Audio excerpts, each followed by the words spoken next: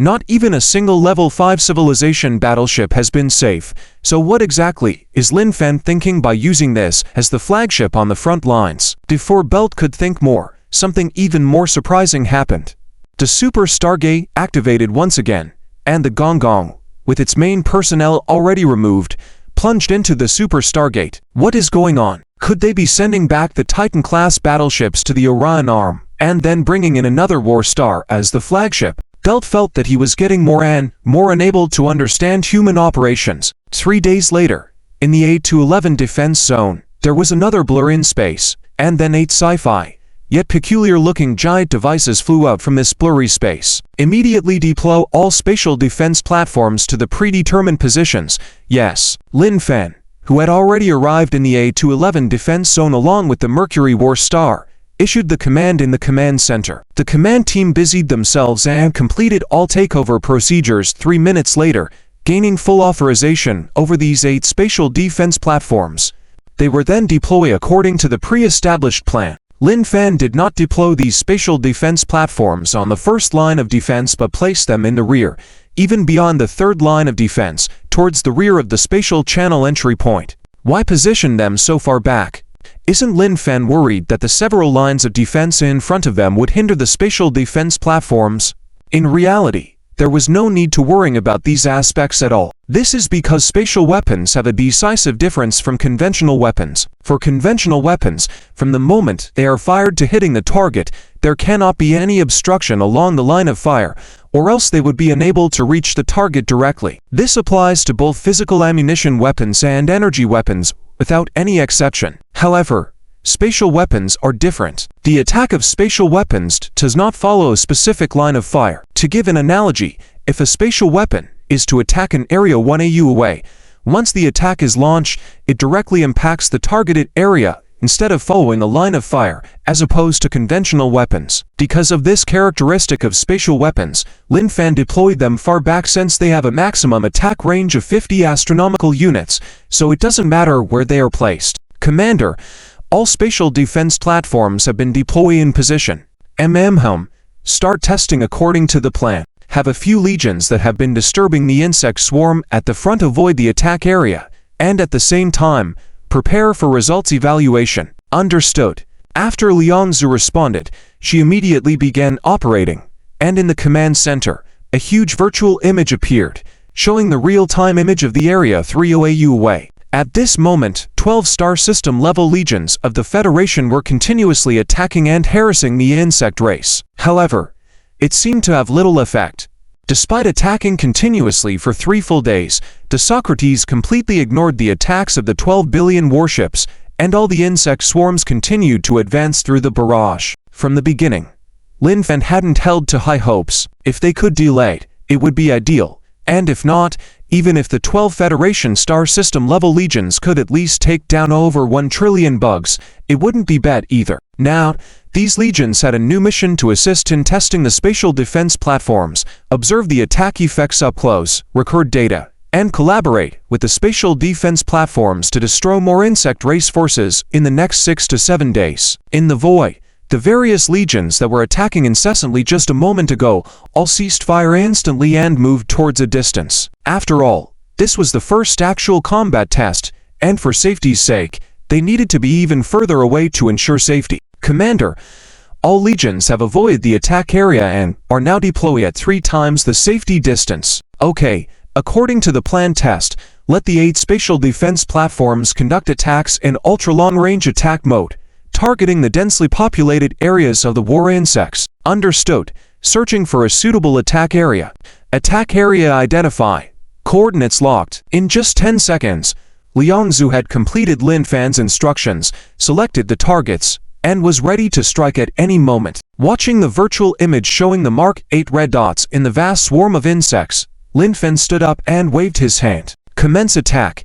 Yes. Spatial Defense Platform Attack Program activated. Release the camouflage of the launch port. Unlock the safety lock. Begin energy input. Energy input completed. Preparatory procedures completed. Target locked. Commence launching program. Spatial cutting cannon preparing to fire. 3 seconds countdown. 2, 1, fire. Instantly, the front of the 8 spatial defense platforms opened their armored interiors, revealing a massive unfamiliar device, followed by a burst of energy flashes that quickly dimmed, as if nothing had happened. However, 30 astronomical units away, the scene was different. A gigantic and shimmering white energy light passed swiftly through the entire area. Subsequently, the entire space was cleanly sliced in half by the attack. Smooth and flawless. End of chapter. Chapter 3 for 4. The region was split open. No, it was the void of the universe that was split open. The scene was like cutting a piece of tender tofu with an A4 paper, except that even though the A4 paper was thin, it still had thickness, while space splitting had no thickness at all. However, the universe had self-healing ability, and this self-healing speed was extremely fast. The huge cross-section only existed for 3 seconds before disappearing. Although space had self-healed, the insect race located on this cross-section was not so lucky. Tens of millions of insects were all cut in half, with the cuts clean and without distortion. The same situation occurred throughout the insect army, with President 8's attacks instantly wiping out over 500 million battle insects. Of course, this scene also fell into the eyes of Socrates. Without angry roars, at this moment, all it had was boundless fear. Impossible, absolutely impossible. This was clearly the attack method of the 3 insect Grand Dukes. Socrates trembled all over, as he had witnessed this kind of attack method before, and it left him with unending fear. It was the attack of the 3 insect Grand Dukes, who were the only 3 first-grade queen insects in the entire insect race. The attack they used was exactly the same as what he was seeing now, with no difference at all. Even though he had evolved into a king insect, it was absolutely impossible to resist such an attack. He would be killed instantly. This was the first time Socrates had felt fear since coming to the galaxy.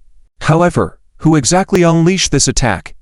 It definitely couldn't be one of the 3 Grand Dukes, as they wouldn't had any reason to attack their own race. Just as Socrates was desperately thinking about it, 8 spatial cuts descended once again throughout the insect army, mercilessly reaping the lives of a large number of battle insects. The second wave of attacks further heightened Socrates' fear, almost making him order retreat for all insect swarms.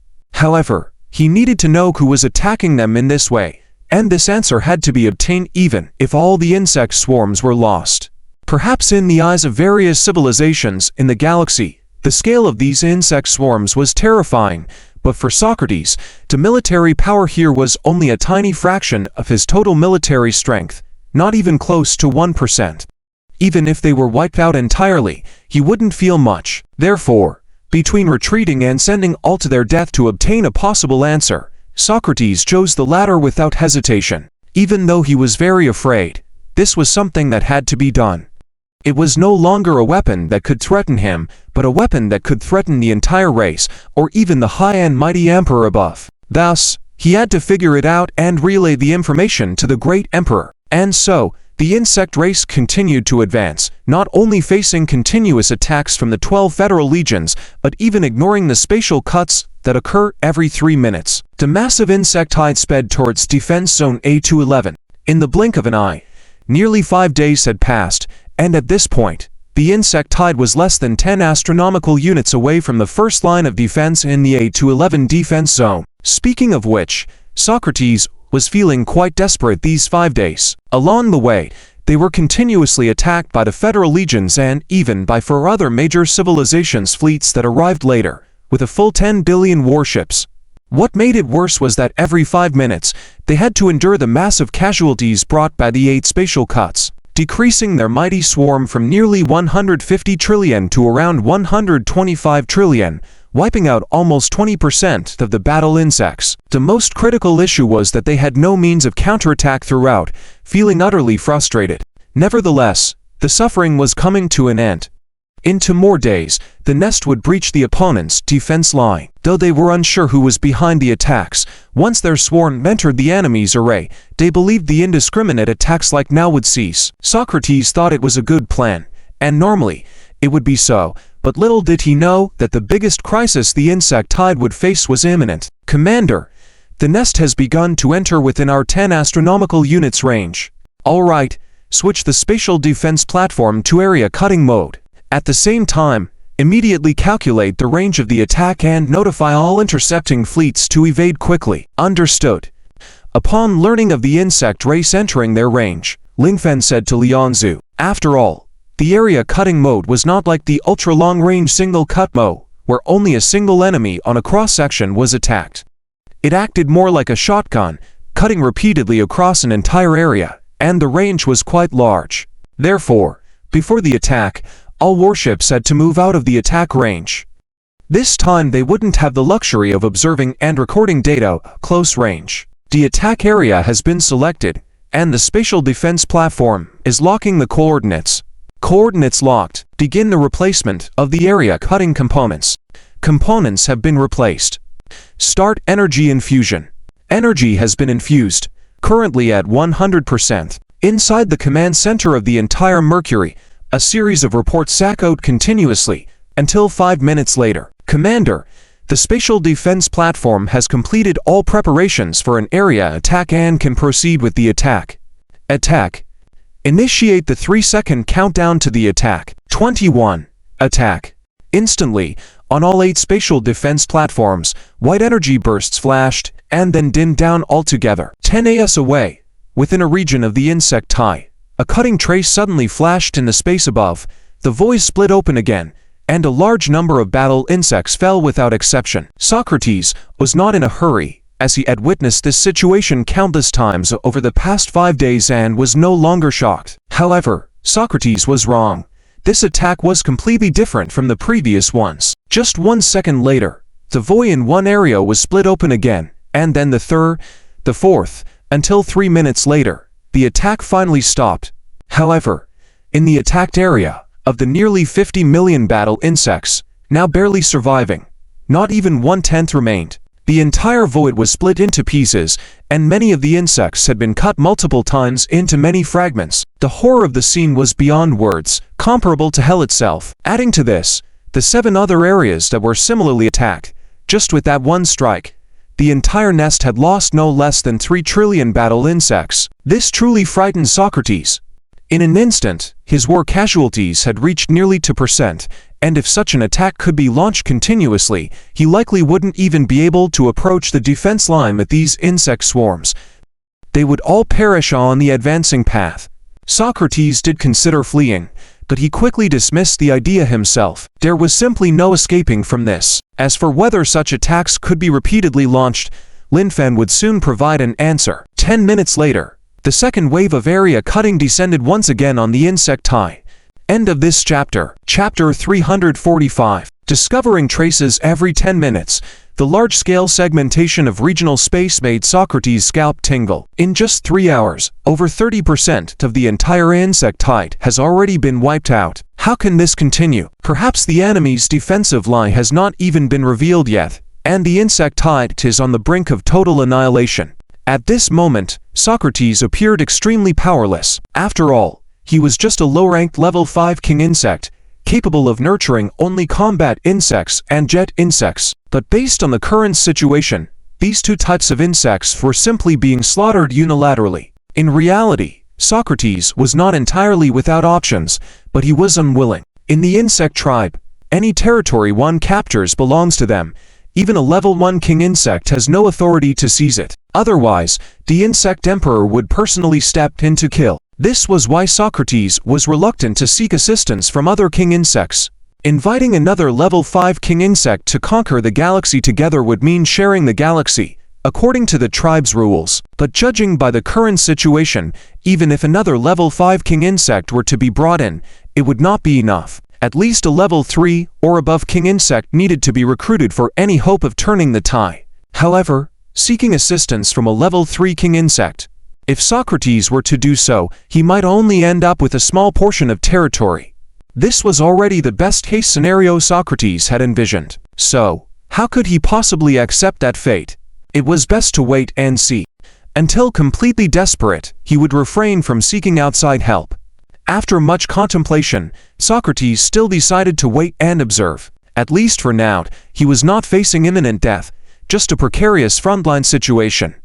Little did he know, his hesitation would ultimately lead to his downfall and possibly the extinction of the entire insect tribe. A day later, less than 5 astronomical units from Zone A211, The space defense platform ceased its attacks half a day ago, with each attack bringing fewer casualties to the insect tribe. The remaining armies became more dispersed as the battle progressed. Seeing that expending vast amounts of energy on regional space segmentation was no longer cost-effective, Lin Fen ordered the space defense platform to halt its attacks and assigned the 12 star system level legions on the battlefield to clean up. Lin Fen did not reveal the full extent of the situation on the front line, even to Belt. Consequently, Belt was informed that the unprecedented massive wave of insects had been eliminated before breaching the 5 astronomical units mark of Zone A211. The exact method of elimination could not be disclosed due to federal secrets. Although Belt could not witness the battles firsthand, he could still observe the activities in Zone A211. Particularly intriguing to him were 8 mysterious devices located just behind all defense lines. Belt was unsure of their nature, but he was convinced that the swift annihilation of over 100 trillion war insects by the Federation was connected to these devices. While Belt was merely surprised by the Federation's capabilities, the 4 major powerhouses were feeling uncomfortable. The appearance of the Human Federation in the galactic spotlight was constantly challenging the existing perceptions of all civilizations. Initially dismissed as a mere 4th-level civilization, the Federation shocked everyone by revealing themselves as a 5th-level civilization. When the 4 major powerhouses started paying attention, the Federation further astounded them by showcasing superior energy and spatial teleportation technologies, as well as the ultimate weapon of cosmic era, the zero-point bomb. As the 4 major powerhouses grew wary of the Federation instilled a sense of fear instead of mere caution, keeping their true capabilities shrouded in mystery. With the swift destruction of over 100 trillion insect tribes, wielding terrifying long-range weapons, the major powerhouses were left wondering about the Federation's hidden strengths. This uncertainty darkened their expressions, but they dared not take any action. While a 5th-level civilization may not have been comfortable for the 4 major powerhouses, other civilizations, including the 4th-level civilizations, found it quite amusing. Initially, 4th-level civilizations were not fond of Lin Fen for putting them on the front line. However, thanks to Lin Fen's strategic arrangements, casualties were minimal. Especially in the 2 battles at Zone A211, casualties were almost non-existent, allowing them to boast about their achievements. Consequently, the 4-level civilizations now held Lin Fen in high regard, replacing their earlier resentment with limitless respect. As for the 3rd-level civilizations, they were unquestionably loyal to Lin Fen since the beginning. The prestige of the 4 major powerhouses was on the decline, paving the way for the rise of the 5th powerhouse. Soon, the last war insect was eliminated in the void, concluding the 2nd battle of Zone A211 even before the insect tribe approached the zone. Time flew by, and a month passed quickly. During this month, the entire Vel's defensive line remained unusually calm, with no insect swarm attacks occurring. All civilizations speculated that the previous battle in Zone A211 had deterred the insects. However, Lin Fen held a different perspective. Despite exterminating over 100 trillion insects in the last battle, he knew it was only a small fraction of the entire galactic invasion by the insect tribe. He speculated on what the insect tribe had been up to during this month, considering 2 possibilities. One was continued amassing of forces for a massive assault, possibly led by intelligence-type insects. The other possibility, which Lin Fen feared more, was whether the intelligent insects from the outer galaxies would seek reinforcements after consecutive setbacks, possibly bringing in more formidable war insects. Of the 2 possibilities, Lin Fen dreaded the second. Despite the vast numbers of the current insect tribe in the galaxy posing no significant threat to the Federation, the arrival of reinforcements from the outer galaxies could change the situation drastically. Therefore, Lin Fen hoped to locate the intelligent insect swiftly, eliminating the threat before it escalated further. Commander, Vice Admiral Belt is requesting communication. Just as Lin Fen continued his contemplation, Lian Zhu approached and reported the news. All right, put him through. Within moments, the holographic image of Belt appeared before Lin Fen. We found it. Finally found it. We've located the suspected intelligent insect. End of chapter. Chapter 346. Targeting and assassinating Wang Chong. As Lin Fen stared at the extraordinarily agitated image of Bert in front of him, he was momentarily stunned, but quickly regained his senses. They had found the presumed intelligent insect. Soon, real-time footage, controlled by Bert, appeared in the command center of the Mercury. It was a large life planet, but despite being a life planet, there were no signs of life to be seen. Only endless desolation. On this desolate land, a giant, extremely ugly insect was lying there, as if resting. Suddenly, the giant insect raised its head, in the image, looking towards the sky in the very direction where the small reconnaissance fleet was located. Immediately, a large number of combatants soared into the sky from the entire planet, with some of them rushing to the side of the giant insect one after another, protecting it, while the majority of the remaining combatants all rushed into space toward the reconnaissance fleet. Connect me to the commander of the reconnaissance fleet. Understood. Soon, another figure appeared next to Bert, the commander of this small reconnaissance fleet, Kane. Seeing Kane's figure, Lin Fan knew that Kane was from the Hysteria Empire. It must be said that the people of the Hysteria Empire were really non-human in appearance. After all, evolved from cockroaches, none of them would be considered attractive by any human. Supreme Commander Lin Fan, I am Kane, commander of the 3771 reconnaissance fleet for the Wang Chong assassination plan. Kane, you've done well. If this assassination plan succeeds, you will be the greatest hero in the war against the insects. Thank you, Supreme Commander Lin Fan. Please give your orders. What should I do next? Hearing that he would be the greatest hero in the war against the insects, Kane was so excited that he was almost going crazy. However, despite his excitement, Kane also heard Lin Fan's words and understood that the success of this assassination plan was crucial. In other words, the real action was still to come, and there must be areas where he needed to cooperate, so he immediately sought Lin Fan's instructions. The title of this savior of the galaxy was mine. Well, next I will carry out a destructive strike on the star system you are in, but it will take about 10 minutes. I need you to engage with the insect race in that area for a while. Monitor the movements of that insect, and I will notify you 1 minute before the attack. Do not hesitate. Immediately jump and escape. Understood, Supreme Commander. Just watch me. Good. Liang Zhu, order the Gong Gong ship to release a large Stargate module as quickly as possible. Assemble it, and release a zero-point bomb carrier at the front of the Stargate. Yes, Commander. Lin Fan was still in the A-11 defense zone and had not returned to the main base, so he could not use the Super Stargate. Fortunately, the Gong Gong ship had been refitted a month ago and brought over. The Gong Gong ship carried 2 sets of Stargate components, which could be assembled into a large Stargate in the void at any time. After the order was given, the Gong Gong ship immediately went into action, unlocking a large module located on its left rear side. Once this large module was released, it immediately disintegrated into numerous components, adjusted their positions using their built-in propulsion devices, and began to connect with each other. In just a few minutes, a large Stargate was fully assembled. Without delay, this large Stargate immediately locked onto the position reported by Kane and was activated. Half a minute later, a zero-point bomb carrier launched its engine and plunged into the spatial channel constructed by the large Stargate, disappearing without a trace. Thousands of light years away, Kane was currently entangling with 10 warships and billions of war bugs behind him. Since Kane's fleet was already a 5th-level civilization battlecruiser, the war bugs couldn't do much to them for a while. But this scene gave Socrates a slightly bad feeling. It originally thought that these warships had accidentally intruded and had sent out war bugs to destroy them. But it seemed that things were not that simple. The other party did not run away but relied on their unbeatable defenses and their war bugs. Speaking of which, Socrates was quite wary of spatial shields, as 5th-level monarchs, although they had the ability to create nests channels, the spatial rift through which the insect race originally arrived in the galaxy. They did not possess spatial defense and attack capabilities, which were abilities possessed only by 3rd-level or higher monarchs. What if these warships were to attack him with those war bugs? Although with so many war bugs protecting him, it would not be easy for them to attack him. There was still a considerable threat, right? It seemed that after dealing with these 10 warships, he would have to find a new place, or he would be in danger of being surrounded.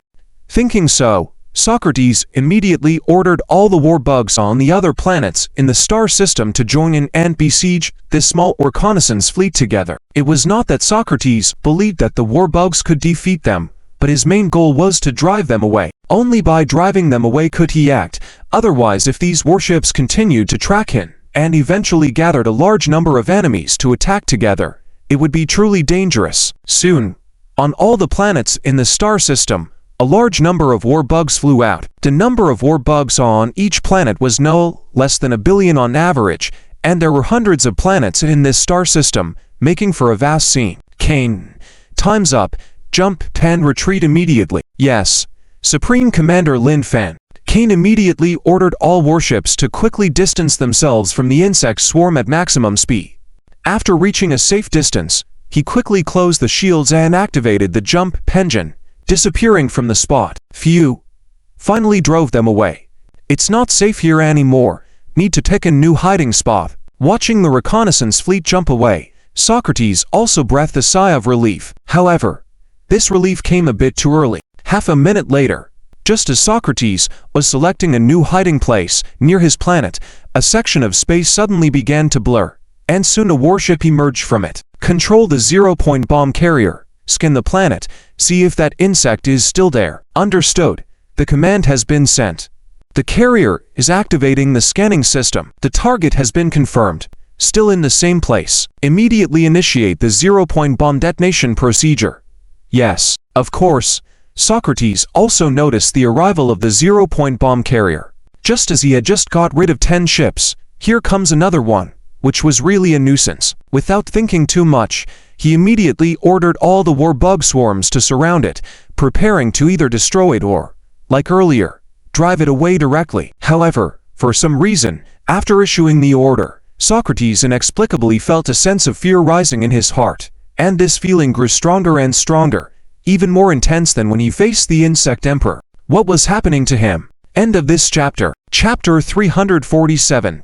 Establishing the Teutonic Line through the atmosphere of the planet. As Socrates looked at the battleship in the void, his sense of fear intensified. Clearly, it was just an ordinary battleship, so why did it trigger such a strong sense of fear within him? While Socrates was desperately trying to figure out the reason, the battleship started to change.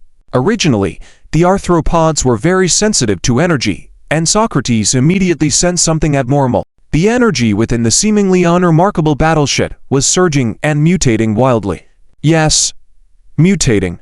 Socrates could distinctly feel that the form of energy was rapidly changing, not only in form, but also in intensity, rising exponentially within a few seconds to a terrifying level and far from its peak. 30 seconds later, zero-point particles reached the spiritual realm point, and the energy began to unleash its fury, the power of destruction descending. What is this? Looking at the void, a spatial crack emerged with a destructive aura, devouring all the surrounding arthropods in a matter of seconds, then disappearing. Socrates was somewhat confused. However, before it could gather its thoughts, the second, third, and subsequent spatial cracks emerging continuously gave it a sense of impending universal destruction. Countless warrior insects were consumed by each crack, even many small celestial bodies in the void, as well as several planets, suffered devastating blows, some directly devour, others left as partially destroyed remnants. The entire star system resembled a hellish abyss. Minutes later, the frequency of spatial rifts began to decrease, causing Socrates to breathe a slight sigh of relief. The disaster seemed to be passing. However, the next moment shattered all its unwarranted hopes. A large-scale spatial compression began, and the first compression zone was the planet where Socrates resided. Over 30 minutes later, the Mercury star war. Everyone watched the footage in the command center. A few minutes ago, an unmanned reconnaissance ship sent through a Stargate under Lin Fan's command to verify the effectiveness of the Zero Bomb's attack. Of course, the most crucial task was confirming the eradication of the intelligent arthropod. From the footage, one could see that the void was filled with the remnants of war insects, and even many planetary remnants, with many looking strangely misshapen, as if dough had been carelessly kneaded, completely devoid of their original form. Not only that, upon comparison, it was evident that the majority of the arthropods, even in remnants, had disappeared without a trace. After a preliminary scan of the entire star system, only a few billion arthropod remnants were found. Not only were the arthropods in the void affected, but a vast number of planets similarly did not escape unscathed, either vanishing or leaving partial remnants. Although Lin Fan's command team had witnessed this scene before and wasn't too shocked, it was Belt's first encounter with such devastation. This truly scared him. What kind of weapon had the Federation employed to utterly destroy an entire star system? Moreover, why did this scene seem so familiar? Ah, yes. It was similar to the extent of destruction witnessed recently in Haiti. Initially, Verdo publicly stated that Haiti had been destroyed by sudden spatial chaos, a natural disaster on a galactic scale, supported by some related imagery. At that time, aside from the four Grandmasters, no one knew about the Federation's possession of such a devastating weapon. Naturally, they believed Verto's account, Belt included. However, seeing the current state of destruction, Belt made an immediate connection with Haiti's destruction, realizing a perfect match. Finally, Belt understood. Why did the Four Federation suddenly acknowledge the Human Federation as the fifth grandmother of the galaxy? Why did Verdo change his stance dramatically and willingly relinquish command of the Verse line of defense? Why did the major tier for civilizations, originally prepared to support Lin Fan, turn a deaf ear to his orders and receive severe warnings from the alliances to obey Lin Fan's every command? Now, all these questions had been answered. The Human Federation possessed an unrivaled devastating weapon of the Four Grandmasters and brutally executed a demonstration of power by annihilating Haiti.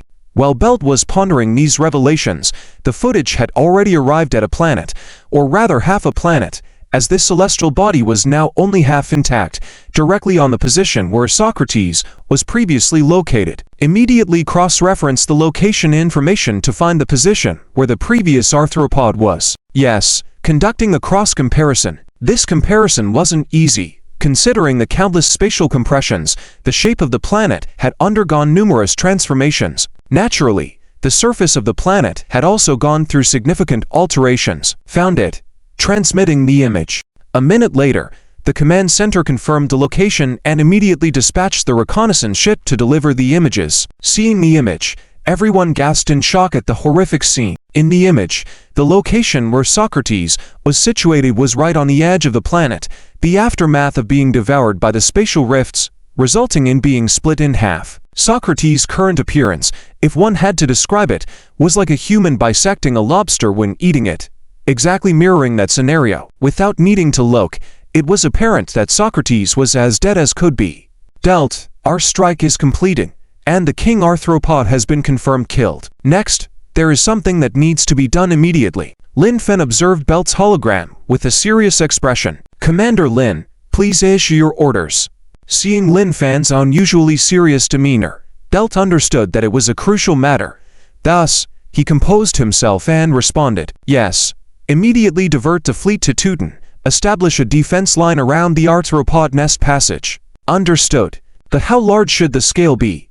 Belt understood Lin Fan's intentions. Now that the command-capable arthropods were eliminated, the remaining arthropods posed no significant threat. With various methods at their disposal to deal with the uncommanded arthropod groups, whether Lin Fan or Belt, the problem was only time-consuming. Consequently, the focus had shifted to the arthropod nest passage located in Teuton. Conduct the maximum scale diversion according to your capabilities. Without further thought, Lin Fan directly issued the command. End of this chapter. Chapter 348. Why is the defense line of the Grand Duke of Alba so difficult to guard in recent years? There are only two reasons. First, it is because of the short-sightedness of the four major alliances.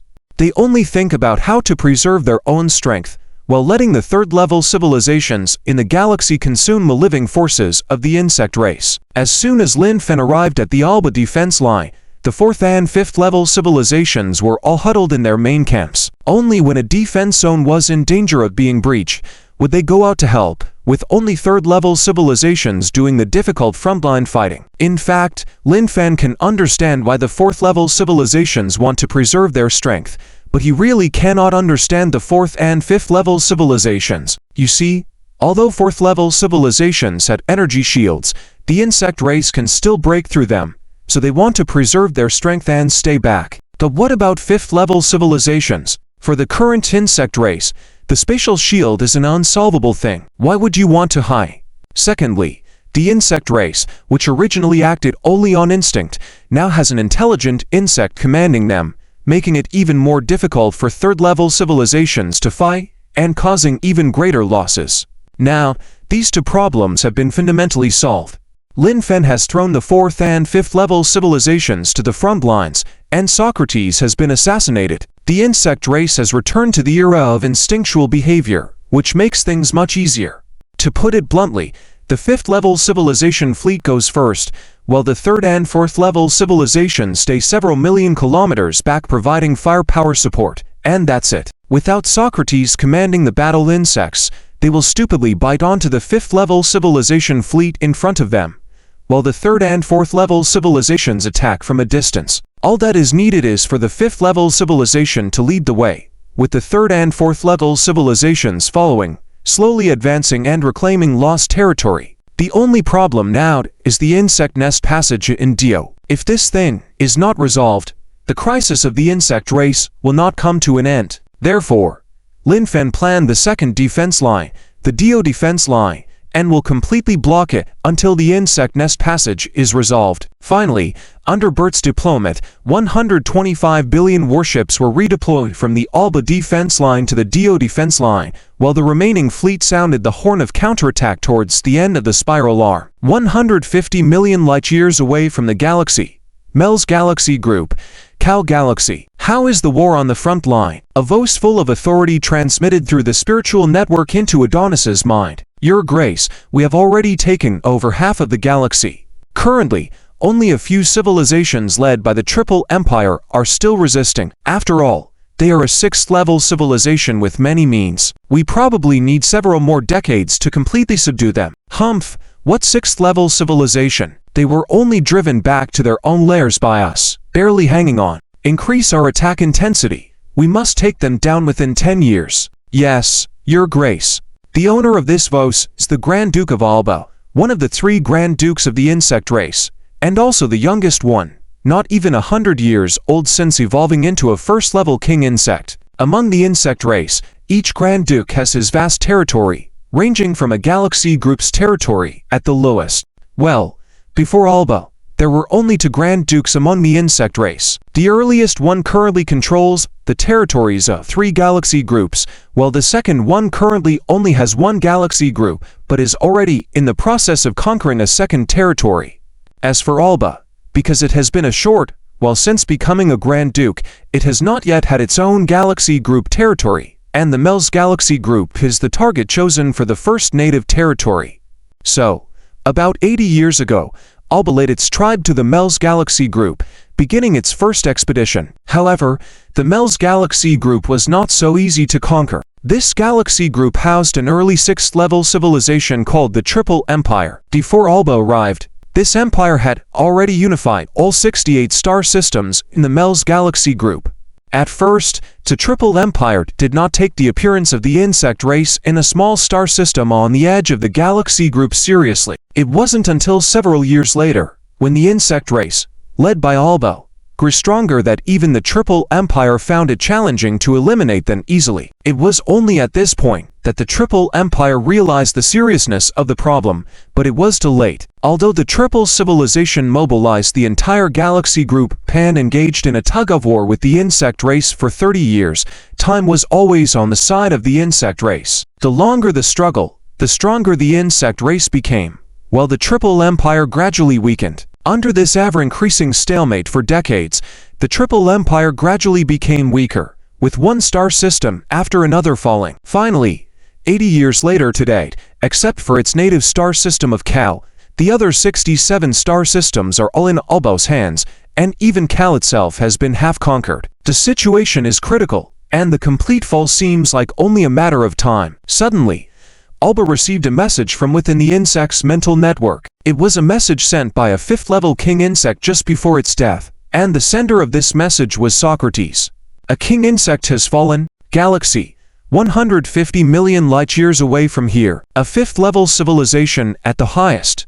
Alba frowned slightly. This is really embarrassing for the insect race.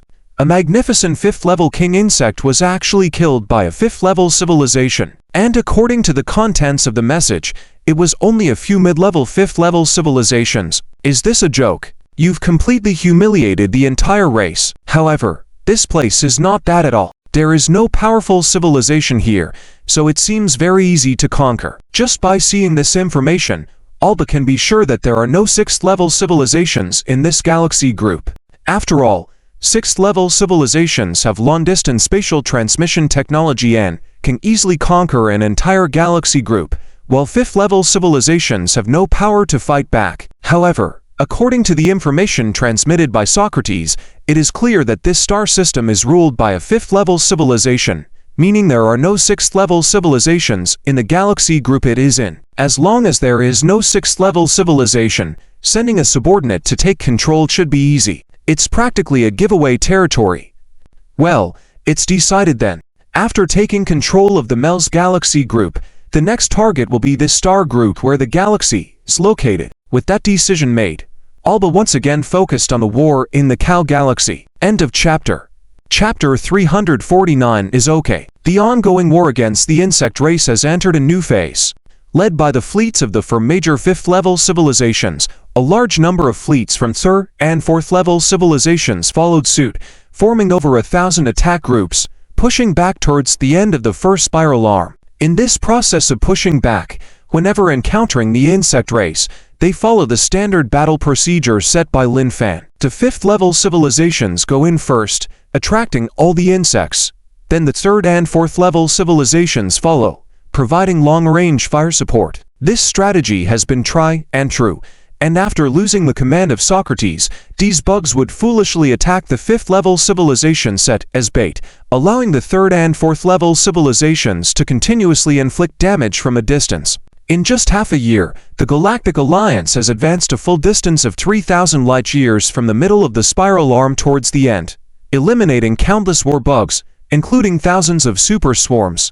Now that the overall situation is determined, it's only a matter of time. Indeed, it was an extremely correct choice to let Lin Fan take command at the beginning. Yes, I didn't expect him to achieve this so quickly, but he did. With this situation, it is estimated that within 3 years at most, this insect crisis can be completely resolved. In the virtual meeting room of the Five Giants, after seeing the battle reports submitted by Bert from various locations, everyone was in good spirits and expressed that they made the right decision initially. Linzen smiled as he watched them, not saying a word. Only Verto's face looked somewhat grim. You think it's good since you haven't paid anything, but what about my Vera Federation? We lost Haiti, ceded the Hunter Constellation arm, and even gave up our rightful command. All the prices are paid by us. Now that the initiative is back, shouldn't you return the command to our Vera Federation? After all, this is an operation taking place on the first spiral arm. Verto, feeling upset, spoke directly. Suddenly, the entire virtual meeting room fell silent. Verto, I remember we had an agreement between us. If we couldn't resolve the Nest Channel issue within 3 years, only then will we return the command to the Vera Federation. Am I correct? After a few seconds, Linzen rhythmically tapped the table with his fingers and said, indifferently, since everyone had signed a civilized agreement, Linzen didn't believe Verto would openly violate it. Yes, we did sign an agreement, but isn't the insect race issue already resolved? Since it's resolved, there's no practical significance for the Federation to continue holding command. It's best to have local civilizations handle the aftermath. As for agreements, we the Vera Federation naturally won't violate them, but if both parties can negotiate changes, then there shouldn't be a problem. I suppose everyone will agree with my suggestion, right? Verto said confidently. I think Verto makes sense. The purpose of letting Lin Fan take command initially was to defeat the insect race. Now that the insect race is already defeated, President Linzen should not overly cling to the command. After all, this battlefield is within the Union of Vera's territory, and it's more appropriate to let local civilizations lead the cleanup. After Verto spoke, Sis immediately agreed. Then they both looked at Haishan and Moras. Feeling the gaze of the two, Haishan and Moras understood what they meant. In the current situation, the Milky Way was classified as one super and for strong powers, with the for strong referring to the for major giants, the for fifth-level civilizations, and the super referring to the Human Federation. However, this was just an external evaluation, but within their own circle, they knew their own affairs. From Lin Zhen's perspective, the Federation might need to add the word pseudo in front of their super classification, as the extraction of zero-point particles was still unattainable. Despite the explosive combat power of the Federation, there were still many issues hidden beneath the surface. Verto and Sis had their reasons. One had past grudges with the Federation, and the other didn't want the Federation to become too powerful. This soft approach aimed to seize command from the Federation and prevent its dominance in the galaxy. Moros and Haitian resisted this approach somewhat, but the Federation was too strong, excessively strong. Perhaps only when the four fifth-level civilizations band together could they counterbalance the Federation. I agree. From the current situation, the Human Federation no longer needs to retain command. Yeah. Why not be magnanimous, President Linzen? Handing over the final cleanup opportunity to local civilizations would make for a good story, wouldn't it?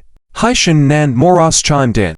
Clearly, the four of them silently reached a consensus through their gazes, collectively aiming to suppress the Federation, starting with seizing command from their hands. However, Linzen and Lin Fen had anticipated all of this. They knew the nature of the four giants well, and now that the battle situation was clear, how could these old foxes not make a move? It was either to confront head-on or resort to soft tactics, using morality and righteousness as a front. Before attending the meeting, Linzen and Lin Fen had communicated and prepared for various ploys that the four giants might use. The demand to regain command of the Union Army was at the forefront of all the strategies. After the four spoke, they all looked at Linzen.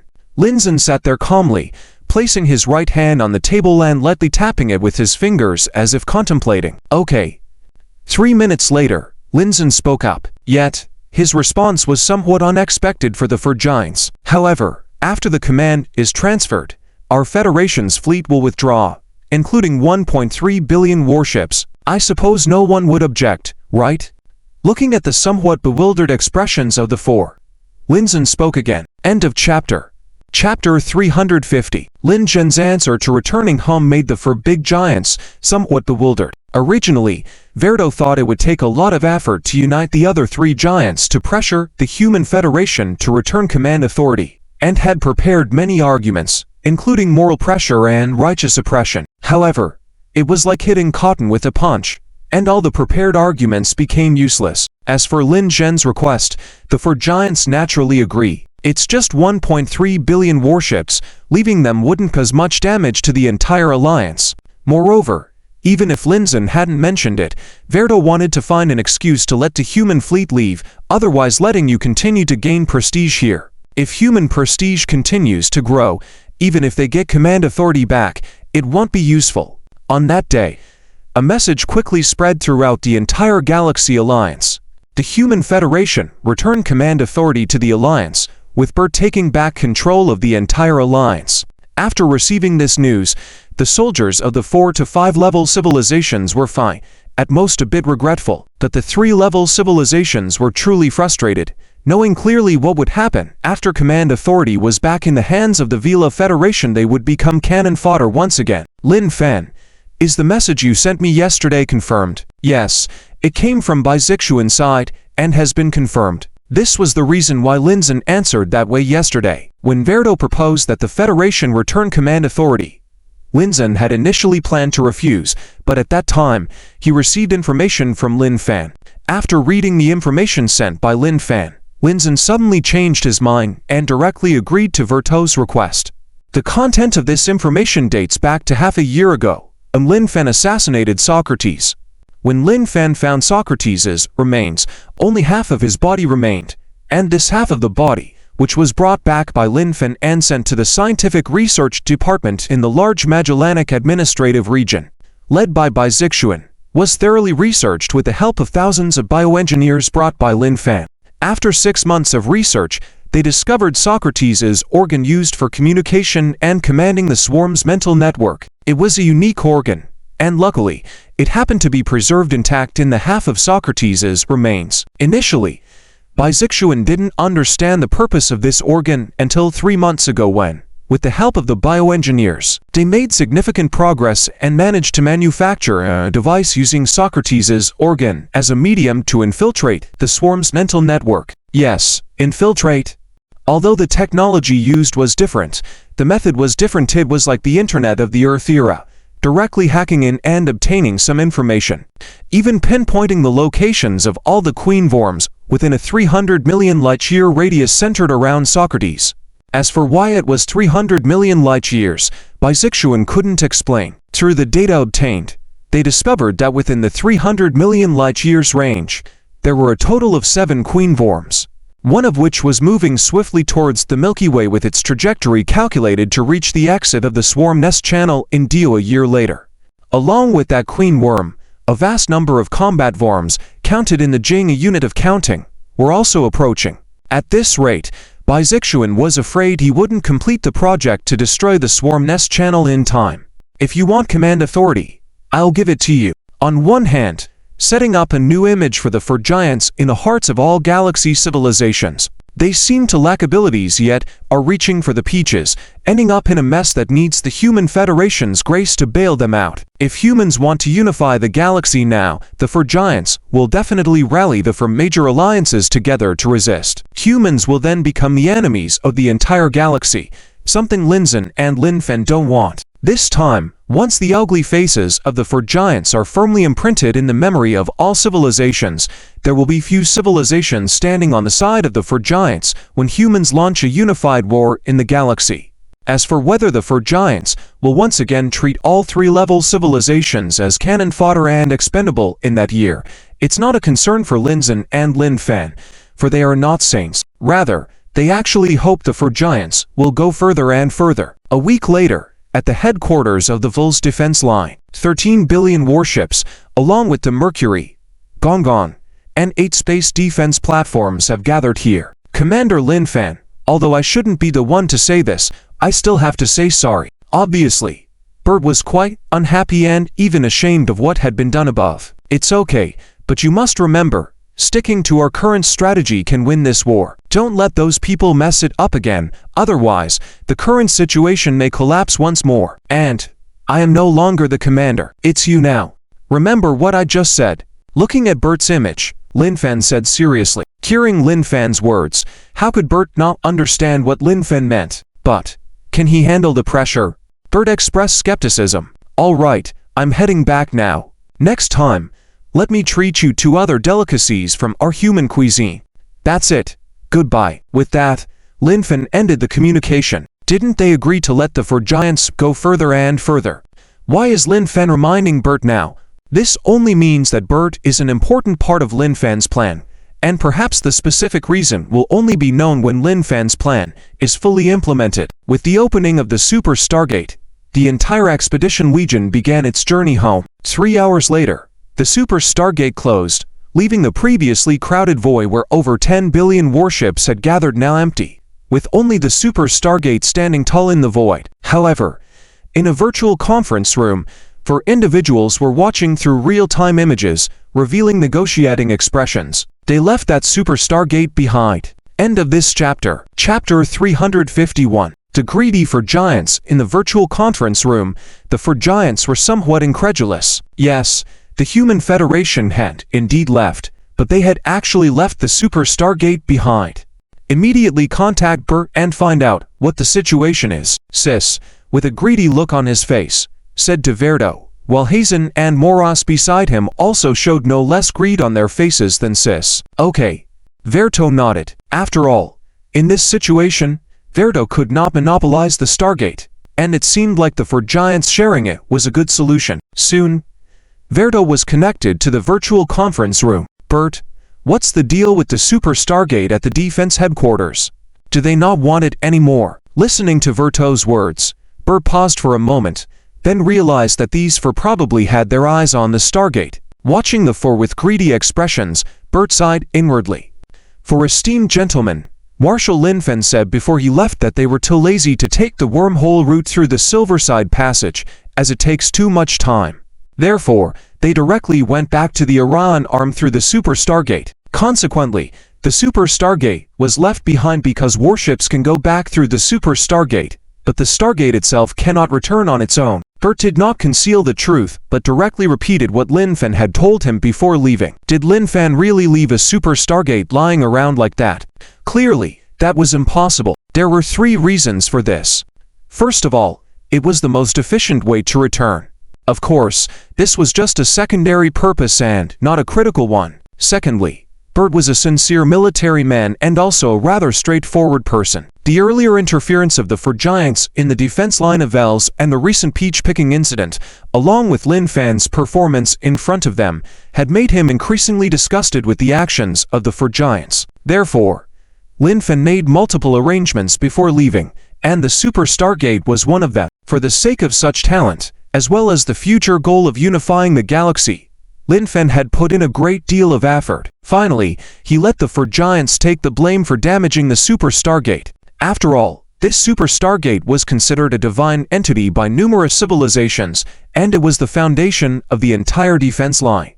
Therefore, if Lin Fen had taken it away when he left, it would definitely have affected the prestige of the Human Federation. Instead of that, it was better to leave it behind openly and present an imposing image, as if to say, even if the Four Giants take advantage of us, forcing us to leave, we are still leaving the Super Stargate behind to help you fight against the insects. Of course, Lin Fen was not a saint. He left the equipment behind for others to use at their discretion. But if some civilization out of greed caused damage to the Super Stargate, then it would not be the Human Federation's problem, right? Bert, what else did Lin Fen say about the Super Stargate? Clearly, Verto did not expect Lin Fen to be so generous and continued to ask, Leader, Marshal Lin Fen said that the Super Stargate is left for us to use at will to combat the insects, and the core energy within it can power its operation at high intensity for at least 3 years. However, Marshal Lin Fen also mentioned that this Stargate's technology is too advanced and far beyond the current level of the 4 major alliances, so he asked me to watch over the Super Stargate and not let anyone tamper with it, which could ultimately lead to its damage. Bert kept talking, but obviously, the 4 Giants were no longer listening to what he was saying.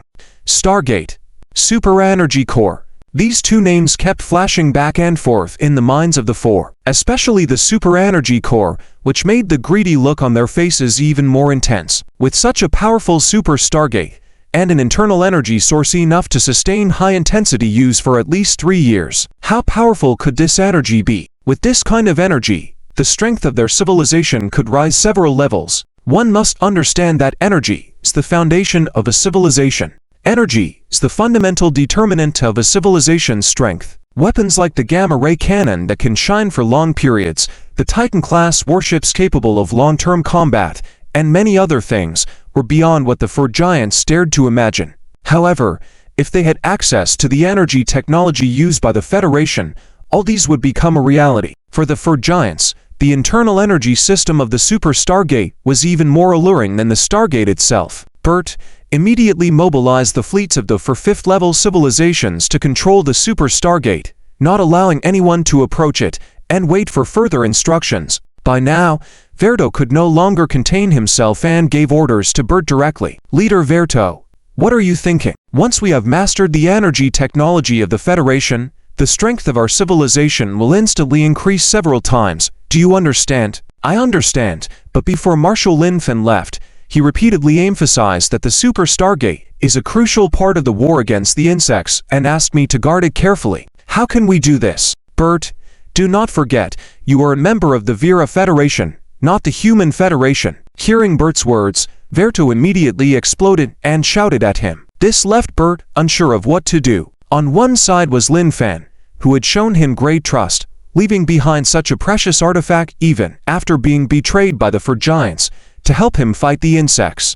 On the other side was the leader of his own civilization, asking him to do something shameful that could potentially affect the overall situation in the war against the insects. What was the right choice for him to make? Enough. You don't have to think about it anymore. I now announce that you are relieved of your position as the commander of the joint forces, and I will have White take over your duties. Watching Bert struggle with his inner conflict, Verto was so enraged that he directly removed him from the virtual conference room. White?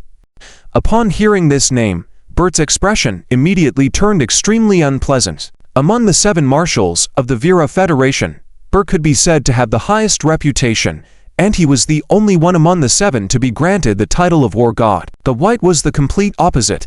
This person had no real skills, but was unbeatable when it came to flattery. In the military of the Vera Federation, his reputation was extremely poor, but Verto seemed to value him greatly, even treating him as a confidant. If such a person took over the command of the joint forces, the current situation could potentially turn upside down in an instant. Leader, you can't. Just as Bert was about to make a final effort to convince the leader to appoint another marshal instead, Verto kicked him out of the virtual conference room. It's over. Inside the battleship's bridge, Bert closed his eyes, his face twisted in pain.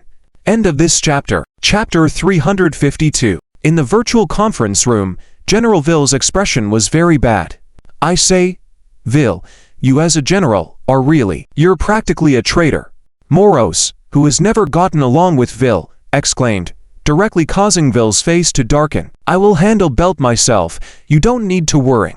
General White is my confidant and will never behave like Belt. As Ville spoke, he directly included White in the virtual conference room. Soon, a despicable figure appeared before the 4 leaders. Leader Ville, and 3 other leaders, what are your orders?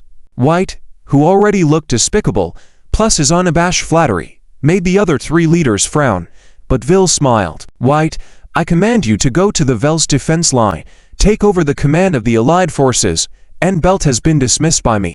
Upon hearing Ville's words, White's eyes lit up. Although he didn't know why Belt was dismissed, this was definitely a great opportunity to become a hero in the galaxy easily. However, White quickly realized a few possibilities, the biggest being that the 4 leaders ordered Belt to do something shady, which he refused. That honest fool, but thanks to his integrity, this good opportunity fell into my lap. Leader Ville, is there any issue at the Vels defense line that needs my attention? This statement made the other 3 leaders silently approve. It seems this guy is not only cunning but also very shrewd. Correct, I need you to do 3 things. The first being, after the Human Federation leaves, they left the Super Stargate behind. We are very interested in the technology of this Stargate and its internal energy technology. Therefore, I need you to immediately take command of the Allied forces and mobilize our 4 fleets to fully control the Super Stargate, not allowing anyone near it. The second thing, as you know, despite the successful battles under Lin Fan's command in recent years, his tactics have increased our energy consumption by more than 10 times. Now that the crisis of the insect race is coming to an end, I want you to readjust the tactics of the Allied forces, returning to the main strategy of 3rd-level civilizations to reduce the consumption of our 4 major alliances. The third thing, I want you to do everything possible to diminish the influence of the Human Federation in the Allied forces. Now tell me, can you do it? After Ville finished speaking, he looked directly at White and the other 3 leaders. White, though faced with the scrutiny of the 4 leaders, remained calm, still flatteringly standing there. Please rest assured, I will handle these 3 things properly, without any issues. After hearing this, all 4 leaders nodded in satisfaction. Go. Accomplish these tasks quickly. Don't disappoint us. Leader, you can trust me. I will handle it right away, guaranteeing your satisfaction. Vels defense line. Within the flagship Titan-class battleship Noctis, General Belt wore a worried expression. General Belt, we have received communication from General White. Would you like to take it? The source of Belt's worrying was what would happen once this guy took over command. Without needing to think, Belt could guess the approximate outcome. But could he resist? No. This was the key, even though he knew that White taking over command would be a disaster for the entire galaxy. Connect the communication, Belt said, closing his eyes in anguish. Soon, the despicable figure that appeared in the 4 leaders' conference room reappeared in Belt's seat. Belt, how does it feel to be dismissed? As soon as he arrived, White put on a smirk, mocking Belt. All the members of the command deck were stunned. General Belt had been dismissed. White, I hope you don't ruin the current situation. These words made White quite annoyed. What does this mean? If I took over, would this guaranteed victory turn into a defeat? Are you publicly mocking me? Belt, as the newly appointed commander of the Allied forces, I order you to immediately transfer all command to my ship and return to the capital region, waiting for the leader's orders. This caused chaos among the command team. Belt dismissed and the new commander of the Allied forces was General White. What kind of person is General White? Everyone in the Vela Federation fleet knows. A general who kneels and flatters his way to the top. He has no competence in command. And now, such a person has taken over command. Can this originally guaranteed victory still be won? Everyone lost confidence. Follow General White's orders. General, you do as he says. Understood. The deputy wanted to say something, but Belt immediately shut him down. If White heard something he shouldn't, his deputy wouldn't fare well. Very well. Now I command the command team to immediately issue orders. Withdraw 10 billion battleships from the 4 major 5th-level civilizations. Block of 5 astronomical units radius around the Super Stargate, and no civilization's ships are allowed to approach. Execute immediately, just as expected. Although Belt knew that White would follow the leader's wishes after taking command, when the moment truly arrived, Belt still found it difficult to accept. At the same time, order all frontline 4th and 5th level civilization battleships to retreat to the main base, with only 3rd level civilizations leading the battle. 4th and 5th level civilizations are not allowed to join the battle unless the situation is dire. What? White? You can't do this. While Belt was somewhat prepared for White's first command, he was completely unprepared for the second command. This was too absurd. Was White planning to completely jeopardize this hard-earned victory? Be quiet. This is Leader Ville's decision. You are no longer relevant here. I order you to leave and return to the capital region. All right. I hope you really know what you're doing. Watching White's smug face, Belt grit his teeth and turned to leave the bridge. End of this chapter. Chapter 353. Violence unraveling. Over the past 6 months, the Galactic Alliance has experienced too many incidents, leading to the overall counterattack not only being unable to advance, but instead being pushed back hundreds of light years by the Insect Clan. Almost all 3rd level civilizations are secretly complaining, wondering how the situation could deteriorate like this. Taking the Humanity Federation's advantages aside, at least Bert still follows Lin Fan's tactics, and Lin Fan even left behind the Super Stargate before leaving, so the impact was not significant. However, things went too far after that. First, Bert was replaced by a general named White. At that time, when this order was issued, other civilizations didn't feel the difference, but the soldiers of the Vera Federation exploded. Who is White? Other civilizations didn't know, but the soldiers of the Federation knew very well. As time passed, other civilizations quickly realized what it meant to have an incapable and sycophantic general in charge. On top of that, White, in order to carry out Vert's mission to eradicate human influence, directly formed several supervisory fleets composed of 5th level civilizations. Any warrior from any civilization nobly praising the Human Federation or reminiscing about the days of Lin Fan's leadership would be targeted by these fleets, completely destroying all the civilization's warships and massacring all its soldiers. In just 6 months, White had destroyed over 1,000 fleets of 3rd level civilizations. However, the truth eventually came out, and all civilizations understood that these accusations were baseless, and the real reason was that White wanted to eliminate all civilizations supporting the Human Federation. After a series of these events, the morale of the Alliance soldiers became more and more depressed, eventually reaching the freezing point. However, White seemed indifferent, his mind full of how to complete the task given by the Fur Giants to secure a better future. Headquarters of the Verk's defense line, area where the Super Stargate was located. How come you still can't extract the core energy device of the Super Stargate? Since Bert was removed, White took over Bert's flagship, which was also one of the 2 Titan-class battleships of the Vera Federation. Inside the bridge, White stared at the head of the scientific team and demanded sternly. White's current mood was very unpleasant. These scientists were useless. It had been half a year, and they still couldn't extract the core energy device of the Super Stargate. Wasn't this hindering his bright future? General White, the structure of the Super Stargate is quite complex. If not dismantled correctly, it could lead to severe consequences. Therefore, we need to spend a lot of time researching to ensure it's completely safe before dismantling. This technology surpasses ours by many years, and caution is necessary, explained the head of the scientific team seriously. Meanwhile, he was also quite annoyed. White didn't understand anything and yet interfered incessantly, delaying the research progress entirely. All right, give me a time frame. How long do you estimate it will take to get it done? General White, you ask this every time, and my answer remains the same. Research is unpredictable. It could be tomorrow, it could be next year, or it could even be a few hundred years from now. Who can say for sure? Hundreds of years. Are you kidding me? No. I will give you 3 more months at most, and if you can't deliver by then, I will eliminate all of you and bring in a new team. After saying that, White coldly snorted and left. White clearly ignored everything else and only paid attention to the last phrase. Hundreds of years. For White, this was unacceptable. If he dared to tell Verkto that it would take hundreds of years, he would surely meet a dreadful end. Inside the research ship, although Verkto had left, all the scientists on the bridge were perplexed. 3 months were simply unreasonable. But they knew White. He would do anything to advance. If they didn't succeed in 3 months, he might actually execute them all and bring in a new team. What could they do? Captain, if it's not working out, should I try to dismantle it forcefully? Well, we're going to die anyway. Who knows? It might work out. A young scientist on the bridge asked weakly. This question silenced everyone. Forceful dismantling, as the captain had previously mentioned to White, could lead to severe consequences if the correct dismantling method wasn't known. All advanced civilizations set security measures in place against unauthorized dismantling. If faced with improper approaches, the device might self-destruct, or worse, explode. The energy device within this super Stargate was extremely powerful. If it exploded, the entire headquarters could be destroyed.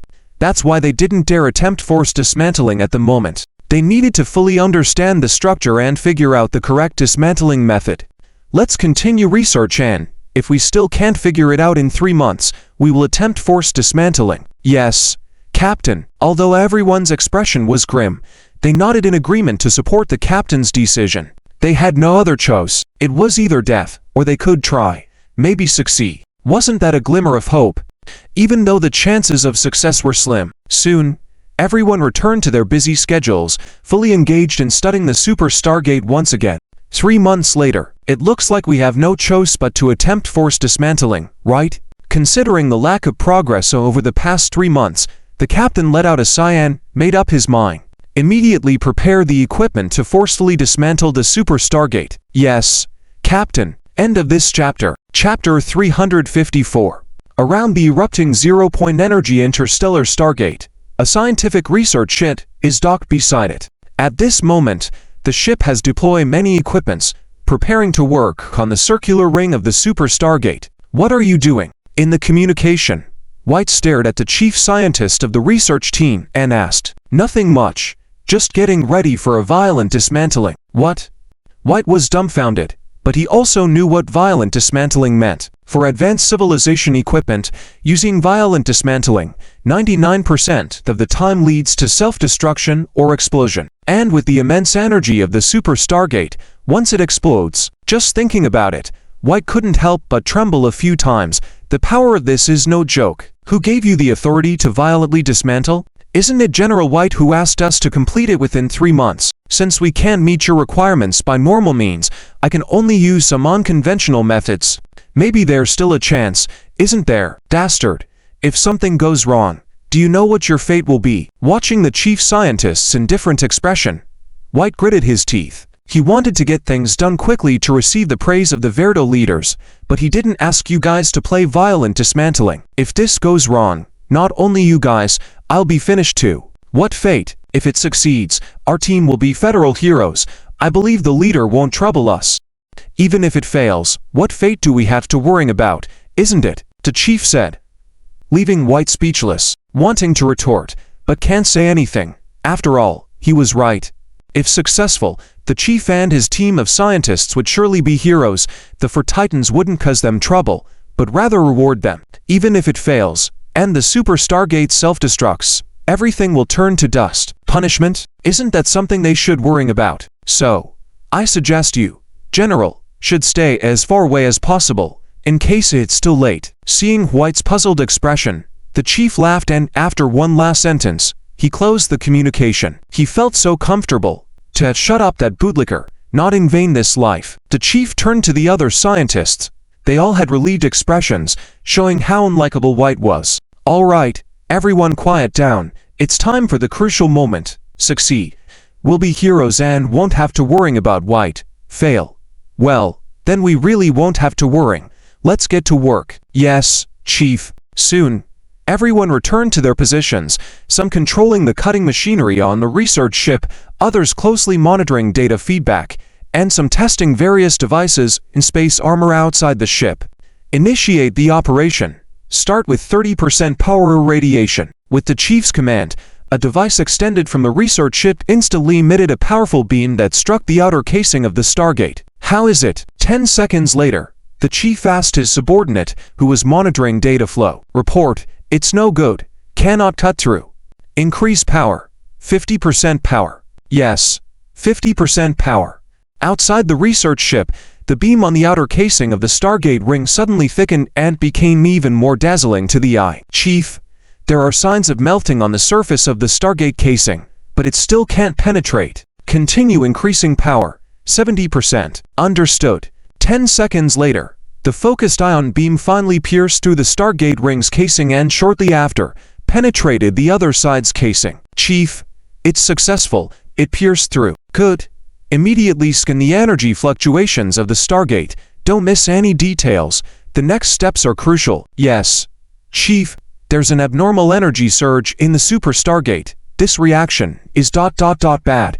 It's an overload reaction. Suddenly, the atmosphere inside the bridge dropped to freezing point. Everyone here were scientists who didn't understand what an overloaded energy device running meant. Politely, it's overload operation. Harshly speaking, it's self-destruction. While this outcome was expected ahead of time, when the moment arrived, there was still a sense of regret. Everyone, it's been an honor to work with you for decades. What's about to happen below, I'm afraid I don't need to say. You all understand. But think of it in a positive way. If the Super Stargate is destroyed, will White be fine? Maybe he'll live a bit longer than us, but I guarantee he'll die more miserable than us. Turning to face the pale-faced scientists, the chief gave a bitter smile and said, "That's right. White won't escape. We can at least take away a federal cancer with us. That's worth it." Exactly. There's nothing to regret. That's enough. Ha ha. Cheer up, everyone.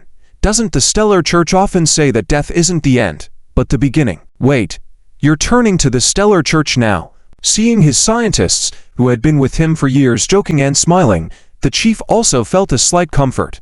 Even in the final moments, he hoped that his subordinates could go with some happiness. 1 minute later, the energy core inside the Super Stargate had reached the critical point of zero-point particle energy overload operation and began to explode. Compared to a zero-point bomb-carrying ship, the power of a single zero-point particle energy overload explosion is much smaller, but even a small power was enough to destroy a range of at least 3 astronomical units in diameter. Of course, this was a purely energy explosion, without the support of a jump engine, and not a true zero-point bomb. It wouldn't induce space compression or space fracture phenomena like a zero-point bomb, but rather a pure energy explosion. Soon, a huge energy ball radiated from the Super Stargate at the center, reaching a 3 astronomical units radius around and appear in the Viltos defense line headquarters. Fortunately, White had already locked down the area within a 5 astronomical units radius around the Super Stargate, not letting any civilization come close. Hence, it didn't affect other civilizations. However, the 50 billion warships of the 54 5-level civilizations that White called to control the Super Stargate were hit hard, as most of them were within the radiation range of the energy explosion. At this moment, all the people of all civilizations present at the Viltos defense line witnessed it. That earth-shattering energy explosion. End of this chapter. Chapter 355. White's defection. 50 AU away from the Super Stargate. In a void space, a massive warship stood alone. Someone fleeing did not waste time notifying others. Damn it! Damn it! Inside the bridge, shouts of anger resounded. Even at a distance of 50 astronomical units, the terrifying energy outburst in the distance could still be clearly seen. White's eyes were bloodshot, his expression fierce. White was on the verge of going crazy. Now, he had to think not only about his future, but also about how to save his own neck. Soon, this news reached the ears of the 4 major leaders, and they were all stunned. The Super Stargate was gone, and they even boarded over 3 billion warships. Even the remaining billion warships had suffered different degrees of damage. Damn it, what the heck was White up to? A few minutes later, the 4 leaders gathered again in their exclusive virtual meeting room. Werto, what exactly happened to the Super Stargate? Why are you yelling at me? I just heard the news and have sent someone to find White. Let's wait for him to explain before jumping to conclusions. Well, with your brown-nosing general, we were really blinded. How could he agree to let that waste of space be in charge? As soon as the 4 entered the virtual meeting room, their archenemy Moros directly attacked Werto. The meeting room turned chaotic. Hearing Moros' words, the other 2 also nodded. How couldn't they, as leaders of the 3 great civilizations alliance, see through White's intentions? But at that time, they thought it was a simple task, and White did make things happen, so they didn't challenge Werto's decision. Now thinking back, it was simply laughable. However, the three leaders would never admit their faults. They all blamed Wirdo for everything. After a while, White finally connected to the virtual meeting room. "Leader, I never thought Director Zahn would do this. I warned him repeatedly to be cautious.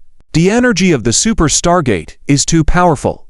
Once something goes wrong, the consequences are unimaginable. But who knew he would be so reckless and, after successfully researching for 9 months, directly resort to violent dismantling, resulting in the current disaster?" White entered with a look of grievance, pouring his heart out to Wirdo. "What? Violent dismantling?" "Yes, violent dismantling of an advanced civilization's device. 99% of the time, the result is catastrophic. Everyone knows that, but who would have thought Zahn would be so bold?" Indeed, even White, as foolish as he was, knew the consequences of violent dismantling and didn't command Zahn to carry out such an operation. But Zahn's choice was also pressured by White. After all, White had said that if there were no results within 3 months, he would kill them all and find another team. Of course, White couldn't tell this to Wirdo. After listening to White's explanation, Wirdo couldn't find an immediate issue. After all, White was right. Everyone knew that you couldn't violently dismantle devices of advanced civilizations, and White wouldn't be foolish enough to give such an order. His gaze towards White softened slightly. The other three leaders, however, furrowed their brows. In this explanation, there were still significant issues at hand. As you said, anyone would know not to do this. So as a scientist, would Zahn not know better? He should be more aware than anyone else, so why would he choose to do so? And not only Zahn's team was involved in the research. Scientists from the other 3 civilizations also participated. Even if Zahn's team was incompetent, would the ones they sent also be incompetent? It seemed unlikely. This was part of their initial agreement, blocking all communication from the research team, ensuring all external communications needed White's approval to be sent. Even if something went wrong, and it was White's doing, the scientists sent by their civilization wouldn't be able to pass the message out. Wait, according to the blocking agreement, all external communications were stored in the Galactic Virtual Network. If the last-minute messages were sent, did White have time to delete them? Moros thought of this and his eyes lit up. "Wirdo, with your highest clearance, check if Zahn's team had any unapproved messages sent at the last minute," Moros said. Looking at Wirdo, the other 2 leaders were not foolish. After hearing Moros' question, they understood the key issue and also turned to Wirdo. Wirdo understood Moros's implications and looked at White, finding him pale. Could it really be this jerk? But pressured by the 3 leaders, he couldn't refuse. Setting up a virtual screen visible to all, he operated the system. Soon, they saw 4 communication files waiting for approval. White, who also saw these 4 files, was sweating profusely by now. These 4 messages were sent by Zahn and the scientists sent by the other 3 leaders, each a video message. Zahn's video laid out the events clearly without any exaggeration, enough to make Wirdo want to shoot White multiple times. Suppressing his anger, Wirdo opened the other 3 video messages, all similar to Zahn's. White? After all 4 videos played, Wirdo couldn't contain his rage anymore. And then, at the next moment, something unexpected happened. White disappeared. He vanished from the virtual meeting room, disconnecting the connection. In the defensive line of Wars, the main camp, in the void space 50 astronomical units from the original Super Stargate, we have a new mission now.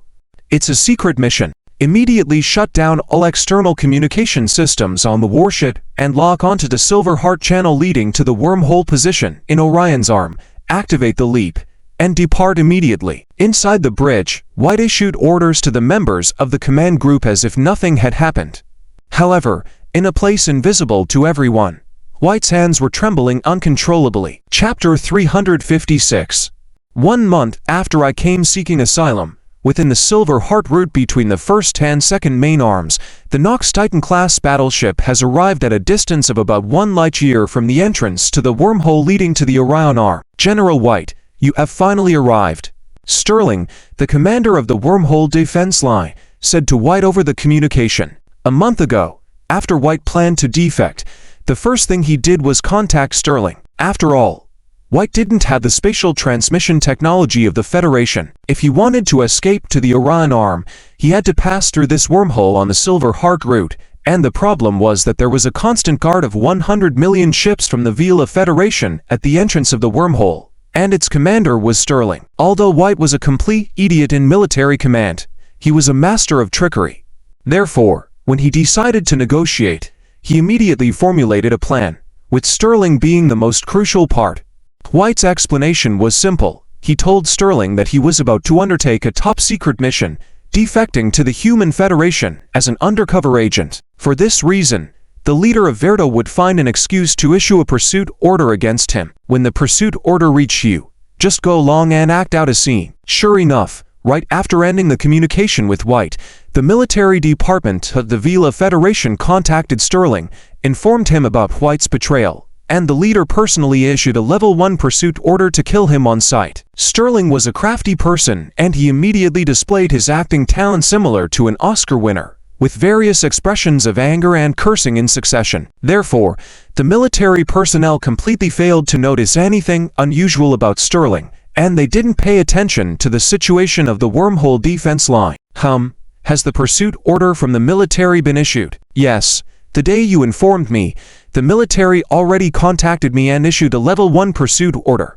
This made White very relieved. Fortunately, at that time, he acted decisively, without any hesitation, and deceived Sterling before the military contacted him. Otherwise, it would have been troublesome. Very well, but my whereabouts need to be kept secret. Also, I need you to create a plausible situation for me to transit to the Orion Arm. General White, please give your orders.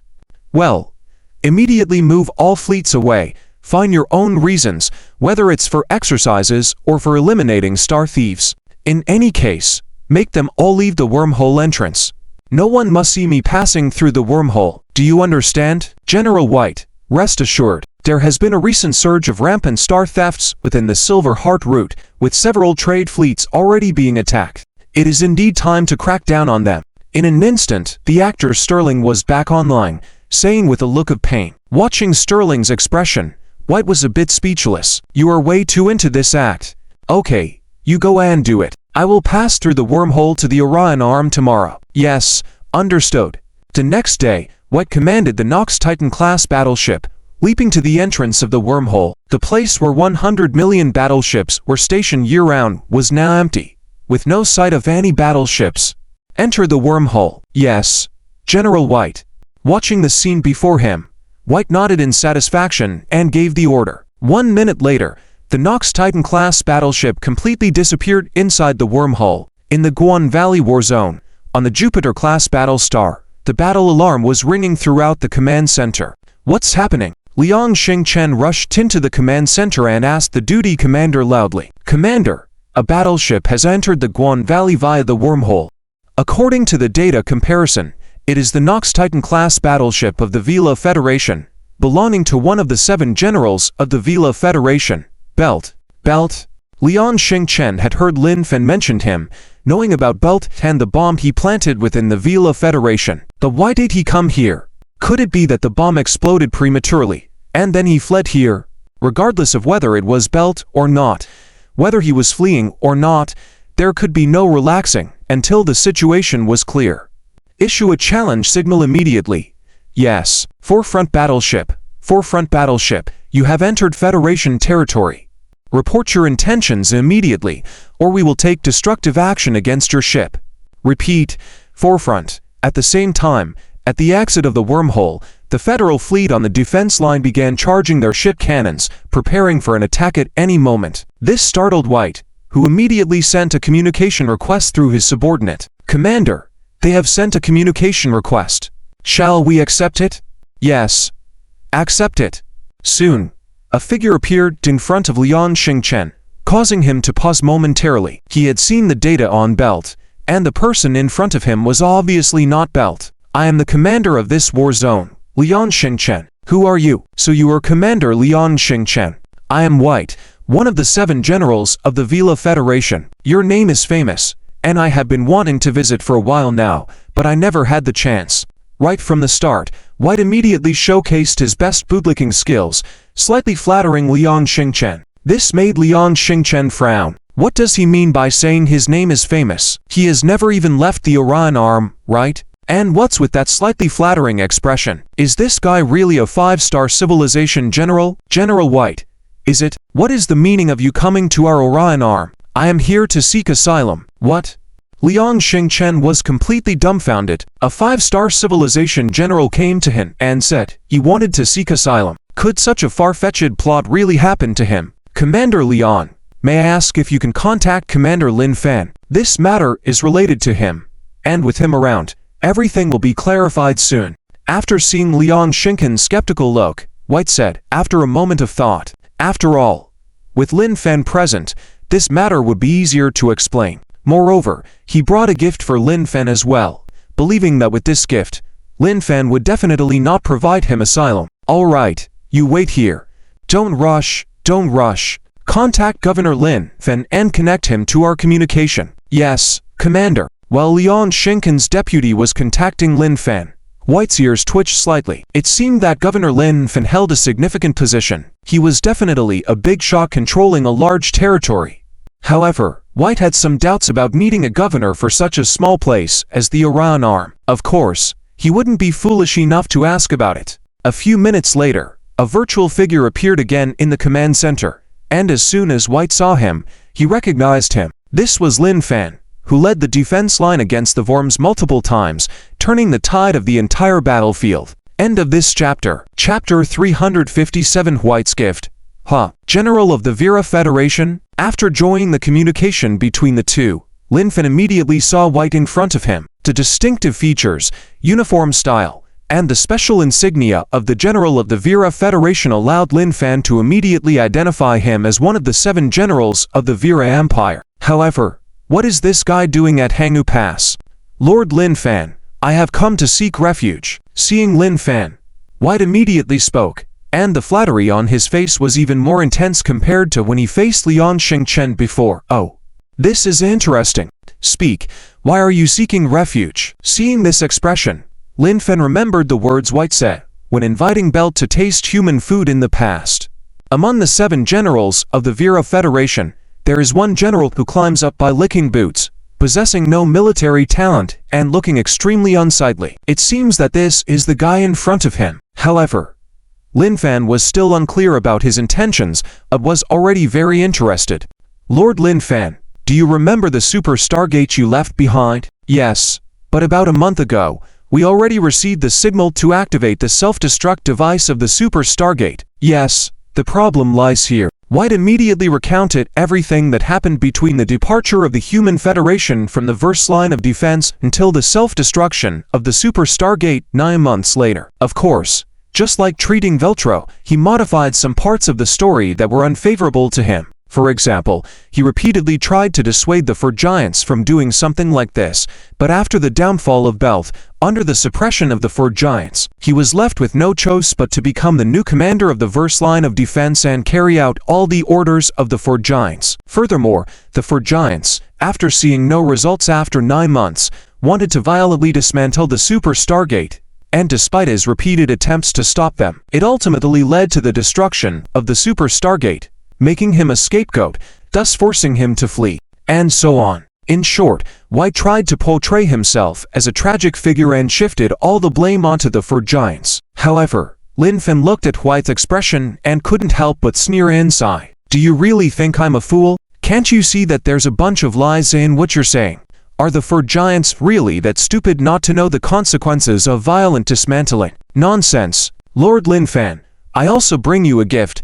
I believe you will be satisfied. After speaking, and seeing Lin Fan's silence, White's heart sank a bit. Apparently, he didn't believe White's words. However, that wasn't a problem. He still had an ace in the hole, so he immediately spoke again to Lin Fan. Oh, I'm starting to get interested. What gift is it?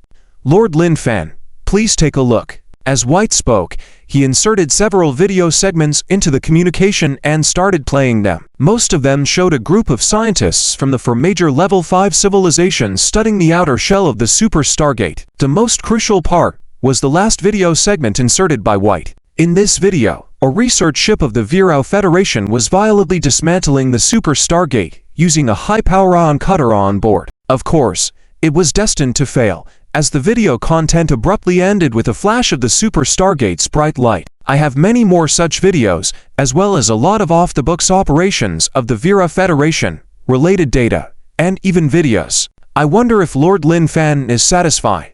After doing all this, White once again asked Lin Fan with a face full of flattery. Lin Fan smiled. This is truly interesting. He was aware of the Level 5 civilization scientists studying the Stargate, as there were many sensory devices in the Stargate sending back related data all the time. Initially, Lin Fan had planned to order the Super Stargate to self-destruct, then blame the four giants. However, before he could implement his plan, the Super Stargate was triggered to self-destruct, leaving Lin Fan bewildered. At the Level 5 civilization's level, they shouldn't be so foolish. Did they just dismantle it directly? But Lin Fan wasn't prepared at that time, and lacked relevant evidence, leaving him somewhat unprepared. But now, this unexpected turn of events was like a pie in the sky. Not only did he have concrete evidence in hand, but he also received a lot of black material related to the Vera Federation. It was like saying, well, I understand your request for refuge. I will apply to the higher-ups for you. There shouldn't be a problem. Lin Fan's words made White, who hadn't been completely convinced, breathe a huge sigh of relief. It seemed he could retain his life. Lord Lin Fan, there is one more thing. White suddenly remembered something and said to Lin Fan, well, go ahead.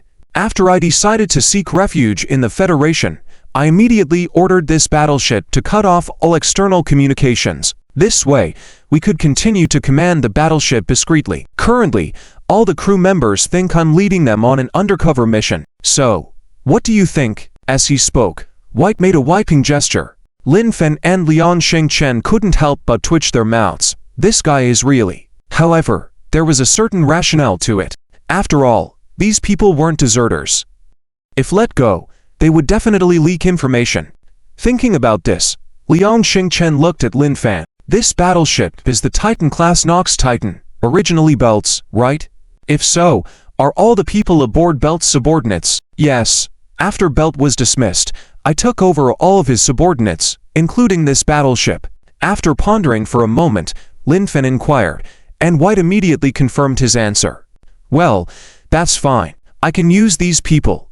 Instruct the personnel on the Nox ship not to resist. Wait for our people to take over the ship. As for you, later, let Commander Liang arrange a fleet to take you to the Federation's capital Star. Yes. Lord Lin Fan, rest assured, I will take care of it. Okay, Commander Liang, you take care of the rest. I'll go inform the old man. Lin Fan nodded, then turned to Liang Xingchen and said, all right, you go. Soon, Lin Fan terminated the communication, and Liang Xingchen and White, after confirming the details, also cut off communication and began their respective actions. Attention, everyone. Immediately notify all personnel on the ship that the Human Federation will be coming aboard for takeover. No one should resist. Follow the instructions of the Human Federation. If anyone disrupts this operation, I will personally deal with them. Have I made myself clear? Yes. General White. The members of the command group still believed they were on an undercover mission and had not realized that they had been completely led into the pit by White. End of this chapter. Chapter 358 Counterattack. It has been 10 months since humans left the Allied forces. The front line has been steadily retreating, and the entire Allied forces have a heavy and lifeless aura. At this point, even the four giants feel that they cannot continue like this. However, trying to boost morale is not an easy task. You must understand that within the Allied forces, the resentment towards the four major civilizations has reached its breaking point, although it has not erupted yet. To restore morale and appease the Allied forces, the first thing to do is to deflect blame, as it is unrealistic otherwise. Soon, the four giants came up with a brilliant idea that could shift the blame and strike at the reputation of humans within the Allied forces. The next day, an investigation report on the Super Stargate's self-destruction shocked the entire Allied forces. The report pointed out that prior to the self-destruction, the Super Stargate had received relevant instructions, and according to later investigations and analyses, it was confirmed that these instructions originated from the Orion arm. The report also included detailed data as evidence. Subsequently, leaders of the four major civilizations made public speeches. They pointed out that there were many rumors within the Allied forces claiming that the four major civilizations violently dismantled the Super Stargate, leading to its self-destruction. However, in reality, This was an absurd rumor. Even third-level civilizations know that forcibly dismantling devices of advanced civilizations is highly unlikely to succeed, so how could we, as fifth-level civilizations, make such a mistake? After listening to the speeches of the leaders of the four major civilizations, most third- and fourth-level civilizations believed them, as the reasoning seemed sound. How could a fifth-level civilization forcibly dismantle the Super Stargate, causing its self-destruction? That explanation truly does not hold up, right?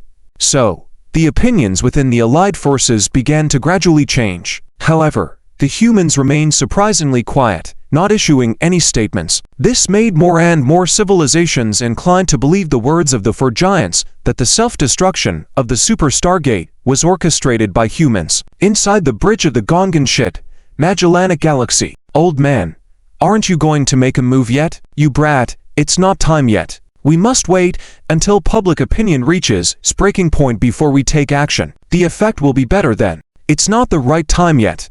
Lin Zhen explained upon Lin Fan's inquiry. All right, you are the expert in this area. That after taking action, you won't be thinking about immediately returning to the first main spiral, will you? You brat, do you think your old man is that dumb? Don't worry, according to my estimation, it will take several years if we're returning to the first main spiral. Besides, isn't the King Worm arriving in 2 months? Lin Zhen said meaningfully to Lin Fan. Without us, without the Super Stargate, the Dio defense line of the Allied forces would be difficult to hold, let alone the Wells defense line. Exactly. That's why we need to focus on developing and strengthening ourselves as much as possible. I understand. 3 days later, the resentment within the entire Galactic Alliance towards the Human Federation had surpassed that towards the four major civilizations several days ago. This situation made the four giants very satisfying. However, on this day, humans publicly responded within the galaxy's virtual network, and this response was far from pleasant for the four giants. Firstly, in the response, Lin Zhen explained why there had been no reaction in these days. It was because humans needed to investigate and obtain solid evidence of the mastermind behind the scenes. Now, the mastermind had been identified, evidence had been gathered, and humans would no longer remain silent, openly showcasing all the evidence they had found. After the explanation, Lin Zhen released a video recorded personally by White. Hello everyone, I am White, one of the 7 generals of the Vera Federation and also the commander of the Allied forces. I believe most of you should know me. Today, I am here to expose the ugly faces of the four major civilizations.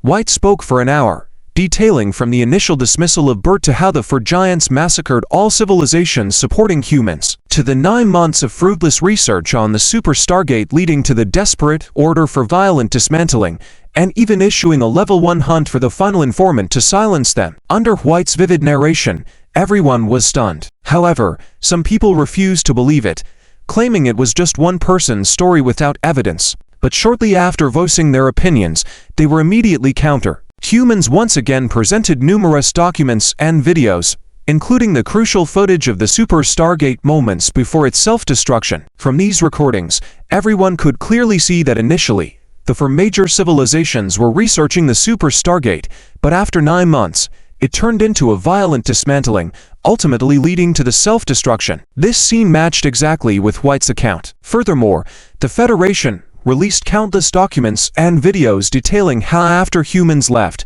the four major civilizations mercilessly slaughtered third-level civilizations supporting the humans. These records and footage were horrifying. What was even more surprising was the revelation of data related to more than a dozen fourth-level civilizations that were exterminated in each main spiral over the past millennia. It explicitly documented how the major civilizations suffocated them when these fourth-level civilizations reached their peak.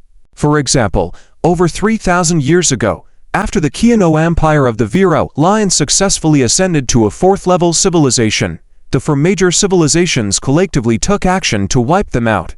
Initially, conflicts arose between the Vera Federation and the Hitria Empire, followed by a large-scale attack by the CO Alliance on the Vera Federation. In the course of the conflict, the Vera Federation pretended to make a deployment error, allowing the CO Alliance to advance, until the Keanu civilization was annihilated. Only after the Vera Alliance rushed back to halt the CO Alliance's attack did the stalemate last for over a decade before reaching a reconciliation. Such events occurred 12 times over the past 10,000 years, which was simply shocking. This information left all civilizations within the entire galaxy shocked, especially the fourth-level civilizations under the four major unions.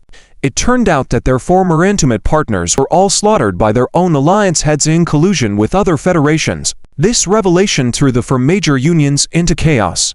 End of this chapter. Chapter 359. The fourth-level worm, Helmi. As more and more black materials are exposed, chaos ensues throughout the galaxy. Soon, as Linzen predicted, voices began to emerge within the Allied forces, expressing hope for humanity to return to the Alliance and take charge.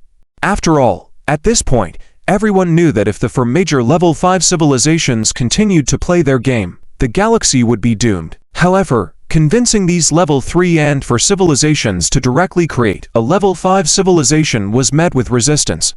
They neither had the courage nor the capability. Therefore, they needed a leader, someone capable of confronting the four giants. Naturally, humans became their best choice. Unfortunately, a month passed, and humans remained silent, seemingly unaware of what was happening in the galaxy. Many interpretations were given for the human response, with the most widely accepted being that the Human Federation had become thoroughly disappointed with the Galaxy Alliance and the four major powers, not wanting to get involved anymore. At least 90% of civilizations agreed with this view, believing it to be the truth.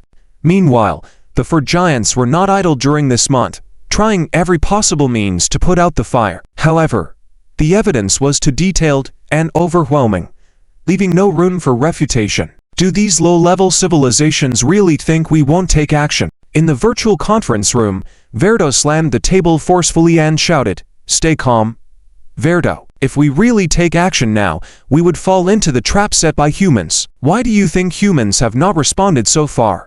They are just waiting for us to lose patience and make a move. Think about it. Once we use absolute force to subdue all resistance, at that time, if humanity emerges from the Orion arm, what will be the consequences? By then, all civilizations in the galaxy will lean towards humans.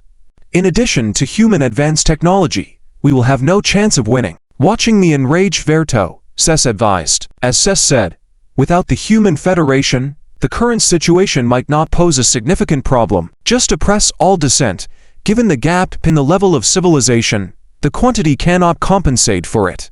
However, with the addition of a Human Federation stronger than the four giants, the situation would drastically change. If all civilizations align with the four giants against the Human Federation, the balance could shift instantly. In that case, forgetting about other factors, just the human use of space teleportation technology and the huge numbers of level 3 and 4 civilizations warships deployed could overwhelm the four giants. So, what do you suggest?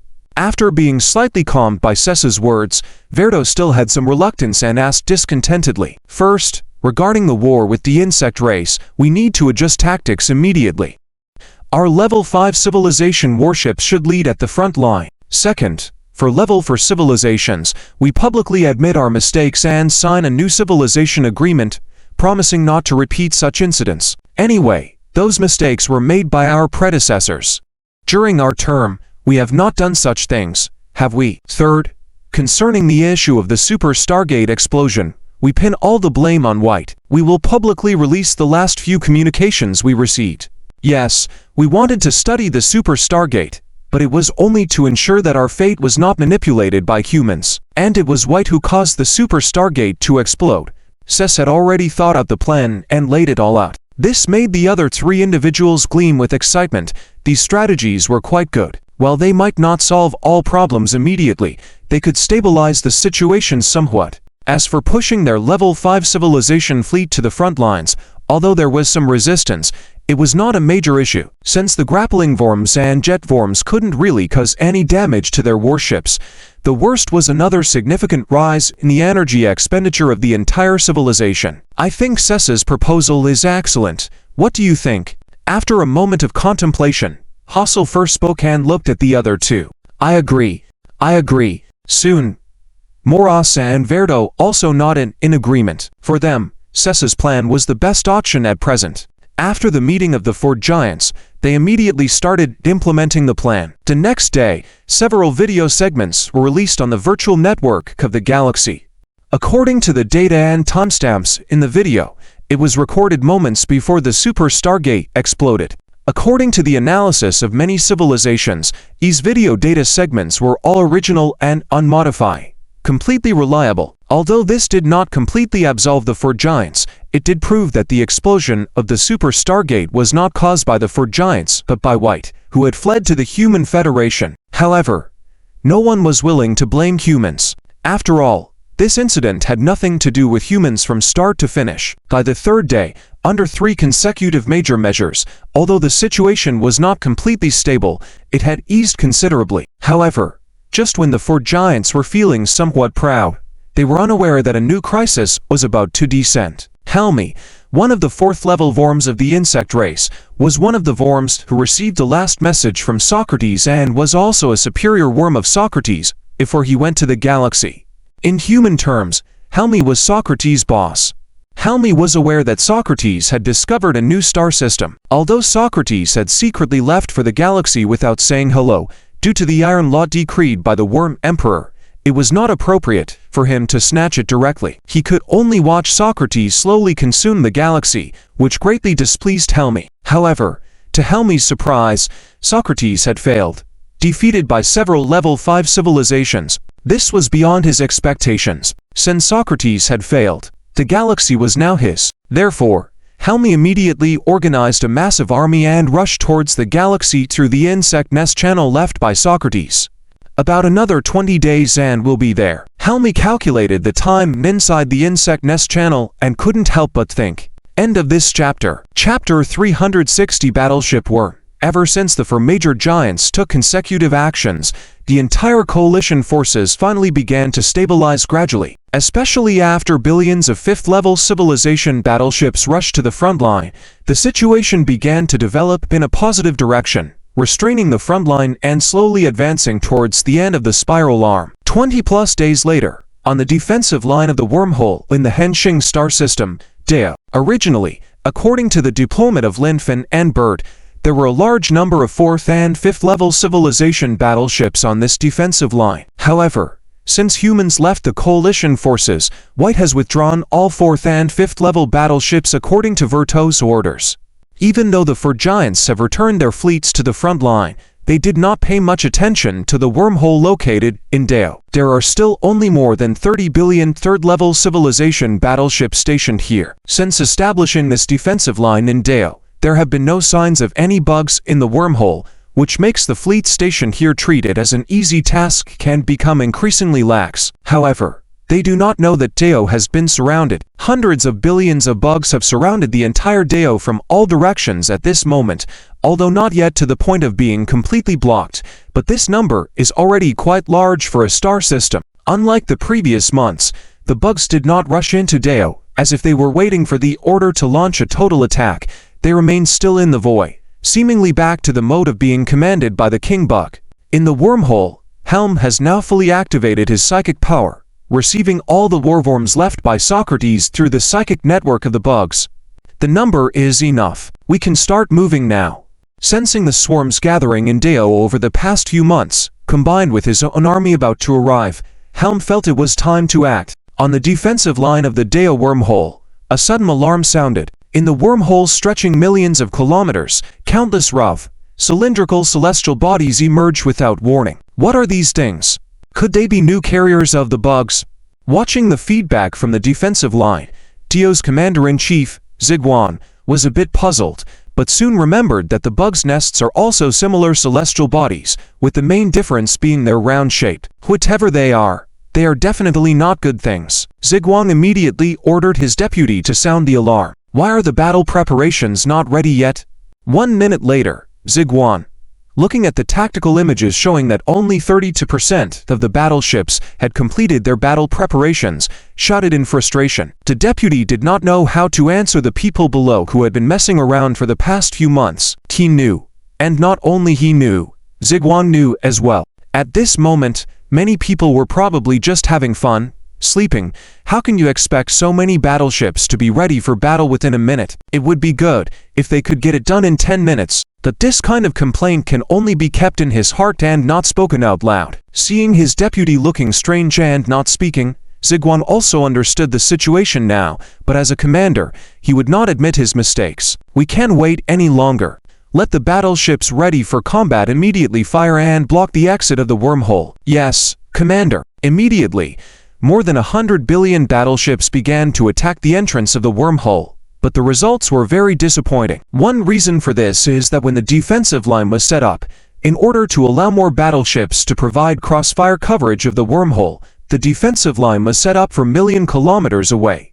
This arrangement, although a bit far, had many advantages. For example, more than 30 billion battleships can launch cover attacks simultaneously, covering almost every corner of the wormhole. Also, due to the distance and the shape of the defensive line being hemispherical, while providing cover fire, it also forms crossfire from multiple angles. However, when 70% of the battleships stopped firing, the sparse firepower was clearly felt, which naturally reduced the effectiveness. When the first wave of attacks arrived at the mouth of the wormhole, they struck these strange celestial bodies, but the effect was not very ideal. These bodies were simply too hard to break, and after the main cannons of third-level civilization battleships struck, they usually just left a big pit, making their rough appearance even rougher. Of course, it was not entirely fruitless. Among them, thousands of bodies disintegrated because of too many attacks.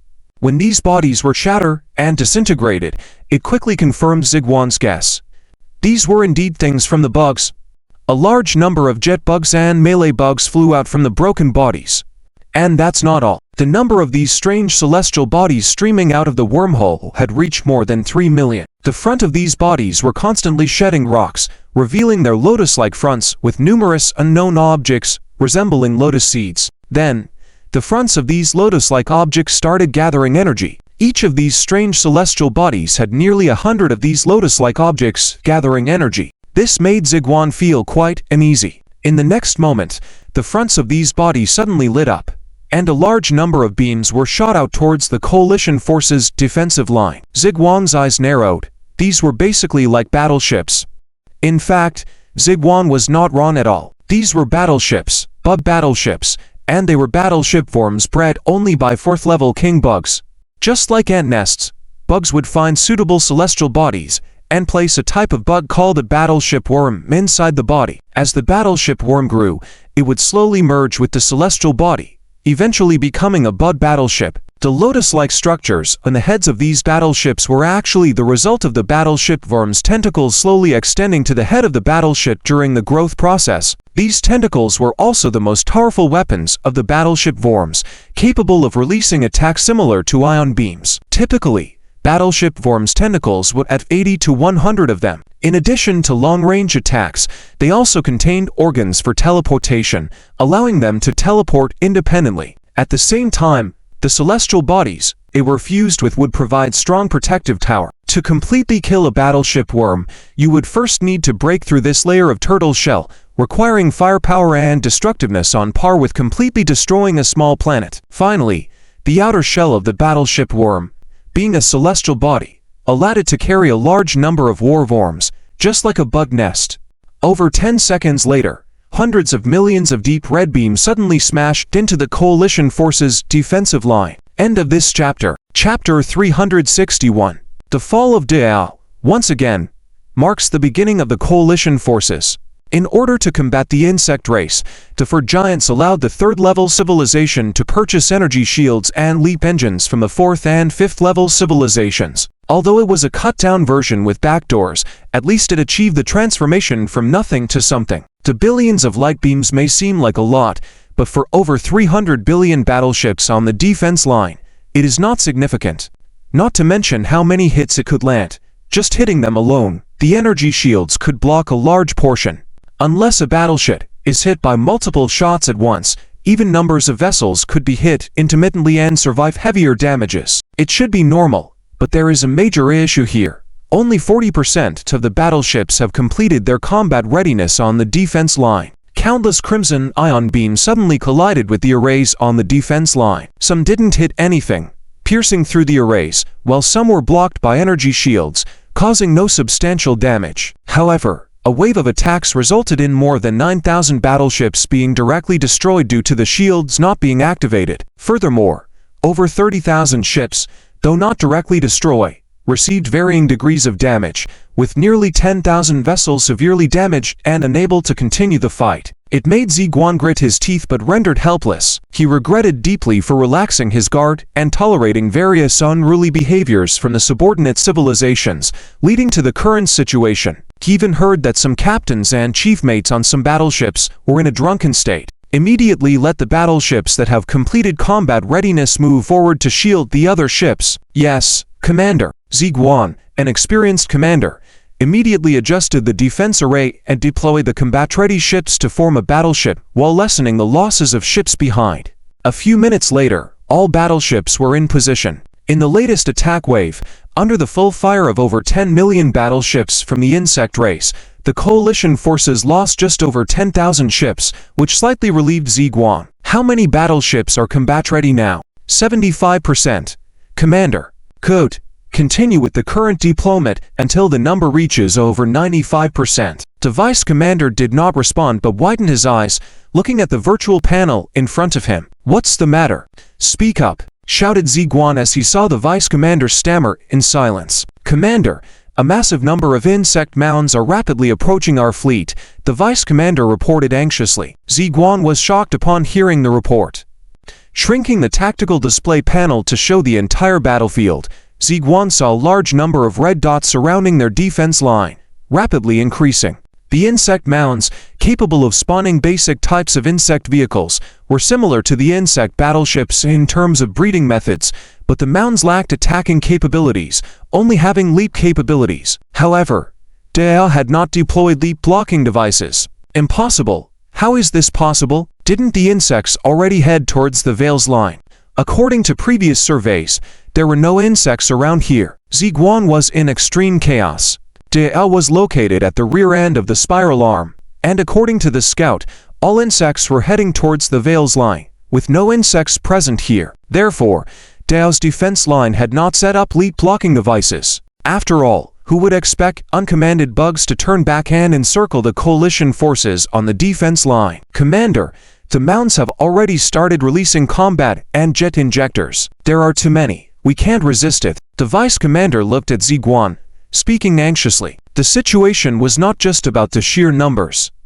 It was now escalated to direct close combat. Without necessary action, over 30 billion coalition battleships were bound to face a brutal fate. Numerous insect battleships constantly poured out from the insect nest tunnels. In addition, a significant number of insect mounds surrounded them, releasing combat insects to encircle the coalition forces. The battle could no longer continue. How many ships can still move? Ziguan inquired from the vice commander, understanding the situation. 79%. Commander, immediately order all movable ships to activate lead engines and evacuate Dale entirely. Send a message to the main camp.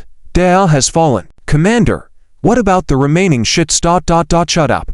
Execute the orders immediately. Ziguan knew that now was not the time for hesitation. Any delay could lead to the complete annihilation of the coalition fleet. As a commander, he had to make the ruthless decision, abandoning the 21% that the ships and order the rest to retreat. Upon receiving the command, all battleships activated their leap engines and leapt 3 light years in the same direction without adjusting the course, then leaping to the coordinates marked by Ziguan. The whole leap process was swift. In less than half a minute, nearly 30 billion battleships had vanished. However, the remaining billion or so ships were not so lucky, with trillions of combat insects now rushing towards them relentlessly. Truly trash. Socrates shouldn't have died at the hands of such trash. They are useless. Inside the insect tunnels, Helmet, through the insect's spiritual network, sneered at the scene before him. Veil's line main camp, Titan-class battleship Hayden. What's happening? Hearing the alarm, General West quickly entered the bridge and shouted. General West, Commander Ziguan of the Da'al line sent a message. What happened at Da'al defense line? West felt a shiver. If the deputy commander triggered the alarm, it definitely wasn't a minor incident. Did Da'al fall? But that shouldn't be the case. There should be no more insects in that area. Even if new insects arrived through the nest channels, how could over 30 billion troops have vanished without any message? It could only be if they were instantaneously defeated. General, Da'al has fallen. End of chapter.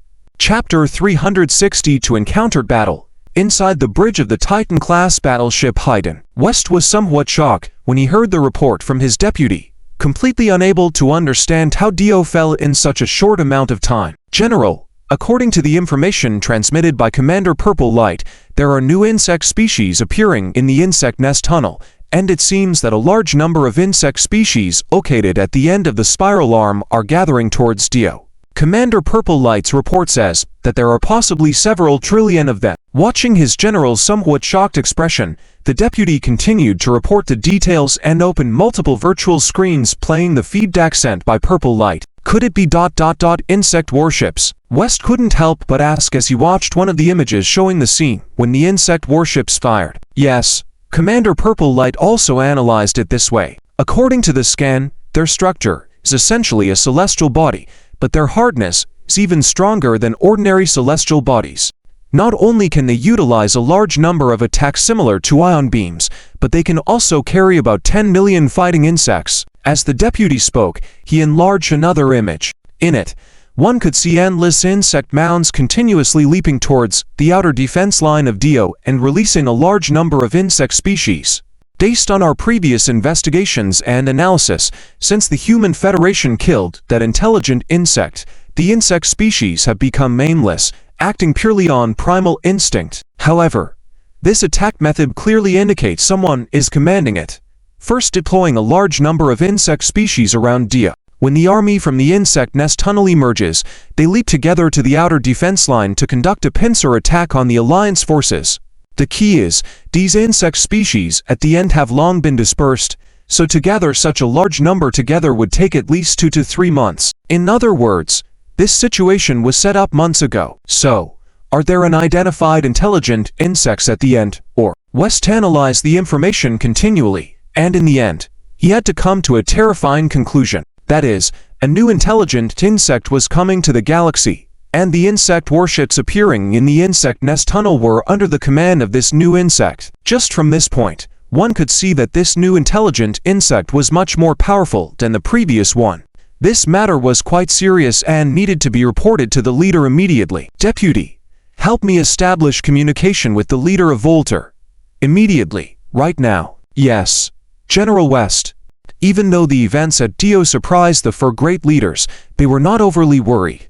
In their view, as long as they repeated Lin Fan's previous tactics, that is, take out the queen insect, then slowly eliminate the commandless fighting insects. After all, as long as the insect species could not break through the spatial shield, as long as they found the queen insect's location, they could definitely take it out. It could be said that the four leaders' way of thinking was not entirely wrong to a certain extent, but 3 months later, at the forefront of the Alliance's advance front, it's been 3 months since we've encountered a large-scale insect swarm. Hain remarked as he looked at the empty star system. Hain was a level 1 commander of the Vera Federation, currently leading 5 billion warships at the very front of the advance front. Previously, every time they passed through a star system, they would inevitably encounter large swarms of insects. Then, according to established tactics, Hain would lead the fleet to entrap them, and the level 3 and 4 civilization fleets behind would jump in to ultimately wipe them out. However, for the past 3 months, the insect species seem to have disappeared.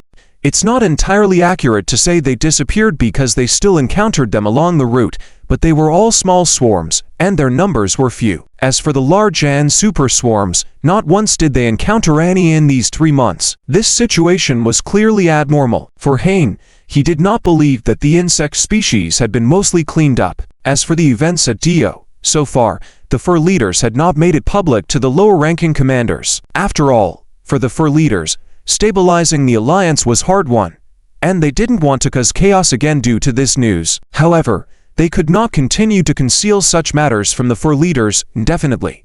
Commander, enemy situation detected. Suddenly, the deputy turned towards Hain and spoke loudly. Yet Hain didn't show a hint of nervousness.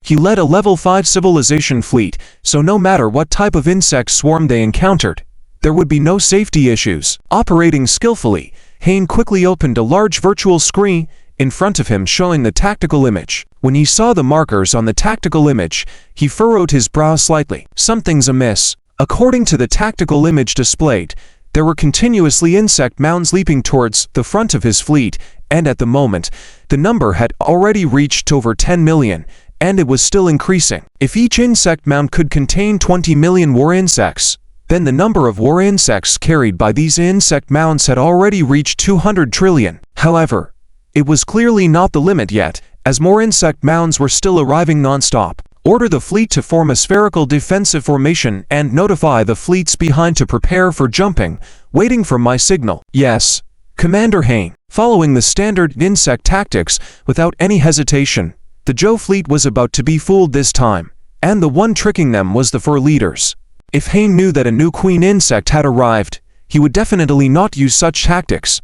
Unfortunately, the 4 leaders had temporarily concealed all that was happening at Dia. Commanders at Hain's level were not qualified to know yet. Soon, the 5 billion warships formed a spherical defensive formation, and hundreds of millions of kilometers away, the number of arriving insect mounds had reached 15 million, and all of them released their war insects. An ocean of insects, a vast sea of insects.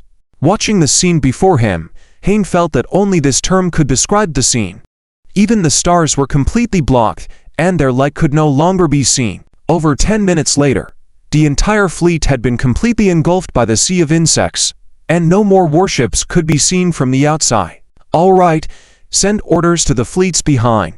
Let them jump to the designated coordinates for fire support. Yes, Commander Hain. On the flagship's bridge, Hain nodded as he looked at the tactical image, then gave the command. 300 away. An enormous fleet was stationed here, with a total of 200 billion warships, most of which were level 3 civilization fleets, with the rest being level 4 civilization fleets. After this fleet received Hain's command, they immediately began to activate their jump engines. Batch after batch disappear in place. End of this chapter. Chapter 363. The insect fleet descends on the void. The insect fleet descended on the void, with trillions of battle insects surrounding Hain's fleet. However, Hain remained calm. For a 5th level civilization battleship, the melee insects and jetting insect filaments posed no threat. 500 million kilometers away, the void suddenly contracted, and then a massive fleet appeared without warning. The number of ships was no less than 200 billion. These fleets immediately advanced towards the insect horde that covered the sky, 5 million kilometers away, and began their attack. Countless beams and energy blasts illuminated the entire void. Commander Hain, the firepower support fleet has arrived and commenced the attack. Is there any movement from the insects? Upon hearing the report from the deputy, Hain's first thought was about the insects' response. He always felt that something was amiss with this encounter. The insects he faced this time did not behave like the ones he encountered in the past, acting purely on instinct without a clear strategy. However, this time, it felt like the insects had set up an ambush, waiting for him to fall into their trap, leaving him uneasy. Report, Commander. There's no unusual activity. The insects are still surrounding us, attempting to break through our spatial shields. Keep a close eye on the insects' movements and inform the firepower support fleet to prepare for a retreat at any moment. Yes, Commander Hain. Even though the insects' reaction slightly relieved Hain, he couldn't shake off the feeling that something bad was about to happen. Therefore, Hain decided to be cautious and issued the order to his deputy. Yes, indeed, they are 5th level civilization battleships, but spatial shields are not impenetrable. Let me give you a lesson. On a planet hundreds of light years away, Helm watched the battlefield through the insect's mental network. He was familiar with 5th level civilizations. Since evolving into a 4th level king insect, he had destroyed 17 5th level civilizations. He had gained considerable experience on how to penetrate spatial shields. Take action. Helm had seen enough and ordered the attack through the mental network. The battle insects, drawn towards Hain's fleet, ignored the distant 200 billion warships continuing their attack. Everything seemed normal, with no apparent issues. Even Hain wondered if he was being paranoid. Commander Hain, detecting a sudden influx of life forms, 500 billion in number. Not good. They have completely surrounded our rear firepower support fleet. What? Damn it. Immediately inform the rear fleet to abandon the primary goal and eliminate these 500 billion ambushers. Understood. The news surprised Hain, but 500 billion was just a large insect swarm for the insects. With 200 billion ships in his rear, firepower support fleet, facing 2.5 insects per ship was not a major problem. They could be easily wiped out. However, after the report, the deputy did not immediately relay the command.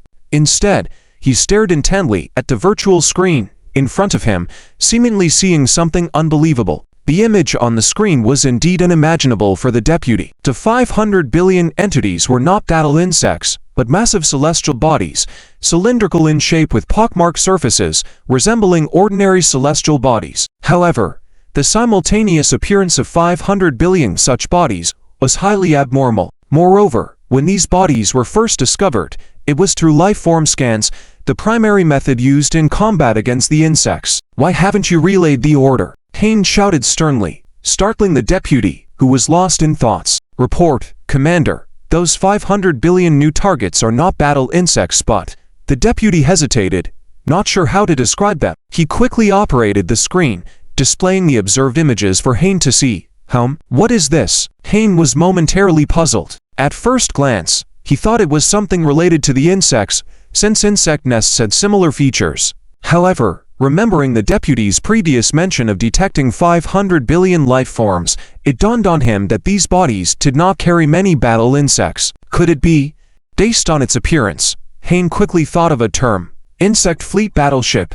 Hain's intuition was spot on. These were indeed insect fleet battleships, and this time, they were not accompanied by any battle insects. While Hain contemplated, the energy on the bow of each insect fleet battleship began to gather visibly. Rather than a single energy accumulation, each ship bore nearly 100 simultaneous energy aggregations.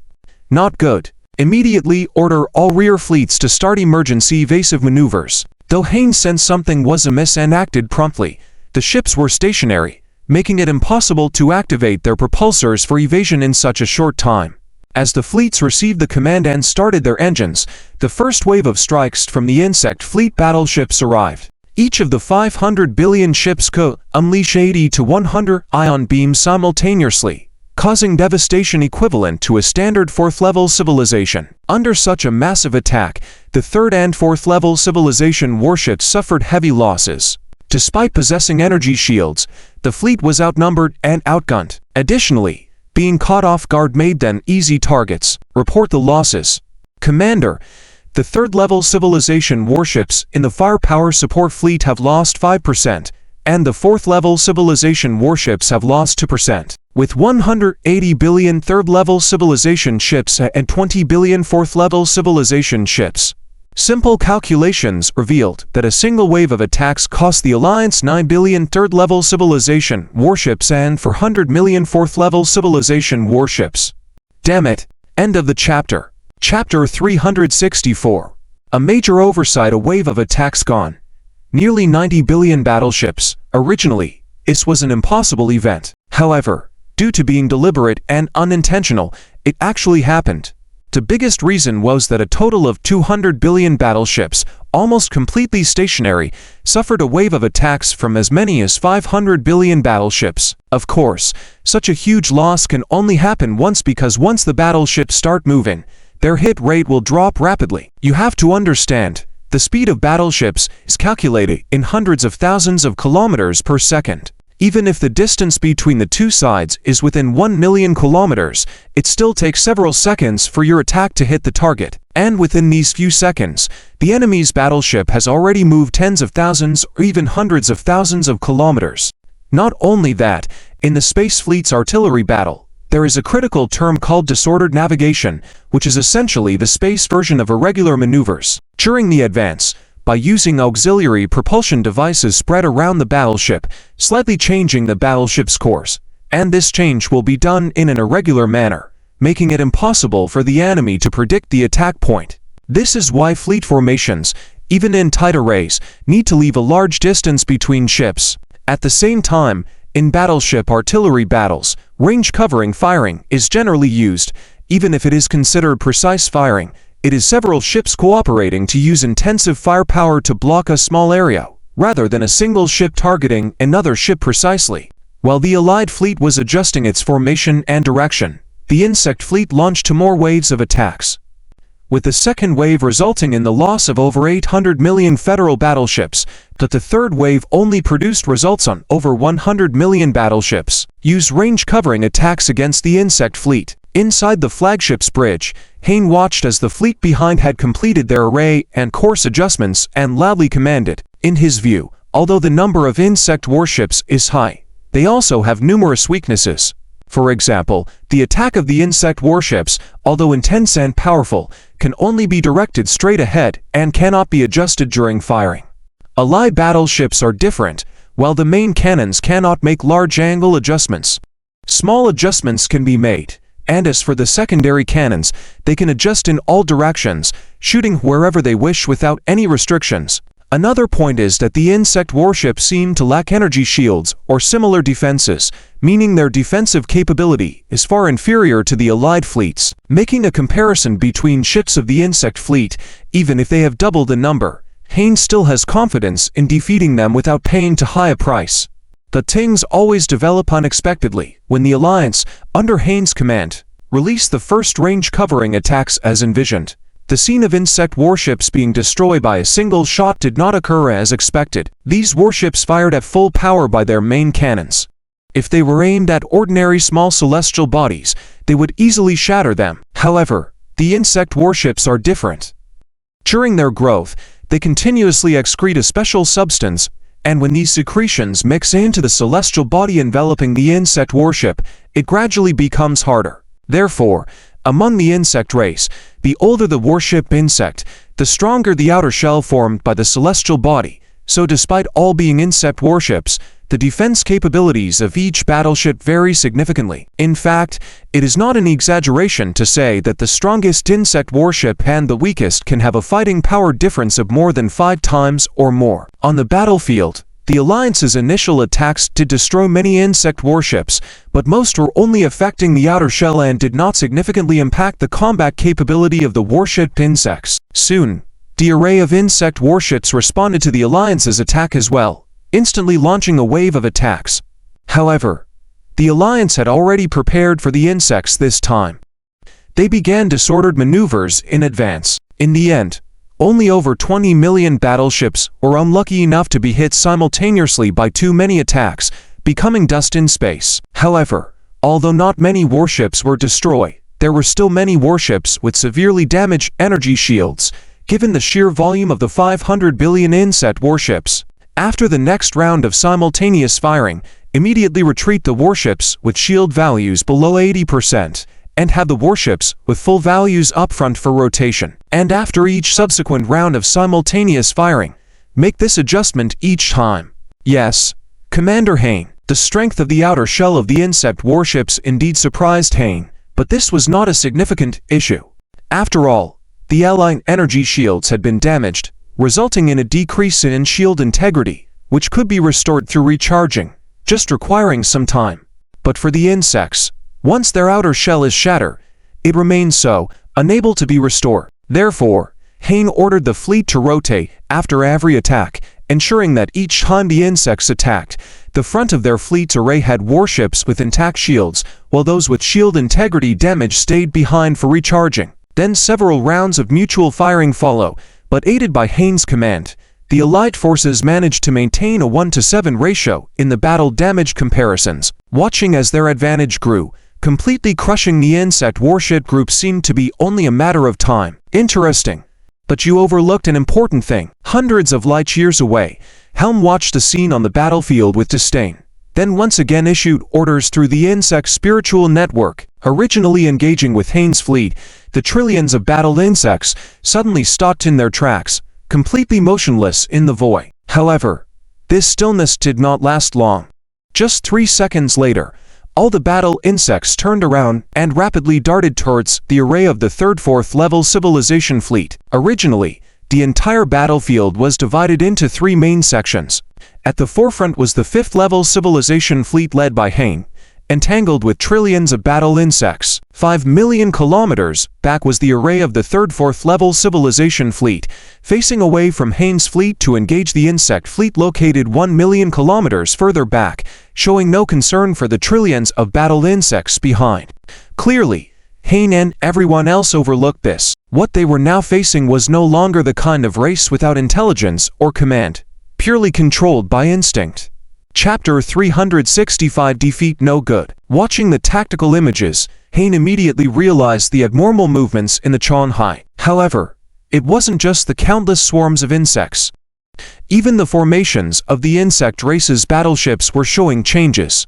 In this wave of attacks, there were 100 billion insect race battleships firing, only 1/5 of their total number of battleships. After seeing the scene, Hayne's first thought was that the insect race battleships lacked reinforcements. After all, no matter how powerful, an insect race battleship is still just an insect, launching nearly 100 powerful ion beams each time, which probably couldn't be sustained for long. But soon, reality gave Hayne a blow. Seconds later, another 100 billion insect race battleships launched attacks, then the third wave, the fourth wave, until the fifth wave.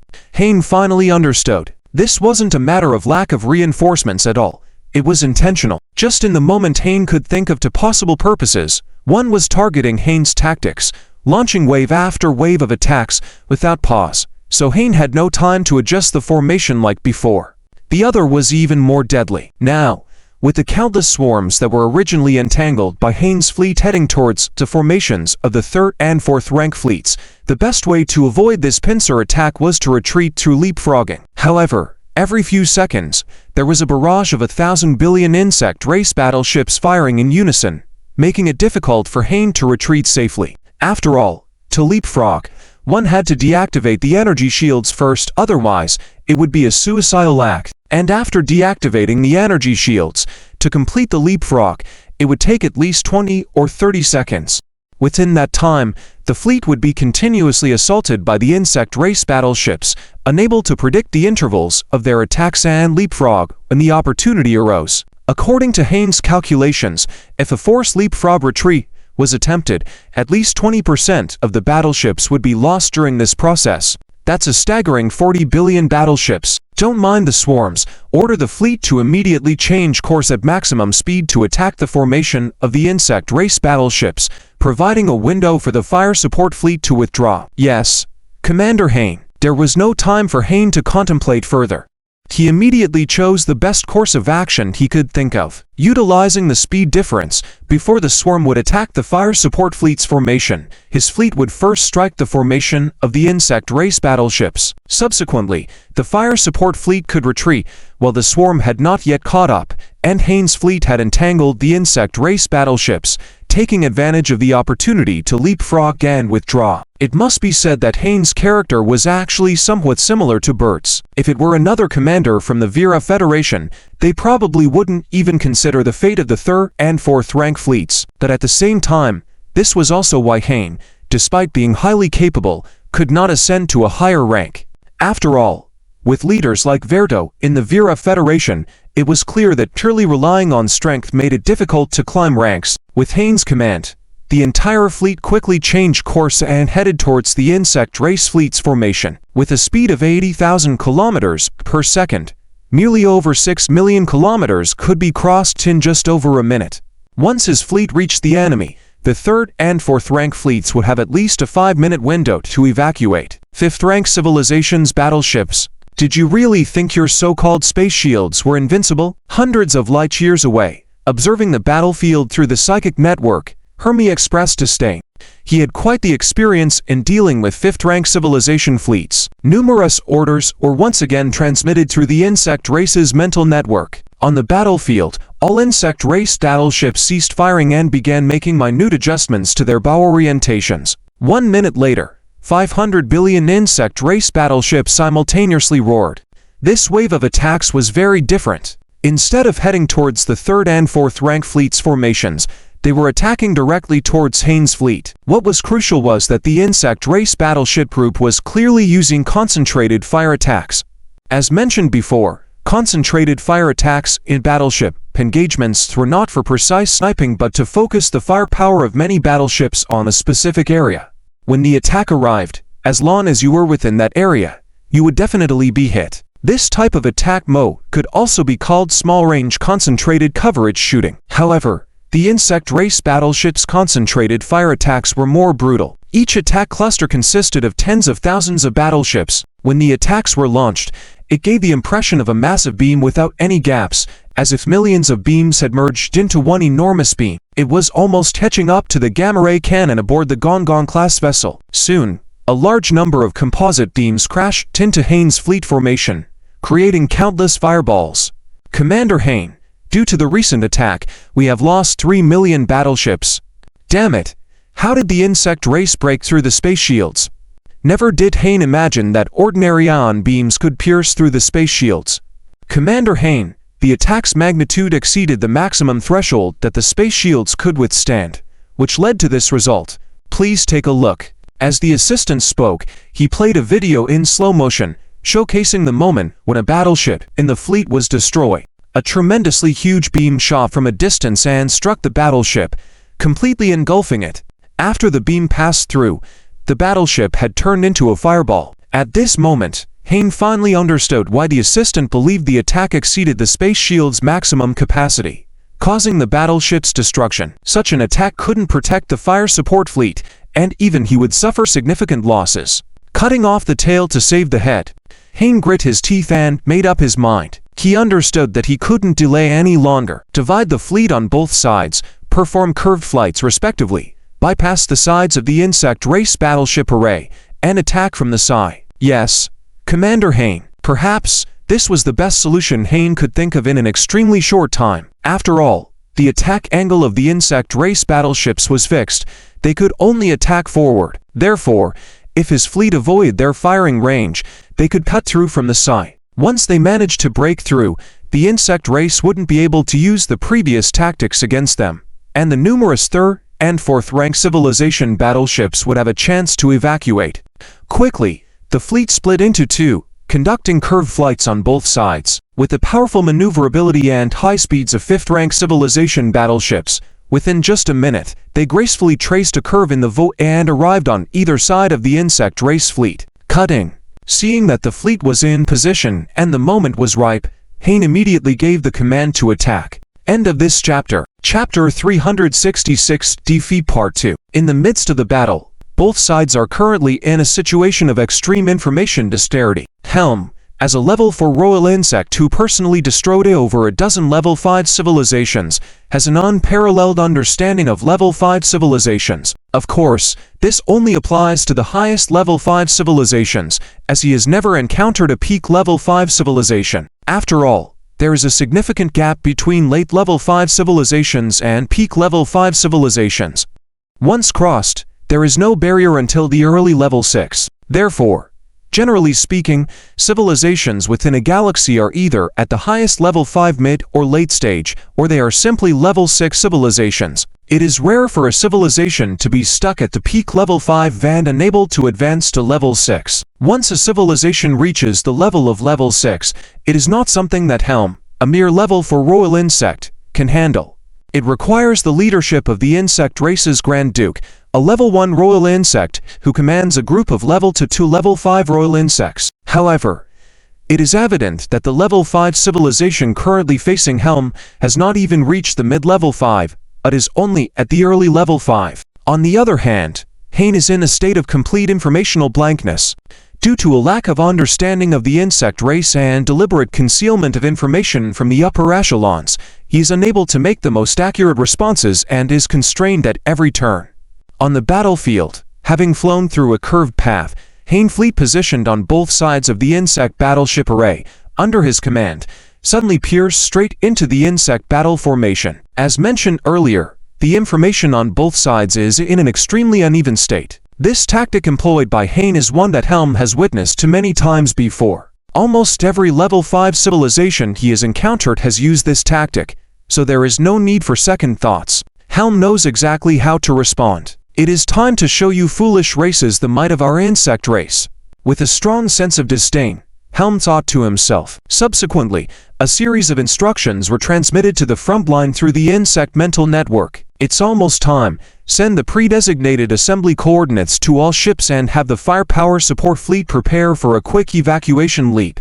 On the battlefield, watching the fleet from both sides penetrate the insect battleship array, Hayne nodded in satisfaction and immediately gave the command. Yes, Commander Hayne. At this point, Hayne felt he could breathe a little easier. As long as no unforeseen event occurred, a safe evacuation shouldn't be a problem. After all, he had already advanced into the heart of the insect battleship array, making it impossible for the use of steel-based small-scale concentrated attacks.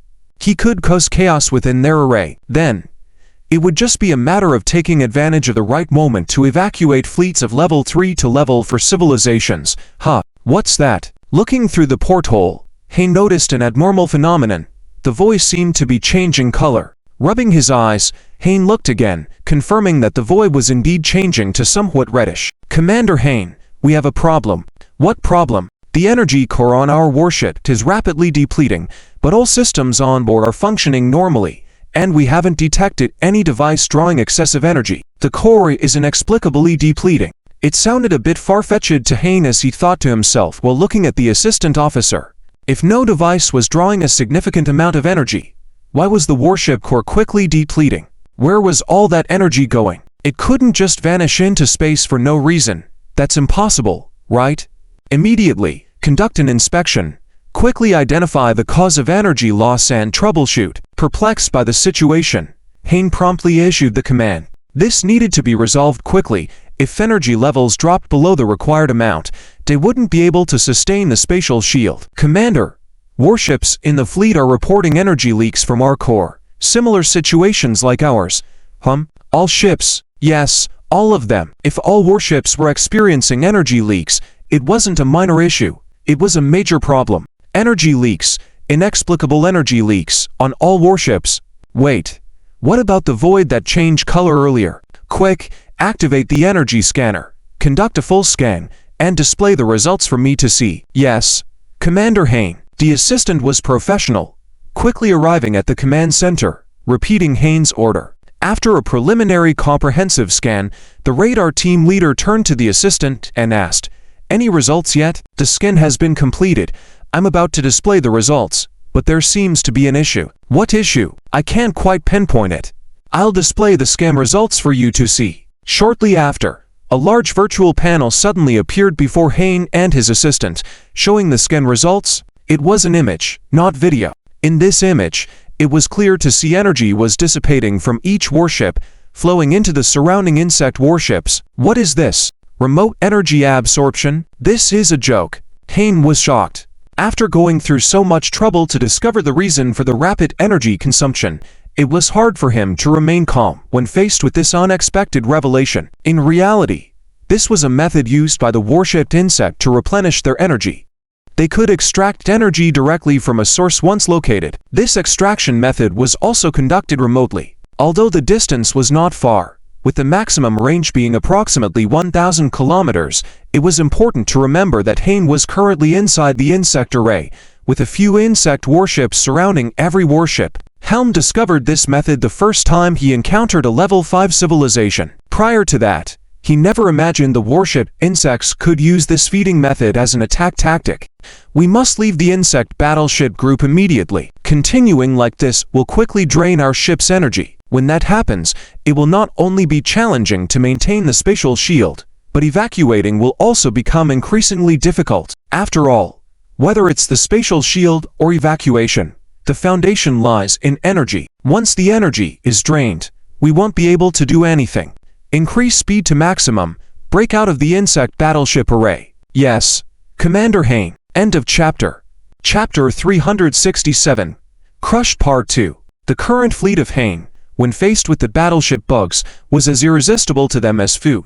Incredibly delicious. Luckily, Hayne reacted in time. If they had delayed just 1 or 2 more minutes, all the energy on the battleships would have been depleted before they made it out.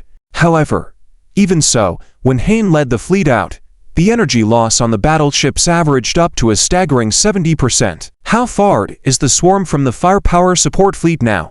Still 3.68 million kilometers away. Based on the swarm speed, in a little over 1 minute, the firepower support fleet will enter the firing range of the jet bugs. After hearing the report from the deputy, Hayne felt a sense of urgency as the window for retreat was running out. Once the swarm got close enough to attack range, it would be a costly endeavor to retreat forcibly, likely resulting in at least half of the battleships being lost. Order the firepower support fleet to evacuate into groups of 15 billion and 5 billion. During the first evacuation group, the second group will form a battleship wall to block the firepower of the BUD warships.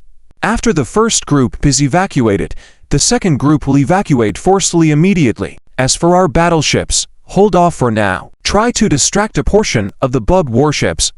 After the firepower support fleet has retreated, utilize the speed advantage to create distance before evacuating. With no time for extensive contemplation, Hayne immediately laid out the evacuation plan with the least cost that he could think of at the moment. Any hesitation at this point would jeopardize the last chance of retreat.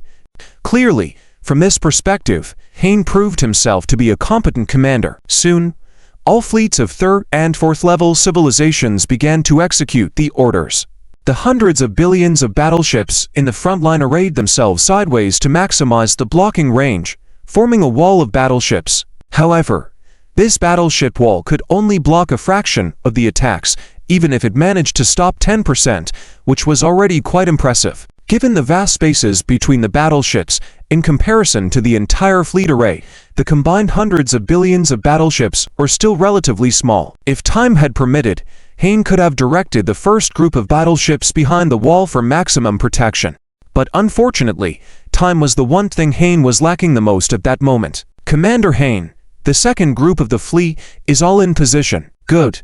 Order our fleet to launch 2 waves of aggressive firepower towards the BUD warship array. Simultaneously, order the first group of battleships from the firepower support fleet to start the leap motion evacuation in 10 seconds. Understood. The fleets of Hayne that had already broken through the swarm immediately began a coordinated barrage on the array of BUD warships, aiming to provide some level of distraction. However, with the BUD warships under Helm's command, they paid no attention to the Hayne fleet behind them. Instead, they divided into 5 groups, continuously unleashing waves of billion-level battleships at the array of 3rd and 4th level civilization fleets at intervals of a few seconds. Seeing this scene, Hayne furrowed his brow, but could not find a better solution. A few seconds later, in the fleet array of 3rd and 4th level civilizations, a full 15 billion battleships simultaneously deactivated their energy shields and initiated the leap motion engines. Everyone could only hope and pray that the next wave of attacks would not hit their battleships. As the ion beam swept through, countless fireballs erupted within the fleet array, destroying approximately 800 million battleships in that single wave of attacks.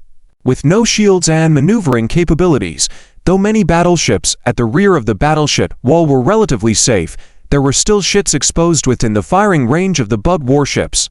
After the wave of attacks, survivors breathed a sigh of relief.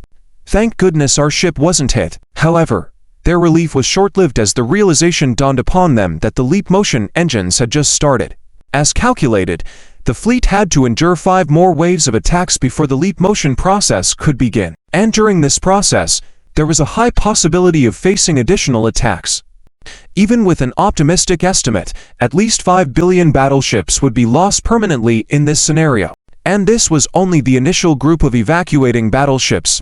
The worst losses were yet to come during the second group's evacuation. Just a few seconds later, the second wave of attacks hit, followed by the 3rd, 4th, and up to the 6th wave. Commander, the first group of battleships is ready to complete leap motion in 3 seconds. Do not wait for the order. Once the battleships are ready, initiate the leap motion immediately. Understood. Soon, battleships in batches began to leap away from the array of fleets of 3rd and 4th level civilizations, disappearing into the void. However, over 30 billion battleships were left behind due to a 1-second delay and faced the BUD warship's 7th wave of attacks, resulting in the destruction of over 300 million battleships. Once the first group of battleships completed the evacuation, it was calculated that in just half a minute, a total of 6.8 billion battleships had been lost. However, Hayne knew that the real challenge lay ahead. Immediately order the second group of battleships to deactivate energy shields and start the leap motion engines.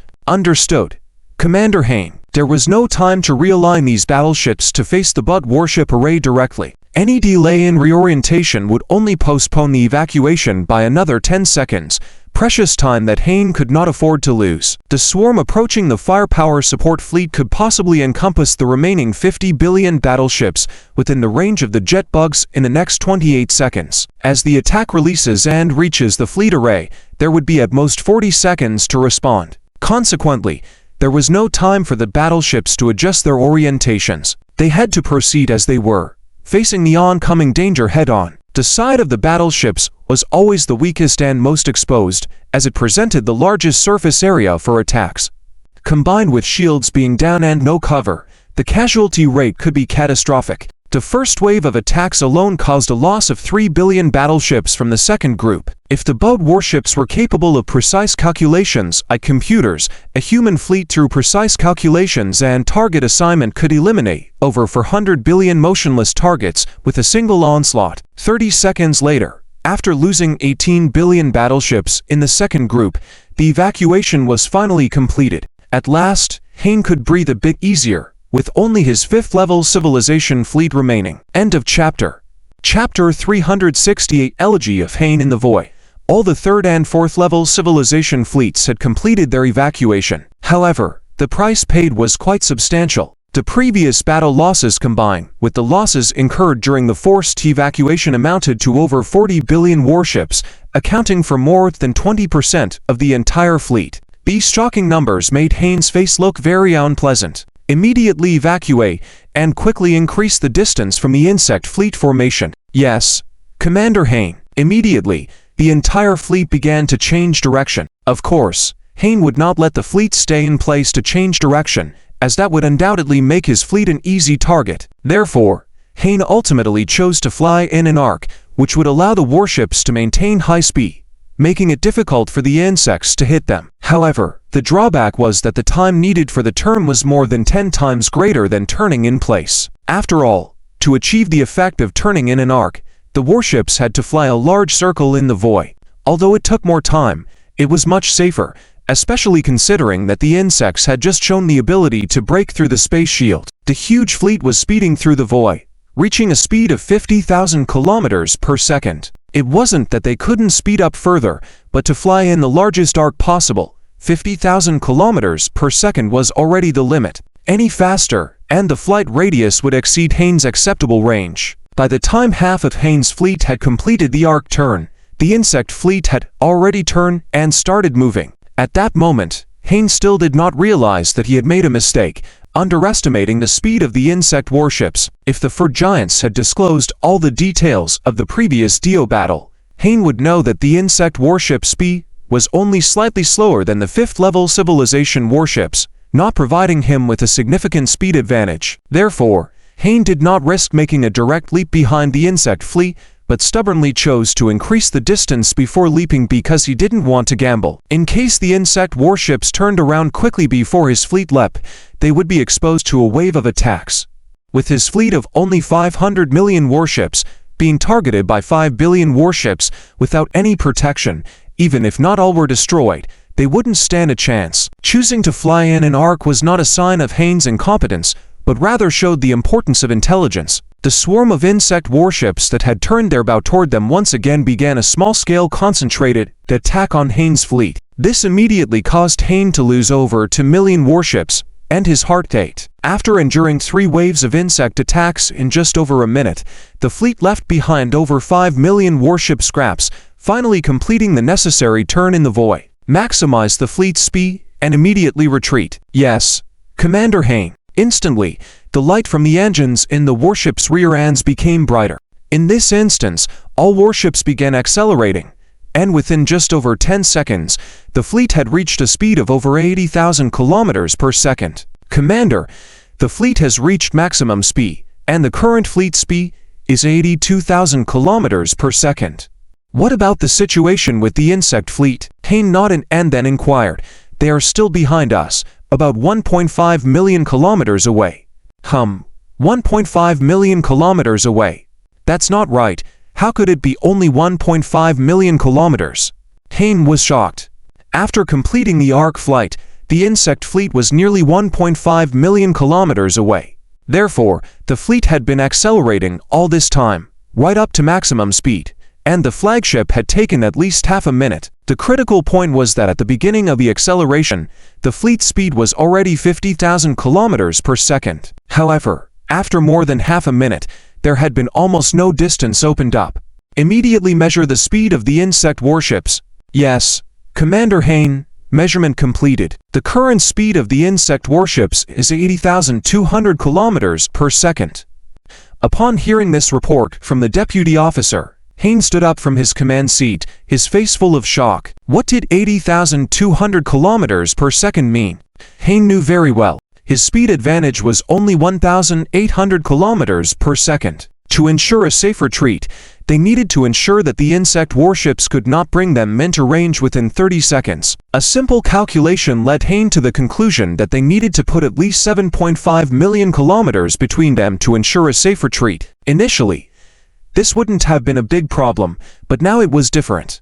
With a speed difference of 1,800 kilometers per second, it would take a full 55 minutes to open up 6 million kilometers again. During those 55 minutes, at least 32 minutes would be spent under continuous attack from the insect fleet. Damn it! Notify the entire fleet that we will face continuous attacks from the insect fleet in the next half hour. All warships maintain maximum speed and execute irregular maneuvers with minimal amplitude without interruption. Yes, Commander Hain. The so-called minimal amplitude irregular maneuver and using the auxiliary thrusters around the ship's hull to perform minimal maneuvers unnecessary without affecting speed. For Hain's fleet, every second was an ordeal. After enduring 3 waves of attacks for each minute, 2 minutes, 3 minutes, this was torture. Finally, after 30 minutes had passed and they left nearly 200 million warship debris behind, they had managed to widen the gap to over 4.9 million kilometers between the two sides. Just one more attack,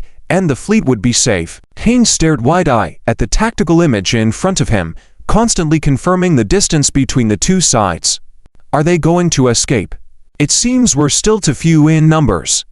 Let's leave it at that for now, and when all of my forces are ready to strike, then we'll deal with you slowly. That the small fries can escape, the commander must stay forever. Hundreds of light years away, Helm issued the final order. Immediately, a large number of insect warships locked onto the flagship of Hain's fleet. Even though there were many warships blocking the line of fire and preventing direct hits, in the next instant, over a billion warships formed a medium-range coverage striking formation. Billions of ion beams covered a substantial area of space and shot rapidly toward the flagship where Hain was positioned. End of this chapter. Chapter 369. Bell's decision. In the virtual conference room, the faces of the 4 leaders did not look good. In just a month's time, there had been earth-shattering changes on the front lines, with a total loss reaching a terrifying 850 billion due to 8 fleets being attacked. If it were just losses of 850 billion warships from 3rd and 4th level civilizations, the leaders wouldn't have had such grim expressions. The crucial point was that among these losses, over 30 billion warships were from the leaders' 5th level civilization. Since the war with the insect race began, it was the first time 5th level civilization suffered losses, shattering the invincible myth of spatial shields. Glancing at the report of the fallen Vera Federation senior commander in hand, it was merely glanced at and then thrown aside. To the leaders, to 1st level commanders and a group of ultimate commanders, were insignificant and not worth their concern. However, what Verto didn't know was that his indifference would be the catalyst for the disintegration of the Vera Federation. In the discarded report, Hain's name prominently appeared at the top. Everyone, the situation is extremely dire now. I think we must no longer conceal the emergence of the new King Worm. After reading all the battle reports, Sis knocked on the table and solemnly spoke. That's right. Due to the information gap, frontline commanders made wrong decisions, resulting in heavy losses. We must disclose all information. In addition, I suggest retracting our forces and retreating to the Vale's defense line. Soon, Moras and Hessian also offered their opinions. Even if they did not understand military matters well, they now understood that continuing to block information would lead to severe consequences. Even if the information was no longer blocked, insufficient information about the new King Worm remained, which was why Hessian proposed retreating to the Vale's defense line and adopting a defensive strategy before making further plans. Verto, what do you think? Sis looked at Verto, who was sitting there seemingly lost in thought, and asked. I agree with disclosing information, but we need to be cautious about how we do it. We can only say that we have gained the information from recent encounters. Regarding Dio, due to the rapid attacks by the insect race, the defending forces had no time to react and were annihilated before they could send any messages, so we are not aware. And for the survivors from Dio, the more than 20 billion warships that escaped must be dealt with immediately to avoid any leaks. They should have all died honorably defending Dio, rather than shamefully escaping. Don't you think? Watching the reactions of the other three, Verto calmly expressed his thoughts. This shocked the three leaders, showing just how ruthless Verto could be. Blaming Dio's defenders was one thing, but preparing to slaughter all 20 billion warships was another level of harshness. Though third-level civilizations were insignificant in the eyes of the leaders, 20 billion warships still represented a considerable combat force. Nevertheless, the leaders, after a brief shock, quickly regained their composure. While it was harsh, it was indeed the best way to handle the situation. Let's just pretend those fleets never escaped, but valiantly fought and died defending the Dio defense line. Soon, the three leaders nodded in agreement. Yes, the defenders of Dio fought bravely and did not retreat until they were completely wiped out. That's commendable. Indeed, they are all heroes, heroes of the entire galaxy. Their heroic deeds must be widely publicized. Moreover, the alliances they belong to must be rewarded to encourage others. Looking at the expressions of the three leaders, filled with sadness and rhetoric, Verto also smiled. That's the way to go. First arm, Vera Federation Capital Circle. Bell had been relieved of all duties and was now idle at home. Originally, according to Verto's thoughts, such an act of apparent betrayal would warrant immediate execution. However, Bell, as the Federation's god of war, had too much prestige and the support of the entire army. Dismissing him for refusing to follow leadership orders could be reluctantly accepted by most people. However, if Verto wanted to execute Bell, it would cause issues within the entire army, potentially leading to mutiny in some fleets. Not only the military, but even the Federation citizens would not accept the death sentence for their god of war. Additionally, Verto could not expose the reasons for Bell's refusal to follow orders since those orders were confidential. In the end, Verto had to compromise and only removed Bell from all military positions, allowing him to retire at home. Inside, Bell stared at a virtual screen with a grim expression. Pain.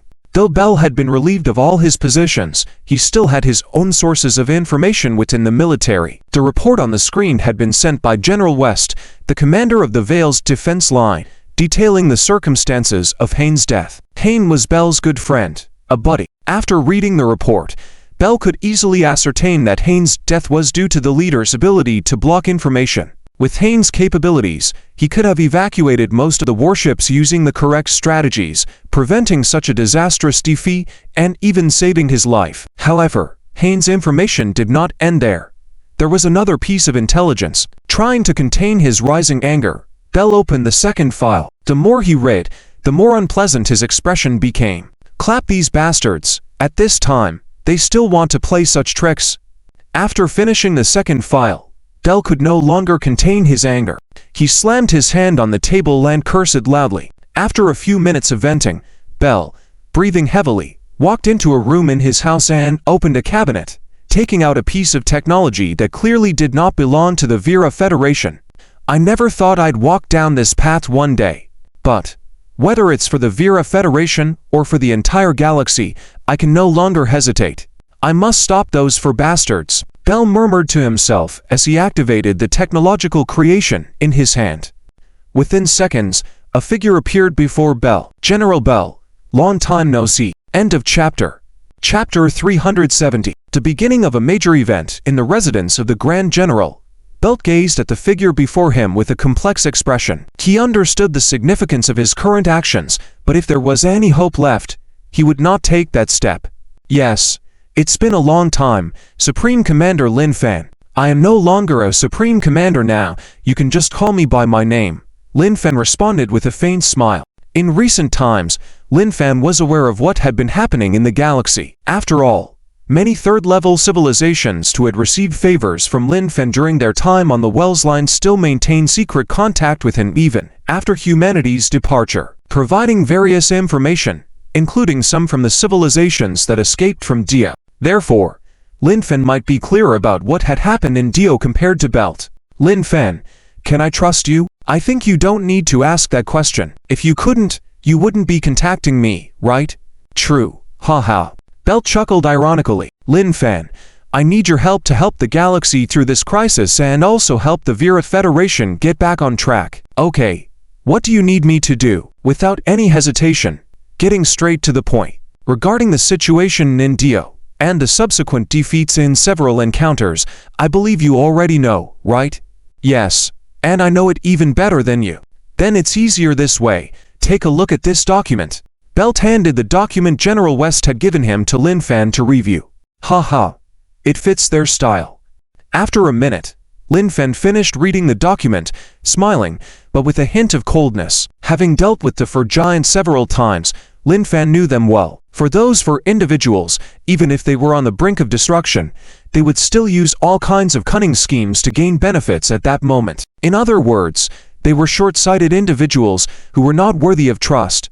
Seeing Lin Fan's smile and assessment, Belt also felt slightly ashamed. That was how their leader was, and Lin Fan's assessment was not wrong at all. Belt, do you want me to save those 20 billion warships? But Lin Fen already had a good idea of how he could help Belt. If the Fur Giants wanted to silence those 20 billion warships to cover up their own mistakes, what would happen when those ships and soldiers, who were supposed to be already destroyed, suddenly reappeared in front of everyone after the Fur declared their cover-up?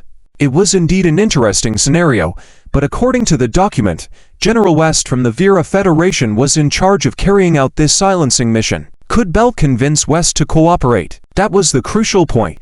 Everything hinged on West's cooperation. Don't worry, West is my student, and he secretly passed me this document. In fact, of the 5 remaining generals in the Vera Federation, 3 of them are my students. Belt looked at Lin Fen, understanding his concerns, and chuckled. This revelation surprised Lin Fen a bit. With only 5 generals left in the Vera Federation, excluding himself and the defector White, the fact that 3 of them were Belt students meant that Belt could effectively control most of the military power in the Federation. That indeed opened up a lot of possibilities. Alright, let's discuss the details of our operation. One day later, at the end of the first main spiral arm, within a star system named Stormwind, a total of 27.8 billion warships were currently stationed in the void.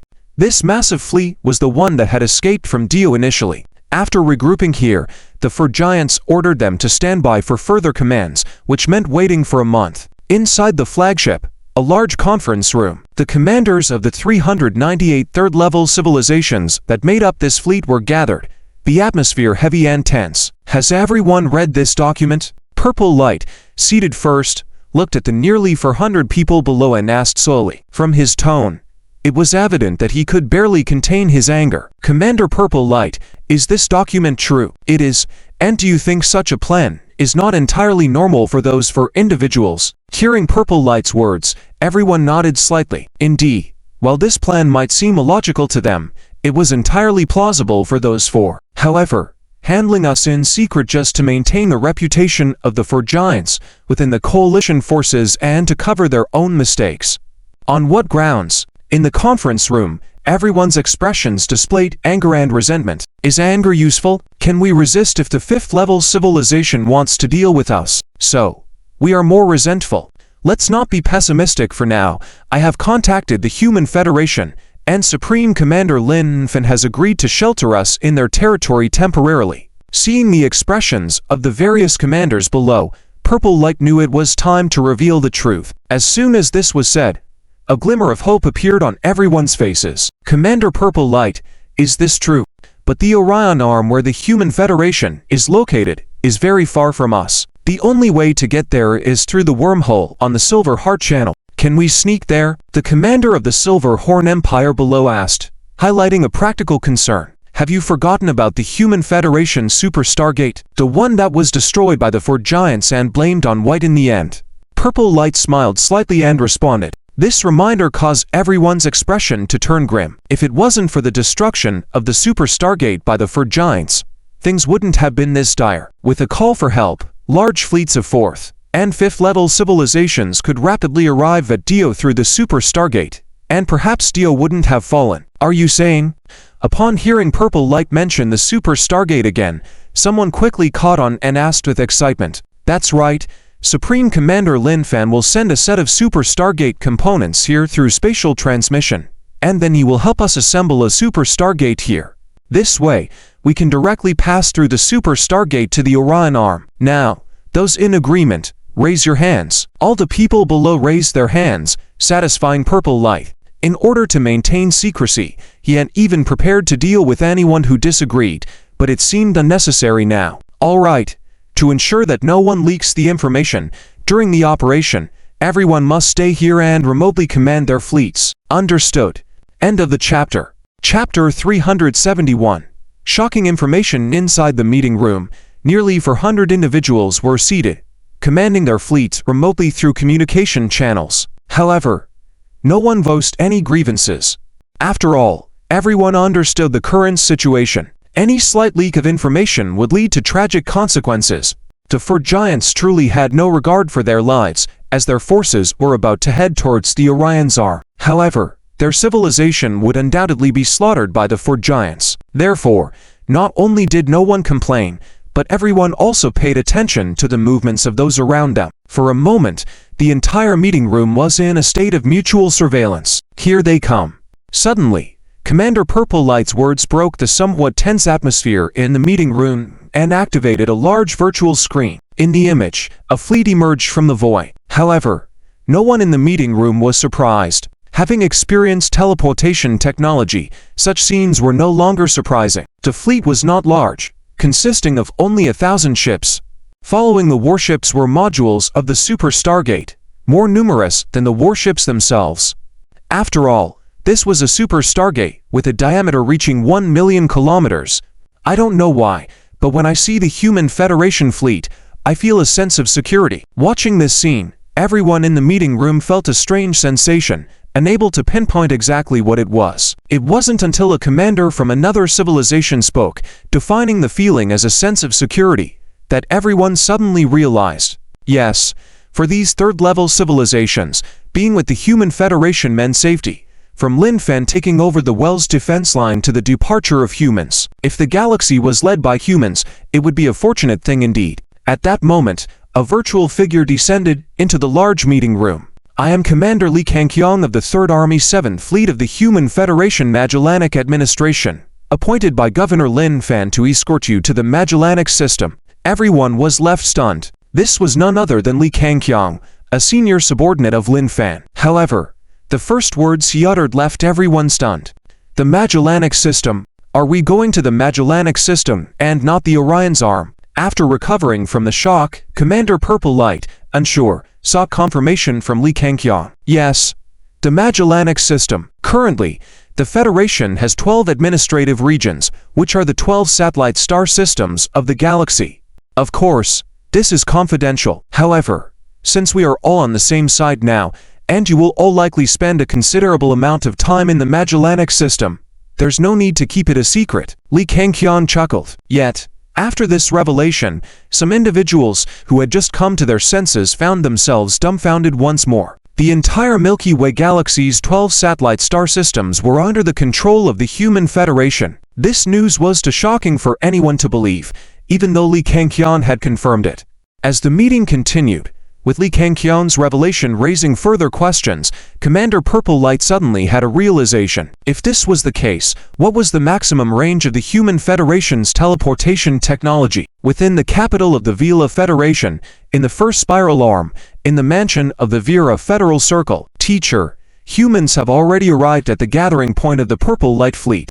I believe the evacuation operation will begin soon." "Well, I apologize for involving you in this matter. You and I have no way out once this is done. Once we rescue these people, they won't remain hidden forever. Soon, the moment of exposing the conspiracy will come, and even Velto, no matter how foolish, will realize that West has betrayed him. It's okay, teacher. We all understand that if the Vera Federation does not change, it has no future. Now that you have taken a stand, we have a backbone." Your two disciples are also pleased. How are Randy and Wok? Randy and Wok, two of the 5 major generals currently serving in the Vila Federation apart from Belt's 3 disciples, were crucial players in Belt's plan. If they could be captured, Belt could overthrow Velto's rule at minimal cost. If not, it would come at a significant price.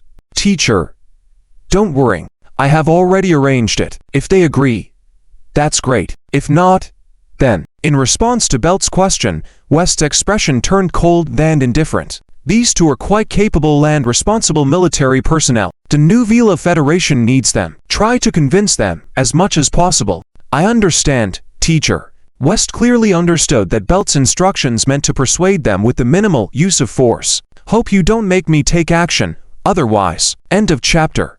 Chapter 370. To which side do you stand on? The first main spiral arm of the Milky Way, the headquarters of the Vels defense line. Two warships that are obviously not standard Vera Federation models are docked in the void, each surrounded by tens of thousands of warships escorting them.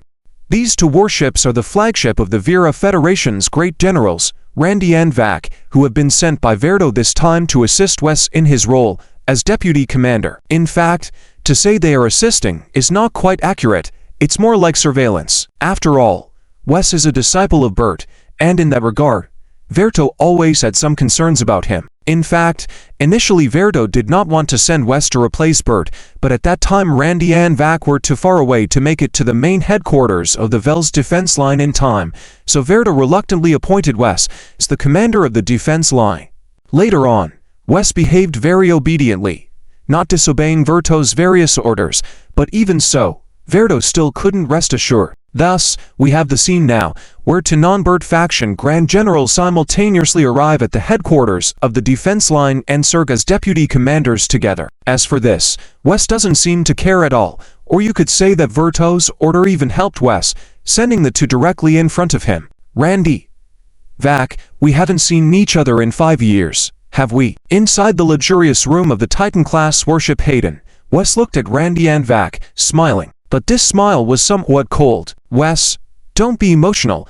It's normal for the leader to have concerns about you because of Bert's situation. We won't interfere with you. Just let the leader rest assured. Randy looked at Wes's expression and thought that he was displeased because Verto sent the two of them to monitor, so he immediately spoke out to appease him. In fact, on the way here, Randy and Vac had already settled things, and after arriving at the Vels defense line, they would not interfere with Wes, just going through the motions to reassure the leader. After all, Wes's military talent is there, no worse than the two of them, and even stronger in some ways. How do you evaluate the current leader of our federation? Ignoring what Randy said, Wes changed the subject and asked. This question, however, made the two of them have a bad feeling. How to evaluate the leader? Why did Wes suddenly ask this question? What, as soldiers, you don't even have the courage to speak your minds? Have you become so cowardly? Seeing that the two of them remained silent for a long time, Wes suddenly shouted loudly. Wes, what do you want to do? Watching Wes suddenly lose his temper, Vac asked. What do I want to do? In a larger sense, I want to do my best to save the galaxy. In a smaller sense, I don't want the Vera civilization to perish. What does this mean? Listening to Wes's words, both Randy and Vac were confused. After all, apart from those involved, Verto wouldn't go around talking about dark things casually. It was normal for Randy and Vac not to know. Are you curious why Verto put my teacher on the military corps, only saying he disobeyed orders and refused to execute them, but always refused to disclose the orders he originally issued on the grounds of military secrets? While lightly tapping on the table, Verto asked. After listening, the two nodded. This was indeed very strange. So far, neither of them knew what order Bert had violated to be dismissed.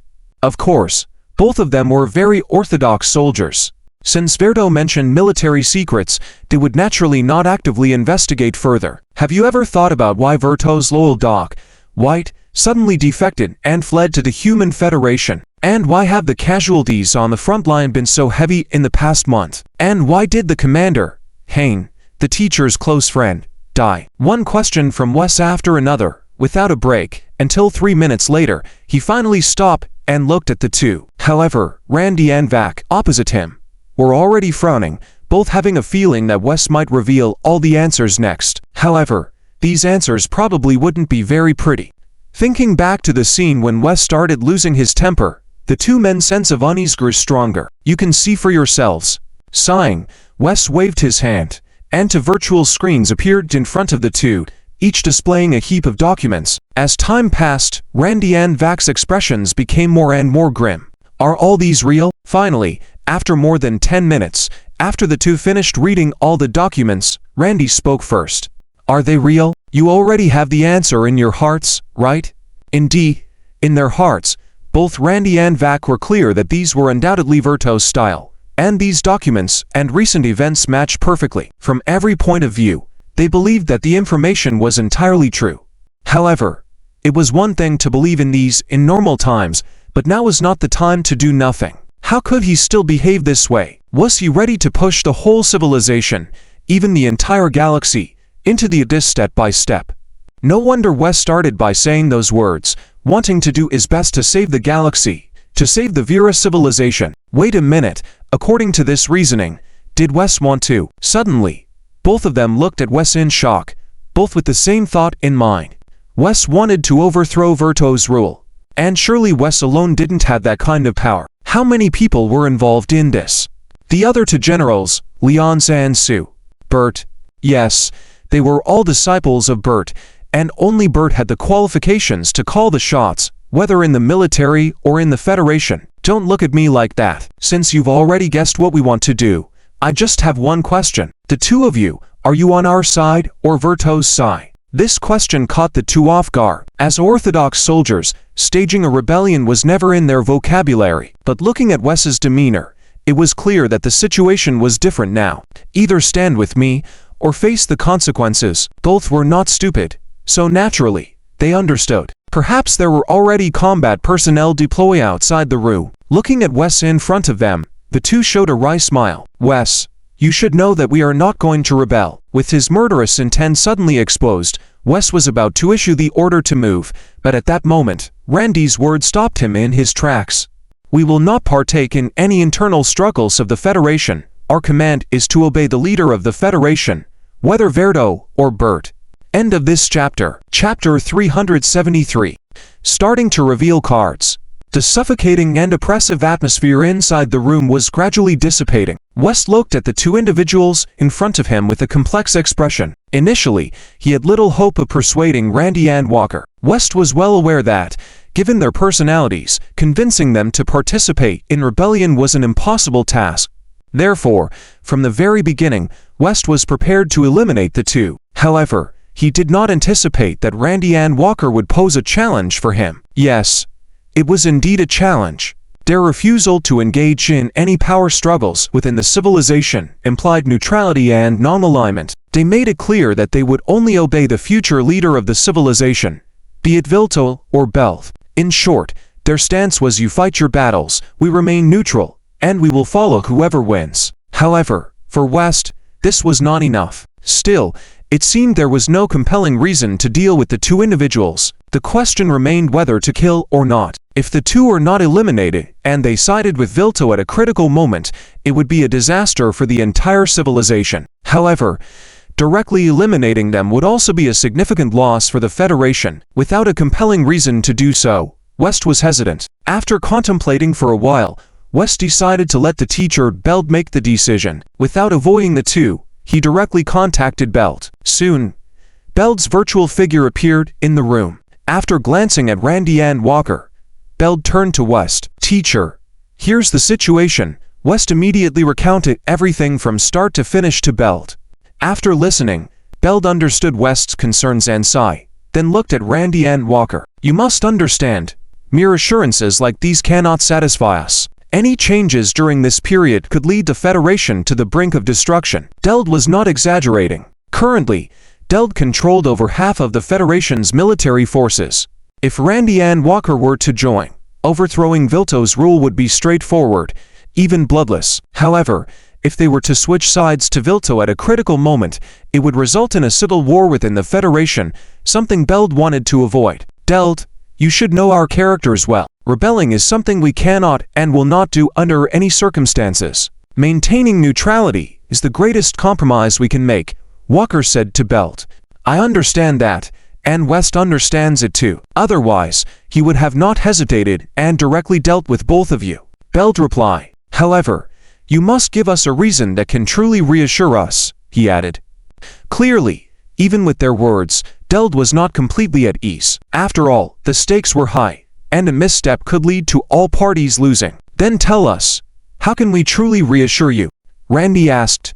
It's simple. You both will remain on the Hayden ship for the next 3 months, Deld said slowly, his eyes fixed on the two. Without needing further clarification, Randy and Walker understood the implication. Until all matters were settled, they would be confined on Deld's ship. After a brief exchange of glances, they nodded in agreement. All right, let's do it this way. The rest will be up to you, West, Randy said. Yes, teacher, Walker added. My apologies, both of you. I will personally apologize to you once everything settles, West said after the communication ended. With Deld's disappearance, West looked at Randy and Walker, saying, I hope that after you succeed, you can truly lead the Federation to greatness once again, and not become the second Vilto. Randy responded, Vilto has yet to realize that the two he sent to monitor West have been confined, and voluntarily at that. 1 month quickly passed. After clearing all evidence, the 4 leaders jointly issued a report on the frontline defeat. The content of the report echoed their prior discussions and shifted blame cleanly. It praised the heroic deeds of the 400-plus civilizations. 398 ultimately escaped during the battle and subsequent skirmishes, portraying a positive image. The detailed disclosure left no room for criticism. Even if one tried to nitpick, there was no evidence to support it, as the defending forces in Dio had been completely eliminated. Subsequently, the 400-plus civilizations present in Dio received generous rewards, garnering praise. However, Vilto's focus on the Alliance had blinded him as rumors and evidence began surfacing within the Vila Federation. Initially dismissed as mere gossip, when evidence escalated into accusations, the situation reached a breaking point. Enraged by the unfolding events, Vilto failed to hold sway in the face of mounting allegations. The military, led by West and 2 other generals, demanded explanations from Vilto, especially regarding Deld's dismissal for insubordination. As Vilto felt the pressure from the military, William made a foolish move, escalating the situation further by confronting Deld directly, surrounded by armed individuals outside the command center. The chapter ends with William provocatively asking Deld if he has any last words. Chapter 374. The escapade of Valefor. Valefor only gave William 3 days to solve the situation. However, although William was very qualified as a henchman in terms of his abilities, even picking anyone at random from the entire intelligence department would be better than him. This made William extremely worried. How could he possibly do it in 3 days? The whole night passed. William couldn't come up with a good solution, until morning. Suddenly a light bulb flashed in his mind. He had an idea. His archenemy, Bert. Yes, it's Bert. Seizing this opportunity, directly take out Bert, then fabricate some evidence, saying that these false rumors were spread by Bert out of dissatisfaction for being dismissed. And Bert's death, of course, was due to arrest and armed resistance, ultimately shot during the conflict. Perfect. In the office, William got rid of the despair from before, immediately gathered his close followers, and with great momentum, headed towards the mansion where Bert was. And that's how the scene unfolded before us. Bert, do you have any last words? William, I know we've had our differences, but framing me like this, isn't it too obvious? Do you really think everyone is blind? Bert, surrounded by 30-plus armed men, showed no signs of panic, directly rebuked. You don't have to worry about that. Once you're dead, I will naturally find a way to pin all the blame on you. With a smug look on his face, William continued, but before we get started, can you answer a question for me? Looking at William in front of him, and the 30-plus guns aimed at him, Bert remained calm. Go ahead. I'll make your death a bit more meaningful. That can be considered my mercy for you. Is this an order from Valefor's leader? Yes, it could be said so. Lord Valefor has long wanted to get rid of you, an ignorant fellow. Now with such a good opportunity, I naturally want to do him a favor. William couldn't admit he only resorted to killing Bert because he couldn't find another way. After all, he had to keep face in front of his many followers, right? However, little did he know that behind Bert, the outside wall of the leader's mansion had numerous hidden surveillance devices, broadcasting the whole scene in real time to every planet in the Federation. At this moment, all Federation citizens who witnessed the scene were shocked. Such blatant treachery, such audacity.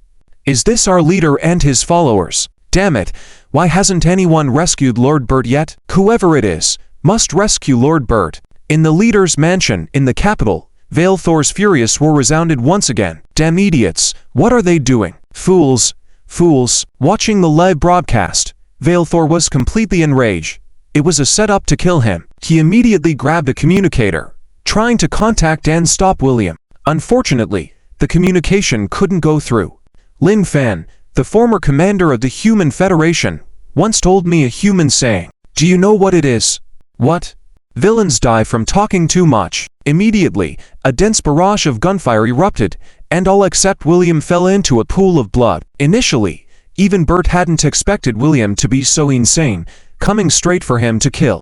Despite realizing something was wrong, he immediately contacted his military contacts for rescue. But a teleportation wasn't an option. It would take time for help to arrive. And William, the fool, was too complacent, taking his time and chatting with Bert.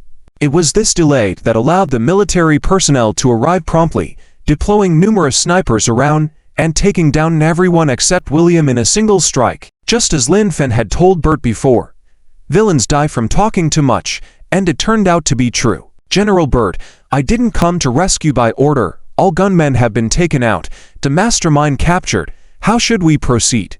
After the snipers took out all gunmen, a large number of Marines in combat gear quickly rushed forward and pinned William to the ground. Among them, a commander in different colored combat gear, obviously the leader, walked up to Bert, saluted, and asked after, "Shall we take him back to the military headquarters first?" Yes, General Bert. The entire Federation, every planet, erupted into cheers at the scene. After the celebrations, it quickly turned into immense anger towards Vale Thor. Yes, such a person was simply unworthy of being our Federation's leader. He must step down.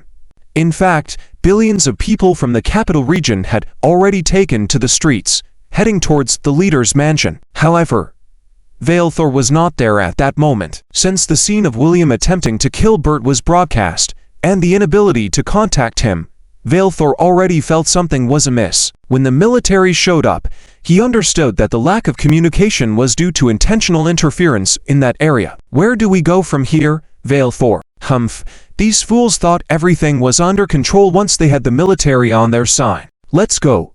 Immediately to Giltert. Yes, leader. Following Bill's command, the entire fleet activated the jump engines and vanished into the void. Giltert, a star system that wasn't on the star map.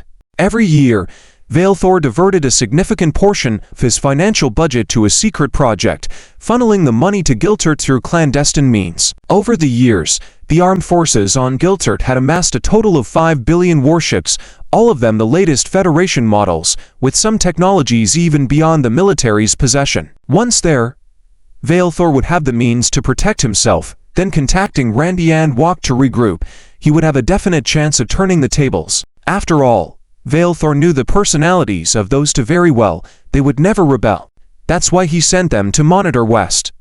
Little did he know, those key figures had temporarily lost their freedom. End of chapter. Chapter 375. Today of universal acclaim. The entire galaxy, all civilizations are in shock. Tavira Federation, one of the 4 major level 5 civilizations, had its leader accused of multiple crimes, went missing, and his whereabouts were unknown. How did Verto escape?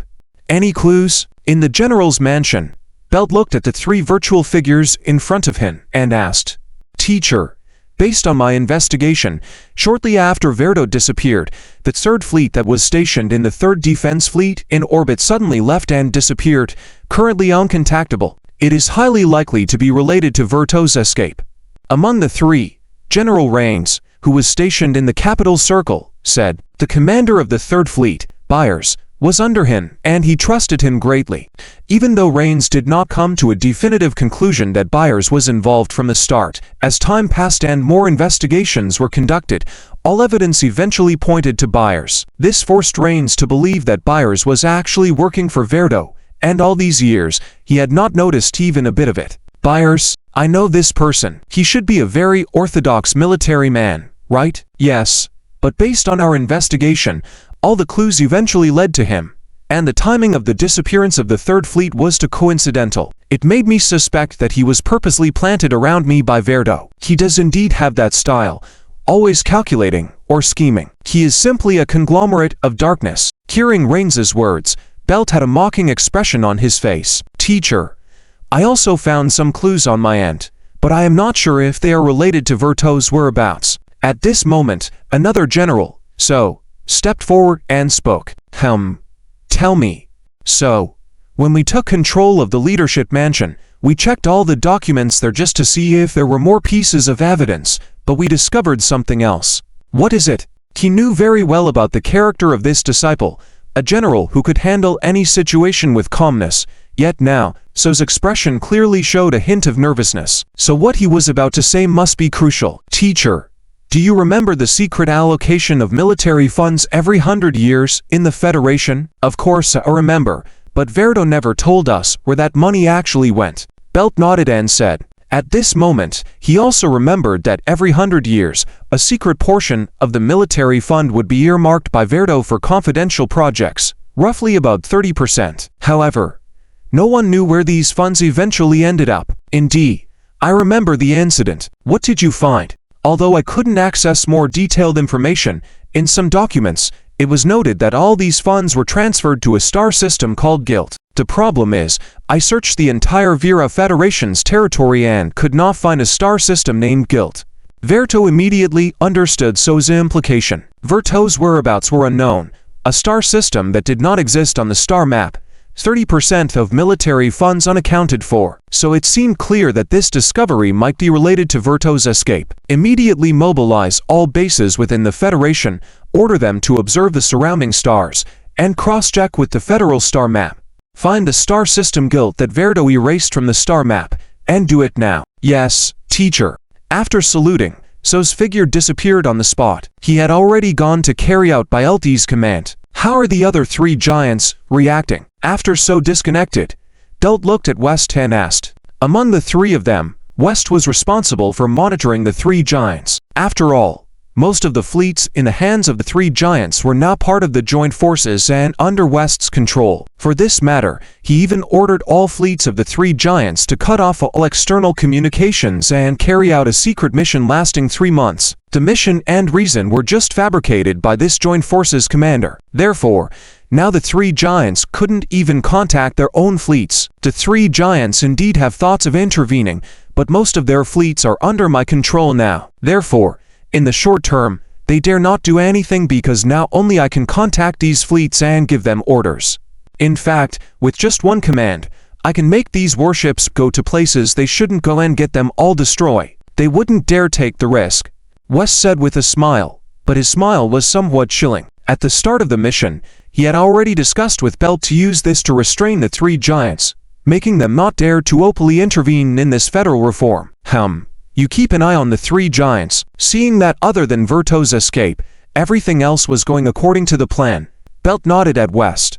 Teacher, when you step forward and take charge of the Federation, are we still going to follow the original plan? Yes. The plan remains the same. Most of the Federation's top leaders have already been taken down and detained by us. Without anyone overseeing the situation, the entire Federation will fall into chaos. Belt pondered slightly before speaking up. He had considered delaying the original plan until after capturing Verto. However, there might be an unknown amount of time needed for that, and the Federation couldn't afford to wait any longer at this moment. He needed to quickly grasp control of the Federation's central management and oversee the whole situation. Understood. We'll begin our actions tomorrow and aim to complete the entire plan within 10 days. Yes. Thank you all for your hard work. The next day, what started as a small discussion among some Federation citizens soon turned into a nationwide buzz within just a few days, orchestrated by some influential individuals. Verto, the heavily accused criminal, was now on the run, whereabouts unknown. However, the Federation couldn't go leaderless for too long. So who is the suitable next Federation leader? The whole nation engaged in heated discussions, and numerous candidates emerged. Of course, these candidates were intentionally manipulated and released by West and others around them. Besides Belt, there were more than 30 candidates carefully selected, all highly capable and prestigious within the Federation. However, compared to Belt, they fell slightly short in terms of capability and prestige. With public discussions stirring around these candidates, the call for Belt to become the leader quickly filled every administrative star in the Federation. At this point, Belt had become the center of attention, on the path to the leadership throne without any obstacles. End of this chapter. Chapter 376. 7 days had passed since the last meeting of the four with Giles, under the lamp. On this day, the military department issued a notice to the entire Federation. Given the escape of the former leader, Verto, after committing numerous crimes, the military department never interfered with the administrative aspect of the Federation. Therefore, a public referendum would be conducted to determine the next leader. The candidates for this election would be selected based on the will of the people, and the confirmed candidates so far were. In short, the military's stance was clear. They had no intention of seizing power or meddling in administrative matters. The next leader should be chosen by all citizens. All of the candidates for this election were individuals that had been widely discussed in recent days. When this notice was announced, and when everyone realized that all the candidates were the ones they had been discussing, they all praised the military with a thumbs up. The image of the military at that moment shone magnificently. While the deadline for the Federation's referendum was indeed rushed, with just 3 days to complete it, everyone understood the urgency. After all, every day of delay meant an additional day of chaos in the Federation, and only by quickly selecting a new leader could stability be restored. Soon, the 3 days passed, and the voting work across all administrative stars was finally completed through the efforts of many personnel working around the clock. The results were as expected, just as planned by Bert and the others. Among the 37 candidates, Bert directly obtained 87% of the votes, while the remaining 36 candidates combined only had 13% of the votes. When this result was announced, the entire Federation plunged into a sea of joy. After all, Bert's prestige was incredibly high. In the hearts of all the citizens, he was seen as an honest and selfless man.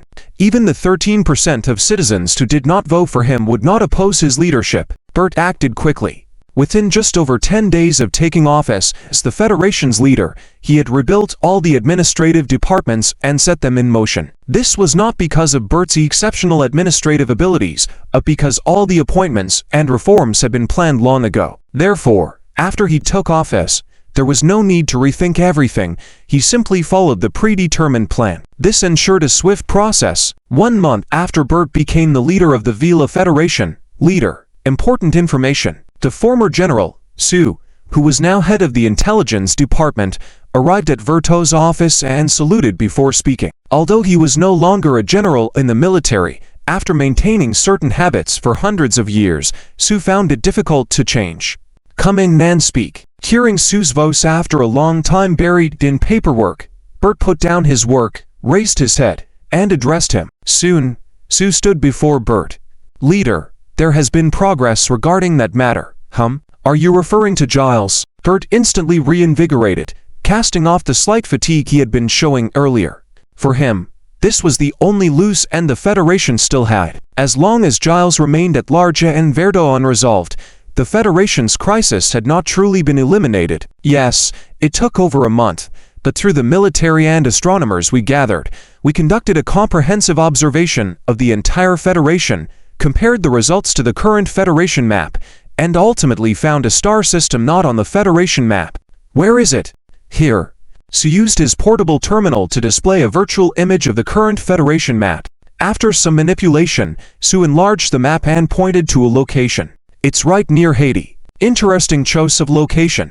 Upon seeing numerous blue dots on the image, Bert chuckled and commented. Despite the seeming coincidence, Bert then understood. After all, who would navigate through starless zones between stars? It was ludicrous. Everyone either used 4th-level civilization leap navigation or 3rd-level civilization star routes. It was unlikely that someone would stumble upon Giles in such a remote area. Has the reconnaissance ship been dispatched? It's already on its way. It should arrive in 30 minutes from the nearest military base. Good. Establish communication with the reconnaissance ship immediately. I want to see Giles's situation firsthand. Yes, leader. Soon. Within Bert's office, Sue established communication with the reconnaissance ship carrying out the mission and relayed the real-time image feed to Verto's office. Captain, we've reached the target location. Good. Disengage leap navigation and activate all scanning devices. Yes, Captain. 30 minutes later, as the captain's voice came through the feed, both Bert and Sue stood upright, eyes widened, gazing intently at the screen. 3 seconds later, the reconnaissance ship exited LEAP navigation, entering normal space. However, as the live feed sensed with Verto's office, both men displayed faces of disbelief. They saw countless warships with no visible boundaries to the fleet. What did this imply? It meant an enormous number of warships within Giles, numbering at least in the billions. These warships were unmistakably of the Vera Imperial style, yet slightly different from the standard military warships. After a few more seconds, the scan results showed that there were at least 5 billion warships within Giles. This news was far from welcome. 5 billion warships could easily plunge the entire Federation into chaos and bloodshed. Before the two could fully process the shocking revelation, an alarm sounded from the feed. Captain, the enemy has detected us. Numerous warship cannons have locked onto us and are charging.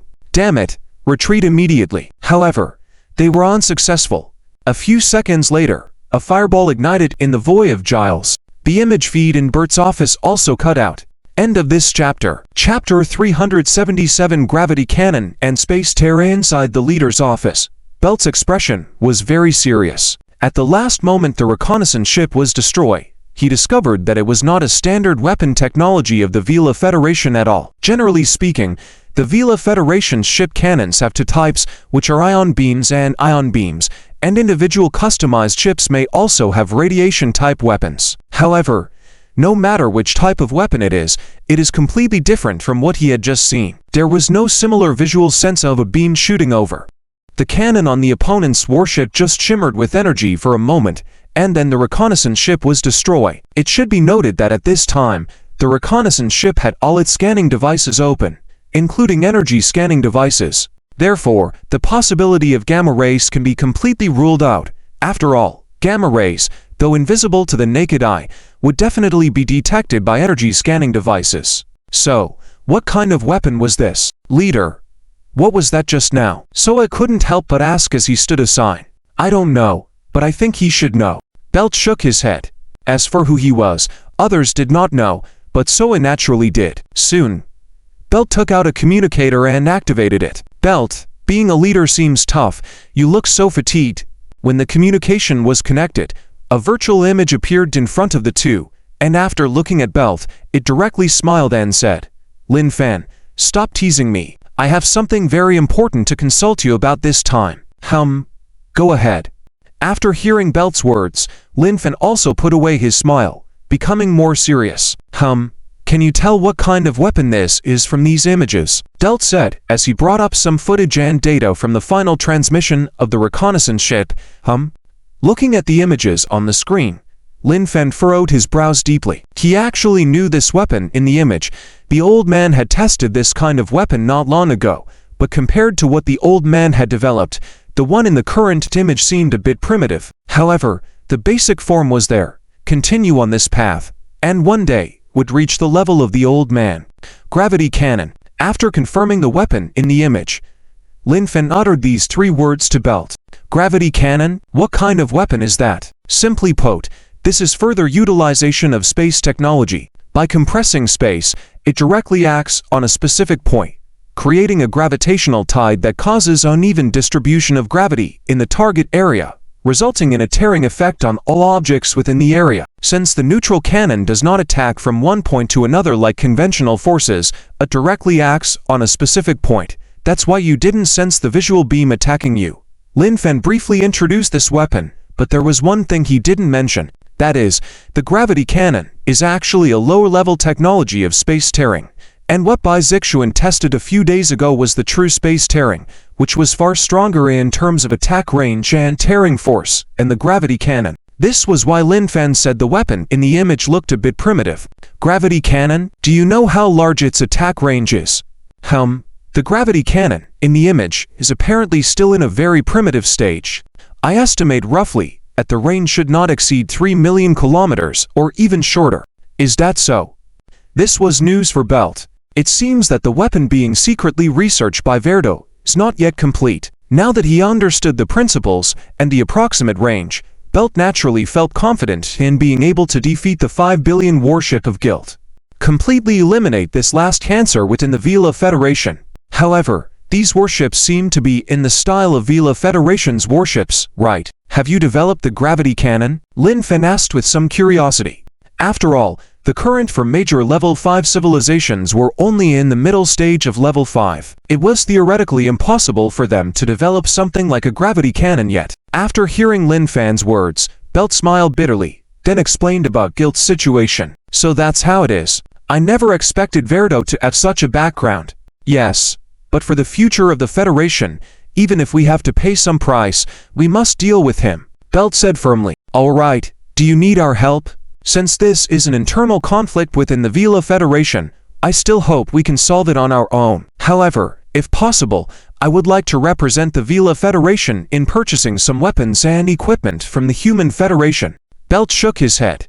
As he said, this was an internal matter of the Vela Federation. If other civilizations were to intervene, the whole situation would change. But Belt did not mean to reject all help from Lin Fan. He still wanted support in other aspects except for direct human intervention, such as some weapons from humans. I cannot make that decision, but I can convey your request to the president of the Federation for a decision by the top brass. All right, I would be very grateful if you could do that. Belt nodded. He understood that even though Lin Fan was a commander and the son of the president, he could not make unilateral decisions in such matters. In fact, from the moment Belt made this request, he did not expect Lin Fan to agree directly and was hoping Lin Fan could convey it on his behalf. Okay, that's it. I will give you an answer as soon as possible. Thanks. After exchanging pleasantries, the two ended the communication. Leader, what should we do next? Mobilize the fleet immediately, prepare for maximum military force, and besiege Guilt with full combat power. At the same time, immediately, at the nearest base implement comprehensive interception and blockade against Guilt to prevent him from escaping. Yes, a region not on the map of the Vela Federation, Guilt, located near Haiti. Inside a black war star in the void, Verdo had a very grim expression. He had been here for nearly a month, and during this time, he had been trying to contact Randy and Wok, but he had been unable to reach them at all. He then mobilized many of his subordinates hidden in the military and various departments to investigate why he couldn't contact the two. Now, the results finally came, and according to verification, General Randy and General Wok were being detained within the Vel's defense line. This made Verdo very uneasy. However, a bigger problem emerged. Guilt had been discovered. Although the defending troops were destroyed as soon as the reconnaissance ship arrived at Guilt, Verdo knew that the message had probably already been sent back. End of this chapter. Chapter 378. The Siege of Guilt Part 1. This is the situation. What do you think? Inside the Mercury Star warship, Lin Fan was communicating with Lin Zhen in his room. It's worth considering, but we need to carefully consider what to sell to them. We must ensure that they can't crack it and can't use it to threaten us in return. It's simple. Give them a few zero-point energy cores. We just need to leave a backdoor. As for the technology, they won't be able to crack it. After a brief thought, Lin Fan said directly, zero-point particles do not exist in this dimension at all, so no matter how the Vela Federation tries to analyze it, they won't be able to crack the technology to obtain zero-point particles. After all, even when humans accidentally obtain zero-point particles in the first place, the key now is to prevent the other party from using zero-point energy to threaten humanity in return. There's nothing more to say about this. Just leave a backdoor. Humanity has done this kind of thing more than once. It can be considered routine. Although it's just a few zero-point energy crystals, don't underestimate their significance. With these, the Vela Federation can completely eliminate the flaws of the Titan-class battleship and make it a truly powerful warship.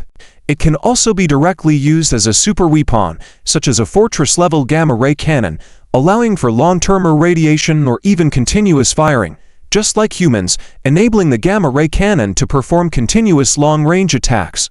There are many other possibilities as well. In short, with a few zero-point energy crystals, it's enough to give Bart a crushing advantage over Verdo. After all, the Vela Federation led by Bart is crucial for humanity's future plans. And precisely because of this, Lin Zhen and Lin Fan don't mind helping him out once, even supplying him with some items to make his path smoother. The next day, Lin Fan re-established communication with Bart. Bart, I've conveyed the request you made yesterday to the higher-ups. After an all-night meeting, a decision has been made. The Human Federation has agreed to sell a batch of zero-point energy to the Vila Federation. Standing in front of Bart, Lin Fen said directly, "Zero-point energy? What is that?" Bart expressed that he had no idea what zero-point energy was. After all, humans had never disclosed the technology they used to the outside world, so it was normal for Bart to not understand. Well, zero-point energy is the core energy source of the Gong Gong Titan-class battleship and Super Stargate. Compared to the mainstream energy sources of the four major civilizations, it's thousands of times more powerful. Do you understand now? Are you saying? Bart was taken aback.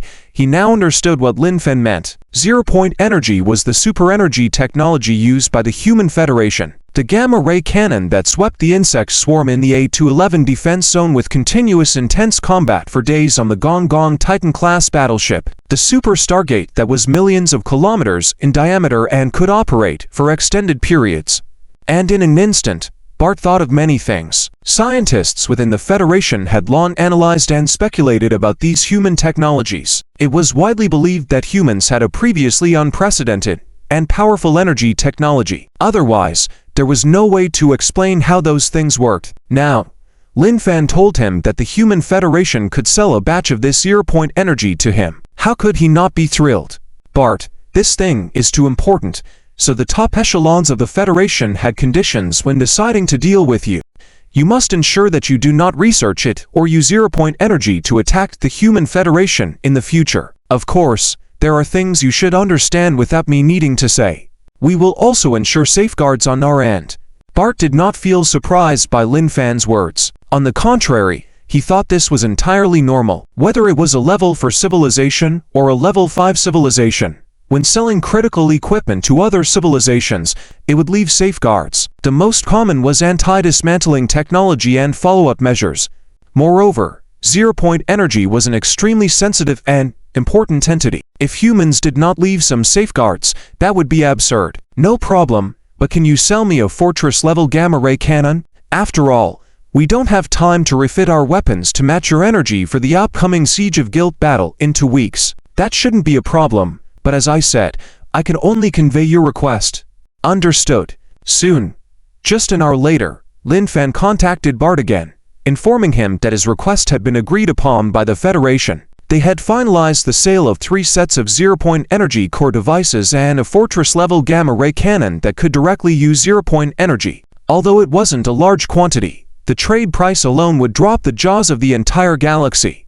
Since the Human Federation didn't need the Vila Federation's currency, after negotiations, the Vila Federation decided to offset the payment by providing warships for construction. These warships would be built strictly according to human-provided blueprints. Of course, this was only the shell of a warship, and all internal equipment and external weapons would not fall within the Vila Federation's responsibility. The Vila Federation was purely responsible for manufacturing the hulls of the warships according to the drones, then transporting these hulls to the Human Federation, leaving the final assembly work to humans. The quantity of this subcontracting was quite staggering, a full 10 billion warships.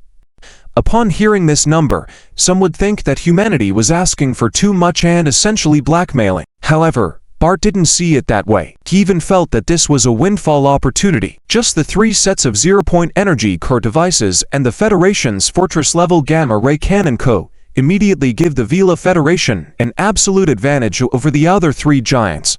Not to mention the 50 billion warships hiding in Verto all day. 2 weeks passed quickly. At this moment, Renz had led 20 billion warships, surrounding Guilt from all directions, and the Titan-class battleship Nox that was driven away by White when he defected had been returned to Bart by Lin Fen long ago. Now it had changed owners and become Ren's exclusive Rai. General Renz, all fleets have arrived at their designated positions and are ready for battle. Good. Send a surrender message to Guilt. Yes, General. Immediately, a message was sent into Guilt through the public channel. End of this chapter. Chapter 379 Guilt Siege Battle Part 2. In the past half-month, Verto has been in a state of extreme anxiety. First, news came that Randy and Wok were detained by West. Then the existence of Guilt was discovered. And finally, When Verto wanted to retreat, he found out that the entire guild had been covered within the interference range of the leap obstacle device. With this, Verto's only option was to engage in a decisive battle under siege between guild and belt. Although he only had 5 billion warships, Verto believed that he still had a chance of winning. After all, guild almost gathered the majority of the Federation's top scientists, brought here through various means over hundreds of years. In addition to diverting 3/10 of the Federation's military funds each year, guild had sufficient funds for various research projects. Therefore, in terms of technological level, guild was almost a whole generation ahead compared to the Federation. Leader, we have received a message from General Lanes requesting our immediate surrender. Dills came to Verto and reported. However, Verto did not speak, just snorted coldly, showing disdain. Surrender? Not an option. It is important to note that the entire guild, whether it be the captive scientists or the soldiers in the fleet, all had been brainwashed by taboo technology, referring to the technologies prohibited by the 4 major 5th-level civilizations. Once discovered, these civilizations would completely destroy their culture. Surrender would simply not be heeded by anyone. Dills, I entrust you with the command of all fleets. You have full authority to lead them. Yes, leader. At the same time, outside guild. Any response? We have not received any response, General Lanes. How is that possible? Verto was now in a dead end, and in order to ensure that everyone in guild received the message, he deliberately used the public channel for transmission. Lanes did not believe that with 50 billion warships and trillions of soldiers, there wasn't a single person surrendering, all willing to follow Verto to their deaths. Unless, Lanes suddenly realized something, his face turning unsightly. Verto, how dare you commit such unforgivable actions? Absolutely intolerable. Order the fleet to begin the attack according to the planned operation. Lanes had figured out why no one had responded to his message. Likewise, he understood that continuing to wait was a futile act, immediately turning to his deputy to give orders. Yes, General Lanes. The next moment, all fleets surrounding guild began to move from all directions towards the star system. The entire encirclement was set up about 1 astronomical unit outside guild, not far away.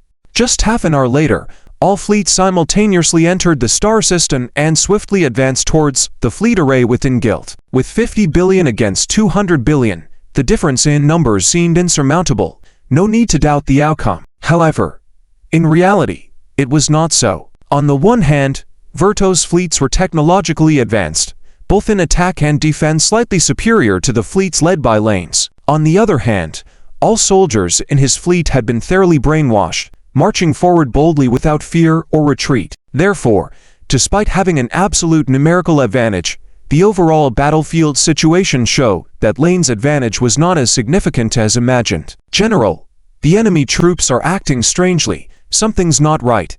Yes, I know. I was only suspicious before. But now I can confirm that Verto's fleets have all been brainwashed. What? How dare he do such a thing? It's not just a few people. There must be at least 10 trillion. So, today we must destroy Verto here. Continuing to allow his actions would be like a ticking time bomb for the Federation. Lane said coldly. The current battle situation was indeed somewhat dire. The attack methods used by Lane still carried physical weaponry with small space barriers. For space shields, the effect of energy weapons was nearly null unless you had an absolute quantity like the insect race. Verto's fleet, on the other hand, had gravity guns in addition to the conventional physical projectiles against space shields. Although the gravity gun had several shortcomings: short range, long firing interval, and due to its large size, only one was mounted on each warship's bow. Lanes had made adequate preparations against the gravity gun at the start of the war, keeping the fleet at a distance to avoid battles within 3 million kilometers. However, it was apparent that the strategy hadn't been quite effective. After all, facing each other directly, Verto's side could charge at full speed, closing the distance. On Lane's side, warships could only reverse through auxiliary engines, limiting their speed to over 40,000 kilometers per second at most, as they weren't the main engines. Thus, a strange scene unfolded on the battlefield, with the smaller force constantly attacking, and the larger force continuously retreating and engaging in side battles. When the distance closed to within 300 kilometers, it was the gravity gun's time to shine, often destroying several warships with a single shot, rendering space shields useless. Fortunately, Lane's fleet had 4 times as many ships as Vertos, and Lanes himself was an experienced commander. When Vertos' fleet assaulted a certain front, Lanes wouldn't just move the entire formation back, but would shift the targeted fleet for assault, while other surrounding fleets cooperated to encircle the assaulting fleet from all directions. Therefore, although Vertos' fleet caused heavy casualties among Lane's fleet due to the gravity gun, they also came under attack from various angles, so no side had a significant advantage. However, based on the number of ships lost in battle, Lane's side suffered significantly more losses, almost at a 2-to-1 ratio. After all, the gravity gun was somewhat of a foul play for the current Vela Federation. This can't go on. Even if we manage to ultimately annihilate Vertos' fleets, our losses will reach an unacceptable level. Lanes, watching the tactical panel where his own fleet had lost over 5 billion warships, was no longer willing to continue like this. Immediately activate the Gamma Ray Cannon module, prepare for launch and turn the situation around completely. Yes, General Lanes. End of this chapter. Chapter 380 Guilt Wiping Out Battle Part to Gamma Radiation Cannon Module has been deployed, initiating energy transfer to the Gamma Radiation Cannon. 0-point energy transmission stable in the belly of the Noxus, a massive device, unfolding, which is the Fortress-grade Gamma Radiation Cannon belt purchased from the Human Federation. Apart from fortresses, only Titan-class battleships like the Noxus can barely accommodate it. General Lyons, the Gamma Radiation Cannon is ready for launch. Has the Strafing Path Command Group been planned? It has been planned. Alright, commence a 60-second countdown for launch. Simultaneously transmit the radiation path to all fleets and have all fleets on the path retreat. Yes. Instantly, the information was relayed to every battleship, and a large number of ships began evasive maneuvers, rapidly retreating from the strafing path. At the same time, another Titan-class battleship, named the Spro, was also preparing for action. This ship was secretly constructed by Verto in Guilt and served as the flagship of his private army. Watching a scene in the tactical image, Dels furrowed his brows. The Noxus now was completely devoid of escort ships, while approximately 10 million kilometers away were not only Bells on the Lapsus, but also a large number of Vertos fleets. What was going on here? Were they trying to repeat the ancient battle tactics, where an army surrounded the enemy general? Bells was full of questions, completely unable to understand Lyon's purpose in doing this. However, this was actually a good opportunity. Should he dispatch a fleet for a swift assault to directly take out Lyon's flagship? Commander, abnormal levels of energy are detected gathering on the enemy flagship. The readings have exceeded our maximum limit. Just as Bells was planning out his fleet movements for an assault, his adjutant reported loudly beside him. Abnormal levels of energy gathering. Exceeding the measuring limit? Could it be? Quickly, observe the Noxus immediately and display the image. Yes, Commander. Soon, an image appeared on the bridge, showing a clear view of the Noxus, the Titan-class battleship. Dels immediately noticed the enormous device unfolding in its belly and his eyes widened. This was not good. Designate the area around the enemy flagship as a danger zone where no friendly ships are present. Command all ships in the danger zone to evacuate immediately. Yes, Commander. Dels was not unfamiliar with that device. The imagery of the Fortress-grade Gamma Radiation Cannon, used in the A-11 zone by humans in the past, was widely known, and this current device was identical to that human one. Damn it!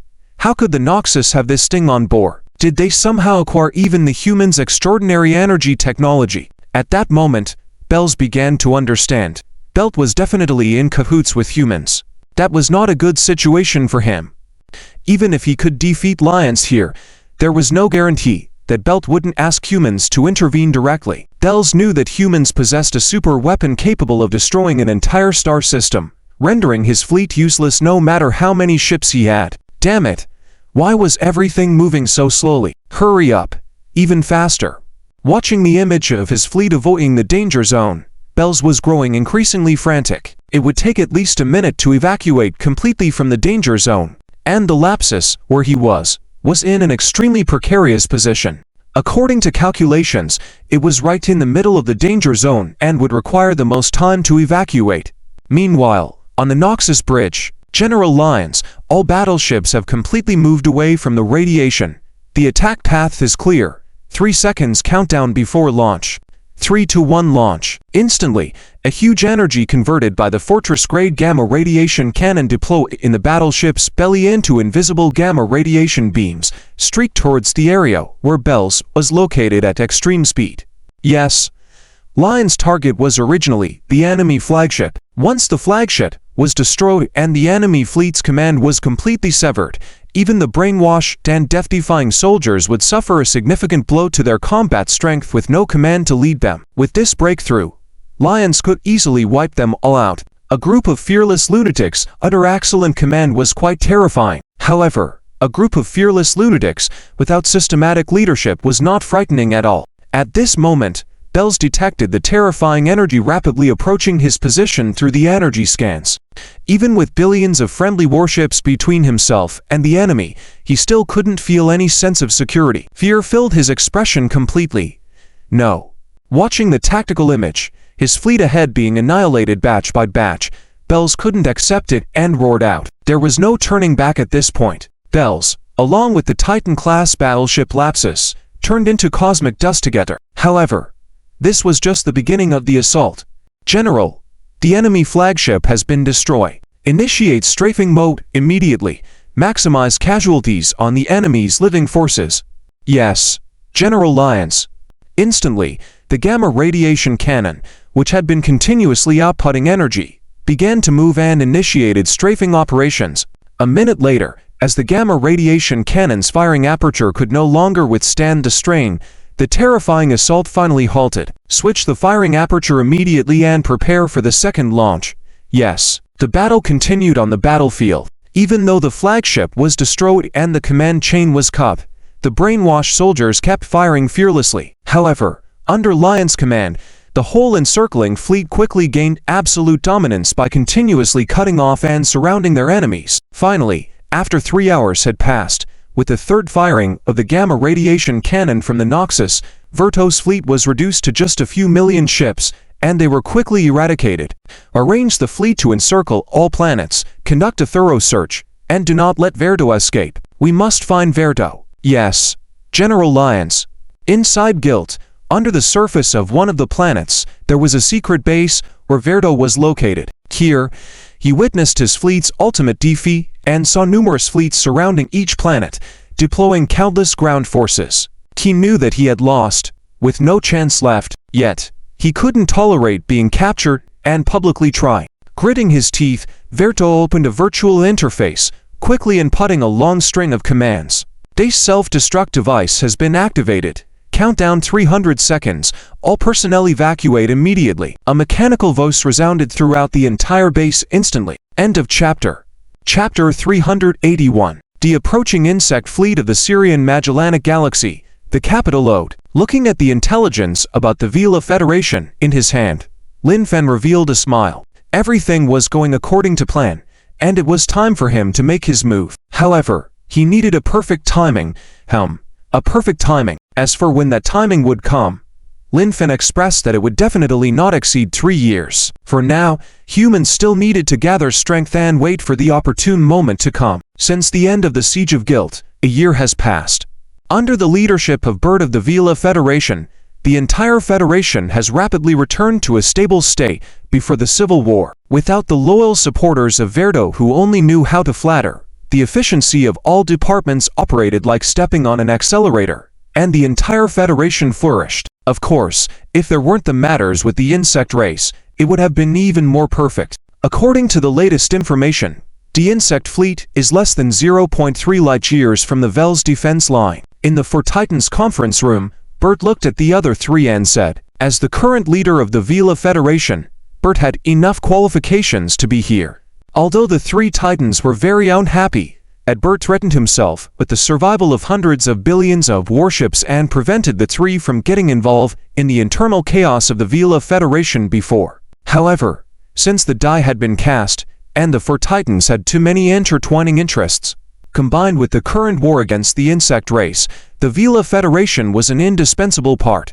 Therefore, not long after, the three publicly voiced their congratulations to Bert for becoming the new leader of the Vila Federation. How come it's so fast? Wasn't there a large number of jumped interference devices laid in front of the Vels defense line? covering a range of 5 light-years. Hearing the latest information brought by Bert, Sis frowned and asked. He was very puzzled as to how the insect race had arrived less than half a light-year from the Vel's defense line, and a little over a year with a jump interference area of 5 light-years deep. This was simply impossible. They couldn't teleport like humans do. The other two also looked at Bert with the same expression of confusion, waiting for his answer. Regarding this, we dispatched a large number of reconnaissance and scientific research ships to conduct detailed investigations, and finally reached a conclusion. It seems that there is a new type of insect among the insect race that can resist the interference of our jump interference devices to a certain extent, greatly reducing our interference range to only 30% of the original distance. In other words, according to our arrangement, in order to fully cover the area in front of the defense line, the distance between every two jump interference devices was 0.9 light-years. Now, with the interference of this new insect, a stable space zone of about 0.3 light-years will appear between every two jump interference devices. Bert detailed the information he had gathered. In fact, contrary to what Bert said, it wasn't a new insect in the insect race but a 4th-level king worm. Helm, as a 4th-level king worm, it was definitely much stronger than a 5th-level king worm. One of its most significant abilities was its ability to counter the jump interference, which could greatly suppress the effectiveness of jump interference devices within a certain range. No. In that case, can't the insect race just jump to our defense line and engage in direct combat? After Bert finished speaking, Moros was the first to speak up anxiously. If the insect race could jump directly to the defense line, what was the point of anything else? Remember, the distance is everything in the battle against the insect race. Don't worry about this. West has already deployed a jump interference device in every defensive zone, meaning the insect race cannot jump directly onto our defense line. They still need to advance at sublight speed for the last 0.3 light-years. And based on the speed of the insect race warships, it is estimated that the great battle on the Vel's defense line will break out in a year. Bert immediately corrected Moros' misunderstanding, and at the same time, relieved the tension from the three. As long as the insect race wasn't up close and personal, then the battle could continue. You guys are relaxing too early. According to the information compiled by our reconnaissance ship at the end, the number of insect fleet attacking the Vel's defense line this time may reach a terrifying 1,000 trillion. Do you understand what that means? Looking at the faces of the three, Bert was almost breathless. The real problem wasn't about the quantity. The issue with the insect race had always been, and still was, their numbers, so vast that it could make you despair. The three simultaneously took a deep breath. They were aware of the combat power of the insect race warships, which had basically reached the strength of the warships in the midterm of the 4th-level civilization. Moreover, each warship carried a large number of insect warrior. The key point was the 1,000 trillion warships. This was no joke. If all the 3rd-level civilizations in the entire galaxy came together, the current joint military force would only barely reach a scale of 20 trillion. And within these 20 trillion warships, at least 19 trillion were warships of 3rd-level civilizations. They were outnumbered, outmatched in terms of quality. How could they fight this battle? Therefore, I suggest inviting the Human Federation to join the defense battle on the Vel's defense line this time. Finally, Bert expressed his thoughts. However, upon hearing this, the expressions of the other three instantly changed. No. Absolutely not. Even if the Vel's defense line falls, we can still defend through the Silver Heart Channel. It is very narrow, and we are not afraid of engaging in a long-term battle with the insect race. Right? Even if the Vel's defense line fails, we still have the Silver Heart Channel to hold on for a long time, but once you release humans to the Orion Arm, it won't be so easy to get rid of them then. Bert, I know you have a good relationship with Lin Fan, but you cannot betray the core interests of us for Titans at this critical moment. It was hopeless, completely hopeless. Looking at the reactions of the three, Bert shook his head, thinking so in his mind. At this point, the three old men were still only concerned about their status as giants in the galaxy, paying no attention to whether their actions might lead to the total collapse of the galaxy. Three bastards. All right, Bert. There's no need to mention this matter again. Even if the Vel's defense line falls, Even if the first main arm fails, we the three will still open up a part of the region to accommodate the various civilizations of your Vela Alliance. But releasing humans to the Orion arm is absolutely not possible. Looking at Bert's unpleasing expression, Sis immediately spoke up and made a series of assurances. However, to Bert, these words sounded ridiculous. What do you mean you will or will not release humans to the Orion arm? Can you really stop them with your strength? However, he didn't say anything more now. Lin Fen had his own plan, and he knew it. He had done his best already. Since these three old men were so stubborn, he would just watch Lin Fen's performance. However, when that time came, what awaited their three civilizations might not be a good outcome. End of this chapter. Chapter 382. The Great Battle of the Verse Defense Line Part 1. Federal History of 107 Years.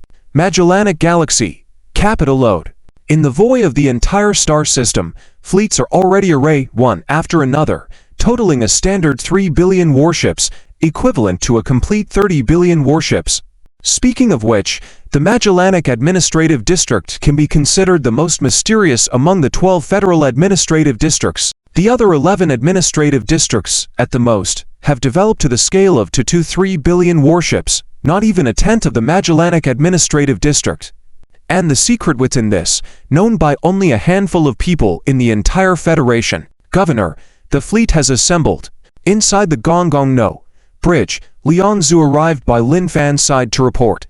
Understood. Lin Fan looked at the screen in front of him and responded. In the screen was the real-time view of the verse defense line and tactical images of the entire battlefield. All of this was coordinated to Lin Fan by West under Bert's orders. Interestingly enough, the direction of the Changzhou army's attack was still the A-11 defense zone of the verse defense line. However, this time the Changzhou fleet was so massive that it wasn't just attacking a single point in the A-11 defense zone, but rather the entire 58 zones surrounding A-11 were within its range of attack. The atmosphere on the verse defense line was very tense at this moment. Everyone knew that the Changzhou were about to launch a massive attack, and in terms of quantity and quality, they were far beyond anything seen before. Even every soldier in the Allied forces felt a sense of difficulty breathing. 1 AU away, the Changzhou warships covered the sky, unable to see an end, hurtling towards the verse defense line at a speed of 80,200 kilometers per second. At this speed, in just half an hour, the most grandiose war in galactic history would commence. Activate the gamma-ray cannon, plan the firing path, and strike the Changzhou fleet head-on. In the Titan-class battleship Hayden, watching the Changzhou fleet rapidly approaching within 10 million kilometers of the defense line, a loud command was given. The Hayden, like the Nox, had undergone a complete transformation, now powered by zero-point energy as the core energy source, fully capable of supporting such fortress-level weaponry. 1 minute later, the Fortress-class gamma-ray cannon, having completed its firing sequence, roared and released its energy towards the Changzhou fleet from the abdomen of Hayden. This scene was immediately noticed by Helm, monitoring the battlefield through the psychic network, but it showed no surprise. It was just a gamma-ray cannon. Nothing new, and in the face of the overwhelming numbers of the Changzhou, it was meaningless. Dozens of seconds later, the immense energy directly hit the Changzhou fleet. Every Changzhou warship within the range of the blast was instantly destroyed without exception. However, compared to the entire Changzhou fleet, the impact seemed insignificant. Initiate strafing mode. Follow the designated strafing path. Yes. General West. Suddenly, the port of the Hayden began to rotate slowly as the gamma-ray cannon continued outputting its energy, now in strafing mode, causing casualties among the Changzhou to soar. This surprised Helm somewhat. Having destroyed over a dozen level 5 civilizations, it was well aware that a level 5 civilization's gamma-ray cannon couldn't achieve such effects, as there was not enough energy to sustain such an assault. However, Helm was not afraid. It was merely slightly surprised. 1 minute later, as the gamma-ray cannon's port could no longer support the blast, the torrent of energy ceased. Confirm the results immediately. Reporting. General. According to preliminary scans, the previous attack destroyed 1.8 billion Changzhou warships. 1.8 billion. Indeed, while the destruction of 1.8 billion warships seemed horrifying, for a Changzhou fleet of 1,000 trillion warships, this number was negligible. Hayden, retreat to the second defense line, and order the maintenance department to change the firing port immediately. Yes. General West. Following West's orders, Hayden, the Titan-class battleship that completed the first strike mission, quickly withdrew towards the second defense line. As the flagship of the entire fleet, it couldn't remain active on the front lines indefinitely. Just 1 minute later, the front of the Changzhou fleet was already within 5 million kilometers of the defense line, and both sides began a fleet-level exchange of fire. Sector 8 to 17. Section F-31 has lost 70% of its warships and can no longer hold the line. The Changzhou are about to breach. Have the 781st Fleet of the 3rd Fleet Group immediately move in and rebuild the defense line. Understood. Report. In Sector 8203, Sector G11 has been approached by the Changzhou within close combat range, and the Changzhou fleet is releasing combat bugs. Deploy the 11th to 18th Carrier Group in Sector 8203, composed of carriers from Level 3 civilizations, to protect the warships on the front line and engage the Changzhou swarm. Yes. Report. For a full hour, there was no moment of rest as West continuously deployed troops, barely managing to hold the entire defense line. But with more Changzhou warships arriving, West's pressure grew. The collapse of the first defense line seemed like just a matter of time. At the same time, in the Grand virtual conference room, Bert and the other three were also monitoring the situation, but their faces were grim.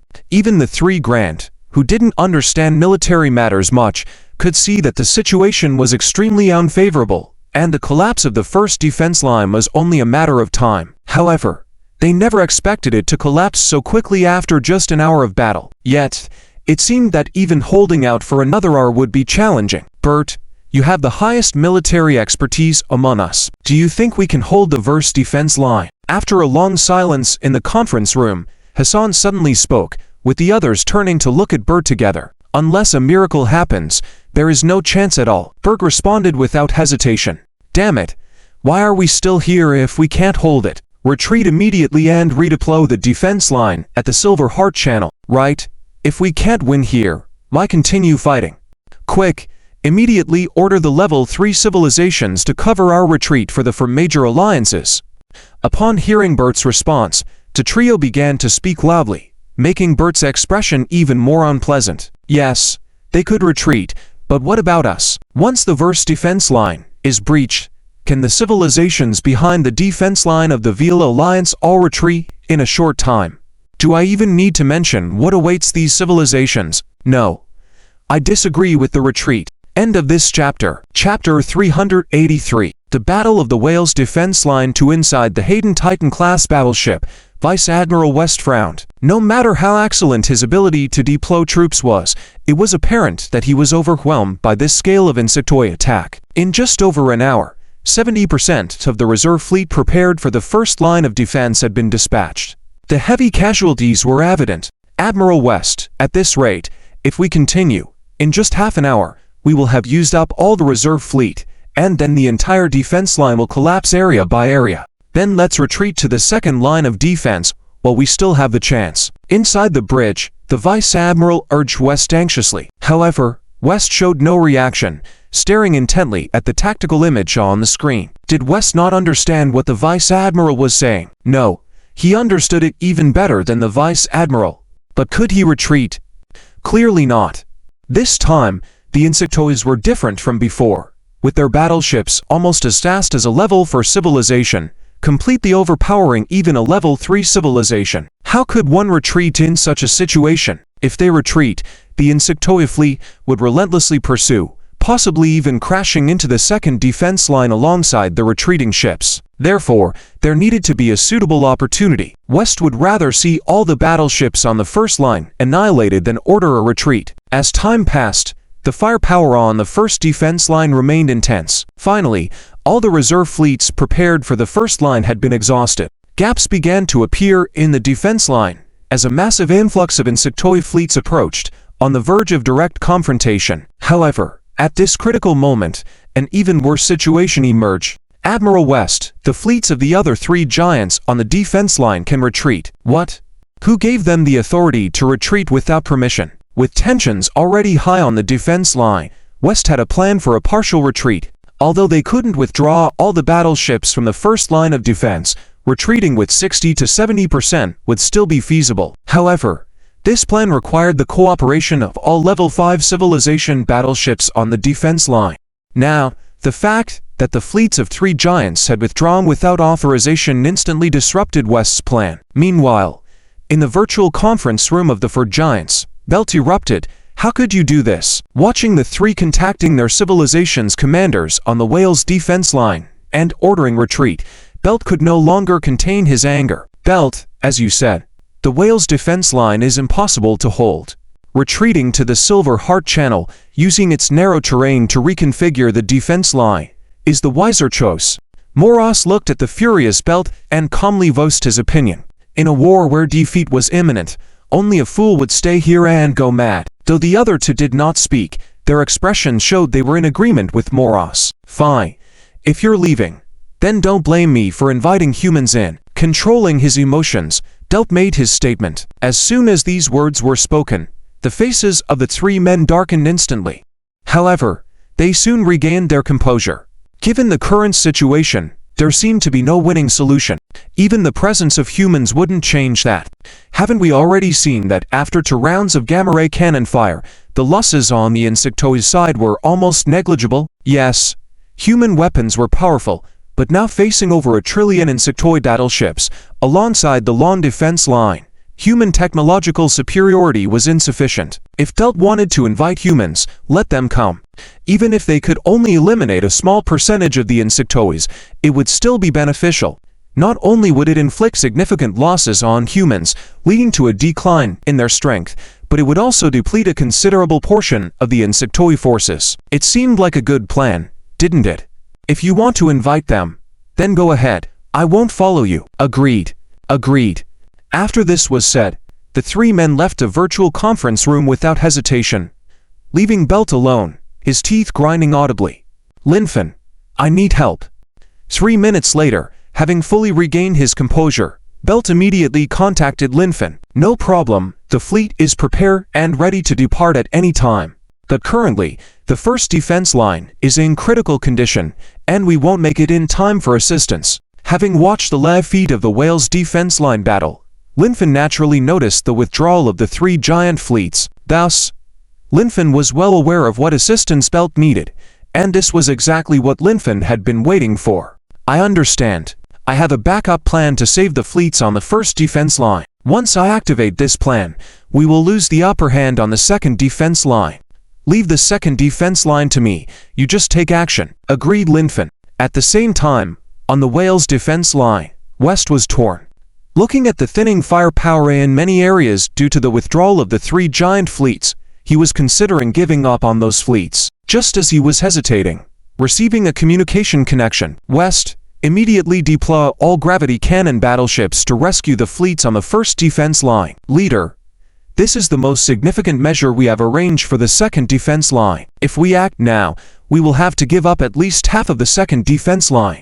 Gravity cannon battleships were the battleships used by the Verdo private forces before. Even after the Siege of Guilt, Verdo detonated their base, but many production lines in the Void were still operational, and all design blueprints and data remained intact. Over the past year, Belt had reconfigured a large number of battleships, installing gravity cannon modules. As a result, within the Vera Alliance, the number of battleships equipped with gravity cannons had reached 5 billion, with only about 500 million being pure gravity cannon battleships, with the rest being simple retrofitting. When a long-standing Level 5 civilization pushed its production to the maximum, the productivity was terrifying. Don't worry about the second defense line. Lin Fen is already on the way to support. Your task now is to rescue the fleets on the first defense line as much as possible. Yes, leader. West finally understood why Belt had issued this command. The most potent reinforcements were already on their way. Send out all gravity cannon battleships immediately to cover the retreat of the fleets on the first defense line. Yes, Admiral West. End of this chapter. Chapter 384. The Battle of the Vale's Defense Line Part 3. The second defense line. Within each defense zone, numerous battleships were launched, all sailing out of the defense line and flying towards the direction of the first defense line. Originally one of the backup plans Bert prepared for this major battle, now had been utilized early. General West, all gravity cannon battleships have arrived at the designated positions. After several tens of seconds, The adjutant turned to report to West. Could order them to open fire immediately, assist the defending troops on the first defense line, and push back the onslaught of the insect clan. Understood. 5 billion gravity cannon battleships were dispersed in 58 defense zones, with over 80 million battleships deployed in each defense zone. At the moment they received the command, they all immediately unleashed their roar. As mentioned before, unlike conventional weapons, gravity cannons were actually a further utilization of spatial technology, hence they did not require a firing path. Once fired, they directly targeted the attack points. In other words, gravity cannons could perform attacks similar to hitting the bullseye from across the mountain, as long as they stayed behind the defense line and kept firing. The threat posed by the insect clan's attacks to the gravity cannon fleet was minimal. After firing, there was almost no interval of time. The front of the insect clan fleet instantly set off countless small regions of gravitation tie, followed by the occurrence of a tearing phenomenon due to the uneven distribution of gravity. Ultimately, a few seconds later, all insect clan battleships within the region were destroyed. Although gravity cannons were just a primitive version of spatial tearing, their attacking range was considerable. The killing range of each gravity cannon shot was approximately within 30 kilometers. Given the density of the insect clan fleet, such a range was enough to envelop around 10 battleships. Furthermore, following a gravity cannon attack, the effect was directly on the target location with no time interval, meaning aiming equals destruction with no chance of evasion. Hence, with just one wave of attack by the 5 billion gravity battleships, the insect clan fleet suffered massive casualties, nearly wiping out several tens of billion. Since the front section of the insect clan fleet was already face-to-face with the defending troops on the first defense line, their overall formation was not advancing quickly, with the battleships densely packed together. This allowed the attack wave to achieve such significant results. If they had dispersed their fleet and kept a distance like during the Gilth encirclement battle, the casualties would have been much less. However, that was not the insect clan style. The entire insect clan fleet's offensive momentarily paused, while the defending troops on the first defense line took the opportunity to reorganize their firepower network, successfully resisting the approaching insect clan fleet that was about to face them directly. Gravity cannons? Helm, observing the battlefield scene through the insect clan spiritual network, was also surprised. He initially thought that the highest civilization level in this star system was only in the midterm, but the current scene made him rethink this. Gravity cannons, in absolute terms, were not weapons that a 5th-level midterm civilization could produce. They involved an advancement in spatial technology application, usually only accessible to late 5th-level civilizations or those at the peak of the 5th level.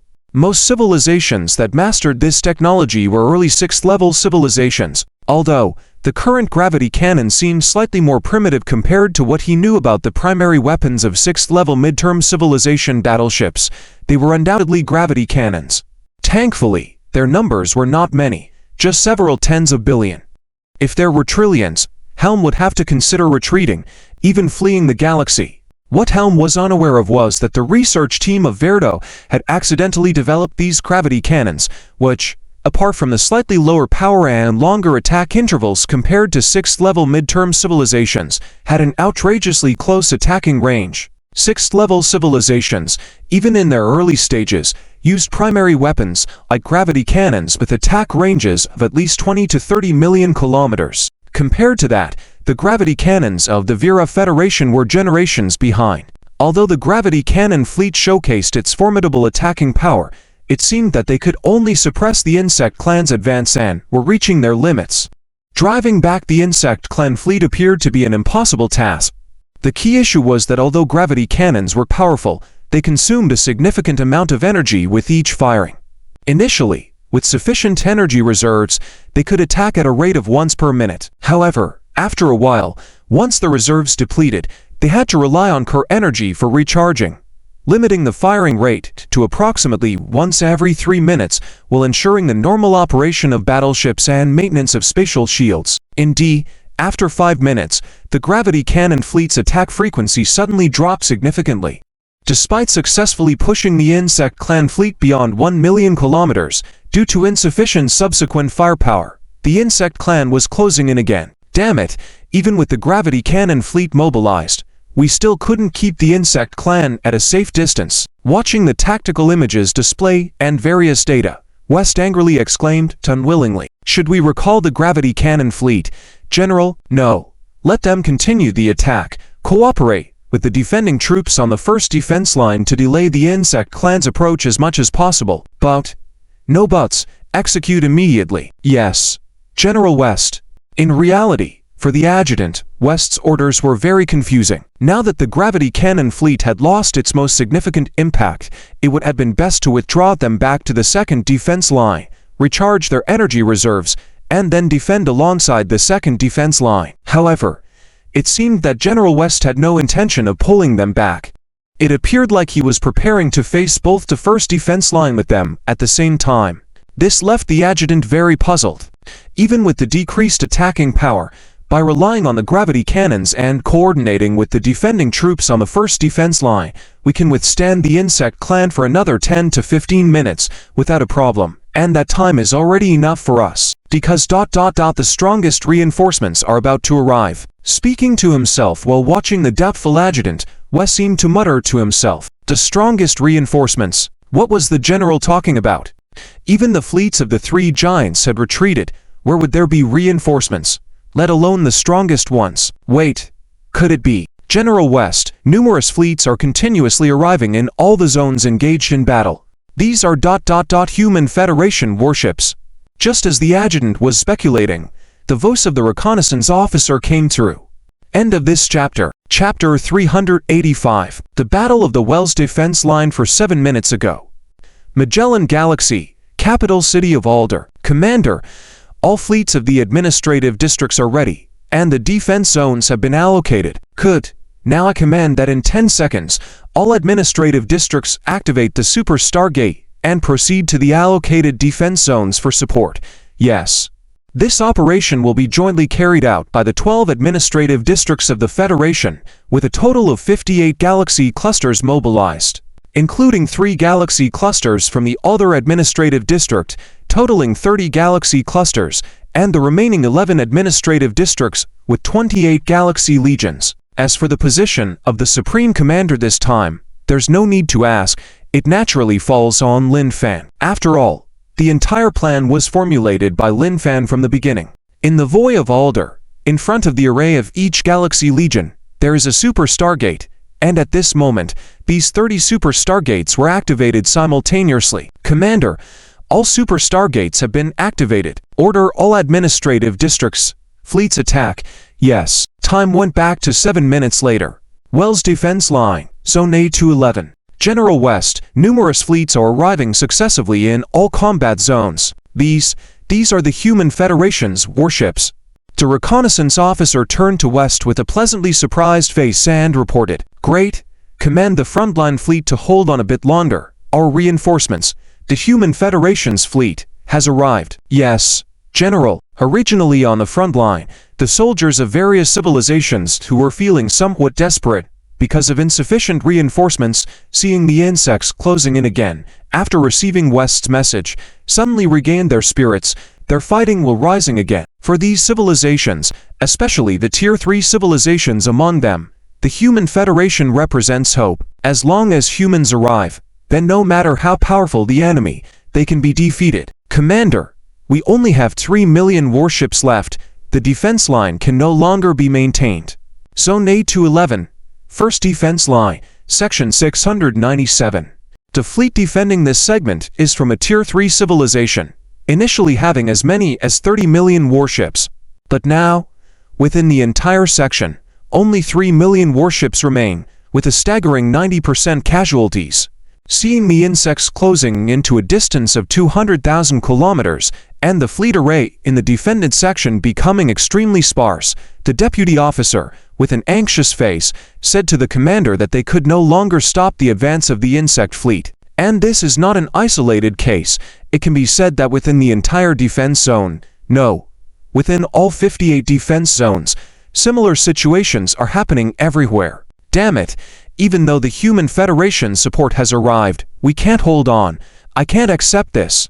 Listening to the deputy's report and looking at the tactical images, the commander couldn't accept it. To him, the human fleet has just arrived, and is still at the third defense line. Most importantly, everyone knows very well that even if humans come to support using the Super Stargate, the entire fleet can't come over together, because the Stargate is only so big, and the number of warships that can pass through it each time is limited. And when the human fleet gathers a certain number of warships and rushes to support the first defense line, it will take several minutes, but he might not be able to hold on for even a minute, seeing hope beginning to arrive.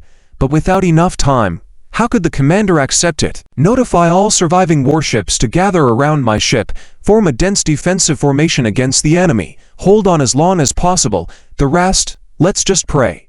Gritting his teeth, giving the final order, he closed his eyes in pain. For him, if he could hold on for a moment longer, maybe there would be a glimmer of hope. Instead of being broken by the insect fleet to a loose formation, it's better to concentrate. The final 3 million warships form an ultra-dense formation to resist. Even though they will still inevitably face complete annihilation by the insect fleet, at least this could delay the moment by a few more minutes. This was his last struggle. However, the commander, who had closed his eyes for several seconds, still didn't hear anything from his deputy. He immediately became angry, opened his eyes again and stared at his deputy. "What are you staring at?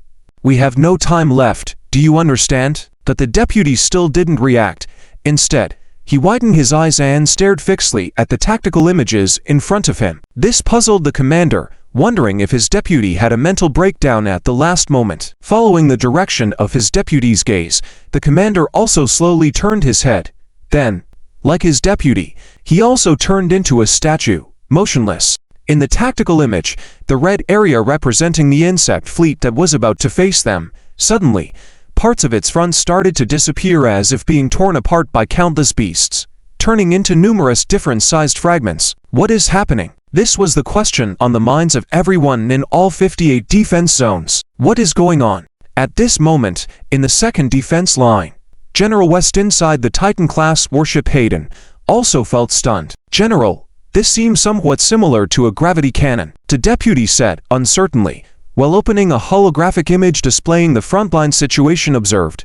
And in the image, an endless swarm of insect warships suddenly disappeared, torn apart by countless forces as if by some kind of gravity weapon, creating numerous debris of different sizes. Indeed, as the deputy said, the scene was somewhat similar to being struck by a gravity cannon, but it clearly had a more visually impactful effect. "Connect me to Supreme Commander Lin Fen immediately." "Yes, General." The communication was quickly established, and Lin Fan's virtual figure appeared on the bridge of Hayden. "Supreme Commander Lin Fan, is it your forces launching an attack on the frontline situation?"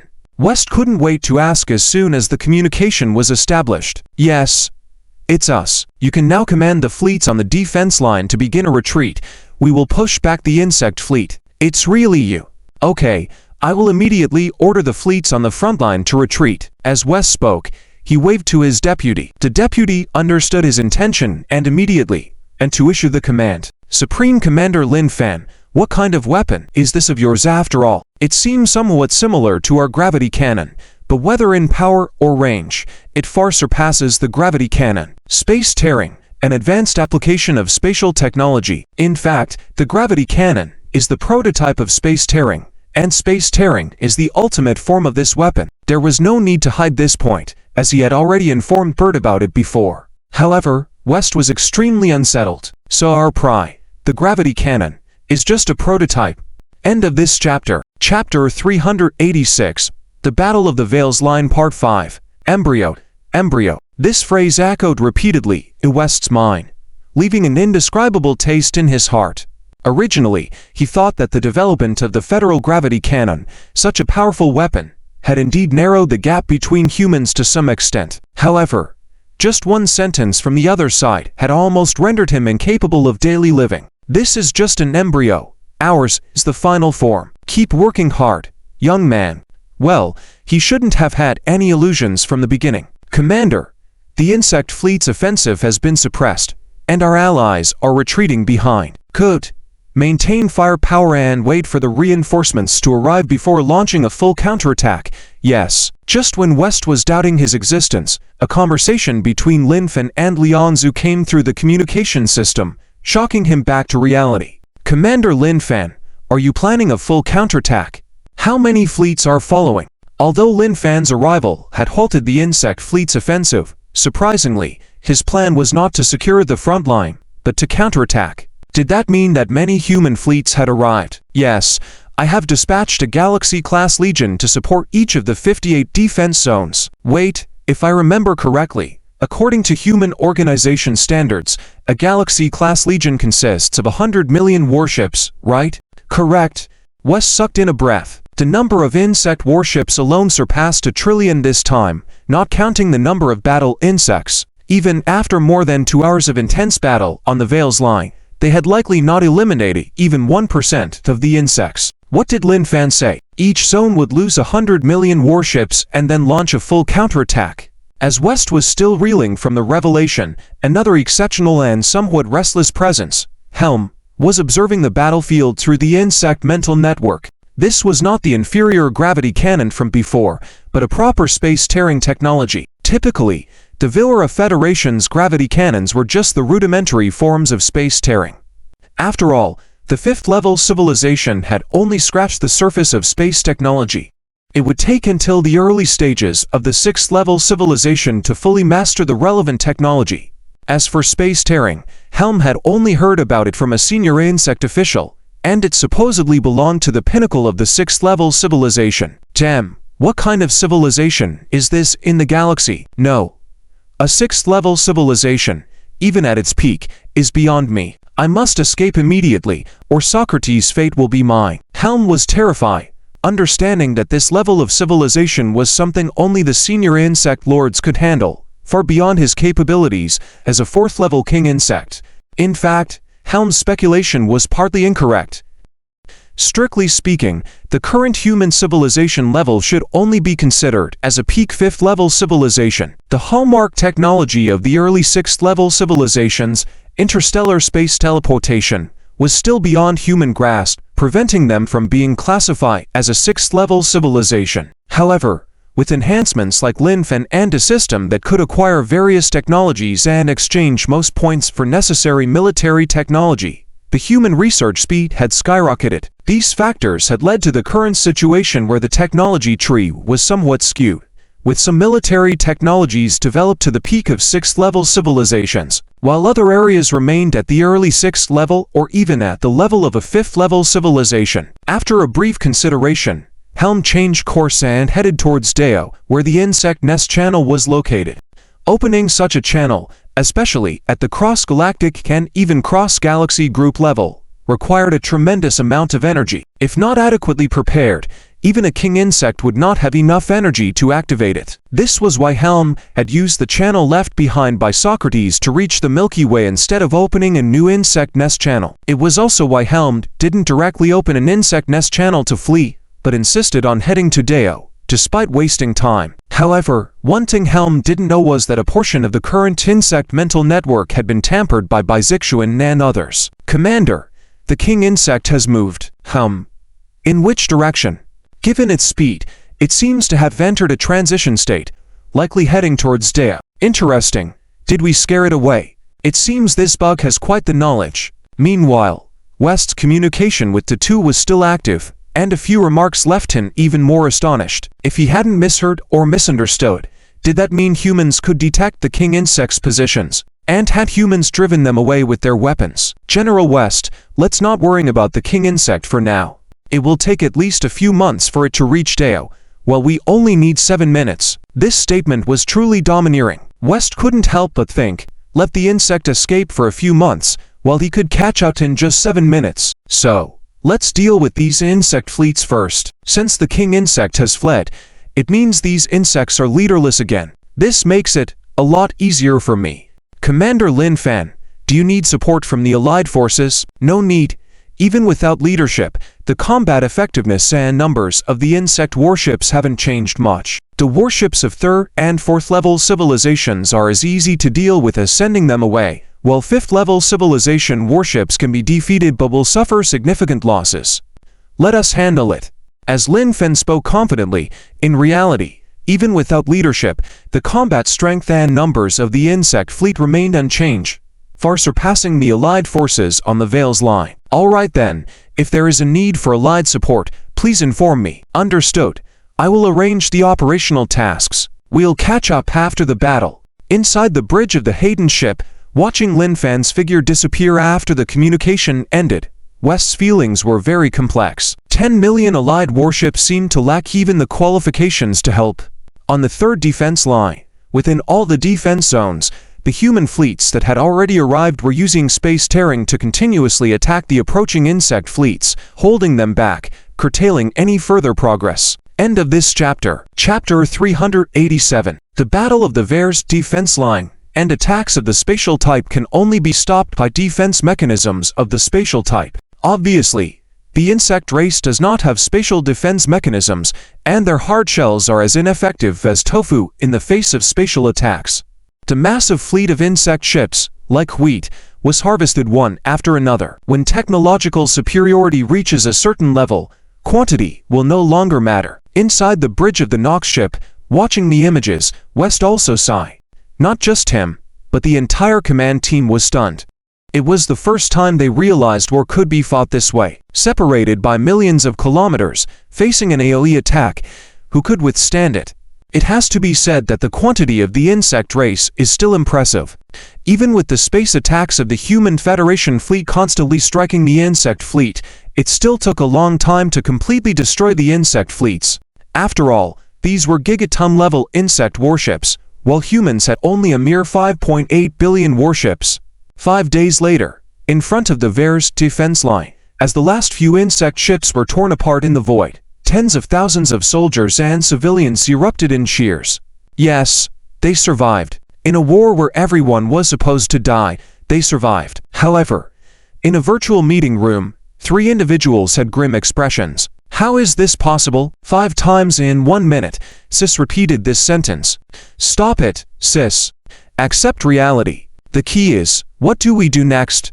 That's right, I don't think the Human Federation will just retreat to Orion's arm after this battle is over. While Sis kept saying it was impossible, Hazan and Moras finally spoke. They were feeling extremely complicated at the moment. Originally, they wanted humans and the insect race to fight while their 3 alliances sat back and enjoyed the show. Even if humans were eventually defeated, they could not enjoy the spoils of this war, but the massive loss of the insect race would still benefit them. However, after calculating everything, who would have thought that humans would defeat the insect race so easily, without any casualties of their own? Well, there were still losses. Considering the high-intensity battle for 3 days, energy consumption must have been significant. The 3 individuals tried to console themselves. However, without the insect race, what would humans do next? No matter how they thought about it, it didn't look very promising. Why don't we mess with humans a bit more? After a few minutes of silence in the virtual meeting room, Sis spoke up. How can we mess with them? With all the civilizations in the galaxy knowing that the 3 of us, the level 5 civilizations, ran away during the most critical time of the war, how can we still mess with humans? Yes, Sis, it's not the right time. Moras and Hazan shook their heads.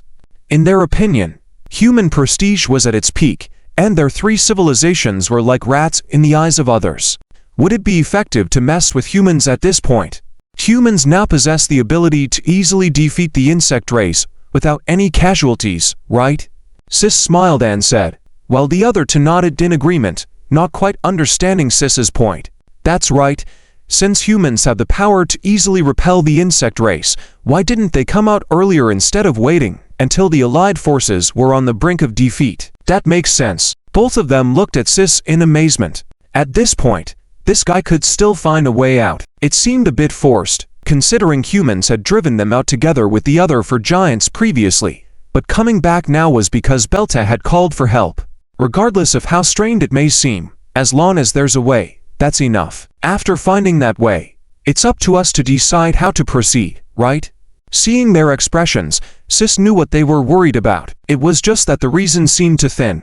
After smiling, he continued. With Sis's stature, both of them nodded. Indeed, with a breakthrough, they were all experts in manipulating public opinion. Once they found an opening, whether it was black or white, it was up to them. All right, let's discuss the details. Agreed. Agreed. 2 months later, at the end of the first main spiral arm, the Helm star system in the Dio region, in the void, a huge insect suddenly appeared, its appearance extremely ugly, almost indescribable in words. After 2 months of leaping, Helm finally reached his destination. However, when he exited the leap, he was dumbfounded. Yes, he had arrived at the insect nest passage, but what was the huge fleet blocking the passage? Moreover, why did the markings on the hulls of these warships seem so familiar? Wasn't this the same emblem seen on the fleet that made it to the battlefield last, capable of using space-daring attacks? The living cells of Helm quivered with fear and disrealization. He tried to escape immediately, but found that he couldn't initiate the leap anymore. "Commander, we detected energy reactions from the King Bug just now. According to analysis, it seemed to want to leap, but we activated the leap inhibition device as soon as it arrived here, making it fail. As expected, is the thing developed by Law ready? It's all set and can be used anytime. Good. Send the prepared information over." Understood.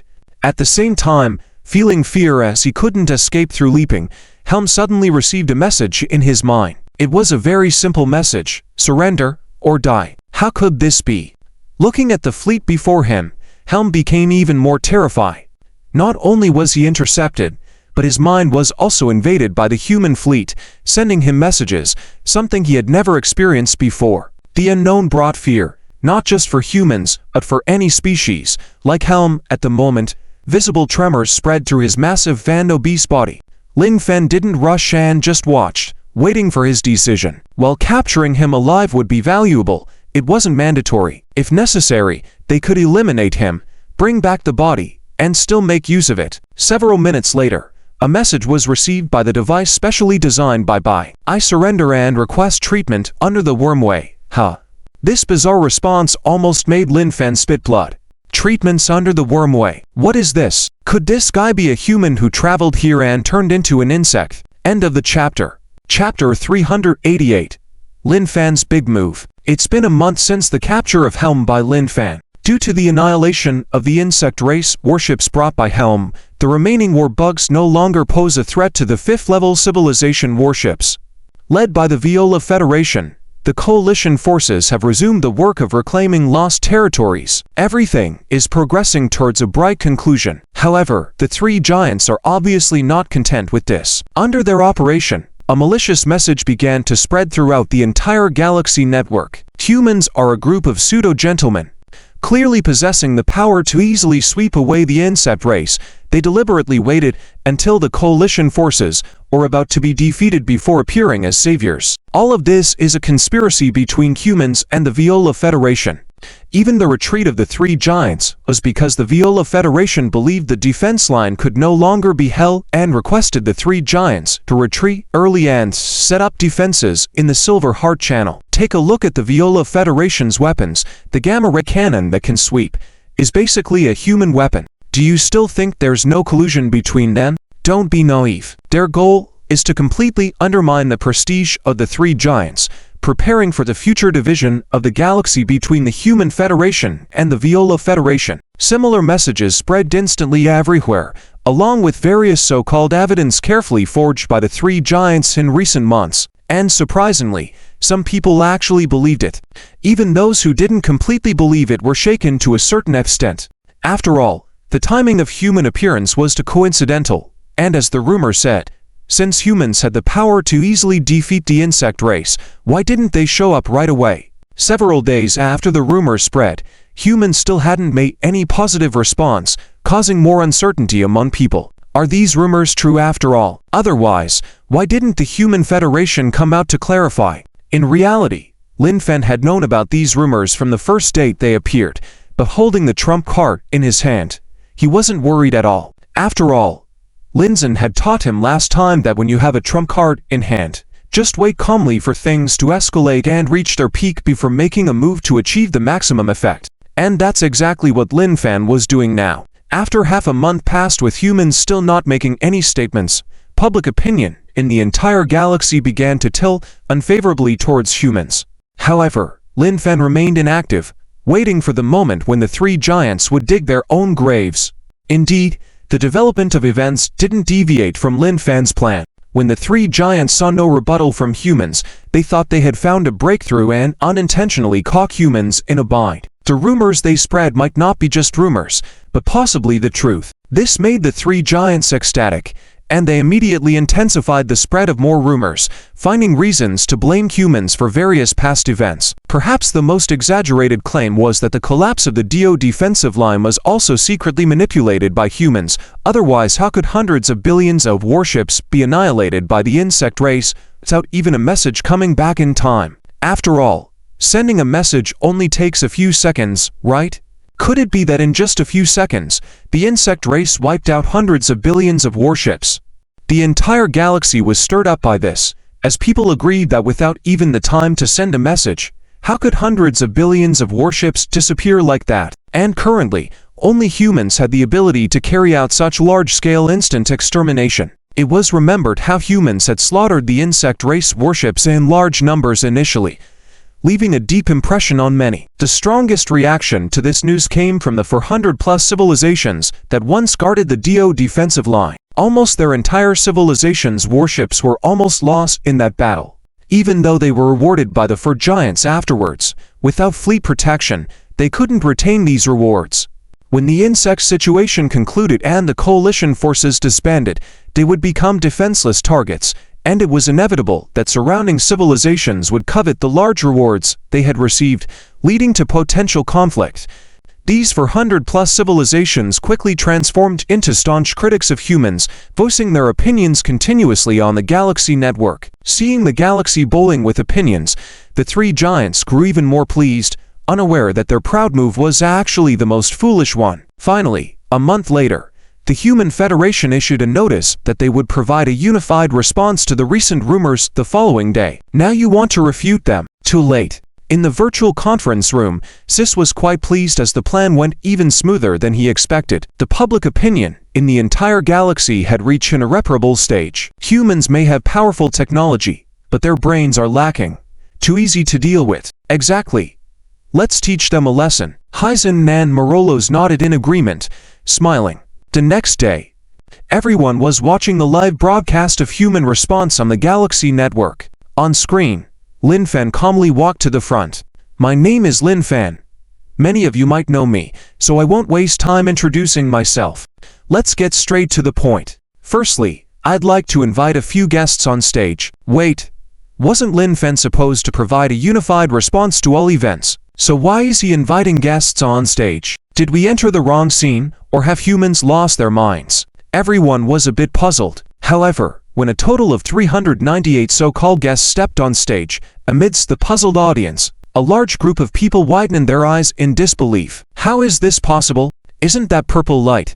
Wasn't he killed by humans on the Dio defensive line? On the second major arm of the Milky Way galaxy, a leader of a third-level civilization trembled as he watched purple light standing at the forefront of the guests on screen. Purple light not only was their civilization's highest commander, but also his own younger brother. The shock of seeing his brother, whom he believed to have been dead at Dio, was unimaginable. At the same time, in a virtual conference room, the three giants were dumbfounded. They had originally come to watch the spectacle of humans making fools of themselves, but what was happening now? After a few silent moments, the virtual conference room echoed with Sis's angry shout. Damn it! Weren't these guys already dealt with by Vailto? End of chapter. Chapter 389. Declaration of War. In the midst of shock throughout the entire galaxy, Ziguan spoke. Starting from the Battle of Dio, it took a full half-hour to explain in detail how, with the help of West and Lin Fan, more than 20 billion warships managed to escape to the Human Federation. This version of events was completely different from the rumors spread by the three leaders.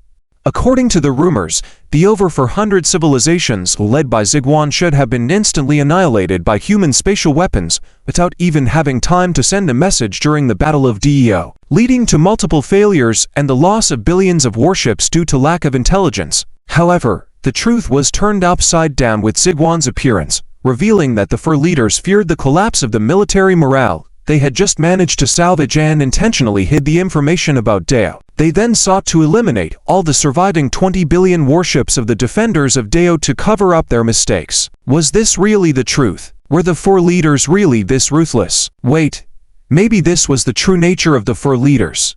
Why had they forgotten that they had been used as cannon fodder by the leaders, continuously thrown to the front lines to die while they watched from a safe distance? Only at this moment did countless civilizations realize that they had once again become pawns in the hands of the leaders targeting humans. Oh, wait. Now it should be the three leaders, as the Vera Federation had been overthrown by Bell's rebellion. According to Ziguan, they survived because of West Tan Linfan's intervention, and West was Bell's disciple. It was easy to imagine the role Bell played. Therefore, the Galactic Network completely avoided the Vera Federation and instead showed respect towards the other three leaders, even towards the Vera Federation. After Ziguan completed his mission, Lin Fen stepped onto the stage once again. Ladies and gentlemen, the reason the Human Federation has only now publicly responded is because we have been investigating the source of these rumors. And now, we have gathered enough evidence to confirm that these numerous rumors were all orchestrated by the three fifth-level civilizations of the Hitali Empire, Daklan Republic, and Cyphela Consortium, with the aim of tarnishing the image of our Human Federation and designating us as enemies of the entire galaxy. Everyone, this is a blatant act of hostility. We humans do not seek war, but we also do not fear it. If you insist on war, then war it shall be. Therefore, on behalf of the Human Federation, I hereby declare war on the Hitalia Empire, Daklan Republic, and Cyphela Consortium within the entire galaxy. Finally, I hope the member nations of the three major alliances will reconsider. Think about your former companions, those civilizations that reached the pinnacle of the fourth level, and what became of them. The entire galactic network erupted in uproar.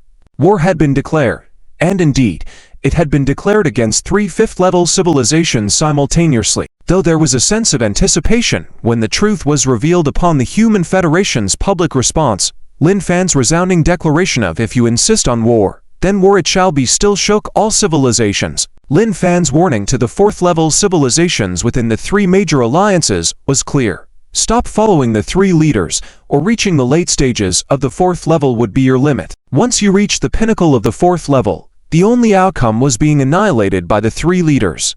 Therefore, recognize the situation and prepare to face the Human Federation's forces.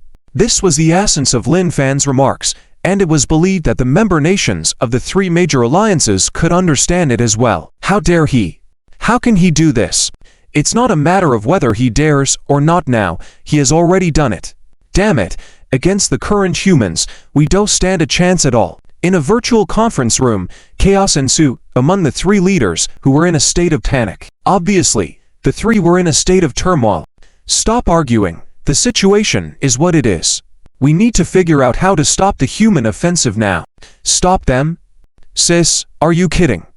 Nowadays, even the ordinary human warships can attack targets tens of millions of kilometers away, and they have large artillery that can strike from distances of several astronomical units. How do we stop that? That's right, and you forgot the true terror of humans. They possess strategic weapons that can directly destroy an entire star system. Clearly, Moras and Hessian did not agree with Sis's words. Facing a civilization that is technologically generations ahead of their own, how can they fight back? The gap is akin to that between cold weapons and firearms. It's simply incomparable, not to mention that humans have weapons that can destroy entire star systems. At this point, Hessian and Moras were already considering surrender. Stop the humans? That's just nonsense. All right, calm down. Have you forgotten the trump card we hold as the four leaders? Huh? A trump card? Has Hessian? Moras, upon hearing Sis's words, also calmed down and thought about what this trump card was. Only the four leaders knew of this trump card. No. Now it should be the three leaders, as Werdo did not pass this information on to Bell. Therefore, the three of them in the virtual conference room were the only ones in the entire galaxy who were free and aware of this matter. But that thing is still inoperable, right? After recalling the information about that thing, Hessian asked Sis. Yes, because its energy core has dried up, and the energy system we fifth-level civilizations can produce falls short of meeting its needs, so it cannot be effectively operated. Then why bring this up? Hehe.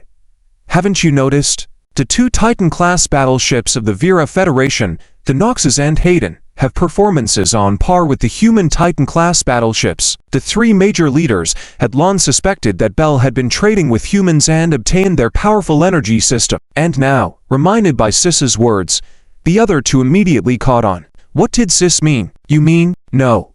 It's not what I mean. It's what I've already done. Now, out of the 3 energy cores Bell obtained from humans, one of them is in thy hands. What? End of chapter. Chapter 390. Inside the virtual conference room of the planetary class warship, Moras and Hessian both had expressions of shock on their faces. If he didn't mishear it, Sis just said he had obtained the energy core that Bert had obtained from the humans. You didn't mishear. I did indeed obtain it, and Bert still doesn't know. Seeing the shocked expressions of the two, Sis smiled and said, "How is this possible? What method did you use?" However, upon hearing Sis's answer, the two were even more shocked. According to Sis, Bert only obtained 3 energy cores from the humans, with 2 of them installed on the Titan-class warships, the Nox and the Hayden, and the remaining 1 temporarily unused. For such a strategic asset, Bert must have kept it under tight security. So how did Sis manage to steal it and keep Bert unaware to this day? Both Moras and Hessian were filled with question marks above their heads. All right, as for how I did it, that's a secret.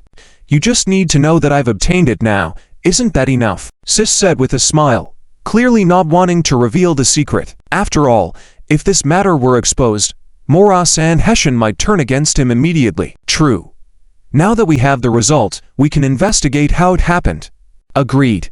All right, let's proceed with our next actions. 1 month later, although declaring war publicly, Lin Fan did not immediately make a move, giving the allied countries of the 3 great alliances a choice. And the results turned out just as Lin Fan had planned.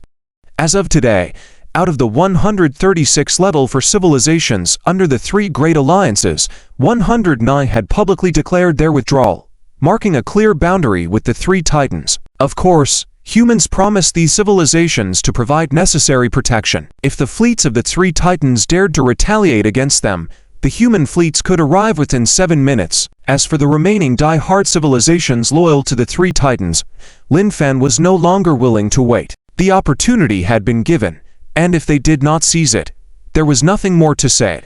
Order the fleet to prepare for war. 3 days from now, we shall officially begin. Yes, Supreme Commander. At the same time, in the second main spiral arm, the RAM stellar system, similar to the Guild of the Vera Federation, RAM was also a stellar system that did not exist on any star map. The difference was that Guild was a hidden system of the Vera Federation, while RAM was hidden by all 4 titans. It held the biggest secret of the 4 titans. RAM was a very peculiar place, where almost all the planets were in ruins, and even the stars seemed very unstable. Moreover, in the void of RAM, debris from various warships floated everywhere. Obviously, this place had experienced an unusually large-scale interstellar war. Regarding these warship debris, they were mostly from level 4 or level 5 civilizations, which didn't have much research significance for a level 5 civilization. However, the real reason why the 4 titans completely hid RAM was a battleship in its void. A battleship that appeared intact and undamaged. This battleship was enormous, reaching a length of 20,000 kilometers, and its size was comparable to that of an ordinary planet. Clearly, it was not something a level 5 civilization could create. After all, the technology needed to propel such a large battleship in terms of energy and propulsion systems was beyond what level 5 civilizations could achieve. Generation after generation, the 4 titans had researched this for nearly 10,000 years without finding a way to activate it. The main issue was energy. Report, the new energy system has been implanted. The research team believes it's ready for use. Excellent. Inside a nearby battleship, Sis clenched his fist and shouted excitedly. Immediately send out a galaxy-wide announcement asking humans to meet at the Silver Heart Channel for a decisive battle. Yes, leader. The weapon systems on this battleship had been studied for tens of thousands of years and had yielded results. As mentioned earlier, even if they didn't understand the principles, they had a basic understanding of the operations. However, Sis also realized that despite having such a weapon, he was still helpless against human spatial teleportation technology. Humans could transport their fleets anywhere within his domain in just 7 minutes, bypassing jump gates. What good was having such a powerful battleship then? They would simply outmaneuver it in battle. Therefore, the only solution was to lure the human main force for a head-on battle at a certain location. This was the significance of Sis' order to his subordinates to broadcast an announcement to the entire galaxy. He believed that Lin Fen would come, as not showing up would be a significant blow to the prestige humans had painstakingly built up. Besides, the humans probably wouldn't want to miss a decisive battle opportunity, right? This announcement seems a bit unusual. Shortly after, Lin Fen received the decisive battle invitation sent by Sis, but as he looked at it, his brow furrowed. Giving up selflessly? No. That's impossible. This doesn't fit Sis' style. Simply fearing spatial teleportation technology and wanting to confront us head-on. It makes some sense, but there are still issues. Even if they are foolish, they should know they stand no chance in a direct confrontation. So, on the basis of wanting a head-on battle, are they holding some kind of card that can threaten us? If that's the case, it does make sense. But if there really is a card that can threaten me, what could it be? After thinking for a while, Lin Fen decided to ask someone and immediately took out a communicator to contact him. Bert, I have something to ask you. Yes? Go ahead. After connecting with Bert, Lin Fen directly asked him, mentioning Sis' invitation to a decisive battle and his own speculations. He wanted to see if Bert, also one of the Titans, knew something. It seems I do have a clue. After Lin Fan's explanation, Bert pondered for a moment and suddenly seemed to remember something, then spoke to Lin Fan. End of chapter. Chapter 391. The stolen zero-point energy. When it comes to the stolen zero-point energy, Balat did have some clues. Several months ago, when Balat launched the operation to overthrow Wurto in the capital circle, he captured many of Wurto's confidants, and after interrogating these people from one of Wurto's confidants, he learned a secret of the Four Titans, a secret that had been hidden for nearly 10,000 years. Although this person did not know much, it did not hinder Balat from deducing something from it. Over 9,000 years ago, the Four Titans discovered an ancient battlefield, which housed a huge and incredibly powerful warship. It was at least a level 6 warship, possibly even a level 7 warship. However, since the energy system of the Four Titans could not meet the needs of this warship, they had no choice but to work together to completely erase the star system where this ancient battlefield was located from the star maps of all civilizations. Over 9,000 years later, with the operations of the Four Titans and the generation after generation of people in the galaxy, now, except for the three Titans, no one knows the whereabouts of that battlefield. Lin Fen listened carefully to Balat's account, and at the same time, his brain was working frantically. Incredibly huge and powerful? With Lin Fen having a system, naturally, he also knew quite a bit. To make Balat mention such words as huge and powerful, it is clear that this warship is much larger and more powerful than a Titan-class warship. So, the conclusion that can be drawn is straightforward. Planet-class warship. However, Lin Fen knew that an interstellar warship had to be at least a level 6 peak civilization to barely manufacture and use it, and to truly use it, it required a level 7 civilization. After all, the energy it required was simply beyond what civilizations below level 7 could provide. Even a level 6 peak civilization's energy technology could barely sustain it. As is the case with the current use of Titan-class warships by mid-level 5 civilizations in the galaxy. Has Sith suddenly become so arrogant? Could this be related to it? But if it is indeed a planet-class warship, the three Titans simply would not have the energy to power it. However, there is indeed an energy system in the galaxy that can fully power a planet-class warship, the level 7 civilization's zero-point particle energy system. But the question arises, how did the three Titans obtain it if it indeed was the zero-point particle energy system? Humans could not have developed it themselves. That leaves only the question of, Balat, of the 3 zero-point energy systems you bought from Arsai, 2 were used on the Titan-class warships, where is the third one now? Instantly, Lin Fen stopped thinking, raised his head and looked at Balat and asked, "It's in the Strategic Reserve Warehouse underground, at my leadership palace. That is the most strictly guarded place by our Federation." Balat responded somewhat puzzled. He completely did not understand why Lin Fen suddenly asked him that question. Wait a minute, the giant warship mentioned earlier, lacking a powerful energy system, could it be the zero-point particle energy system? After a slight pause, Balat also understood a bit. Lin Fen, are you implying? We don't know yet. Check the spare zero-point particle energy system immediately and see if it's safe. Okay, I'll have someone check it right away. Without hanging up the communication, right in front of Lin Fen, Balot called in his deputy and ordered him to check immediately. 1 minute, 2 minutes, 10 minutes later, the deputy returned. When Balot saw him coming in with that ugly expression, his heart sank instantly. Something was wrong. Leader, the zero-point particle energy system in the strategic reserve warehouse has disappeared, leaving only an illusion created by a hologram. Damn it! How did they manage to steal something from here unnoticed? Leader, there is another thing. Speak. I checked the surveillance devices and found that the more than 200 people who took away the zero-point particle energy system were members of the Leader's Guard. Leader's Guard. How is that possible? You know, all the members of the Leader's Guard are carefully selected. Even your ancestors' 10 generations must be thoroughly investigated. Not only that, the members of the Leader's Guard undergo a loyalty test by high-tech detection every month to ensure they remain loyal. And there are only 3,000 members in the entire Leader's Guard. But now his deputy says that more than 200 have turned traitor and taken away the zero-point particle energy system. The shock this brought to Balot can be imagined. Understand that this is the Leader's Guard, dedicated to protecting the leadership palace and his own safety. The most loyal guard in the Federation. But now, so many traitors have appeared among them. Could they take his life at any moment? Immediately inform Su to dispatch the orbital airborne troops to control all members of the Leader's Guard until our investigation is completed. Also, have Su come over immediately. Yes. Watching the situation in the image, Lin Fen also understood. Alright, the zero-point particle energy system had been stolen by Sith. As for how they stole it, Lin Fen also guessed some.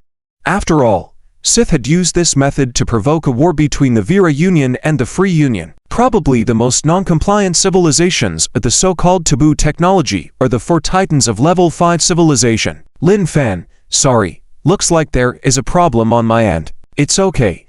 Now that I know their trump card, there's naturally a way to deal with them. It's just a planet-class warship equipped with zero-point energy. Did they not think that this zero-point energy was manufactured by our human federation? What do you mean? It's simple. Remember when I told you before, when we sell you the zero-point energy, we certainly will have safeguards and leave a backdoor. The lot understood now. When Lin Fen promised to sell him zero-point energy, he had been very straightforward, saying that he would definitely bring along disassembly prevention technology and leave a backdoor. After all advanced civilizations would do so when selling sensitive equipment, so Balot did not raise any objections at the time. And now, the 3 titans made Lin Fen sold zero-point energy the core of their driving cart. What would be the result? Good luck to you. The lot also breathed a sigh of relief. It seemed that the problem was not significant. Old Bell, nothing is wrong on my end, but the problem on your end is serious. Let me put it this way. In fact, it was Sith who first instigated the war between the Vera Union and the Free Union. The method he used was brainwashing, causing the people from the Vera Free Union to attack the Vera Union. You mean? End of this chapter. Chapter 390 to surrender. Lin Fen. Upon hearing Lin Fan's words, Bert was also shocked. This was the first time he had heard of this matter. Perhaps Moras and Haishan were also unaware, right? Of course, Bert was not a foolish person. He immediately understood what Lin Fen meant, and also understood how Zis had managed to control the Leader Guard team of over 200 people. However, even if they knew, it was difficult to handle. After all, brainwashed individuals could not easily be exposed unless they did so themselves. We have the relevant technology to quickly check if someone has been brainwashed. What? Looking at Bert's troubled expression, Lin Fen naturally knew what he was thinking and what was bothering him, so he spoke up. This was an unexpected surprise for Bert, who immediately became excited. In that case, let's stick to the usual rules. I can't directly give you the technology, but I can provide you with 10,000 sets of finished equipment. Should that be enough? That's enough. Good. Within an hour, I'll have them delivered to your capital city circle. You can just receive them then. Thank you. In fact, where did Lin Fen get equipment to detect if someone has been brainwashed? It was simply that someone had a system, and after a quick check, they found the equipment, and it was quite cheap. Simply exchanging the required points for 10,000 sets was a minor matter. After their communication ended, Lin Fen quickly exchanged 10,000 sets of brainwave detection devices in a warehouse and had them shipped to the capital city circle of the Vila Federation. After sorting out these matters, Lin Fan once again began contemplating the war between the three titans. This is go, a clean sweep, saving time and effort. Lin Fan muttered to himself as he began to take action. A few seconds later, an announcement issued by Lin Fan on behalf of the Human Federation was circulated across the galaxy's network. If you want a battle, then let's battle. 3 days later, the fate of the galaxy will be decided on the Silver Heart Spaceway. At the same time, in a virtual meeting room, the three titans also saw Lin Fan's response. Haha, how foolish, falling for such a simple ploy. Since that's the case, we will crush the main force of humans in 3 days. I second that. Seconded. 3 days later, within the Silver Heart Spaceway between the first and second main arms, both fleets had assembled and were facing off at a distance of 10 astronomical units. On the surface, the human side only had 5.8 billion warships, while the three Titans side had a whopping 150 billion fifth-level civilization warships. The data showed an extreme disparity. However, those observing this did not believe for a moment that the three Titans would easily emerge victorious. In fact, nearly 99% of observers did not favor the three Titans, believing they were heading down a path to their demise. Nevertheless, within the virtual meeting room, the three Titans wore smiles and showed no sign of warring. 3 days prior, when that Planet-class warship had been launched with zero-point energy support, they had tested the warship's main cannon. It directly obliterated an entire star system with a single shot. Not only was the main cannon terrifying, its defensive capabilities were equally formidable. The defensive barrier deployed by this warship was mysterious. Any attack passing through would simply go straight through. It was somewhat akin to a spatial shield, but with significant differences. If it were a spatial shield, any beam attacks would be absorbed and redirected from another shield block. In simple terms, it was a rudimentary form of space teleportation, though still not capable of distances as vast as true space teleportation technology. However, this Planet-class warship was different.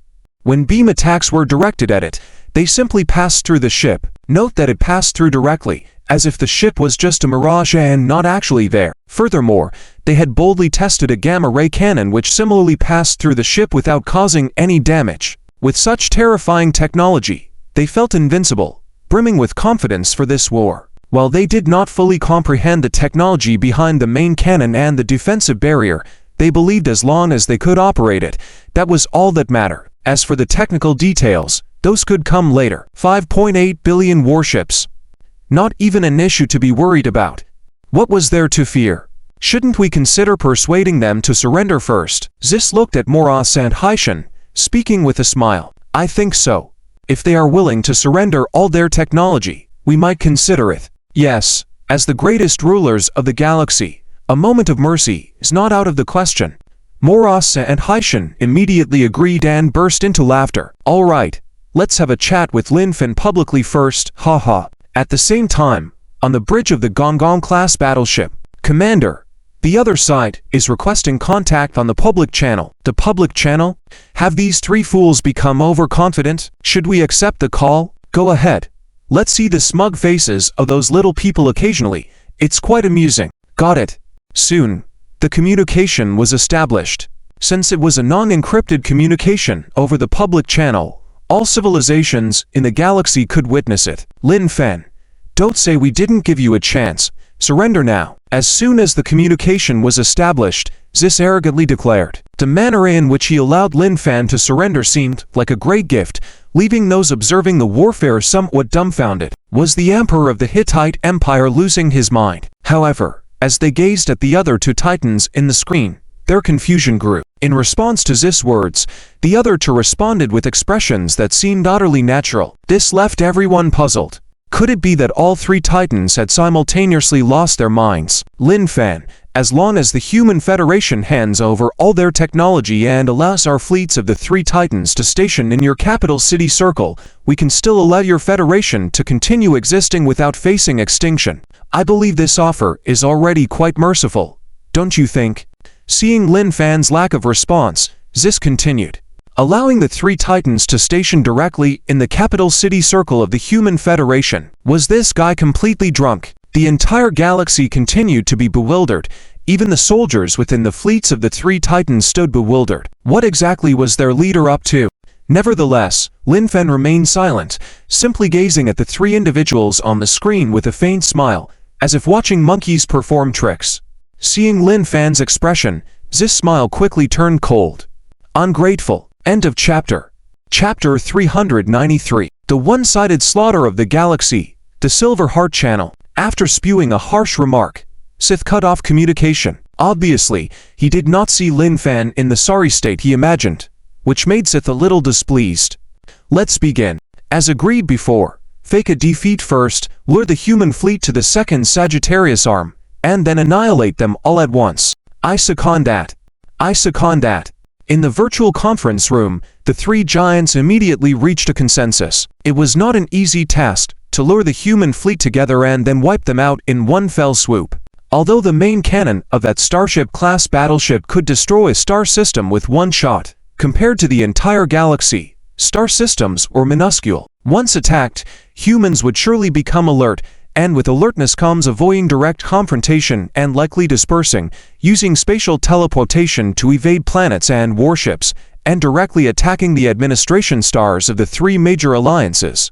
That wouldn't be pleasant. Therefore, in order to concentrate the human fleet together in order to destroy them with one shot, Sith came up with the idea of publicly challenging to battle in the Silver Heart Channel. This was just the first step.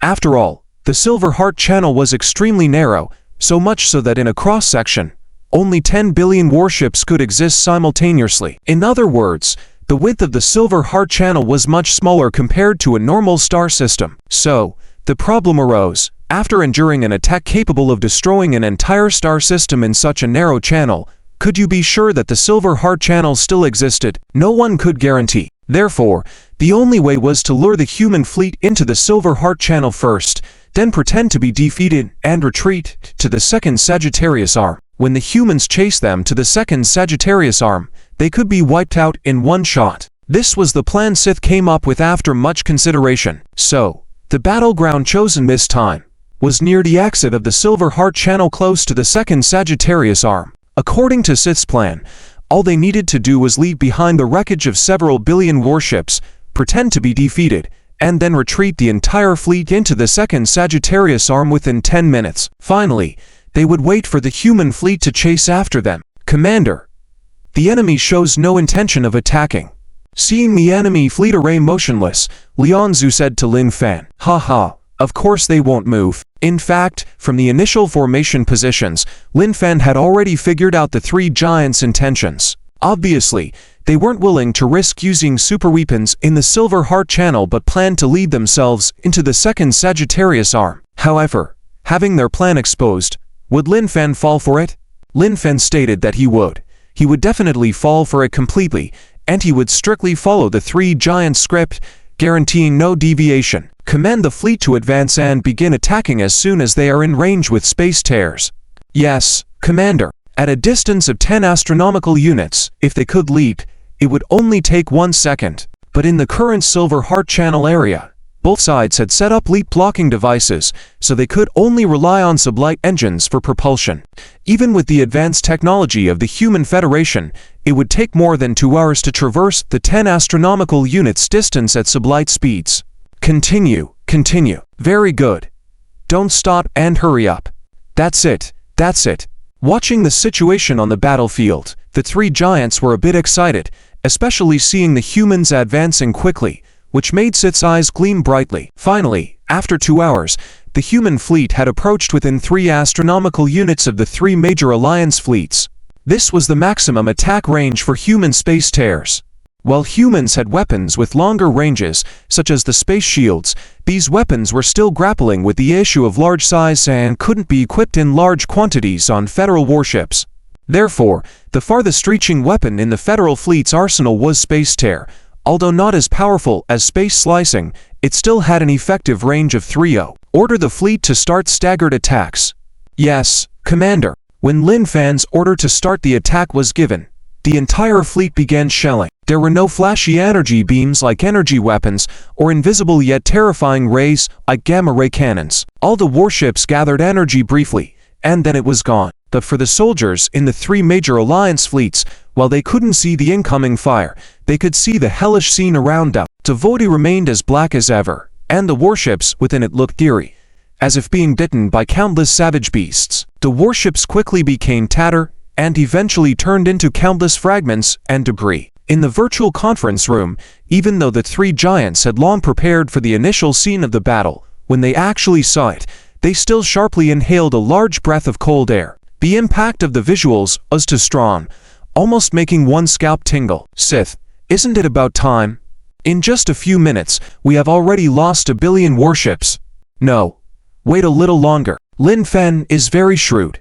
If we retreat just after losing 1 billion warships, he definitely won't be fooled. You don't want to waste all our efforts, do you? Alright then. On the battlefield, the distance between the two sides was over 2 astronomical units, but the maximum firing range of the 3 major Alliance warships was only a little over 5 million kilometers. They had no means of counterattack, they were just being slaughtered unilaterally. In just 5 minutes, their forces had already lost 1 billion warships. The key was, they couldn't even see the incoming fire. This scene left all the soldiers in the 3 major Alliance fleets on the brink of collapse. Half an hour later, humans had not lost a single warship, while the 3 major Alliance forces had lost over 5 billion warships. Even though the 3 major alliances had 150 billion warships, they couldn't withstand this rate of depletion. Sith, we can't continue like this. Quickly move to the second phase. Right, the performance has been sufficient. No need to continue. Okay then. Silver Heart Channel, near the exit of the second Sagittarius arm, in the Vrillik Titan-class battleship. As the overall commander for the decisive battle on behalf of the 3 major alliances and also the Marshal of the Hitalian Empire, Hans was staring at the tactical images and data displayed with reddened eyes. Marshal, the leader gives the order, immediately moving to the second phase. Damn it! Finally! Quick, have all the fleets follow the pre-planned scheme. Retreat towards the second Sagittarius arm in a defeated manner. Tell them to make it look convincing. Victory or defeat hinges on this one move. Yes. End of this chapter. Chapter 394. The breakthrough into the second main spiral arm finally changed the situation in the war. The fleet of the 3 major alliances at the front began to collapse. Many warships even attempted to escape by force, colliding with other warships and causing countless space traffic accidents. Lin Fen couldn't help but twitch at the corner of his mouth, watching them in disbelief. Are you all too into this? Just pretending to be defeated, and then the warship collision incidents have already reached at least 1 million. Do they really need to go to such lengths? So ruthless. And this dedication is simply unbelievable. However, what Lin Fen didn't know was that the beginning of the defeat was indeed staged. The previous attacks had already caused the morale of most soldiers of the 3 leagues to crumble. So during the process of collapse, it transitioned from performing defeat to real defeat, resulting in so many space traffic accidents. In response to this, Sis expressed that he absolutely did not order such a realistic performance. Lin Fen really misunderstood him. But for Sis, this was not a big deal. If more than 5 billion warships were lost, would he care about a few million warships? Moreover, the effect turned out unexpectedly good, with the entire fleet fleeing, and millions of warships colliding during the escape. Is there anything more realistic than this? Well, if Lin Fen didn't know anything, this would indeed seem extremely realistic. Even Lin Fen might fall for it. However, the Silver Heart Passage of the galaxy is like a circular road around the Milky Way's heart, with 4 exits corresponding to the 4 main spiral arms of the Milky Way.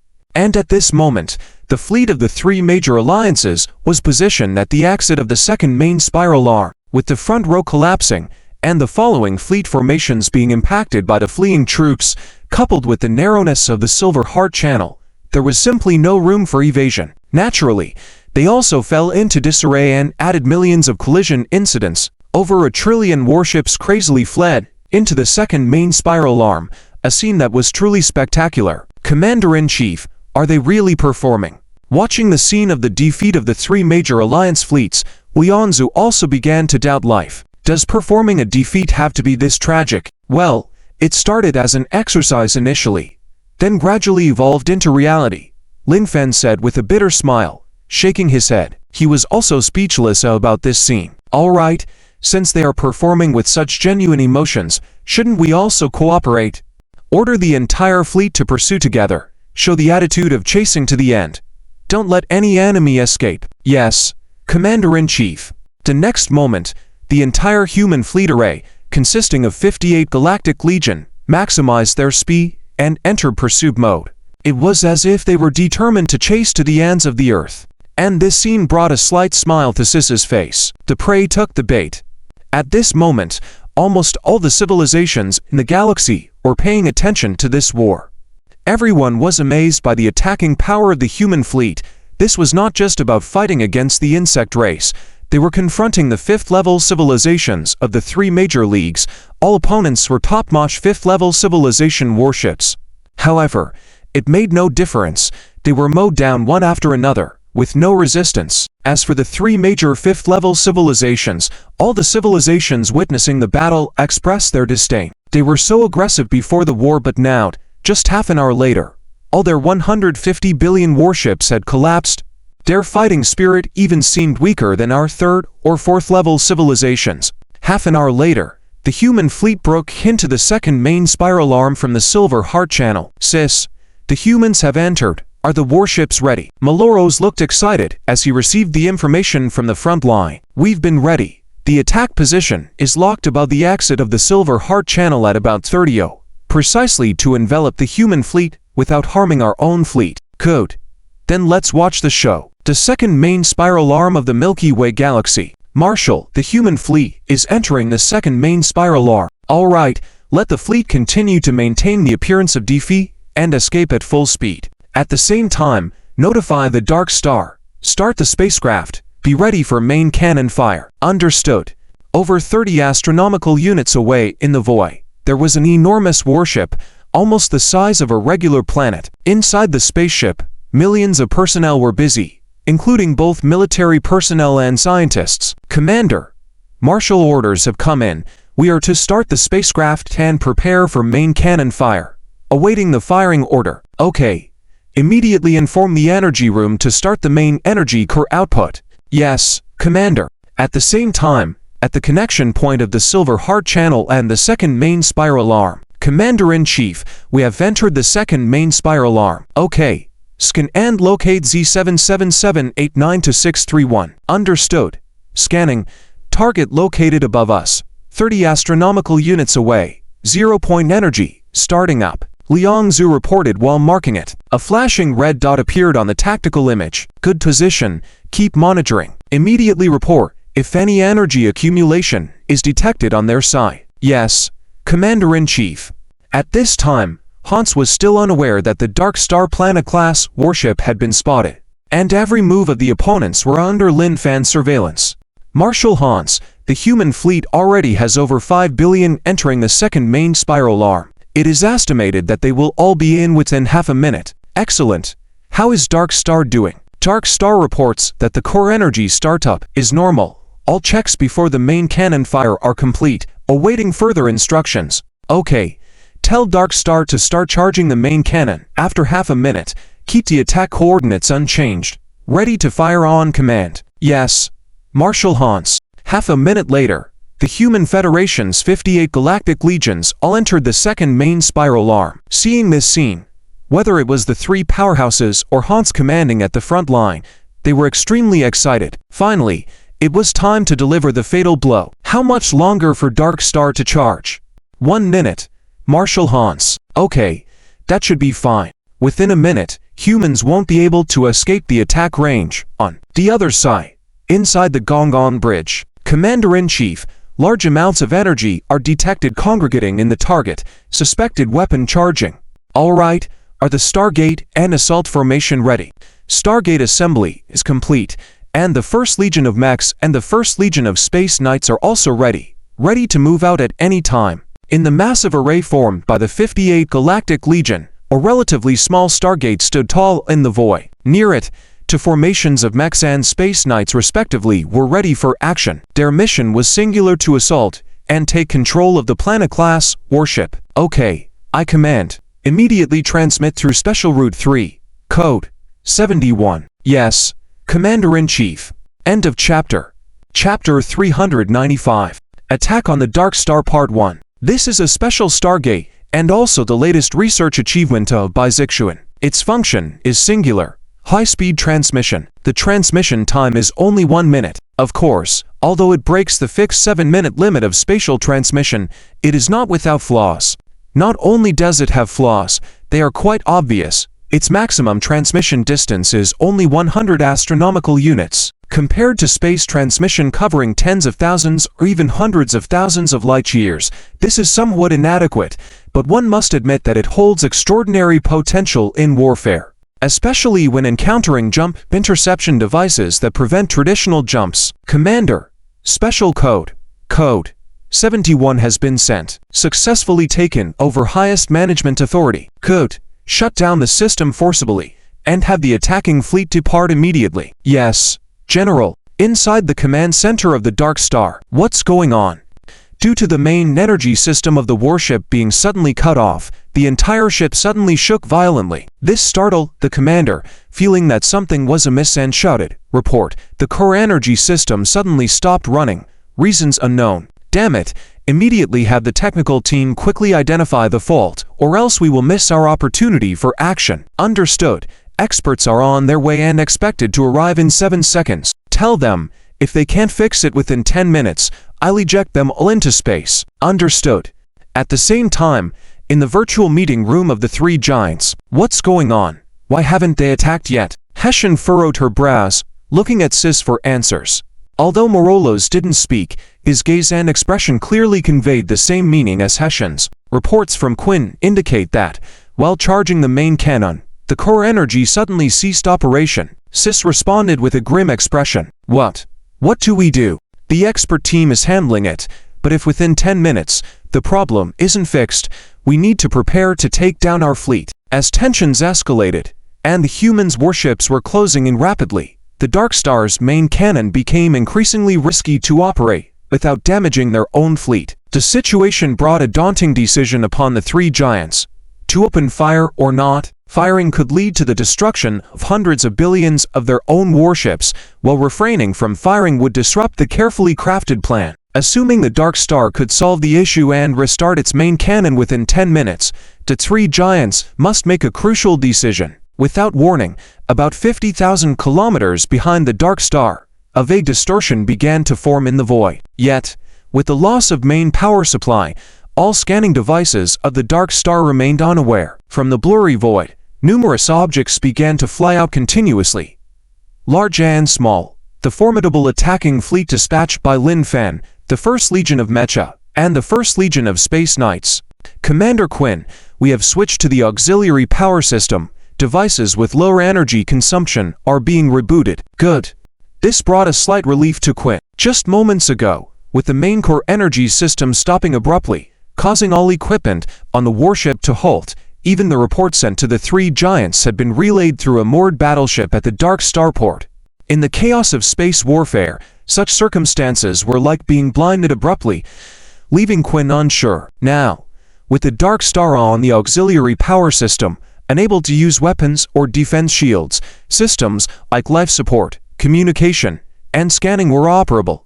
However, when the tactical images lit up again, Quinn was dumbfounded. Behind him was a dense array of red dots. How could so many combat units appear behind him in half a minute without utilizing spatial jumps? Quinn was aware that even with spatial jumps to overcome jump limitations, humans needed 7 minutes to mobilize their troops. So what was going on now? Regardless, it was definitely not a situation for Quinn to be puzzled about. Command all fleets and fighters in the port to take off immediately. Guard the Dark Star. Yes, Commander Quinn. The colossal Dark Star contained 12 ports, each accommodating a small fleet of 2,000 warships and 100,000 space fighters. Therefore, despite appearances, the warship's carrying capacity was comparable to a war star. This was due to the warship not being exclusively a carrier. Otherwise, given its size, the carrying capacity could have been increased tenfold.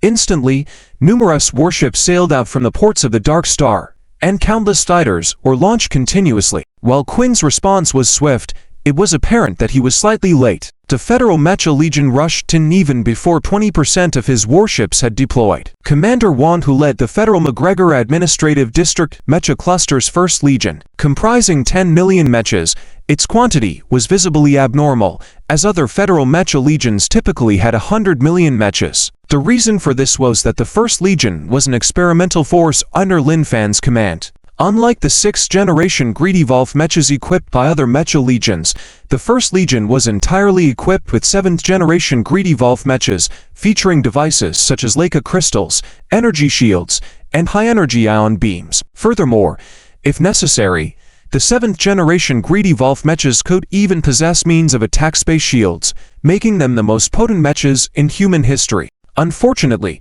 Leica crystals were in short supply, making mass production of the 7th-generation mechas impossible, which was the primary reason for the limited numbers in the First Legion. Until a feasible new energy source emerged, significant quantities of the 7th-generation Greedy Wolf mechas were unattainable. Around the Dark Star, before the warships could fully deploy or form a defensive formation, they were met with the assault of the Federal 1st Mecha Legion. The main and secondary cannons were rendered useless, and only the close-range defense systems could resist. However, for the 7th-generation Greedy Wolf mechas, the defense weapons were as ineffective as scratching an itch, utterly futile. What the hell is this? Inside the bridge of the Dark Star, Quinn let out a roar. End of chapter. Chapter 396. Assault on the Dark Starship. Part 2. Human mechs belong to a unique breed of technology. Much like the Cosmic Knights of the OG Emperor Empire, an affiliate civilization of the Federation, the proliferation of this type of technology largely depends on the unique culture of a civilization. Otherwise, the vast majority of civilizations would follow the mainstream path of interstellar warships. Due to their special structure and much larger size compared to fighters, human mechs can possess more possibilities. As the Dark Starship came into contact with the human mechs, Quinn felt extremely challenged. With no time to react, less than 20% of the warships had just come out of the starburst when they were already engaged up close. This instantly rendered them unable to use their main cannons, and because of the high agility of the mechs and their small size relative to the warship, the secondary cannons were almost useless, resorting only to close-range defense systems. However, Quinn discovered something that left him extremely frustrated. All of the human mechs were equipped with energy shields. Although energy shield technology, the 4-level civilization, is almost like paper in front of a 5-level civilization warship, it is designed to counteract the main and secondary cannons of warships. Using close-range systems against energy shields was nearly futile. After all, this technology was only meant to target fighters, and even after advancing to a 5-level civilization, the 4 major 5th-level civilizations had ceased developing close-range systems. For ordinary fighters, the threat to a 5-level civilization warship is almost zero. If not for dealing with unforeseen circumstances, the 4 major 5th-level civilizations would never even consider installing this technology on their warships. However, encountering human mechs revealed a serious problem: the lack of effective means to counter them. Both sides immediately found themselves in a situation where they couldn't harm each other. A truly peculiar scenario. This realization somewhat eased Quinn's anxiety, since the mechs were too small relative to the warships to mount weapons capable of threatening the ship's spatial shields. With this in mind, Quinn's plan was simple: hold off the mechs using the warships until the main energy system of the Dark Starship was repaired. Regardless of whether it was attacking the human fleet or eliminating these troublesome mechs, it would be a straightforward task. Having understood this, Quinn no longer dwelled on how to eliminate the opponent, but instead ordered all warships and interstellar fighters to completely seal off the entrances to each spaceport, preventing them from boarding the Dark Starship and buying time for the main energy system repair. When Wang Hu witnessed this scene, a slight smile suddenly crept onto his face. On the battlefield, there was a distinctly different black mech that belonged to Wang Hu, a mech uniquely customized according to his personal characteristics. Wang Hu was also the only Legion commander among the top 10 mech legions in the Magellan Administrative Region with a customized mech. They've realized they can't harm our spatial shields, so they've decided to block the entrance to buy time. If it were other mech legions, they might have been able to thwart this move, but we are different. All formation leaders lead your squads to create a passage outside the enemy spaceport entrance and protect the Cosmic Knights as they infiltrate the warship. Understood. Understood.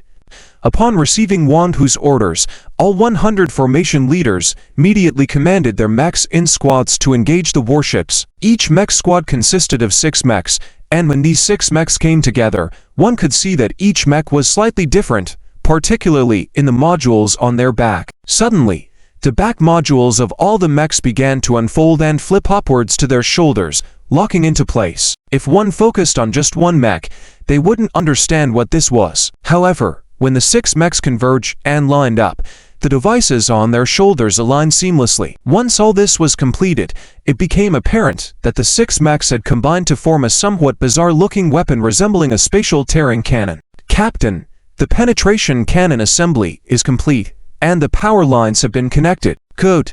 Commence resonance charging immediately. Yes, Captain. In the void, one of the Greedwolf mech squads completed the weapon assembly and, following the captain's order, immediately engaged in the charging process. The energy cores of the 6 mechs began to glow brightly, entering a state of resonance charging. Obviously, the energy output of a single mech alone couldn't meet the charging requirements of this weapon. Hence, the use of all 6 mechs jointly charging the weapon. Captain, charging complete, ready for firing. Initiating targeting. Authorization transferred to my mech. Target locked, firing.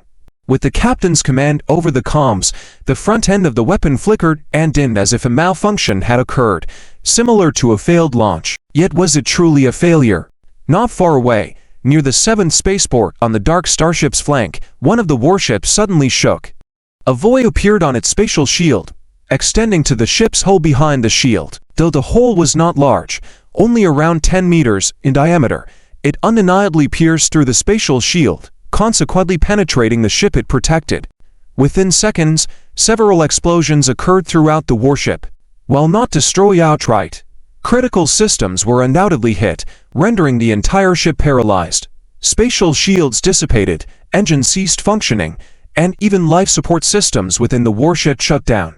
Attack complete, target rendered disabled, commence recharging, preparing to strike the next target. Yes, Captain. Similar occurrences were unfolding all around the Dark Starship, with numerous warships being destroyed or damaged. The spatial shields seemed to lose their effectiveness momentarily, completely unable to deter this mysterious attack. HMPH, although only spatial attacks can break spatial shields, whose said mechs don't possess spatial attack capabilities, all formation members, the situation has shifted in our favor. The escort team is to immediately safeguard the Cosmic Knight's infiltration into the ship. The others continue to eliminate the enemy forces.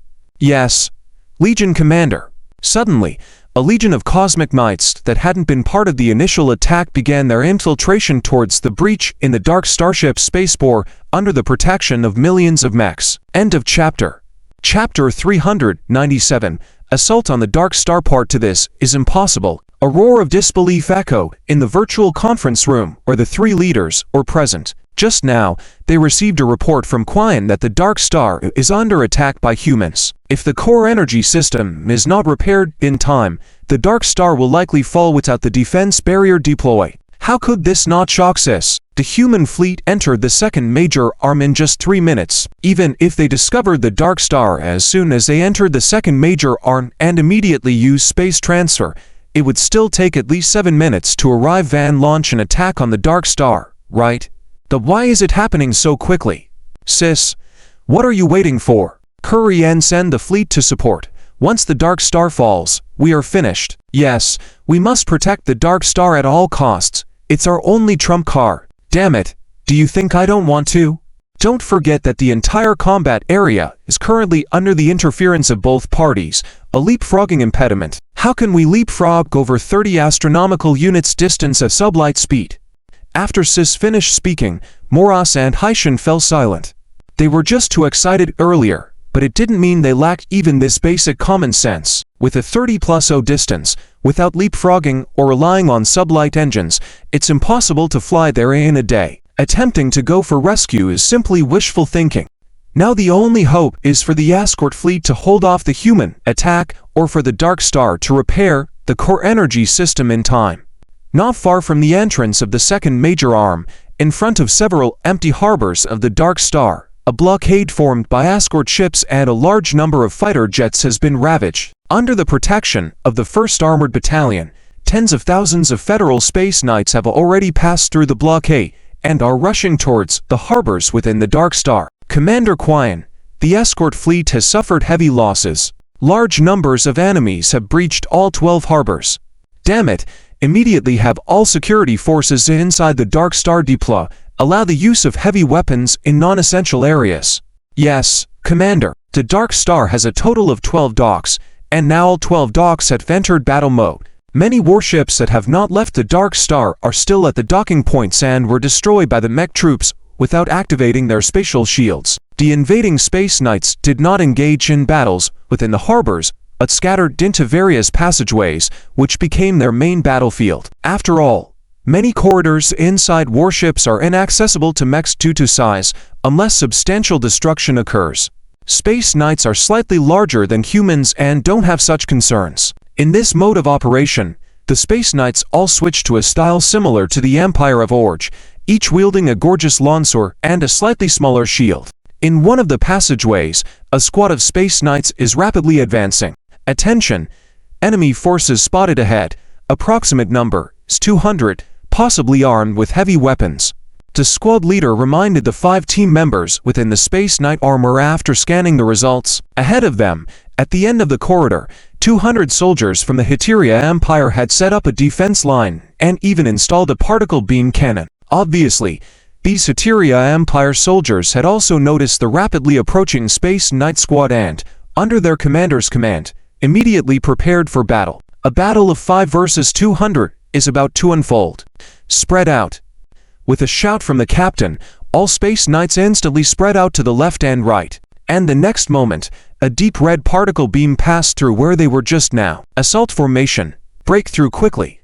Understood. Avoiding the particle beam, the 5 team members quickly formed an assault formation under the captain's lead, and lifted their left hands, activating the shields on their left wrists to create a one-way energy barrier in front of them. This one-way energy barrier wasn't as robust as a mech's energy shield, but it was still effortless to withstand individual soldier-class weapons. After activating the energy barrier, everyone drew their swords, reminiscent of medieval knights. With the close distance between the two sides and the inability of the particle cannon to fire continuously after the first shot, everyone easily broke through their defense line under the protection of the energy barrier, and a one-sided massacre began. Space Knights have a unique way of attacking. They don't carry guns or firearms like modern soldiers, but wield swords like medieval knights, capable of emitting energy blasts by pointing the sword tip at the enemy or releasing energy waves similar to slashes by swinging. Even when facing obstacles, they can activate a cutting mote under the sword's energy envelope, making them unstoppable. At this moment, the Space Knight's strength was undoubtedly revealed, as the 200 soldiers armed only with light weapons barely lasted a minute before being completely slaughtered. Similar scenes were unfolding throughout the Dark Star. Commander Quian, passages B2 to 131 to 137 have fallen. Enemy forces are nearing our bridge. They have already reached the main corridor to our bridge and are engaged with the guards. The deputy's report filled Quian's face with despair. Even if the core energy is repaired now, what difference does it make? Their own forces within the entire warship are almost completely wiped out, while the enemy's forces are everywhere. Even if the core energy system is repaired and the defense barrier holds off the external forces, their own forces will still be annihilated by the intruding enemy forces. It's a defeat.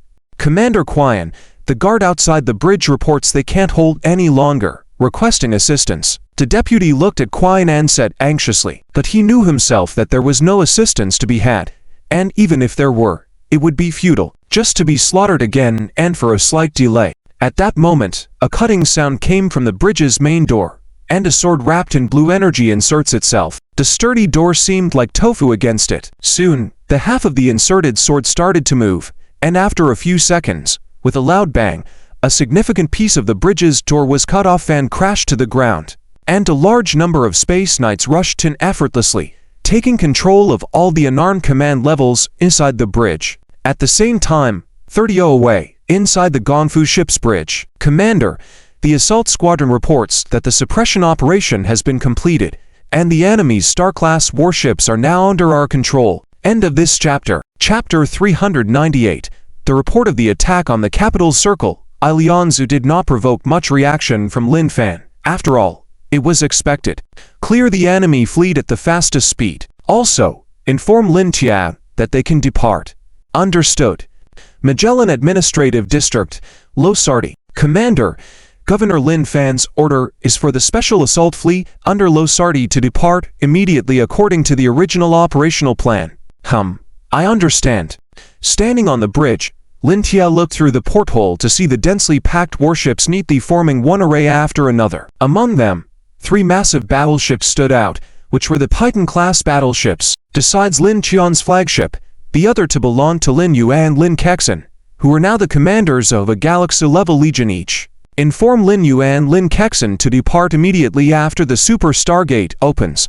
Yes, Commander. Half a minute later, 12 Super Stargates were simultaneously activated, with each set of for serving a legion to quickly transport the entire legion. In the void, 3 legions and 12 fleet formations began to move, heading towards their respective Super Stargates. Galaxy, second spiral arm, the capital circle of the Heteria Empire. A piercing invasion warning, unheard for tens of thousands of years, resounded throughout the entire capital circle at that moment. As one of the 4 level 5 civilizations, the defense forces in the capital circle of the Heteria Empire were naturally quite formidable, nearly strong even. Half a minute after the invasion warning sounded, the entire 5 billion capital city garrison troops were already in action, activating warships and heading towards the spaceport. The fleets that were already on patrol had already engaged the invaders. The battle was now underway. In the virtual conference room where the 3 giants were located, Sis also received the news, his expression turning extremely grim. Sis, what's happening? Seeing the change in his facial expression, Haishan immediately asked. The human fleet is invading the capital circle of my Heteria Empire. Sis almost gritted his teeth as he finished speaking, his facial expression distorting. However, before Haishan could fully digest his words, Wolo's roar erupted from the side. Damn it, the human fleet is attacking the capital circle of my Cyphera consortium. What? Both of you are doomed. My territory is also under attack. At this moment, Haishan finally received a message from her subordinates, confirming that the capital circle of the Bakran Republic was also invaded by the human fleet. The 3 people in the silent conference room fell even quieter. Are all of you in the capital circle? I am. Sis. What about you? Silence again. Further silence. Well, all 3 were indeed trapped in the capital circle, trapped in a dilemma. Heteria Empire, the capital circle, Legion Commander, several enemy patrol fleets are approaching us. Let the first fleet eliminate them directly, then attack their starport group together with the second fleet that just finished assembling. Wipe out all their fleets there. Inside the bridge of the Titan-class battleship Fuxi, Lin Yu raised his hand directly and gave the order. A legion of warships consists of 1 billion warships, divided into 10 Galaxy-level fleets, each with 10 million warships. The Heteria Empire's capital circle garrison comprised a whopping 50 billion warships. Although most of the warships had yet to leave the Stargate, the ones already assembled were no less than 10 billion warships. Lin Yu had just ordered 2 fleets, equivalent to 20 million warships, to annihilate the enemy, an act that, in the entire galaxy, only the Human Federation had the power to accomplish. When the technological gap between 2 sides was so vast, quantity became meaningless, just as it appeared now. Over a dozen patrol fleets, tens of millions of warships that hadn't even entered firing range or swiftly dealt with by Lin Yu's first fleet. Under spatial attacks, hits were instant, unlike traditional weapons that required beams or energy projectiles to travel millions of kilometers. Therefore, evasion was pointless, and the Federation's fleet attacking the Heteria Empire's fleet meant near 100% accuracy in hitting, no matter the distance. Unless one exceeded the 3 astronomical unit spatial tearing range. Apologies, but once I fire, you're already dead. After dealing with all patrol fleets, the second fleet had also descended through the 4 super stargates, getting ready to massacre the 50 billion garrison troops inside the capital circle. In the Imperial Palace of the Heteria Empire, a group of guards knelt before Sis, pleading for them to enter the secret bunker for refuge. However, Sis remained unresponsive. Although the secret bunker exclusively used by the Heteria Emperor was located several kilometers underground, with a fortification surpassing even warships, Sis didn't naively believe hiding there could save him. After all, in the interstellar era, bunkers were somewhat ridiculous. Rather than dying underground, he'd prefer to stand tall like an emperor and face his final moment. As for escaping the capital circle, Sis hadn't even considered it. When Lin Yu arrived, his first action was to release the leap deterrent devices. Therefore, Sis had zero chance of escape. As long as he dared to board a ship and enter space, he wouldn't survive past 3 seconds. An hour later, 10 fleets had all landed, with 9 of them enveloping and massacring the Heteria Empire's capital Circle garrison. Yes, enveloping, with 90 million warships besieging 50 billion warships, leaving less than 10 billion warships now.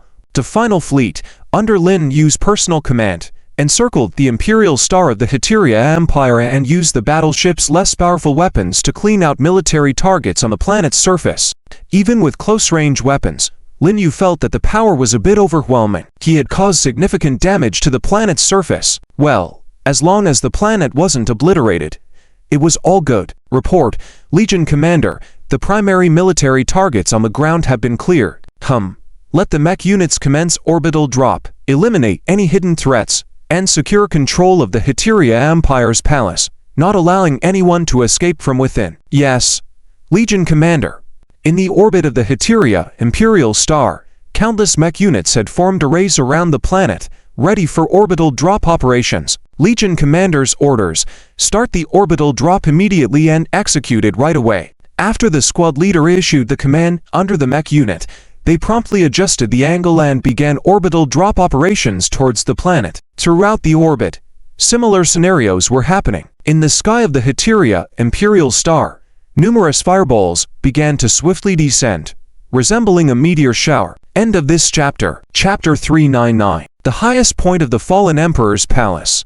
The view from here is not bad. Zis, standing on the observation platform, looked up at the sky and said with a bitter smile. At this moment, even he couldn't have imagined dreaming of this scenario, but when he truly faced this moment, he unexpectedly felt calm. In fact, compared to Haslin and Moros, Zis was much stronger. If it weren't for the sudden emergence of human mech forces and the insect crisis, the other 3 major alliances would have likely been completely outplayed by Zis. His biggest mistake was misjudging the situation in the later stages, falling into a mindset similar to the other 3 giants, directly leading to the current outcome. As the human mech forces began to airdrop, many hidden anti-aircraft weapons started to activate, attempting to intercept the descending mech forces. However, once these anti-aircraft weapons activated their energy source, they were immediately detected by the fleet in orbit, resulting in a precise wave of attacks from orbit. Only a few anti-aircraft weapons managed to fire off 1 or 2 shots before being destroyed. However, this didn't pose a significant threat to the mech forces. During the entire counterattack process, only 3 mechs were destroyed and over 10 were lightly or heavily damaged. Among the 3 mechs that were destroyed, the pilots' cockpits were successfully ejected. At this point, the entire Imperial Star had no more anti-aircraft weapons, only able to helplessly watch as a large number of mech forces continued to airdrop. Doom.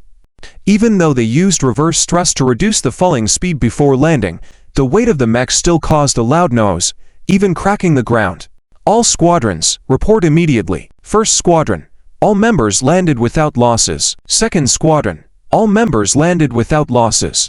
Third Squadron, 1 mech was damaged by ground anti-aircraft weapons during the airdrop process, the rest are unharmed. Soon, the squadron leaders of the 10 squadrons reported their losses. In the entire 3rd Battalion, only 1 mech was lightly damaged. Good.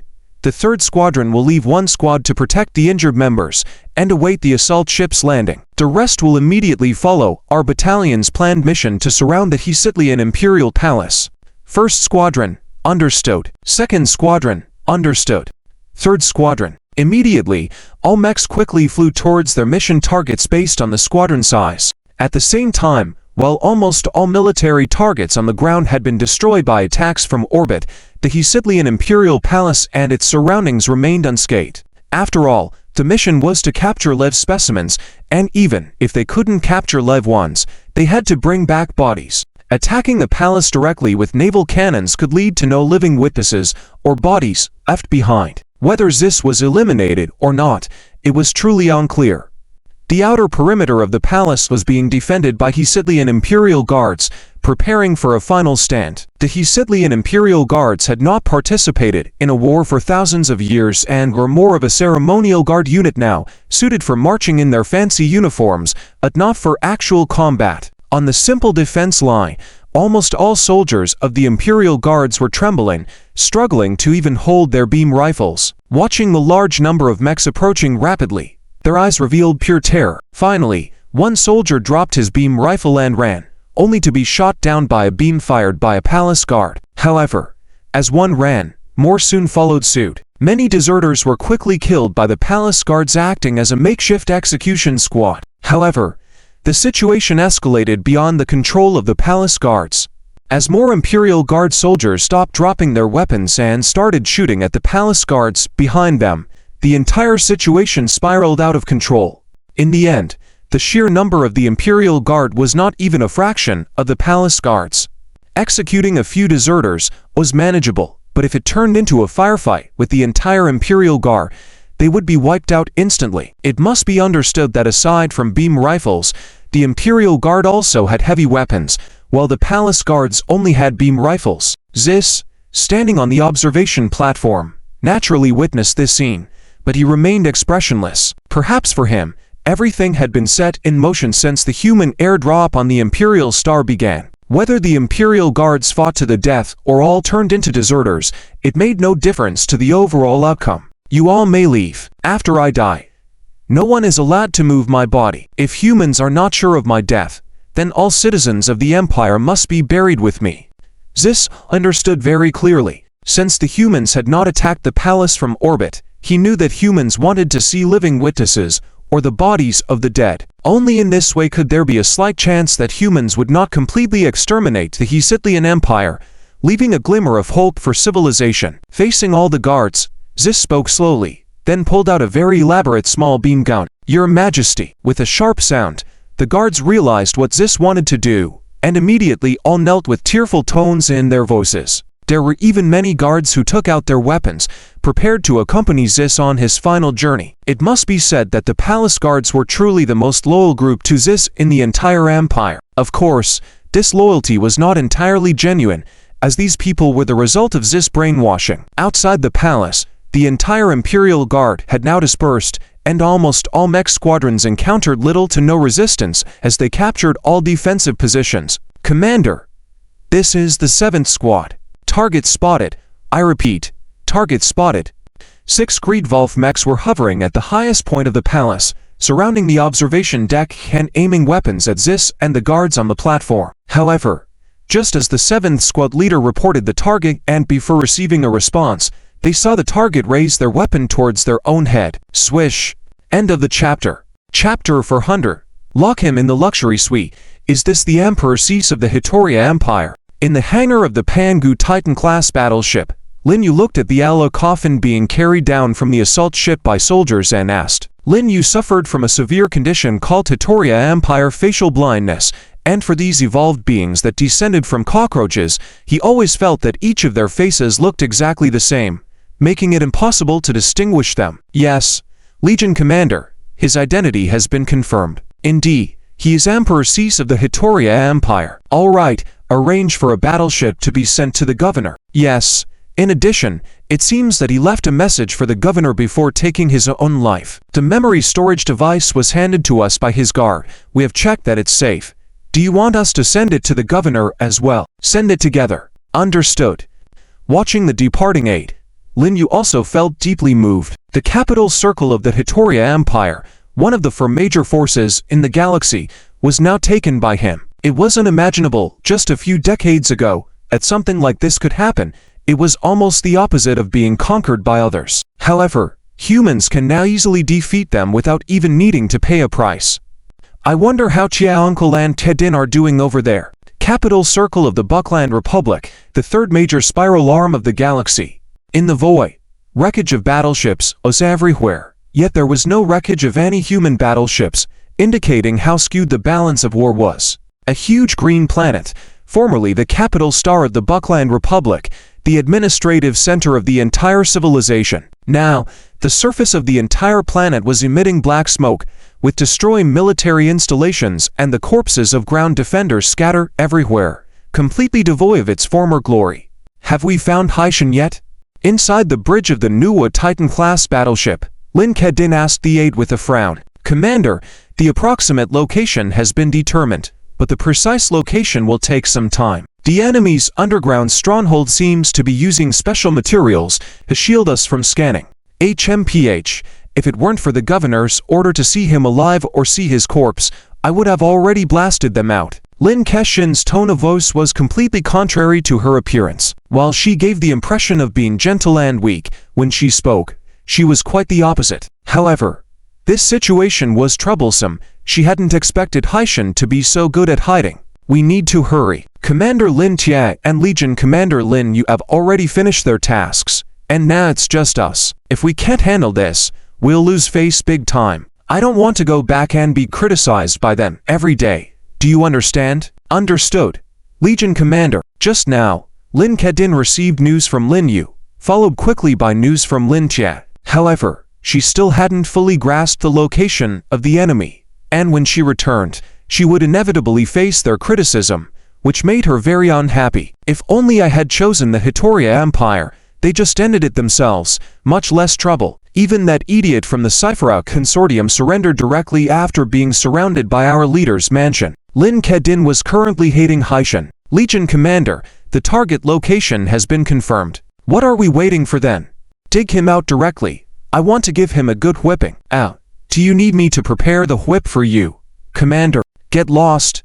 The aide smirked and immediately made arrangements. Of course, the arrangement was about how to capture Haishan, not to prepare a whip. Nowadays, digging a deep pit for someone was too easy. Just adjust the parameters of the tractor beam emission device and use it on the ground directly. Soon, a dark green light beam shot from the orbit towards the ground.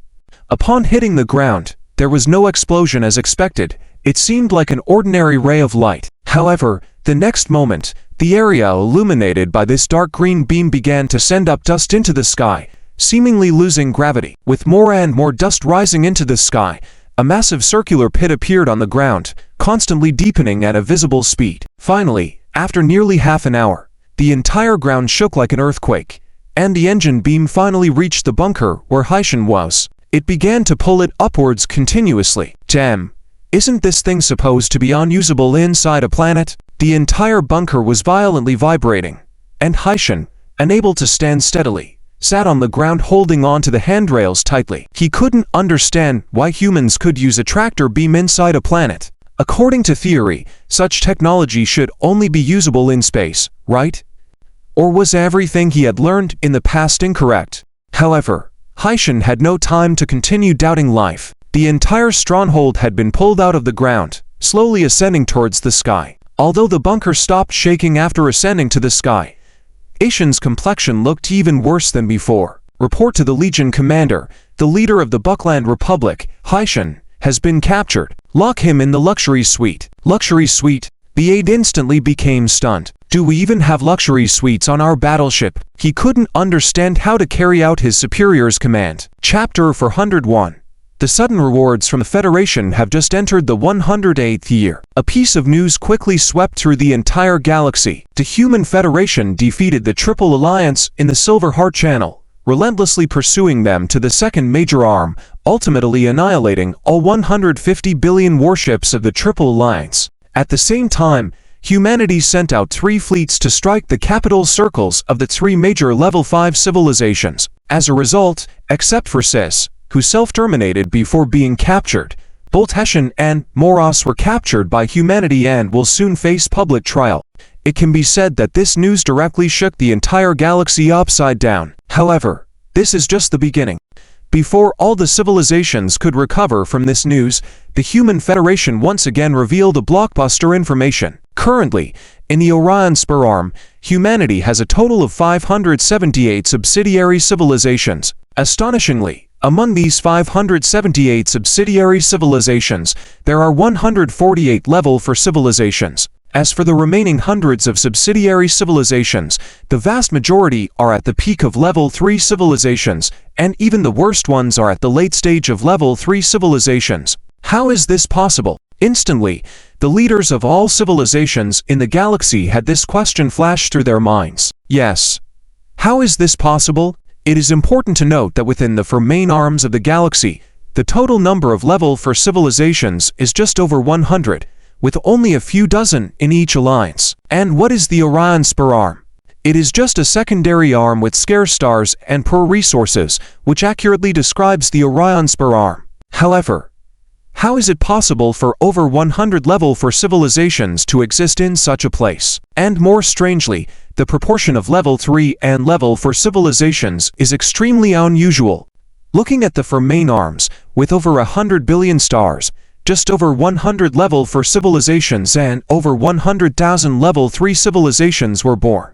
Approximately, producing one level 4 civilization requires the nurturing of thousands of level 3 civilizations. However, in the Orion Spur arm, with a total of just over 500 civilizations, there are 148 level 4 civilizations, with the rest predominantly composed of peak level 3 civilizations. This anomaly bewildered not only the level 3 and level 4 civilizations in the galaxy, but also BERT, the leader of the only surviving level 5 civilization, the Vela Federation. For BERT, the Orion Spur arm was once the territory of their Vela lines, and he was very familiar with the area. What are these 148 level 4 civilizations?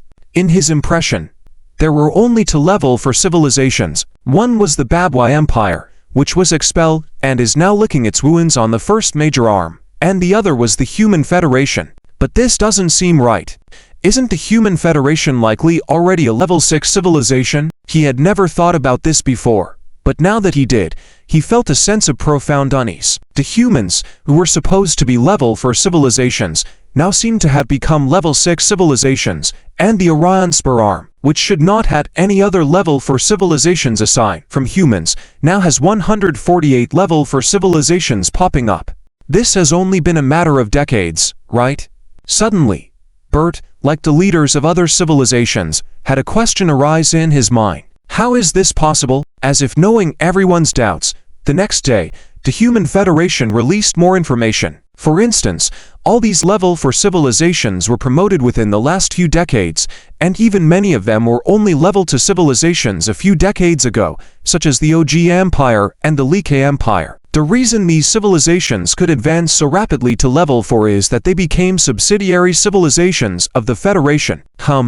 This is where the Federation stopped explaining, leaving all civilizations even more puzzled. What does it mean for them to advance so quickly by becoming subsidiary civilizations of the dominant civilization? Isn't a subsidiary civilization subject to endless exploitation by the dominant civilization? If they are not dragged down, it would already be good. So what does it mean for civilizations to advance? Or have we not studied well enough and misunderstood the concept of subsidiary civilizations? All civilizations' curiosity was thoroughly piqued, yet humanity did not provide any further relevant information. Old man, how do you plan to deal with these civilizations in the galaxy? Lin Fen asked a virtual image of Linzen within the shared workshop hall.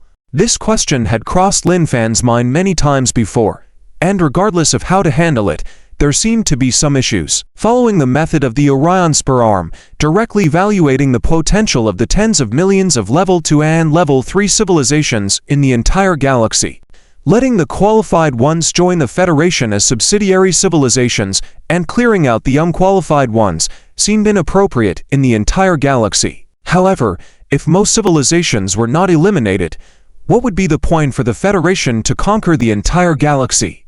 As rulers, the Federation could not stay nested in the Orion Spur arm, right? But if they were to claim territories in the major arms, without removing a group of civilizations, where would their territories come from? These were all questions. You are a skilled warrior, but why are you so stubborn when it comes to these issues? Linzen said, impatiently to Lin Fan. Think carefully. What do the 12 administrative districts of the Federation have in common? Linzen asked Lin Fan. What do the 12 administrative districts have in common? Reminded by Linzen, Lin Fan also quickly realized, if you were to look at what the 12 satellite star systems of the Federation currently occupy had in common, the most significant common point was the lack of star paths. And what results from lacking star paths? The prosperity level of civilizations is far lower than in the galaxy, making it challenging to develop, ultimately leading to the absence of level 4 civilizations in most satellite star systems.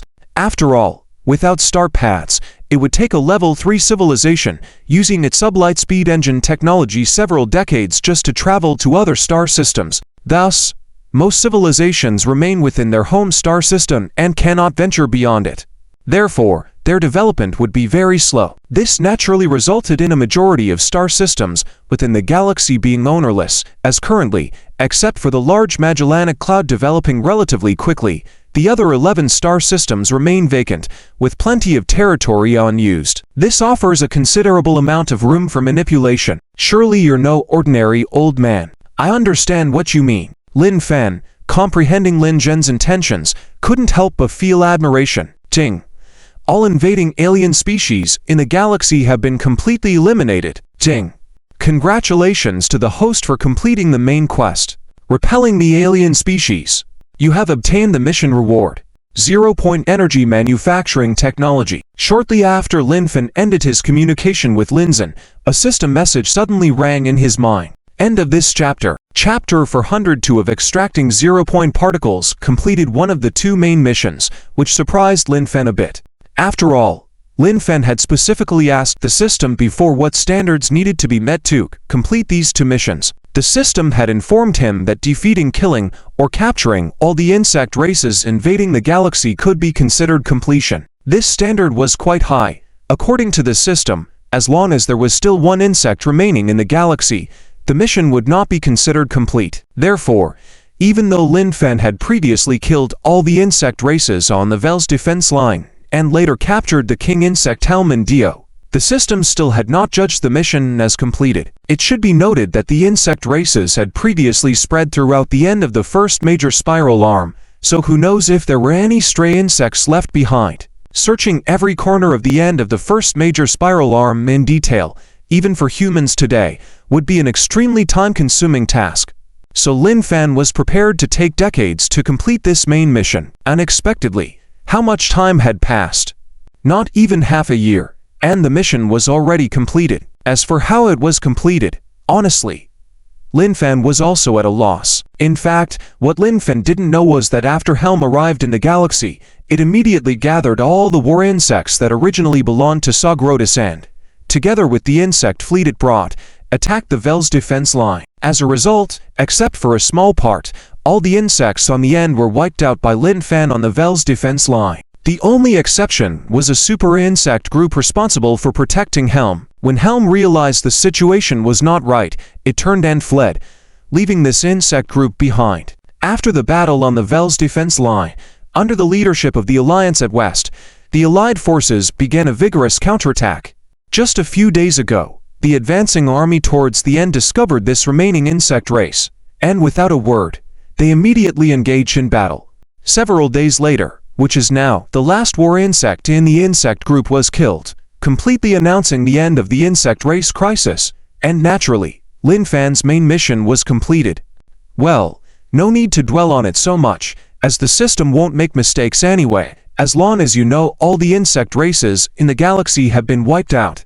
The reward seems really great. Looking at the reward given by the system, Lin Fan also felt excited. 0-point energy manufacturing technology. This is currently the most needed thing in the Human Federation. You see, the reason why the Federation has been able to progress so smoothly is largely due to the gift that the Bobavi Empire accidentally gave to the Federation back then, which is 0-point particles. However, human access to 0-point particles is limited.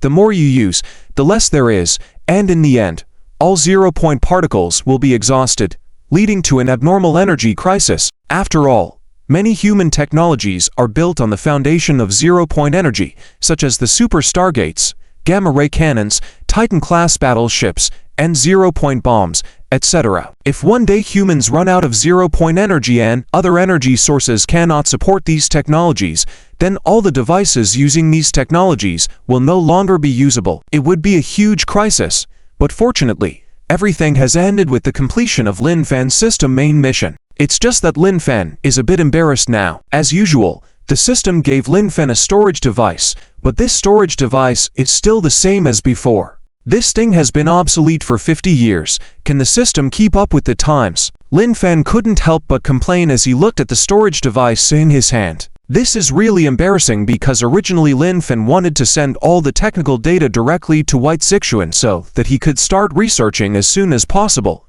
but he found out that the battleship couldn't read it because the storage device was too old. After all, Neither the data format nor the interface could match. Fortunately, humans now have space teleportation technology, so it's not a big problem. Just a quick trip back to the Great Magellanic Administrative Region would only take a few minutes. After making the decision, Lin Fen immediately instructed Lin Tia to temporarily assume the position of acting supreme commander to continue to suppress the resistance forces of the three major alliances, while he himself boarded the Gonggong and returned through the Super Stargate to the capital of the Great Magellanic Administrative Region, OAT. 3 months later, in the Leon star system of the Great Magellanic Administrative Region. This is a star system that has not been developed and has no life planets, making it a perfect location for the upcoming experiment. After all, once something goes wrong in this experiment, it's not just child's play. White Lao, can we start now?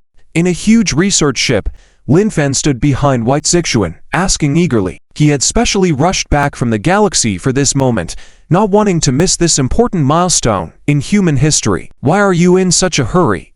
Don't you know how important this experiment is? Stay put and don't interfere with our work. White Zixuan, who was busy with the final inspection, said disdainfully to Lin Fen. However, Lin Fen, who was already familiar with White Zixuan's temper, just smirked and took a few steps back to wait. Minister, the device inspection has been completed, and the zero-point particle extraction device is all normal. Good. Evacuate all personnel and prepare to start the first test.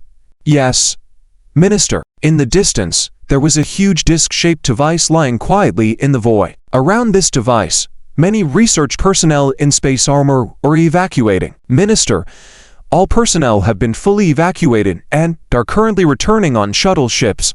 Good. 5 minutes later, the test will officially begin. Yes. Looking at the time on his personal terminal, White Zixuan raised his hand and gave the command. 5 minutes passed quickly, and all evacuated personnel had already returned to the research ship. Activate. Yes. With White Zixuan's command, all the research personnel got busy. The device is activated, and the energy has reached standard levels, attempting to break through the dimensional barrier. The dimensional barrier has been broken, and a passage is being established between the two dimensions. Passage established. Minister. When the passage was successfully established between the two dimensions, a researcher turned excitedly to inform White Zixuan. Very good. Now comes the crucial part. Start filtering out other foreign substances and extract the zero-point particles. This was a very critical step. After all, connecting to other dimensions was an extremely dangerous thing. The arrival of any non-native material would cause disastrous consequences. Therefore, before extracting the zero-point particles, all non-zero-point particle foreign substances had to be filtered out through the corresponding technology, and the extracted zero-point particles would be sealed in a special storage device. Any mistake in this process would have catastrophic consequences. Begin extraction. End of chapter. Chapter 403. Endless energy. At this moment, even Lin Fen was extremely nervous. Filtration complete. All unidentified foreign substances have been successfully filtered outside the passage. Code. Start guiding zero-point particles into the storage crystals. Understood. In the distant void, the circular zero-point particle extraction device was covered with crystal-like objects, one after another, a total of 10 million. These crystal-like objects were the storage devices for zero-point energy, capable of completely isolating all internal and external connections and storing zero-point particles inside without causing any damage to the universe. At this moment, these zero-point energy storage devices were emitting a faint red light, gradually becoming brighter as time passed. In reality, the zero-point particle extraction device was like a super giant charger, and the zero-point energy storage device was like a rechargeable battery. Once the zero-point particles inside were depleted, other dimensional channels could be temporarily opened through the zero-point particle extraction device to obtain zero-point particles and encapsulate them in these zero-point energy storage devices. It sounds simple, but even a 6th-level civilization couldn't accomplish this. After all, technology involving dimensions was within the realm of 7th-level civilizations. All zero-point energy storage devices are fully charged. Minister, we have succeeded. As all the progress bars on the virtual interface of the zero-point energy storage devices reached 100%, a researcher cheered excitedly. Soon, the cheers filled the entire research ship. Quiet. It's not over yet. However, just as the cheers began to erupt, White Zixuan's loud voice interrupted. Everyone immediately realized it wasn't over yet. The most critical part, closing the dimensional channel, had not been completed. Indeed, it was not time to celebrate yet. If this channel couldn't be closed, the problem would be significant. Everyone immediately regained composure and focused on their respective data flows at their positions. Begin closing the channel. Yes, Minister. Attempting to block the data flow within the channel. Data flow successfully blocked. Initiating channel closure attempt. Attempt failed. The channel cannot be closed. Minister, don't panic. It's probably due to insufficient energy output. We have prepared for this. Immediately activate the backup 0-point energy and try again. Yes, Minister. Initiating backup 0-point energies 2 and 3. Energy 3 starting coordination operation. Synchronization rate 70%, 75%, 81%, 92%. Synchronization rate stable at 92%. Entered stable zone. Energy output can begin. Commencing energy output. Attempting to close the channel again. Upon hearing the report from the subordinates, White Zixuan no longer hesitated and immediately gave the order. Success or failure would be decided in this moment. Yes, Minister. Energy output initiated. Output stable. Meeting design standards. Now attempting the second channel closure. 3 seconds, 10 seconds, 20 seconds. Channel closed successfully. We did it. Just as everyone anxiously waited with bated breath, a wave of excited shouts instantly spread throughout the bridge of the research ship. The channel was closed, meaning this experiment had been a perfect success. As a result, humans once again obtained 10 million 0-point energy crystals. Prior to this, humans had inadvertently acquired enough 0-point particles to create approximately 100,000 0-point energy crystals. Now, within a dozen or so minutes, they had obtained 10 million 0-point energy crystals. How could anyone not be excited and thrilled? Moreover, these 10 million were not the end. Since the technology had passed the test, humans could obtain 0-point particles anytime, anywhere using the same method. 100 million, 1 trillion, or even more. It was not a fantasy. 0-point energy had become almost an unlimited resource for humanity. From this day on, energy would no longer be a sword hanging over humanity's head but would become the most powerful propulsion for humanity's high-speed battleship. White Lao, well done. Amidst the cheers, Lin Fan approached White Zixuan, extending his right hand. At this moment, Lin Fan was sincere. Even though Lin Fan obtained the technical data from the system, it took someone to turn those documents into reality. Most crucially, this technology belonged to a 7th-level civilization, while humanity was currently at most a peak 5th-level civilization, plus a few limited 6th-level civilization technologies at best.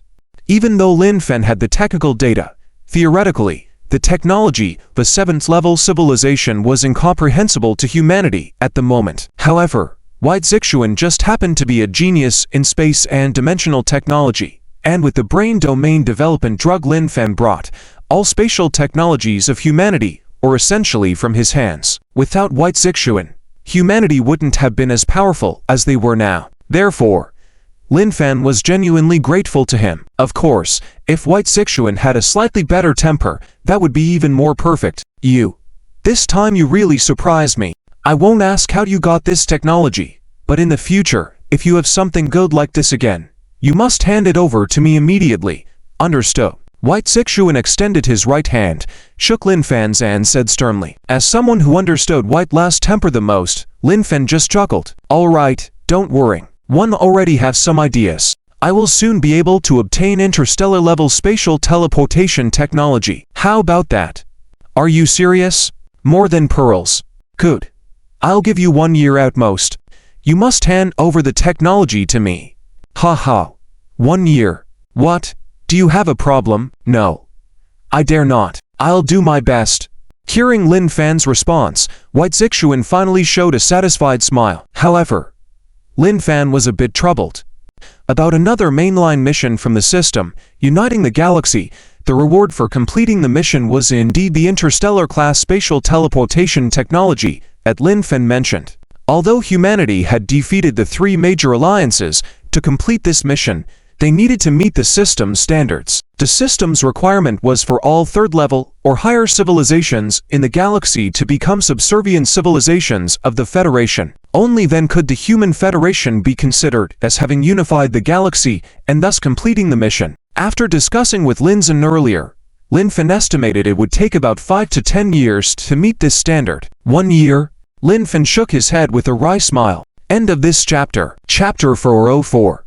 Lin Fen's official duties have been separated from the Tri-City Circle of human flash attacks for 3 months. However, the war spread over the 3 main arms has not stopped, and it is not something that can be resolved in the short term. How big is the territory of the 3 major 5th-level civilizations? To put it more easily understood, there are over 100 billion stars in the entire galaxy, with nearly 30 billion stars on average on each main arm. Of course, not every star will form a star system, but even so, the number of star systems is easily in the billions. Although each main arm has tens of thousands of third-level civilizations, not to mention the first and second-level civilizations, it is almost inconceivably vast. However, for a 5th-level civilization dominating a spiral arm, its occupied territory still the most abundant and vast. Even if there are not a billion star systems, there are still 80 million. So even if the army is almost completely wiped out, the capital circle is broken,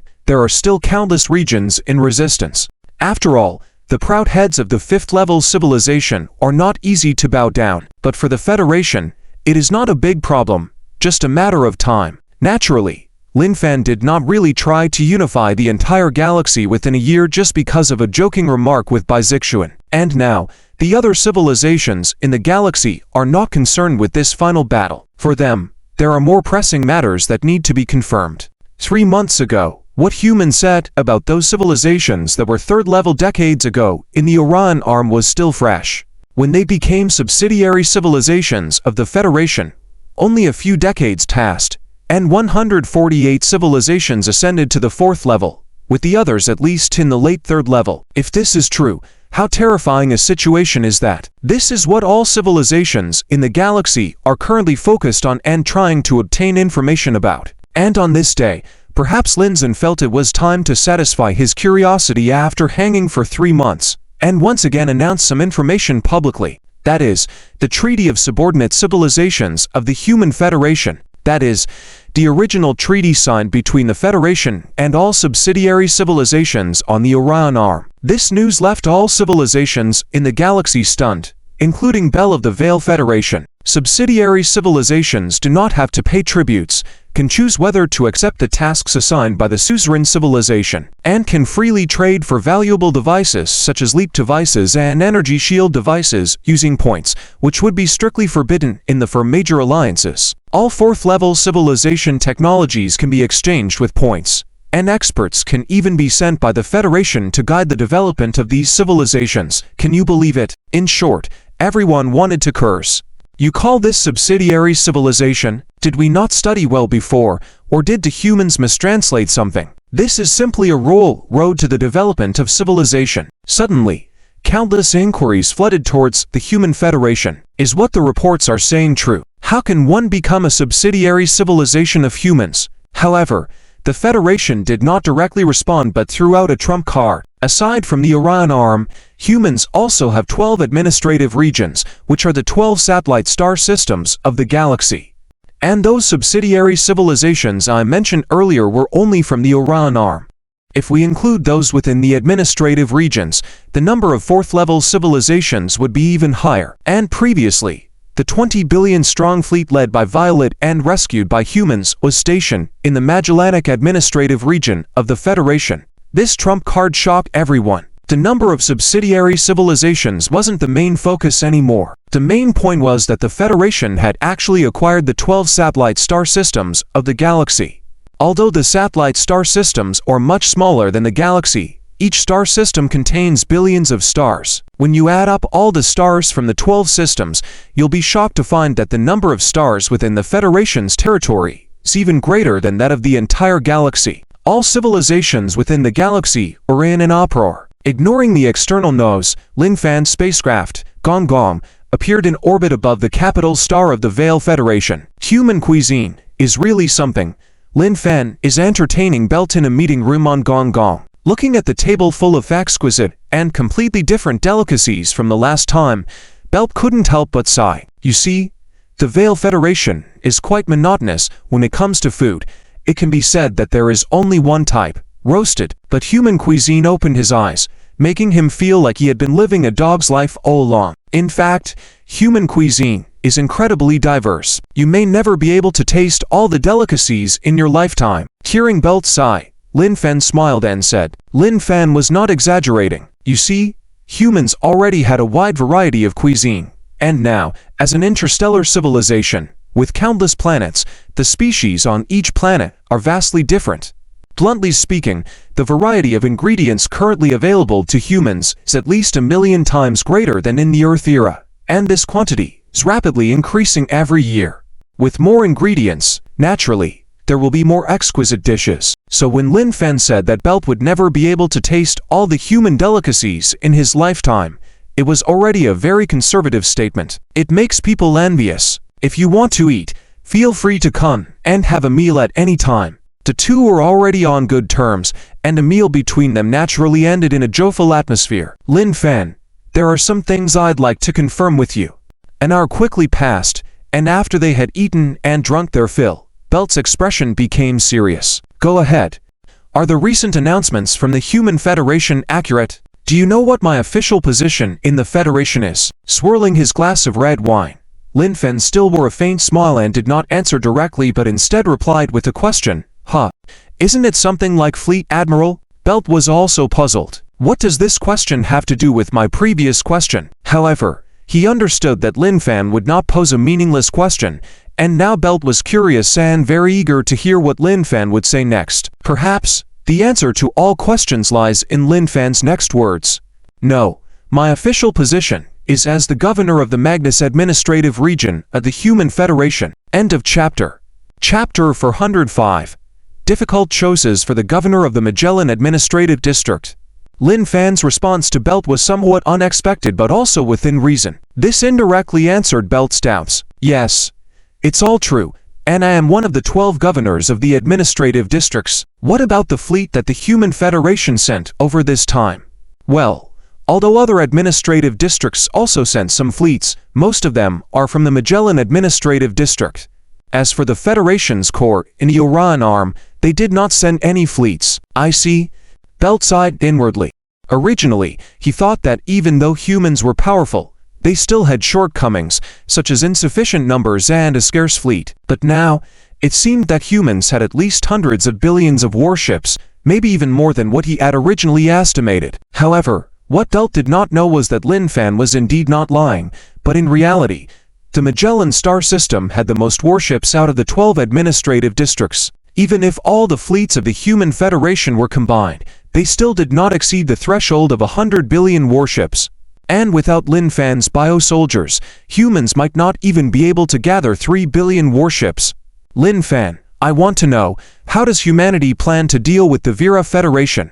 After pondering for a moment, Belt raised his head and looked at Lin Fan, asking in a serious tone. This was a question he could not avoid. The galaxy had become a situation of one superpower and one strong power.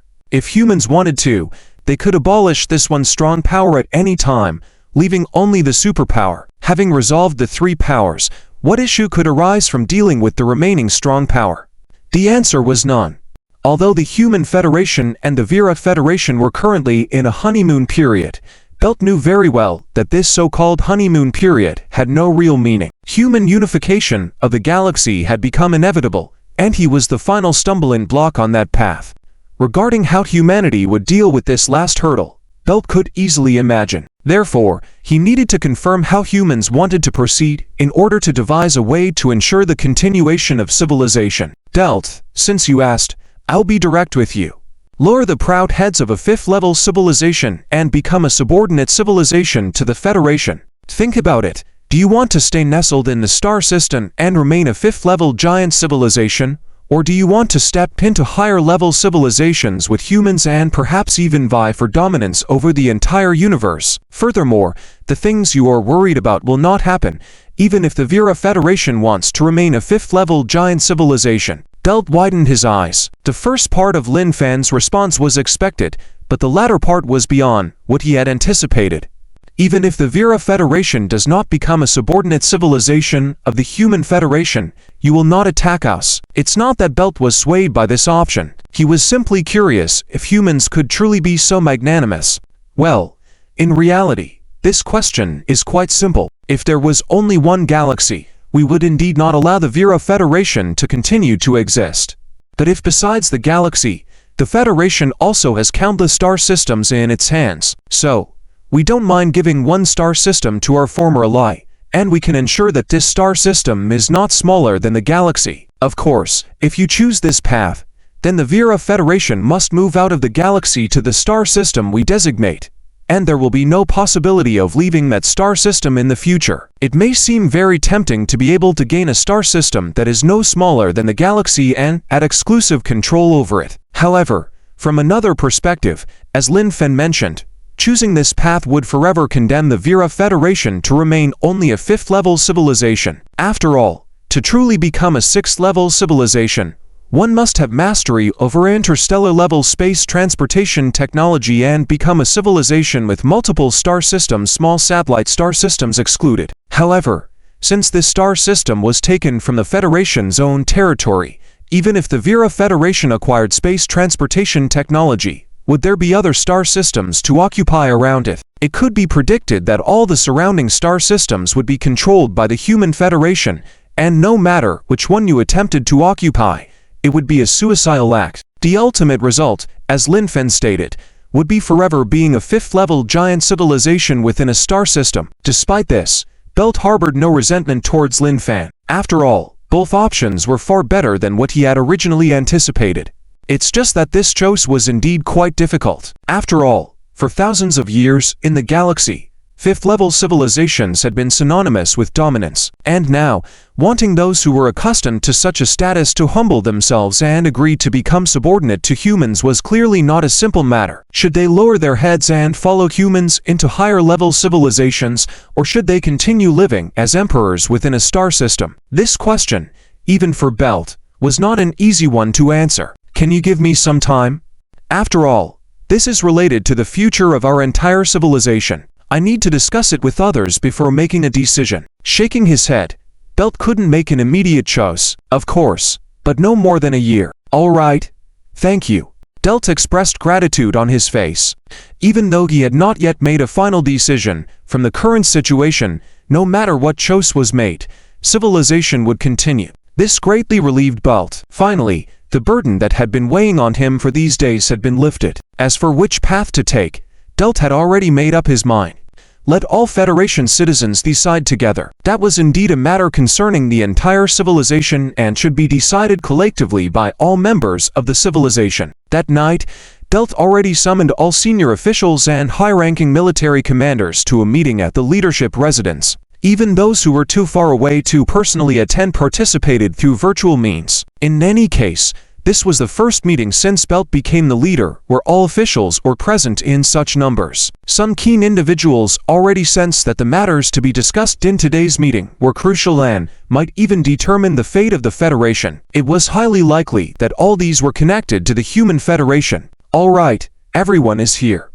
Let's officially begin. End of this chapter. Chapter 406. In the Federal Federation Plebiscite Conference Room, Bert repeated Lin Fan's words without hiding anything. However, there was not much chaos after everyone listened. After all, not many people sitting here were fools. They were well aware that permanent equality between their federation and the Human Federation was impossible. Lin Fan's two options did surprise everyone though. In their original speculation, the human attitude should have been neither submission or death. After all, having been one of the four great civilizations ruling the galaxy for tens of thousands of years, this line of thought was deeply ingrained. However, the two options Lin Fan presented allowed their civilizations to continue, making the decision quite difficult. After all, both options were very tempting. The first option was to follow the Federation and dominate the universe while constantly encountering higher-level civilizations, the implication of which was self-evident. The second option, while being forever suppressed at the 5th level of civilization, would still be the rulers of an entire star system. As long as they did not leave that star system, the Vera Federation would remain at the top of the pyramid, able to maintain their pride. I knew it would be like this. Looking down at the hundreds of people discussing below for a while without reaching a conclusion, Bert sighed and muttered to himself. Such a result was already within his expectations. In actuality, all were strongly inclined towards the first option, without the necessary condition of becoming a subsidiary civilization of the Human Federation. Having been a proud fifth-level civilization for so many years, it was not easy for them to bow their heads. Quiet. Watching the increasingly nosy crowd below, Bert also shouted loudly, "I know what you are all thinking, and I know you are all in a difficult position, but I have only one question. Imagine a scenario, hundreds of years later, when the third and fourth level civilizations originally under our dominion have become fifth or even sixth level civilizations. Ask yourselves, can you accept it?" As Bert's voice fell, the entire conference room fell silent, to the point where one could hear a pin drop. Indeed, could they accept such a situation? Absolutely not. It was simply unacceptable, even more so than bowing their heads. In that moment, everyone had an answer. Since humanity proposed placing them within a star system no smaller than the galaxy, it meant that humanity had already mastered interstellar-level spatial transportation technology. Could one consider that humanity had reached the sixth level of civilization? If so, wasn't the situation much simpler? Would it be shameful for a fifth-level civilization to become a subordinate of a sixth-level civilization, comparable to a fourth-level civilization becoming a subsidiary of a fifth-level civilization? And humanity's subsidiary civilization couldn't really be called a subsidiary civilization, as it resembled a structure of the former for alliances. As member nations join, they could gain more benefits than the four alliances, with humanity playing a role akin to the head of an alliance. Besides being called a subsidiary civilization by humanity, there didn't seem to be any other issues. Were they really going to refuse the opportunity to step into the realm of sixth, seventh, or even higher level civilizations simply because they didn't like the name? No. If they refused, that would be a genuine crime against civilization. Leader, I believe we should choose the first option. I hold the same opinion. I second. Suddenly, everyone in the conference room was highly unified in their views. In fact, the future of their civilization and the concept of being a criminal civilization were not the important factors. Those were just noble reasons added by these people to mask the real motives. The real reason was Bert's question: can you accept that the civilizations that were once third and fourth level within the galaxy may become advanced civilizations in the future and climb above you? Obviously, this hit all of them at their core, as the proud Vera people could never accept such a scenario. Compared to that, becoming a subsidiary of humanity seemed like a more acceptable option. Bert also knew the genuine thoughts of those below, but he wouldn't foolishly expose them. Okay, but this is a matter concerning our entire civilization and cannot be decided by any one of us alone. It should be a decision made collectively by all the people of our civilization. Therefore, I have decided to initiate a full Federation plebiscite. However, you also know that the people won't analyze the question as deeply as we have, so you need to guide them. On the stage, Bert explained his plan. Essentially, this was to orient public opinion from below. Even you were initially like that, the ordinary citizens would definitely be even more clueless. Therefore, shaping public opinion was a critical component to make all citizens understand what the consequences of choosing the second option would be. Bert believed that no Vera person could tolerate the idea of their former subordinate rising above them in the future. We understand. Over the next month, it can be said that the entire Vera Federation was like a bowling pot every day. At the beginning, just as Bert had guessed, almost all Federation citizens who heard the two choices offered by humanity were either in a dilemma or firmly opposed to the first choice. After all, becoming a subsidiary civilization of humanity felt like a humiliation for the Vera people, who were once the dominant power in the galaxy. However, this was not important. Everything was as expected. In the following days, all the Federation's high-ranking officials took turns analyzing these two options deeply. They simply aimed to enable all Vera individuals to understand the true meaning of these two choices correctly, without pushing them in any particular direction.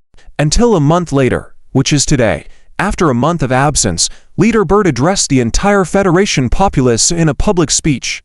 Just like a month ago, facing those high-ranking officials, when he spoke about how the civilizations that were once third and fourth level could potentially become advanced civilizations and rise above them in the future. The entire Federation and all the star systems fell silent. Consequently, there erupted the same consistent cries from all the planets. Not acceptable. Not acceptable. Rather accept it.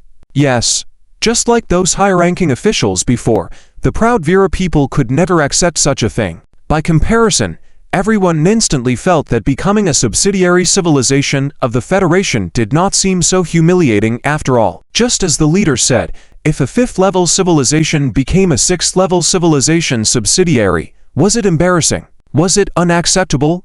Upon such a comparison, it seemed entirely acceptable. Now I declare that in 3 days, the entire Federation will conduct a plebiscite to determine whether to join the human camp and become a subsidiary civilization to them. In the closing remarks of his speech, Bert officially announced, end of this chapter. Chapter 407. The Vera Federation's referendum to monopolize the 4 galaxies has been conducted vigorously for a month, and the results did not come as a surprise to Belt. For a Vera person, allowing lower-level civilizations to surpass them and become a subsidiary civilization, the higher-level civilization, is truly unacceptable. Once everyone understood this, the outcome of the vote was already predetermined. 97% of the citizens voted in favor of joining the Human Federation subsidiary civilization system, while the remaining 3% were stubborn, but they could not change the overall situation. Several days later, the Gong Works once again arrived in orbit above the capital star of the Vera Federation.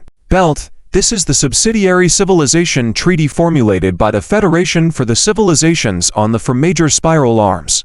The core provisions remain unchanged, but solutions have been provided for territorial issues between civilizations. You should understand that after humans unify the Milky Way, the entire galaxy will become the main base for humans, and other civilizations will need to make way. Inside the meeting room, Lin Fan pushed a virtual interface in front of Belt. Belt was not surprised, as he had long anticipated what Lin Fan was saying.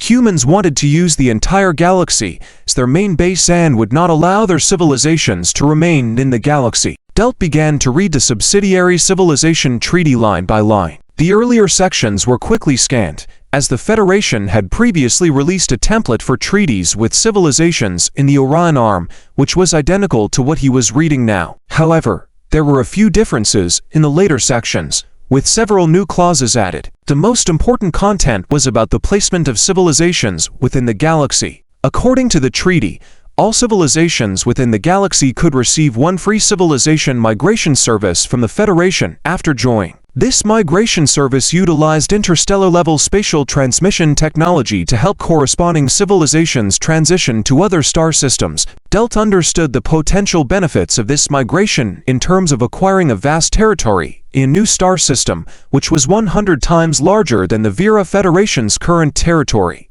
Despite the conditions being much more favorable, even if humans did not force their migration, they would likely seek to do so voluntarily. Migration was always the most cost-effective choice, and no civilization could resist such temptation, even if it meant abandoning their home star. In our star cluster, can all systems be chosen? Belt asked. Of course not.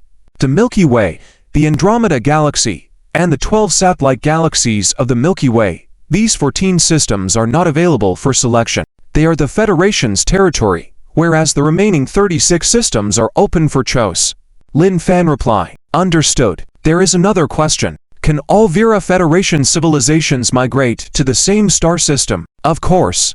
Hearing this, Belt finally breathed a sigh of relief. He feared that humans would dismantle the entire Vera Federation and distribute civilizations across different star systems. However, Lin Fan reassured him that splitting the Vera Federation would serve no purpose, as the Federation did not mind if their subsidiary civilizations also had their own subsidiary civilizations, which did not pose any threat to them. Then let the Vera Federation choose the Andromeda Galaxy.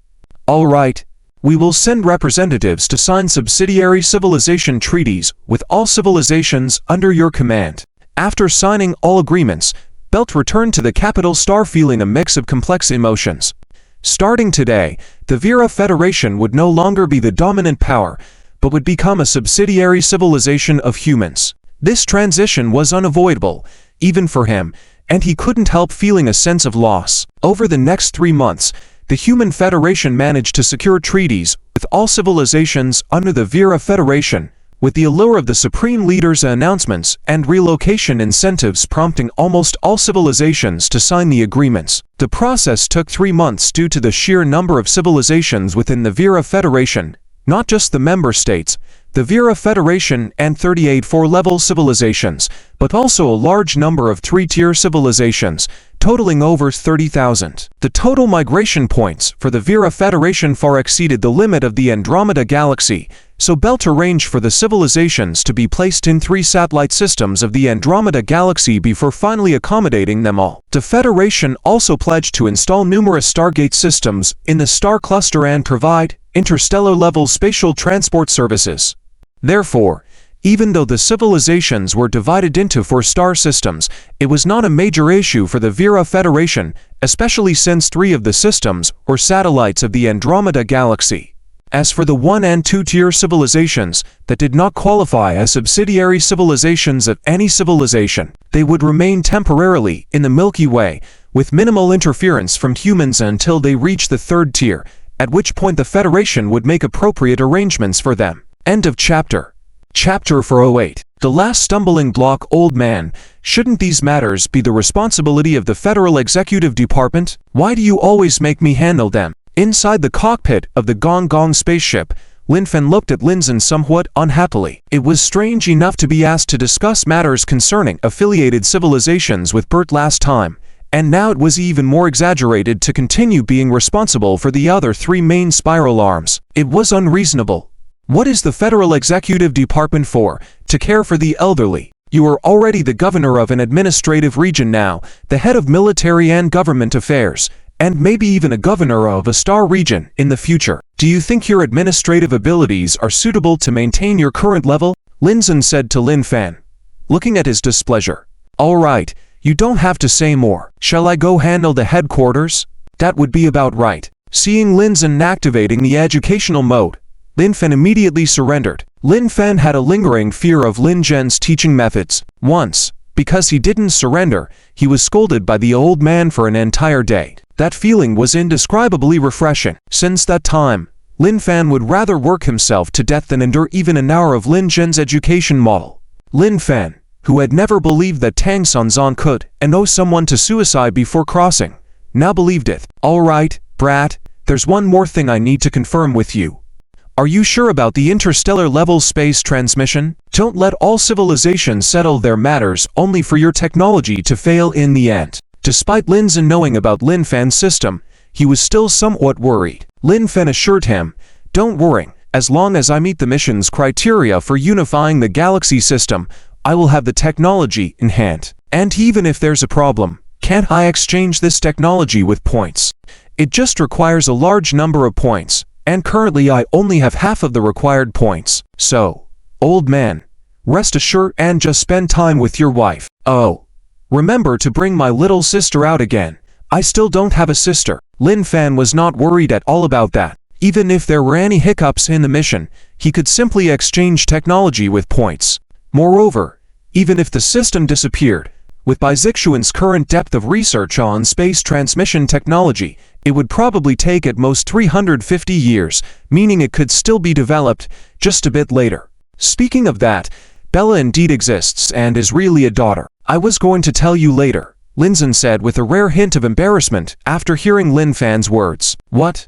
I just said it casually, and it turned out to be true. Lin Fan felt like he could become a prophet. But having a little sister actually seemed like a good feeling. At the end of the 108th year of the Federation, the galaxy was once again shaken by news. A member of the 4 Giants, Vera Alliance, officially announced that all civilizations within the Alliance would become affiliated civilizations of the Human Federation. At the same time, the Vera Alliance would continue to exist in the form of an alliance and, with the help of humans, would move the entire alliance to the Triangulum constellation and its 3 satellite star systems. After the migration, the territory of the Vera Alliance would expand to a terrifying 4 star systems with over 800 billion stars. This news shocked all civilizations. The entire Milky Way galaxy only had 100 billion stars, and the first main spiral arm of the Vera Alliance had less than 300 billion stars. Now, it had suddenly increased to over 800 billion stars, more than doubling the number. This was quite exaggerated. However, regardless of how exaggerated it was, all civilizations were envious. Most civilizations understood the intention of humans completely clear the Milky Way galaxy to establish the headquarters of the Human Federation. But so what? Compared to the huge benefits of migration, that was nothing. In fact, the Federation didn't even need to negotiate individually. These civilizations were eager to become affiliated civilizations and migrate to the Federation. In a year's time, almost 99% of civilizations in the galaxy had signed affiliated civilization treaties with the Federation and selected the star systems they wanted to move to. Now, the only ones resisting Lin Fan's unification of the galaxy were the 3 remaining level 5 civilizations. Lin Fan had given them chances, but they continued to resist. Lin Fan had lost his patience. Initially, he didn't want to use the sword in the Milky Way system, as the current situation was already the foundation of his ambition to dominate the universe. He even welcomed having a few more level 5 civilizations under him. However, now, not using the sword was no longer an option. Since they didn't want to bow their proud heads like the Vera Federation, there was only one outcome. Of course, wiping out the 3 giants completely wouldn't be easy. It wasn't because they had strong resistance forces, but rather their territory was vast, with many planets. Cleaning up each planet, even for present-day humans, wouldn't be a simple task. However, present-day humans were different from those of the past, the main difference being that, except for the 3 giants, almost all civilizations were now affiliated with the Federation, essentially acting as their hands. Hence, humans didn't have to do it themselves, delegating the task to all their level 4 and 5 civilizations. On that day, a mission appeared on the affiliated civilization terminal platforms of all level 4 and 5 civilizations, completely obliterate the 3 major level 5 civilizations. For each 10,000 star systems cleaned, a 0-point energy reward will be granted. After this mission appeared, the Vera Alliance took immediate action. This was 0-point energy. The other civilizations may not know what it was, but Bert certainly did. He also understood that Lin Fan had given them opportunities, which they squandered. Bert did not see any problem with Lin Fan's current decision.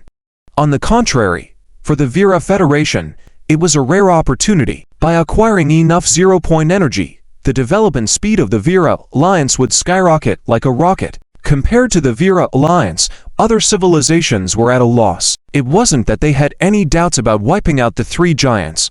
Rather, they simply didn't know what 0-point energy was. End of chapter.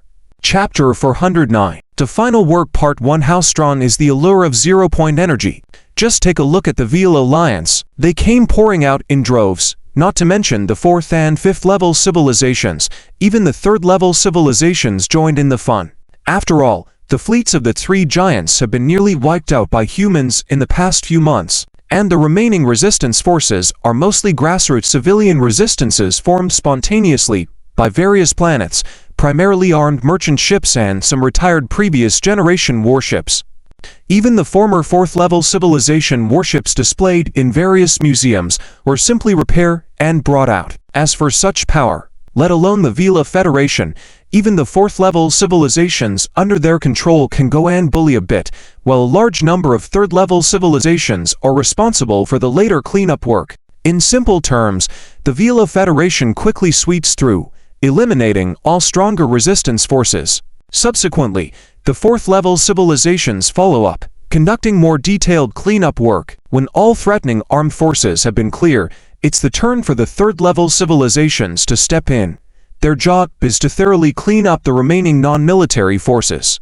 A complete set of processes. Action is swift. When the other 3rd and 4th level civilizations on the main spiral arms know what 0-point energy really is, the Vera Federation has already cleaned up tens of millions of star systems. To be honest, for every 10,000 star systems cleaned up, Lin Fan rewards a 0-point energy crystal. Earning 1,000 of them within less than a month seems very easy. However, in reality, the current Human Federation does not actually care much about these 0-point energy crystals, nor do they fear that other civilizations acquiring too many energy crystals would threaten the Federation itself. Firstly, The current Federation relies on zero-point particle extraction devices, each time extracting zero-point particles enough to fill tens of millions of zero-point crystals. Secondly, all these zero-point energy crystals have a backdoor. Therefore, it is better to say that the Federation prefers all civilizations under their control to use their own zero-point energy as the primary source of energy.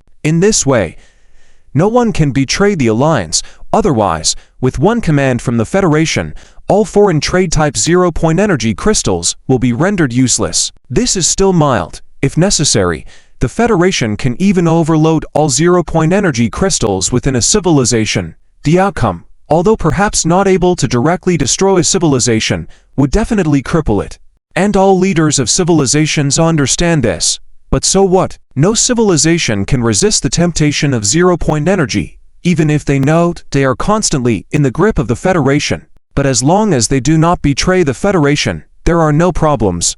Soon, with the stimulus of zero-point energy, the third and fourth level civilizations on the other three major spiral arms also joined this grand feast, waving their knives towards their former Alliance leaders.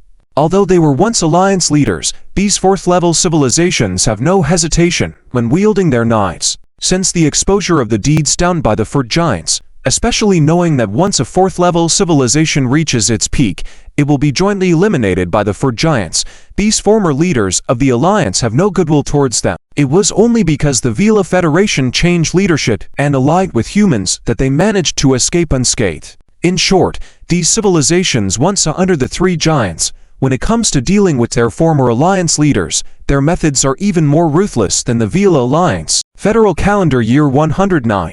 The cleansing operation of the three giants has lasted a whole year, and now, only the last few hundred administrative stars are left, and these administrative stars are currently under attack by fleets. The final moment seems to be approaching at any time, and Lin Fan is eagerly anticipating this moment because, when the three giants are completely destroyed, it will be the achievement of his system's main mission, setting the hard standard for unifying the galaxy. By then, Lin Fan will obtain interstellar-level space teleportation technology data, thus completely opening the door for the Human Federation to the universe. Inside the Gong, Lin Fan is staring intently at the map, focusing on the final few hundred red dots on the three major spiral arms. With continuous reports from various civilizations, almost every few minutes, a red dot dims and eventually turns green, indicating that another star system has completed the cleansing work. Jing! Congratulations, host, for completing the main mission of unifying the galaxy. Obtaining the mission reward interstellar-level space teleportation technology. 3 hours later, Lin Fan finally heard the system notification he had long awaited. Finally completed. Lin Fan clenched his fist with excitement, feeling some emotion at the moment. And this excitement did not come from the mission reward. It came from the fact that when Lin Fan graduated from the Interstellar Military Academy and entered the Federation fleet, it was Federal Calendar Year 58. And at that time, humanity was facing the crisis of civilization destruction. Now, only 51 years have passed, and humanity has reached the stage of unifying the galaxy. Who could believe this 50 years ago? Who would believe this? However, as incredible as it may seem, this has actually happened. However, within the galaxy, there is one last thing to deal with, which is to completely eliminate the insect nest passage located on the first major spiral arm. Due to previous issues with Bizixuan's research on closing the insect nest passage, this project has been delayed for several years. It was not until humans captured the fourth-level King Wormhelm alive and obtained a lot of necessary information from him that this project was finally pushed to success. On the first major spiral arm, the administrative star Deo of the former third-level civilization Lasso Federation. In the void, a large number of engineering mechs are busy assembling somewhat strange devices near the insect nest passage. Minister, the space resonance device has been set up. According to the plan, a total of 1928 units have been deployed. Code. Start debugging immediately. The synchronization rate must reach above 97%. Understood. Bizixuan nodded and immediately instructed to start the debugging work. This device is used to directly destroy the stability of the space channel through space resonance, thus forcibly destroying it. It's very rough but quite effective, not just for the insect nest passage, but also effective for space teleportation. However, this technology has its drawbacks, as at this moment, it is necessary to deploy a considerable number of space resonance devices according to the scale of the space channel in advance, and it also takes a certain amount of time to execute. If any device is destroyed during the process, it will significantly reduce the synchronization rate of the entire resonance system, leading to failure. Therefore, this technology cannot be used during wartime, unless, like now, working under completely undisturbed conditions. Start debugging. End of chapter.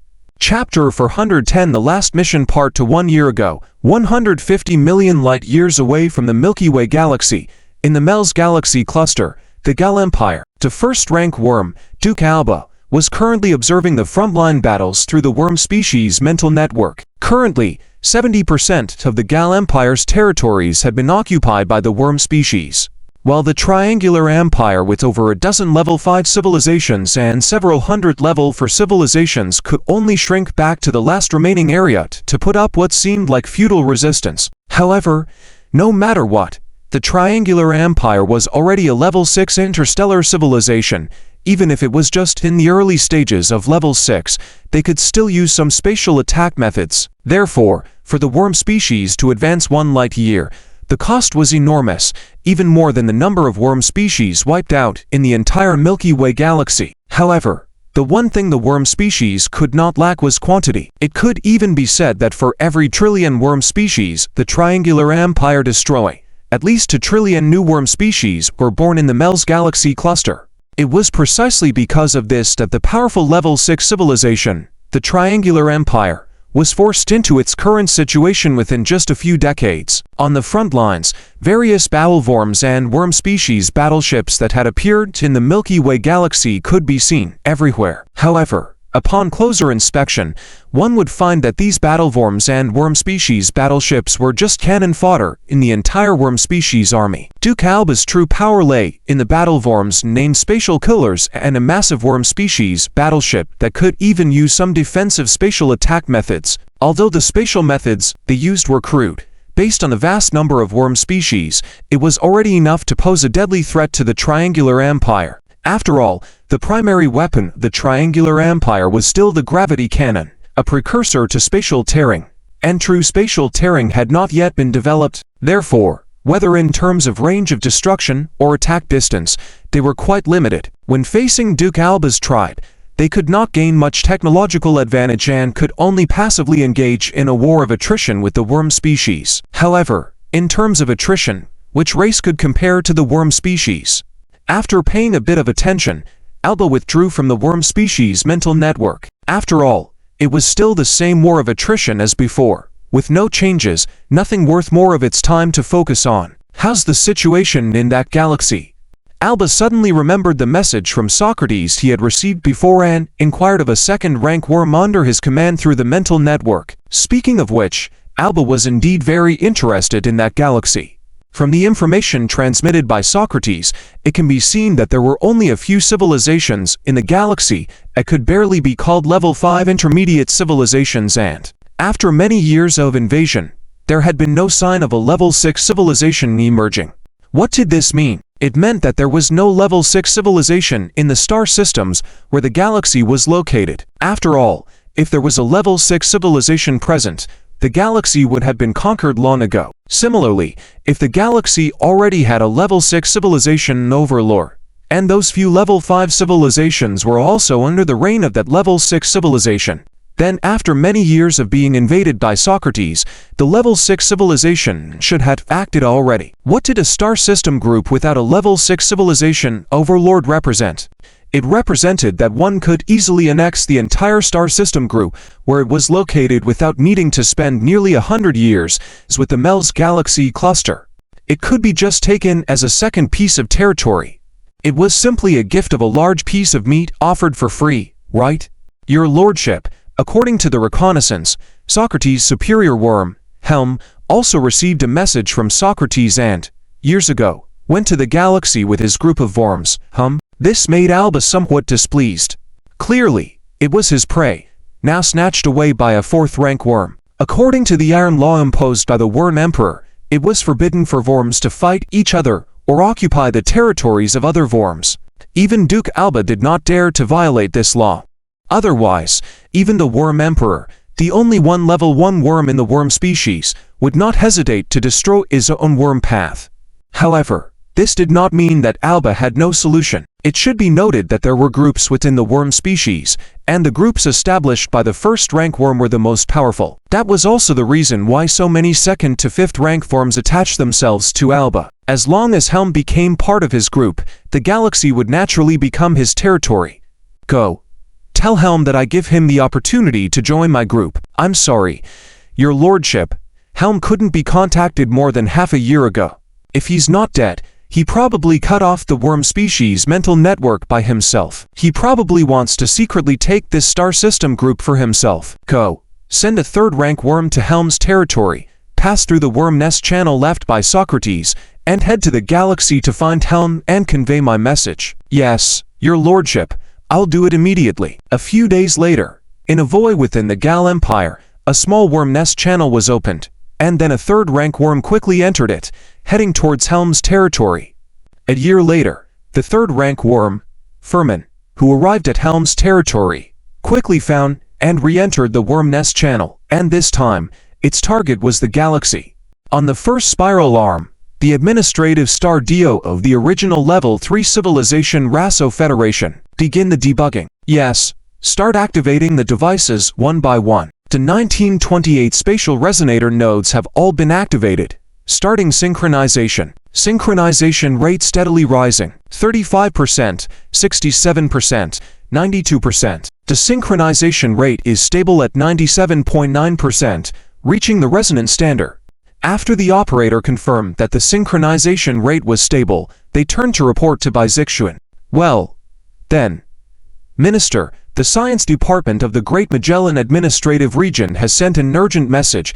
Another worm of royal rank has been detected entering the worm nest channel, expected to arrive in 1 year. Just as Bizixuan was preparing to proceed to the next step, the communication tube in the bridge suddenly reported, 1 year? Then it doesn't need to come.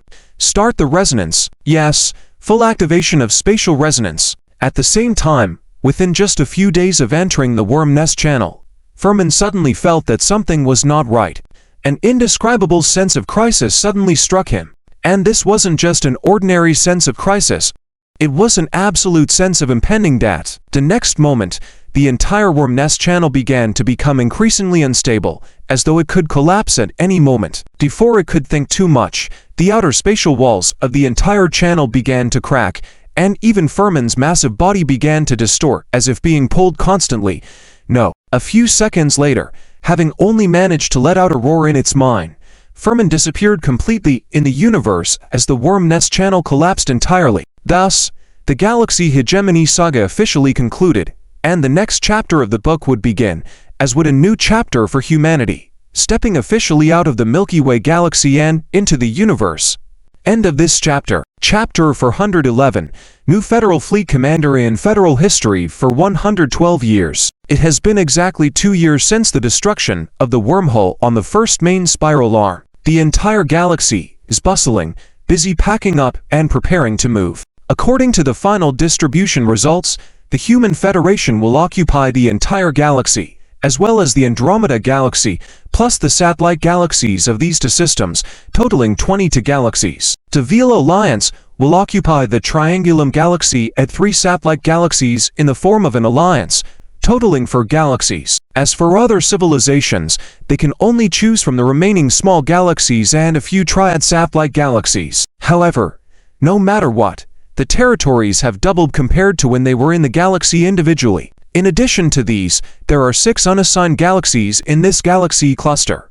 These galaxies will be temporarily managed by the Federation, and will be gradually distributed as the civilizations in the galaxy grow from second-class to third-class civilizations. In fact, according to Lin Fan's thoughts, perhaps in at most 100 years, these civilizations will have to move again. When the Federation becomes a universal civilization with multiple galaxy clusters, this galaxy cluster will inevitably become the headquarters of the Federation, while other civilizations will seek out another galaxy cluster for settlement. Earth, Federal Presidential Palace.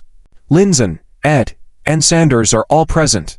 Marshal Sanders, are you serious? Speaking of this small meeting, it was not convened by Lindsay, but at Sanders's request. However, a few minutes before the three entered the meeting room, what Sanders said immediately shocked both Lindsay and Ed. I want to retire. If this had been said 50 years ago, Lindsay would not have been surprised. Given Sanders's age, retiring for a comfortable life in old age would have been expected. But now, look at Sanders in front of him, who is rejuvenated into a middle-aged appearance. Retirement? Are you serious? I think you can work for hundreds more years. It's worth noting that since the advent of intermediate genetic drugs, human lifespans are calculated in thousands and millions of years. Typically, a normal human lifespan can reach 3,000 to 5,000 years.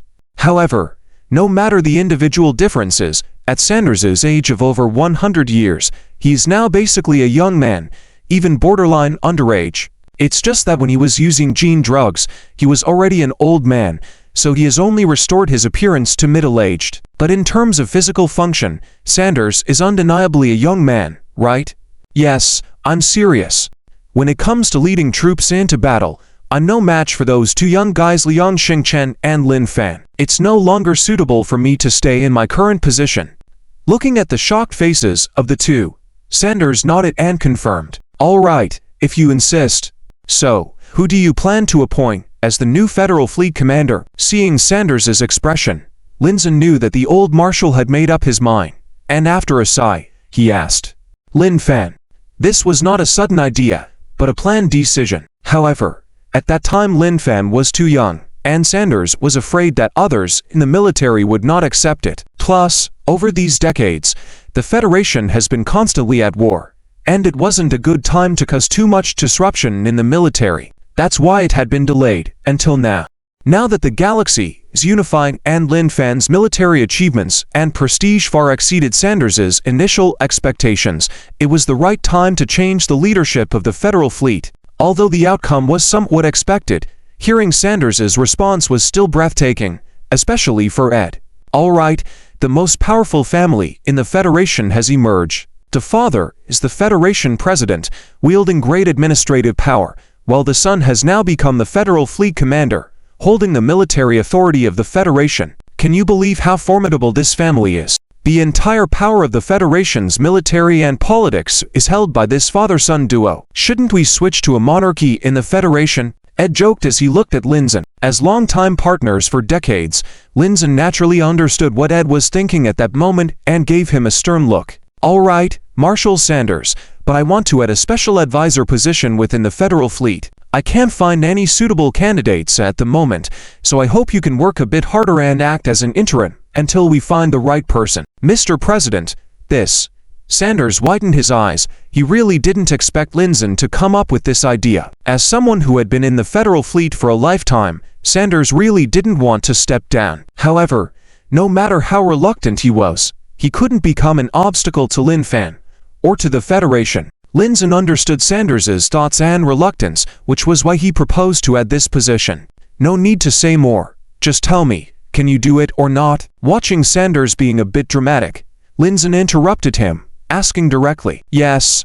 Thank you. The next day, a joint statement was issued by the Presidential Palace and the Federal Fleet Lunar Headquarters.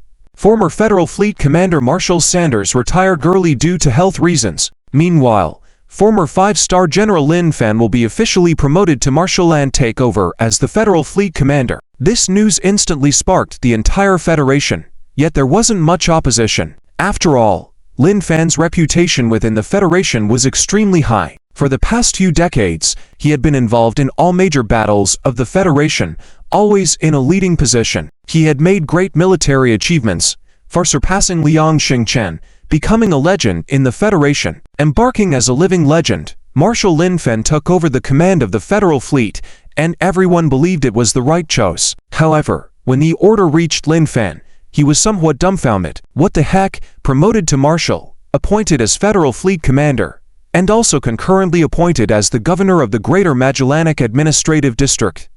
Clearly, the orders Lin Fan received were a bit different from what was publicly announced by the Federation, and it seemed to contradict common sense. But the key question was, could the positions of the Federal Fleet Commander and the Governor of an administrative district be held concurrently? End of chapter.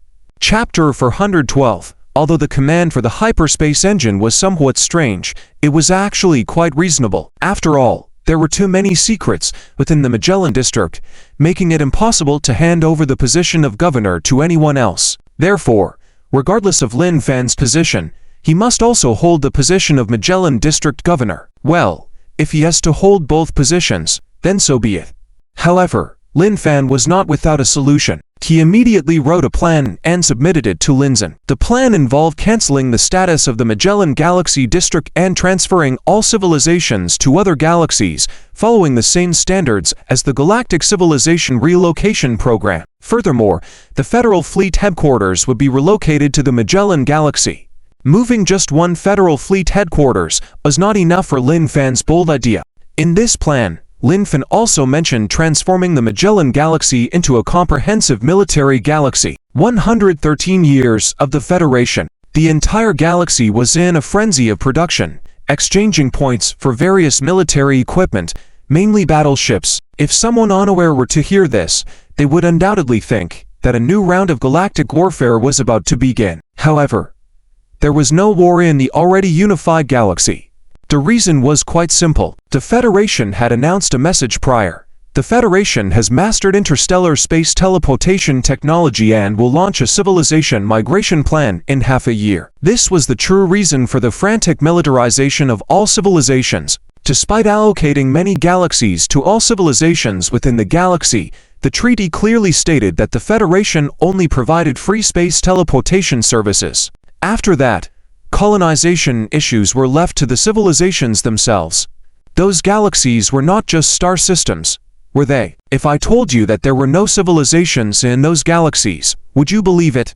That's nonsense. Yes, those places were assigned to those civilizations, but the civilizations had to conquer them themselves. No civilization would be naive enough to believe that the galaxy it went to had no civilizations at all. Therefore, almost all civilizations were gearing up for battle. Perhaps the most relaxed among them was the Vera Alliance. According to information provided by the Federation, since other galaxies did not have the way of the stars, civilizations would find it difficult to develop beyond the 4th level, let alone reach the 5th level. A 5th level civilization was as rare as winning the lottery. The civilizations under the Vera Federation weren't worried either, as they had their leader, and no civilization could be destroyed with him around, unless a 6th level civilization appeared. However, that was impossible. If a 6th level civilization truly existed within the galaxy cluster, they would have invaded the Milky Way long ago. Therefore, despite all civilizations in the Vera Alliance preparing for war, they weren't overly concerned. In fact, the Vera Alliance even started offering mercenary services for hire. Of course, the payment was in Federation points. The business was quite profitable, considering the Vera Federation was currently the only 5th level civilization in the galaxy, without any competitors.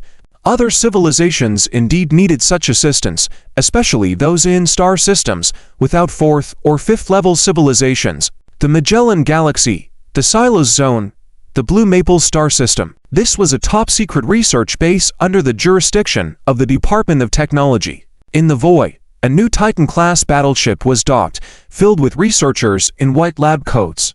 There were no Federation military personnel on board. Galaxy, report the situation. Not far from the battleship was a white research vessel with Bizixuan on the bridge. This is the Galaxy. All main systems have been tested and are ready to start. Great. Proceed with the first test as planned. Activate the hyperspace engine. Understood. Over the years, besides researching interstellar teleportation technology, Bizixuan had spent most of his time on the dark starship captured. For him, that battleship was like an irresistible delicacy, as it was a 7th level civilization's battleship. No laughing matter. Coupled with Bizixuan's extraordinary talent in space and dimensions, he had developed a technology based on the dark starship, the hyperspace technology. Hyperspace, in fact, was a multi-dimensional space. Utilizing a hyperspace engine allowed the battleship to enter a multi-dimensional space from our 3-dimensional space, achieving superluminal speeds. Although hyperspace travel wasn't as fast as space teleportation, the latter had too many drawbacks, requiring stargates to be built first. Hyperspace travel, on the other hand, had no such limitations, making it more practical despite being slower. The key advantage of hyperspace travel was its ability to cross galaxies as well. Inside the energy chamber of the galaxy, 3 zero-point energy crystals were suspended in the zero-point energy substitution device, emitting increasingly bright light. After the zero-point particles were converted, energy continuously flowed into the hyperspace engine. The hyperspace engine is ready. The target is locked onto the hunter's arm in the Milky Way, Han Valley Pass. Engage. Yes. Immediately, a huge vortex-like multi-dimensional space entrance opened in front of the galaxy. Without engaging the sublight propulsion, the ship started moving forward. It was as if the entire battleship was being drawn into the multi-dimensional space. From slow movement to high-speed movement, and finally being completely sucked into the vortex-shaped entrance all within a few seconds. Quick! Try immediately whether communications can still be connected. Watching the galaxy disappear before his eyes, Bai Zixuan ordered at once. Yes, Minister. After repeated actions by the communications officer, there was no reconnection of communication. Bai Zixuan furrowed his brow slightly. It seemed that communication was still an issue that needed to be resolved. At the same time, while Bai Zixuan was pondering how to solve the communication problem, the researchers inside the galaxy were all looking through the portholes at the strange scenery outside. The pitch-black scenery inside hyperspace was entirely different from normal cosmic space. Around the battleship were countless colorful lines. For a moment, everyone was mesmerized, forgetting the passage of time. Beep beep beep. Approaching the target, the hyperspace engine will shut down in 1 minute. With the main brain on board the battleship giving a prompt, everyone snapped out of their trance and prepared themselves. In the Milky Way, at the Han Valley Pass of the Hunter's Arm, Commander, what kind of spacecraft does this galaxy mention in the briefing that requires us to be on high alert? I'm not sure about the specific details. I only know that it's an experimental vessel. Inside the War Star, Liang Xingchen shook his head in response. To be honest, he was curious as well. The fact that such a big show was being put on indicated how crucial this galaxy was. As Liang Xingchen spoke, a huge battleship suddenly appeared within the void of the Han Valley Pass without warning. End of the chapter. Chapter 413. The Andromeda Galaxy did not detect the opening of a spatial channel, nor did it find any traces of leap transitions. However, the galaxy appeared here without any warning. This surprised everyone in the Henghu Pass Command Center. What kind of technology does this warship use? At this moment, Bai Zixuan, who was over 100,000 light-years away, finally restored communication with the galaxy, and his long-held worries were finally relieved. It took 48 minutes and 17 seconds to traverse the distance of 160,000 light-years. Perhaps this is a very low efficiency compared to spatial teleportation. However, as mentioned earlier, hyperspace technology has advantages that spatial teleportation cannot match. The key point is that this is only the first generation of hyperspace engine, and there is still ample room for improvement in this technology.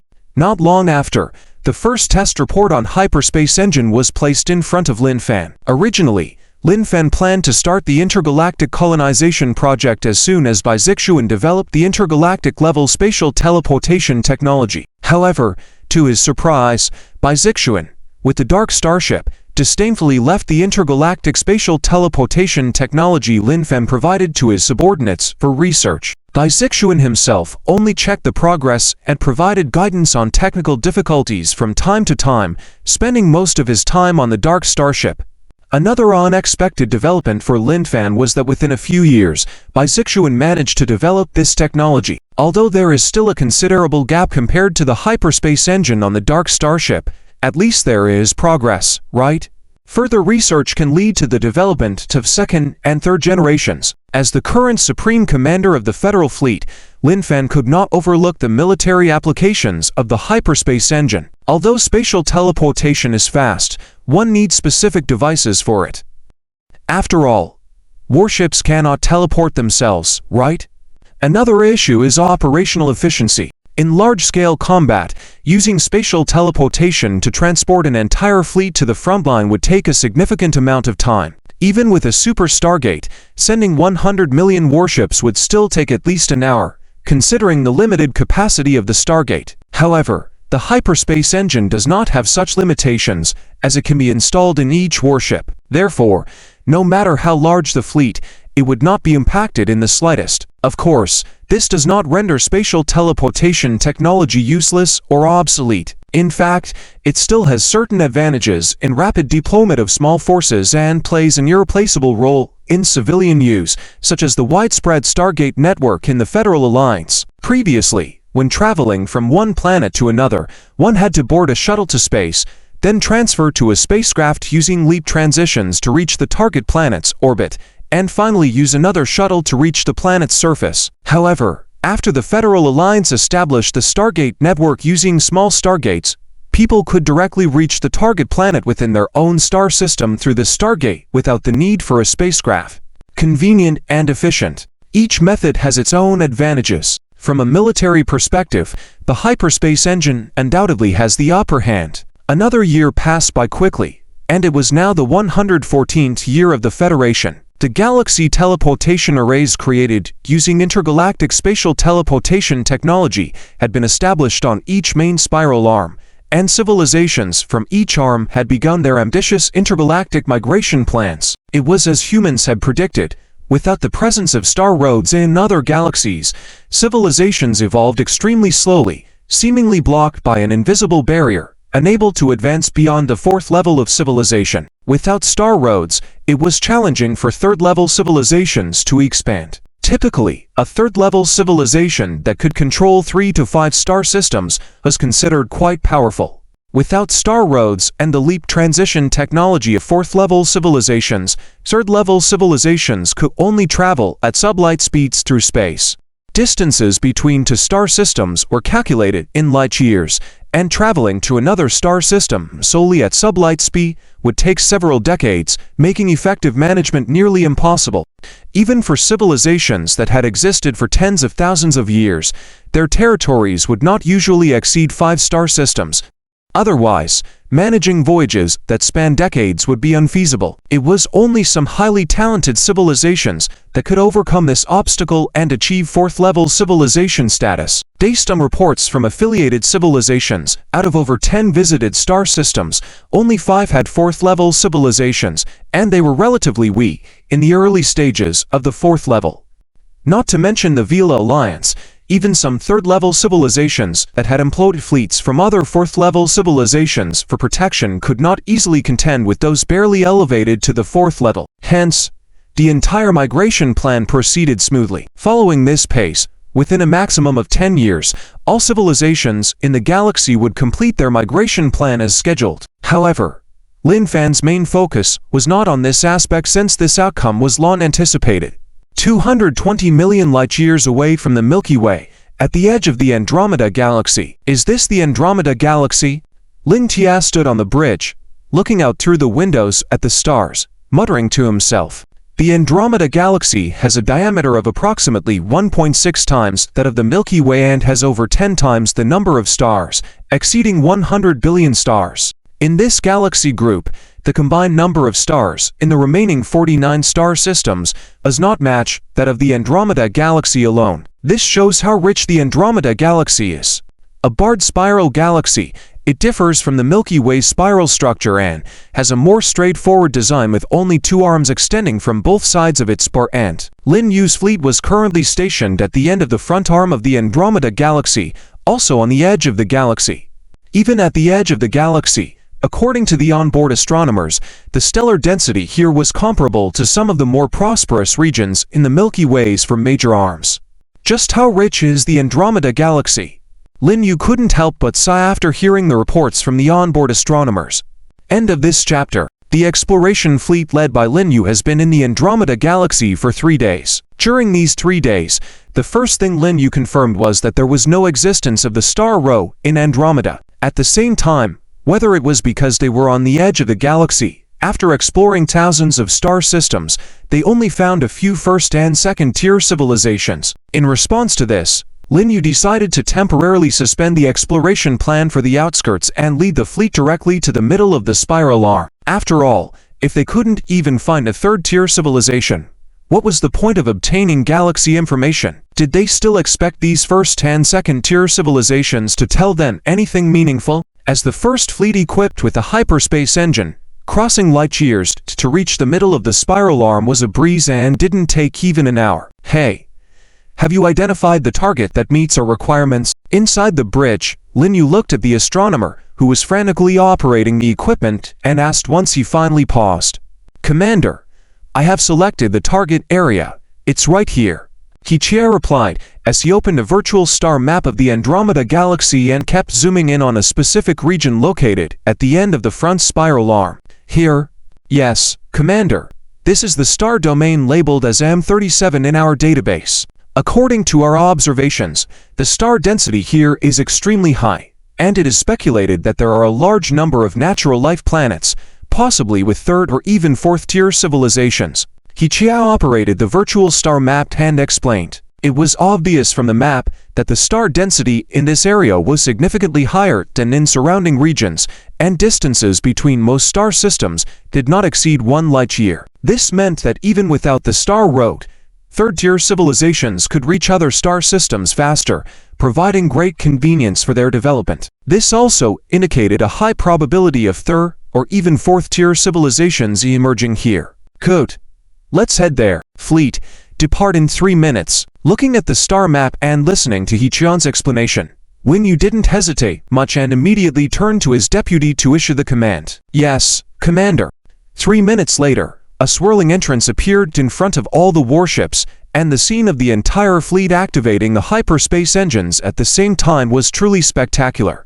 30,000 light-years away, this was the human-labeled Andromeda Galaxy M37 star domain, also known as the Heather sector of the Andromeda native civilization. In this sector, there were over 5 billion stars and more than 200,000 civilizations, including thousands of third-tier civilizations and one fourth-tier civilization, which was the ruling power in the Heather sector, the Glorious Empire. It was the stellar system of Adrius, the capital of the Glorious Empire. Today marked the 9,000th anniversary of the founding of the Glorious Empire, and the entire capital city was bustling with celebration. As the ruling power of the Heather sector, the Glorious Empire had dispatched numerous warships, gathering all the leaders of its second and third-tier civilizations here. Currently, in Adrius alone, there were over 300 billion warships from the Glorious Empire. Despite the heavy defense in the capital city, an unexpected group of visitors appeared.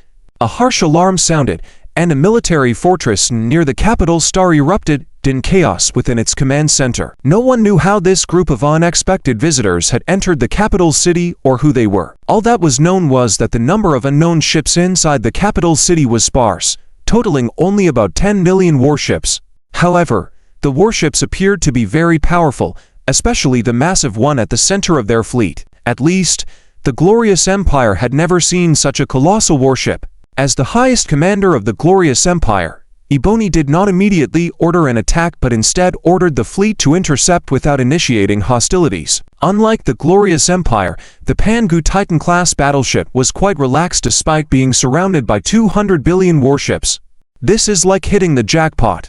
I didn't expect to stumble upon a fourth-tier civilization as the first stop, but it seems like we've kicked a hornet's nest. Watching the tactical image summary and the fleet surrounding them from all directions, Lin Yu felt speechless. Moreover, the skim results revealed that there were 200 billion warships here. Could it be that they had arrived directly at their capital city or a military stronghold? Commander, the other side has sent a communication request. Should we accept it? Accept it. Otherwise, we might scare them away by continuing like this. Understood, Commander. Soon, a holographic figure appeared on the bridge of the Pangu, causing Lin Yu to widen his eyes in disbelief. Speaking of Lin Yu, his favorite thing to do as a child was watching all kinds of science fiction movies, especially those related to interstellar universes and aliens. Due to humanity's lack of real contact with aliens, they could only imagine various alien appearances. The most famous and the most commonly seen in film and television works was the one appearing in front of Lin Yu now, looking exactly like an alien Grey. Did they have to be this similar? The guy who first imagined the Grey must have been abducted by them for real. Otherwise, how could they look so identical? There was absolutely no difference, right? After being dumbfounded for a moment, Lin Yu entered a mode of crazy venting in his mind. Unknown fleet, this is the fourth-tier civilization Glorious Empire's territory.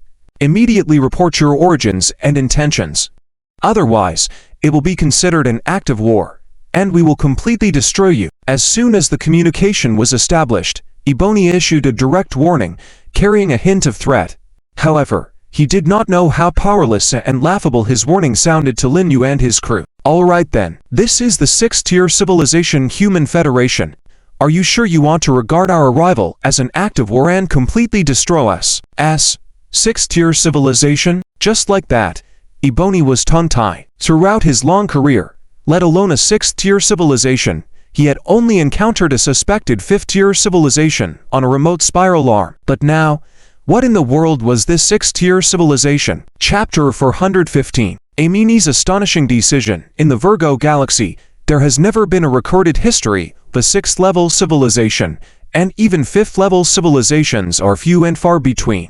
It can be said that this is the norm in the universe, and the Milky Way is definitely an exception. If for the past 10,000 years, the Fur Giants had not continually suppressed civilizations trying to break through to the peak of the 4th level, then in such a small Milky Way, there should be at least a dozen 5th-level civilizations. After hearing Lin Yu's opening remarks in the communication, Aben suddenly felt a tinge of fear, and even his gray face seemed to pale a bit. Don't worry, we are also new here, just looking to obtain some information on this galaxy from a civilization.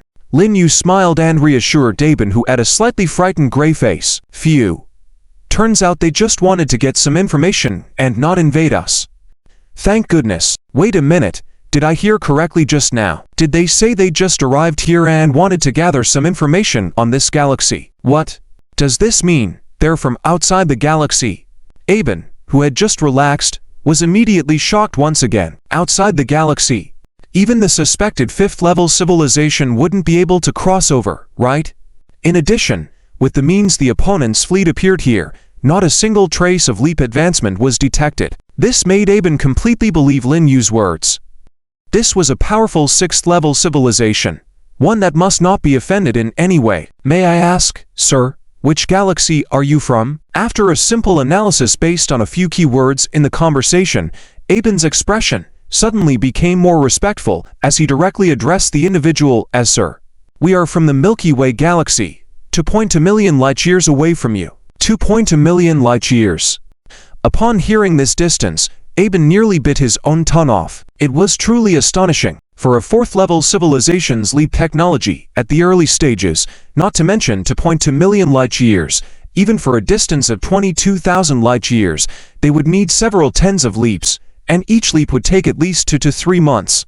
Moreover, between star systems, it's all dangerous void regions, and the biggest characteristic of void regions is extreme spatial instability.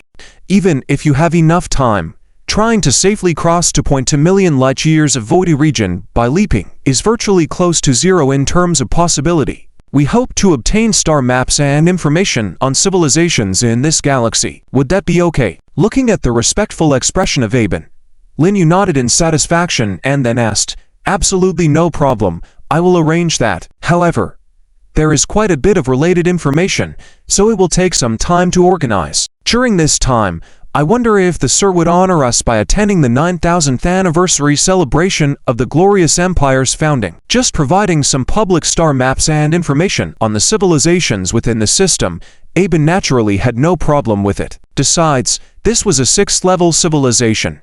If relations were established successfully, wouldn't the glorious empire have the upper hand in the Virgo galaxy in the future? Therefore, after a moment of thought, Aben immediately had an idea. This works out perfectly. Today happens to be the 9,000th anniversary of the glorious empire's founding. The entire capital circle is bustling. Inviting the esteemed individuals of the 6th-level civilization could be entirely appropriate, right? Well, as for Aben's thoughts, Lin Yu naturally could see through them. It was all about currying favor. After all, with respect to the glorious empire, Lin Yu had a good impression, though most of it stemmed from the design of the little gray beings. Remember, the Virgo galaxy is much larger than the Milky Way. If the Federation relied solely on itself to understand everything from scratch, it would take an extremely long time. Therefore, the best approach was to find a few local civilizations and obtain the majority of necessary information from them. And the glorious empire was Lin Yu's first target, a fairly decent subordinate at that. Palace of Glory. Though it was described as a palace, This one was quite unique. Its entire structure was in a monochromatic gray tone, with minimalistic installations. Within the palace, aside from some rooms with tables and chairs, the rest was filled with walls made of an unknown material. It was almost like a blank canvas. Of course, this was a human concept. In the eyes of the glorious empire people, gray represented dignity, and simplicity represented fashion. The fewer things inside a room, the more fashionable it was. They practically wished to do away with even the tables and chairs. In a vast and empty room, Emperor Amini of the empire was at the center, facing a virtual image of Aben. Aben, are you certain they are a 6th-level civilization? It's mostly confirmed, Your Majesty. Moreover, even if not a 6th-level civilization, they are much more powerful than us. Aben thought about the means through which the other party had arrived here, the colossal flagship, and Lin Yu's words, then nodded in affirmation. I see. Seeing how certain Aben was about it, Emperor Amini began to ponder. This was a 6th-level civilization from another galaxy 2.2 million light-years away. Needless to say, Emperor Amini was not naive to think that the Federation was here for a simple visit. So, how to turn this crisis into an opportunity? That was the most crucial matter. According to Aben, the other party had likely just arrived in the Virgo galaxy. Otherwise, they wouldn't have come seeking detailed star maps and information on the civilizations within the system. If that were the case, it could be perceived as an opportunity for the glorious empire. Thinking this through, Emperor Amini's eyes also brightened a bit. You've done well, Aben. As for their information request, grant it, and in full. That is, directly open up complete access to our civilization database for them. Hiss. Hearing the Emperor Amini's words, Aben also took a sharp breath. Complete access to the entire civilization database. Was His Majesty serious about this? If granted, then in front of the other party, it would be as if everything was transparent, with no secrets left to tell. Furthermore, immediately select a bustling star system rated as exceptional, strip it of all inhabitants, clear it out, and hand it over as their base. At this point, Aben heard an even more outrageous instruction. An exceptional class star system. Only a star system with 3 natural life-bearing planets could achieve an exceptional rating in the Glorious Empire's ranking. And within the entire realm of the Glorious Empire, there were only 7 star systems in that category. But now, Emperor Amini was saying to directly clear out one and gift it as a base to the human federation. Was the majesty in front of him real? End of this chapter. Chapter 416. The Federation has never collected tribute. Amini looked at Abeni's strange face in front of her and naturally knew what he was thinking. Abeni, do you want to continue being oppressed by the Purple Spirit Empire? Of course not, but we have no choice. Any defiance will only bring destruction to our civilization. No. In the past, we had no choice, but now we do. Upon hearing Abeni's response, Amini suddenly exclaimed loudly, the Purple Cloud Empire, the current dominant civilization in the Virgo system, is a powerful empire located on the back arm, seemingly a 5th-level civilization. Why say seemingly? Because no one knows for sure what level of civilization the Purple Cloud Empire is. It's not that they suspect the Purple Cloud Empire is posing as a 4th-level civilization, but rather not sure if the Purple Cloud civilization is a 5th-level civilization or a more advanced one. After all, here in the Virgo system, there is no concept of civilizations above the 5th level. Otherwise, they would know that the Purple Cloud Empire is definitely not a more advanced civilization. Therefore, this Purple Cloud Empire can only be a 5th-level civilization at most, never higher. Your Majesty, what do you mean? Abeni was startled by Amini's sudden outburst. Abeni asked in confusion. Abeni, you must understand that although we may seem prosperous now, we have to tribute to the Purple Cloud Empire every 100 years, and the amount of resources for this tribute has made it increasingly unsustainable for us. The empire is barely maintaining itself, let alone continuing to develop. There are things you don't understand. The empire can no longer gather the resources for the next tribute. Over the thousands of years, these tributes have completely drained the empire's resources. And with only 7 years left until the next tribute, do you understand what this means? Abeni widened his eyes, opened his mouth, looking shocked. It has been very difficult for the empire to tribute every 100 years, and he knew that. However, Abeni always thought it was just difficult, but he didn't realize the empire's situation had reached such a critical point. For civilizations unable to meet the tribute requirements, Ebony knows exactly how the Purple Cloud Empire will deal with them. After all, every 100 years, countless civilizations fail to meet the tribute, leading to the destruction of the entire civilization. Therefore, for the civilizations of the Virgo system, it's like going to hell every 100 years. One can imagine how challenging those days are. Your Majesty, why didn't you tell us about this? What's the use of telling you? Can you solve it? Apart from causing chaos and accelerating the Empire's collapse, what good would it do? The 3 questions left Ebony speechless. In truth, just as Amini said, what's the point of saying it? Not only would it not actually help, but it might also lead to unrest and the early collapse of the entire civilization. By that time, maybe the Empire wouldn't even need the Purple Cloud Empire to destroy it. It would collapse on its own first. So, instead of being forced to death by the Purple Cloud Empire, it's better to take a chance. But I know, even if we take a chance, we cannot escape the fate of destruction. That's why I have endured it and continued to meet the tribute every 100 years. However, things are different now. With the appearance of a 6th-level civilization from another galaxy, I see a glimmer of hope for a successful rebellion. Now, do you understand why I'm doing this? Ebony finally understood everything. In the past, there was no choice but to rely on the Empire's resources to survive. However, the emergence of the Human Federation now presents an opportunity for the current Empire to change its fate, making it worth taking a chance. I understand, Your Majesty. After understanding, Ebony nodded solemnly. It's good that you understand.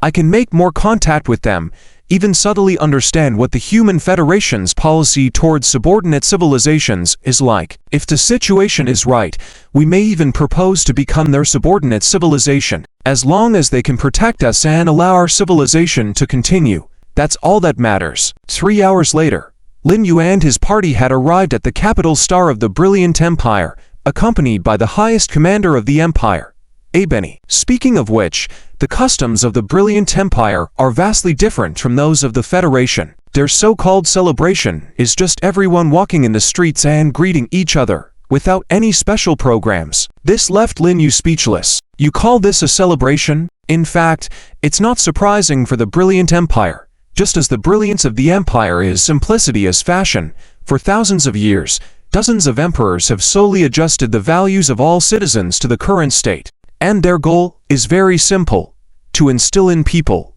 without their knowledge, the idea of thrift, so that the Empire can bleed for another few 100 years. It can be said to be a kind of extreme sadness. Lord Lin Yu, is your civilization the most powerful in the galaxy? Ebony, who was accompanying him, saw Lin Yu frowning and not looking very interested, and immediately struck up a conversation. Yes, we have unified the galaxy, and the Federation currently owns over 20 star systems. What? The Federation has over 20 star systems in its territory? That's right.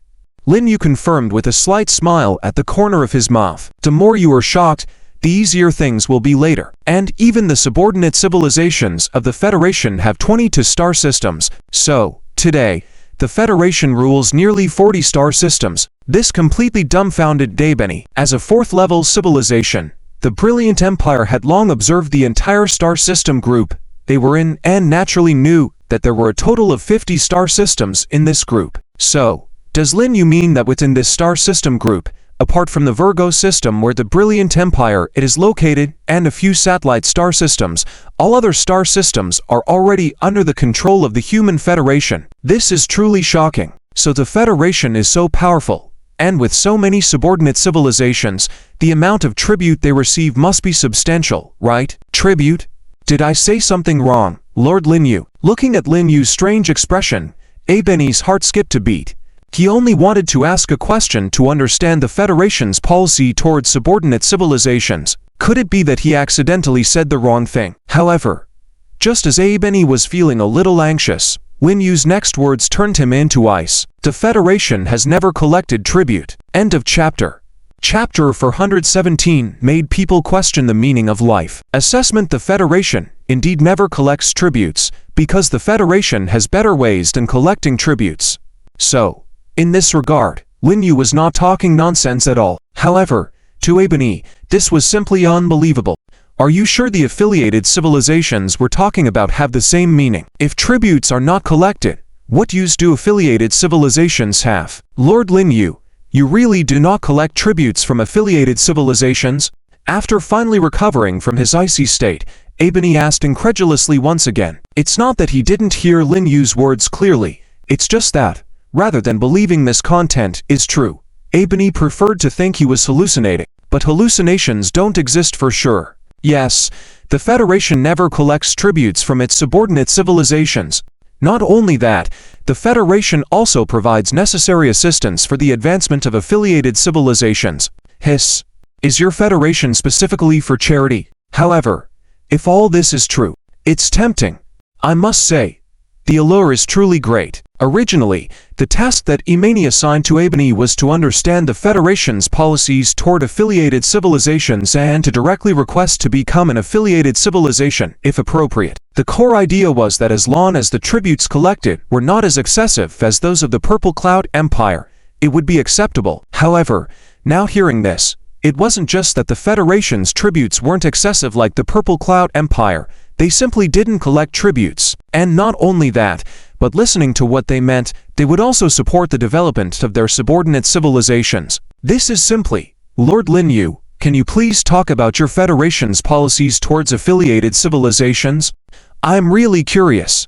Originally wanting to indirectly inquire, Ebony, faced with this temptation, could no longer contain himself and directly asked. However, seeing Ebony so excited, Lin Yu became a bit puzzled. He did indeed want to subdue this civilization, but his attitude seemed a bit too eager, right? For a level 4 civilization, especially a dominant civilization in a star domain, it's not normal to actively seek to become a subordinate civilization. After all, a dominant power has its own pride, even if it's just a dominant power in a star domain. That the current situation clearly isn't quite normal. It seems that the Virgo star system has some issues. However, it's not a big deal. Once he deals with this splendid empire, he'll naturally understand the reasons. The policy of our Federation towards affiliated civilizations is actually quite simple. Everything revolves around contribution points. Soon, Lin Yu briefly explained the Federation's policy towards affiliated civilizations. Ebony was completely unsettled after hearing this. You call this affiliated civilization? Are you sure it's not an equal cooperative civilization? Moreover, what he just heard was that the Federation's initial batch of level 2 and 3 affiliated civilizations are mostly now level 4 civilizations, and many of them are even at the peak of level 4, with half of them already stepping into level 5 civilizations. And all this only took a few decades. Can't take it anymore. Lord Lin Yu, I wonder if our splendid empire can apply to become an affiliated civilization of your esteemed Federation. Ebony asked excitedly, his voice trembling slightly. Can we cling to the golden thigh, enjoy the protection of a higher civilization, and ascend to the pinnacle of civilization? It all depends on the answer of this person before him. You can. However, our Federation has strict requirements for affiliated civilizations. Not everyone can be accepted. Simply put, any civilization can apply to become an affiliated civilization of the Federation, but whether it will be approved depends on whether your civilization's potential value meets the standards set by our Federation. If you decide to apply, I will arrange for an assessment team to come down later and conduct a potential value assessment on the Splendid Empire. Although he had made up his mind to subdue the Splendid Empire, as a level 6 civilization, the Federation still needed to maintain its dignity. Well, then he would organize a team, follow the early assessment process of the Federation in the Orion Arm, and conduct a potential evaluation. If they pass, he will accept them immediately. If they don't meet the standards, it's fine. Just say that although their potential value isn't that great, they barely met the standard. However, Ebony's thoughts might differ from Lin Yu's. In his view, in an entire star domain, they were the only level for civilization. How could their potential value be lacking? It doesn't exist. The assessment would definitely be a breeze. Yes, we are determined to apply. Lord Lin Fan, please arrange for us to undergo the potential assessment of our civilization. All right, I'll have the assessment team come down later, and they will inform you of the things needed for the assessment. Just cooperate with them. Understood. After wandering in the Emperor Star of the Splendid Empire for an hour, despite Ebony's continuous persuasion, Lin Yu, feeling a bit bored, Return to the battleship. Of course, upon returning to the battleship, Lin Yu didn't forget the main task. Immediately, he had the scientists on board form an assessment team and go to the Emperor Star of the Splendid Empire to conduct a comprehensive potential assessment. Ebony had already reported all the situation to the Emperor Imani, and Imani's instructions were simple. Fully cooperate with the assessment team of the Human Federation. Are you kidding? They are a dominant power with dozens of star systems, a thigh so sturdy that it's oversized. And even if the Human Federation can't deal with that thing of the Purple Cloud Empire, at least they can take us to other star systems, right? Regardless, whether humans can deal with the Purple Cloud Empire or not, for the Splendid Empire, it's a path full of hope. When can we hold on to such a thigh if not now? This so-called potential assessment, we, the Splendid Empire, have it in the bag. With Imani's orders in mind, Ebony personally welcomed the Human Federation assessment team, all full of enthusiasm. As for the various requests made by the assessment team, Ebony readily agreed, even if it meant granting full access to the Splendid Empire Civilization database. Ebony had no doubts, as Imani had already intended to open it willingly. After obtaining everything they needed, the assessment team, led by Benjamin, immediately got to work. And as Ebony accompanied them throughout, the once confident expression on his gray little face grew darker with the passage of time. What's this? It took them over 3,000 years to research in nuclear fusion. And what is this? Here, at the beginning of the establishment of the Splendid Empire, it was already a level for early civilization, but after a whole 9,000 years, it's still a level for early civilization. What I see here is even more frustrating. After discovering gunpowder, this civilization took a whole 30,000 years to develop firearms. Can you believe it? Listening to the constant complaints of the assessment team members, Ebony began to seriously question life. How could my grand star domain dominate, a level for civilization, be described as worse than rubbish in your mouths? End of this chapter. Chapter 418 Neutron War Star. In fact, the federal so-called assessment of a civilization's potential is not based on the current state of the civilization, but on its historical progress. Just like one of the assessors complained, after the invention of gunpowder, it took a full 30,000 years for someone to realize that this thing could be used as a weapon. Who would believe that? There are plenty of similar examples. Perhaps the Glorious Empire only has a history of 9,000 years, but its entire civilization has a history of over 200,000 years. It can be said that the Glorious Empire is much older than any civilization in the galaxy. Even when the four giants of the galaxy were in the second or third level of civilization, the Glorious Empire was already at the beginning of the fourth level of civilization. However, according to its civilization database, after the Glorious Empire became a fourth-level civilization, for the next 20,000 years, there was almost no progress, and it remained in the early stages of the fourth-level civilization. This is quite exaggerated. It can only be said that this civilization's thinking is not quite normal, its creativity is lacking, its scientific research capabilities are average, and there is no shining point at all. In short, the potential of this civilization is really poor. However, unlike the crazy complaints of these assessors, Benjamin's face turned extremely serious. In one of the data he was responsible for, he saw the Purple Cloud Empire. And even more terrifyingly, he saw a dreadful name, Neutron War Star. Even in the Federation, this thing only exists in science fiction works. However, Benjamin saw it in the Glorious Empire Civilization database, a neutron war star that actually exists within the Orion constellation. According to this data, 5,000 years ago, just like the Glorious Empire, the Purple Cloud Empire was just a fourth-level domain master civilization located in the aftertaste arm, with nothing outstanding. However, 5,000 years ago, the Purple Cloud Empire suddenly launched a war that swept through the entire Orion constellation and conquered the entire galaxy in just a few decades. At that time, the Purple Cloud Empire was not a fifth-level civilization, but like some other domain master civilizations in the Orion constellation, it was just a fourth-level civilization. However, it quickly conquered hundreds of other fourth-level interstellar civilizations and became the absolute master of the entire Orion constellation. Originally, only a fourth or fifth level civilization, and I wouldn't have cared. But the key is what the data describes as the thing the Purple Cloud Empire relied on to conquer the entire galaxy: the neutron war star. Benjamin knew what a neutron war star was. According to human speculation about neutron war star, this thing has a super-gravity effect that can ignore all physical and energy attacks. Furthermore, based on this characteristic, it will cause distortion and tearing effects in the space surrounding the neutron war star, which provides an excellent spatial defense mechanism. In other words, even using spatial attacks may not be effective against it. There are many other terrifying characteristics. In Benjamin's understanding, it is simply an unsolvable existence. If all this is true, things will be in big trouble, and he must confirm it immediately and report to Commander Lin Yu. Commander Ebony, can you come over here for a moment? Confirming this data is very simple.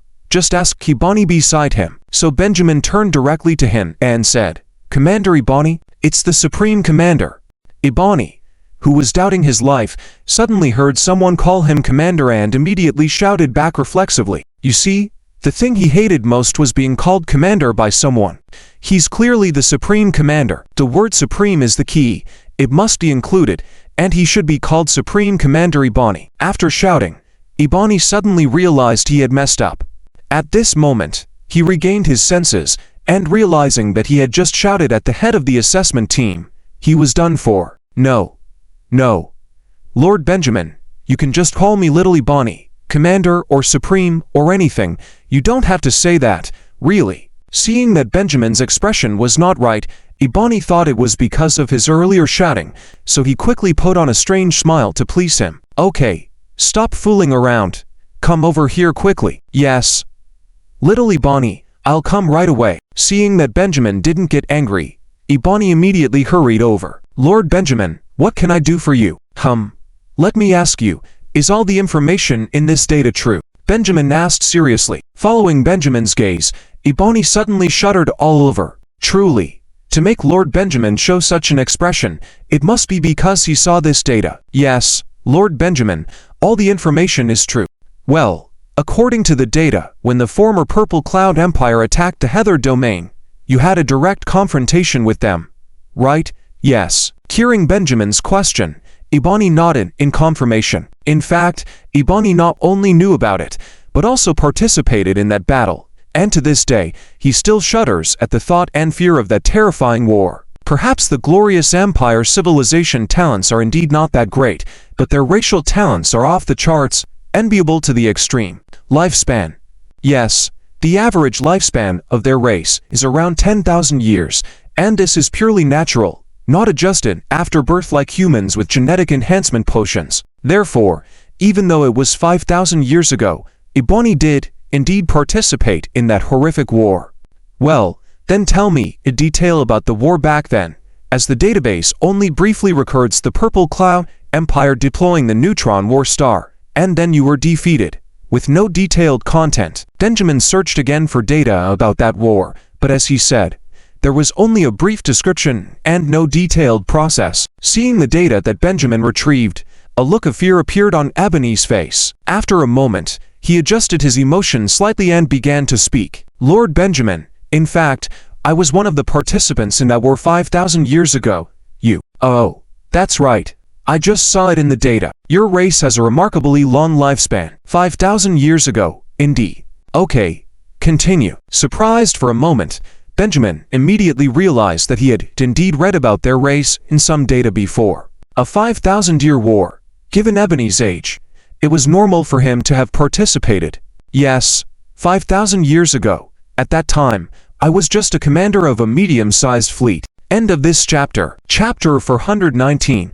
I have a bold idea. 5,000 years ago, the Purple Cloud Empire's hundreds of billions of warships pressed into the border, and the brilliant empire gathered the power of the entire Heather Star domain to confront them. In terms of military strength from both sides, the gap in the number of Tier 4 civilization warships was not significant. However, with the advantage of their homeland, the brilliant empire managed to assemble 200 billion Tier 3 civilization warships under its command. Just looking at this, the Purple Cloud Empire was undoubtedly doomed to defeat. And indeed, at the beginning of the war, the losses suffered by the Purple Cloud Empire's fleet were much greater than those of the brilliant empire. This filled the brilliant empire with confidence in victory. They immediately mobilized all fleets and launched a full-scale offensive. That day turned out to be the darkest in the history of the brilliant empire. The Purple Cloud Empire's neutron war star, like a demon, caused continuous distortion and tearing in the surrounding 1 astronomical unit space as it passed,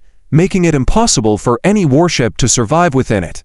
Since the brilliant empire could not even enter the 1 astronomical unit radius around the neutron war star, they had to resort to sniper attacks from ultra-long distances using railguns. However, this was futile as the neutron war star's properties rendered all physical attacks ineffective. In fact, not only physical attacks, but even energy attacks would have no effect. Additionally, the terrifying aspect of the neutron war star was not only this but also the super-gravitational effects across the entire 10 astronomical unit space around it.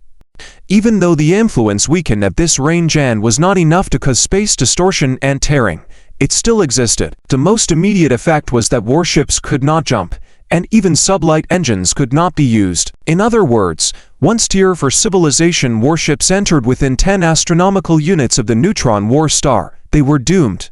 Even Tier 5 or 6 civilizations probably wouldn't stand a chance. It was virtually an invincible presence. Soon after, the coalition forces in the Heather Star domain collapsed.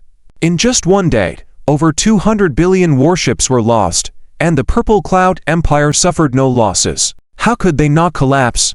Even after 5,000 years, whenever Adney recalled that scene, he still couldn't control his trembling. According to your analysis, the Purple Cloud Empire must have accidentally acquired a legacy left by an advanced civilization, and the neutron war star is part of that legacy, he said. After all, not even a Tier 6 civilization could create something like the neutron war star. After listening to Ebony's account, Benjamin pondered for a moment before saying, a Tier 4 civilization creating a neutron war star. It's unimaginable. The only possibility is that they came across a legacy of an advanced civilization, like relics or battlefield remnants. Even if they just obtained it without the capability to create it, it's still a major problem. It's like someone acquiring a weapon they didn't build. Once they learn how to use it, they can still wield it for slaughter. What? Even a Tier 6 civilization couldn't make a neutron war star. Ebony widened his eyes in disbelief. The reason why Ebony and Iman always referred to the Purple Cloud Empire as a presumed Tier 5 civilization was because of the neutron war star. In their view, a Tier 5 civilization shouldn't be able to create such a weapon, so was the Purple Cloud Empire actually a Tier 6 civilization? And now, Benjamin clearly stated that even a Tier 6 civilization couldn't create such a thing. It was awkward. Should they seek support?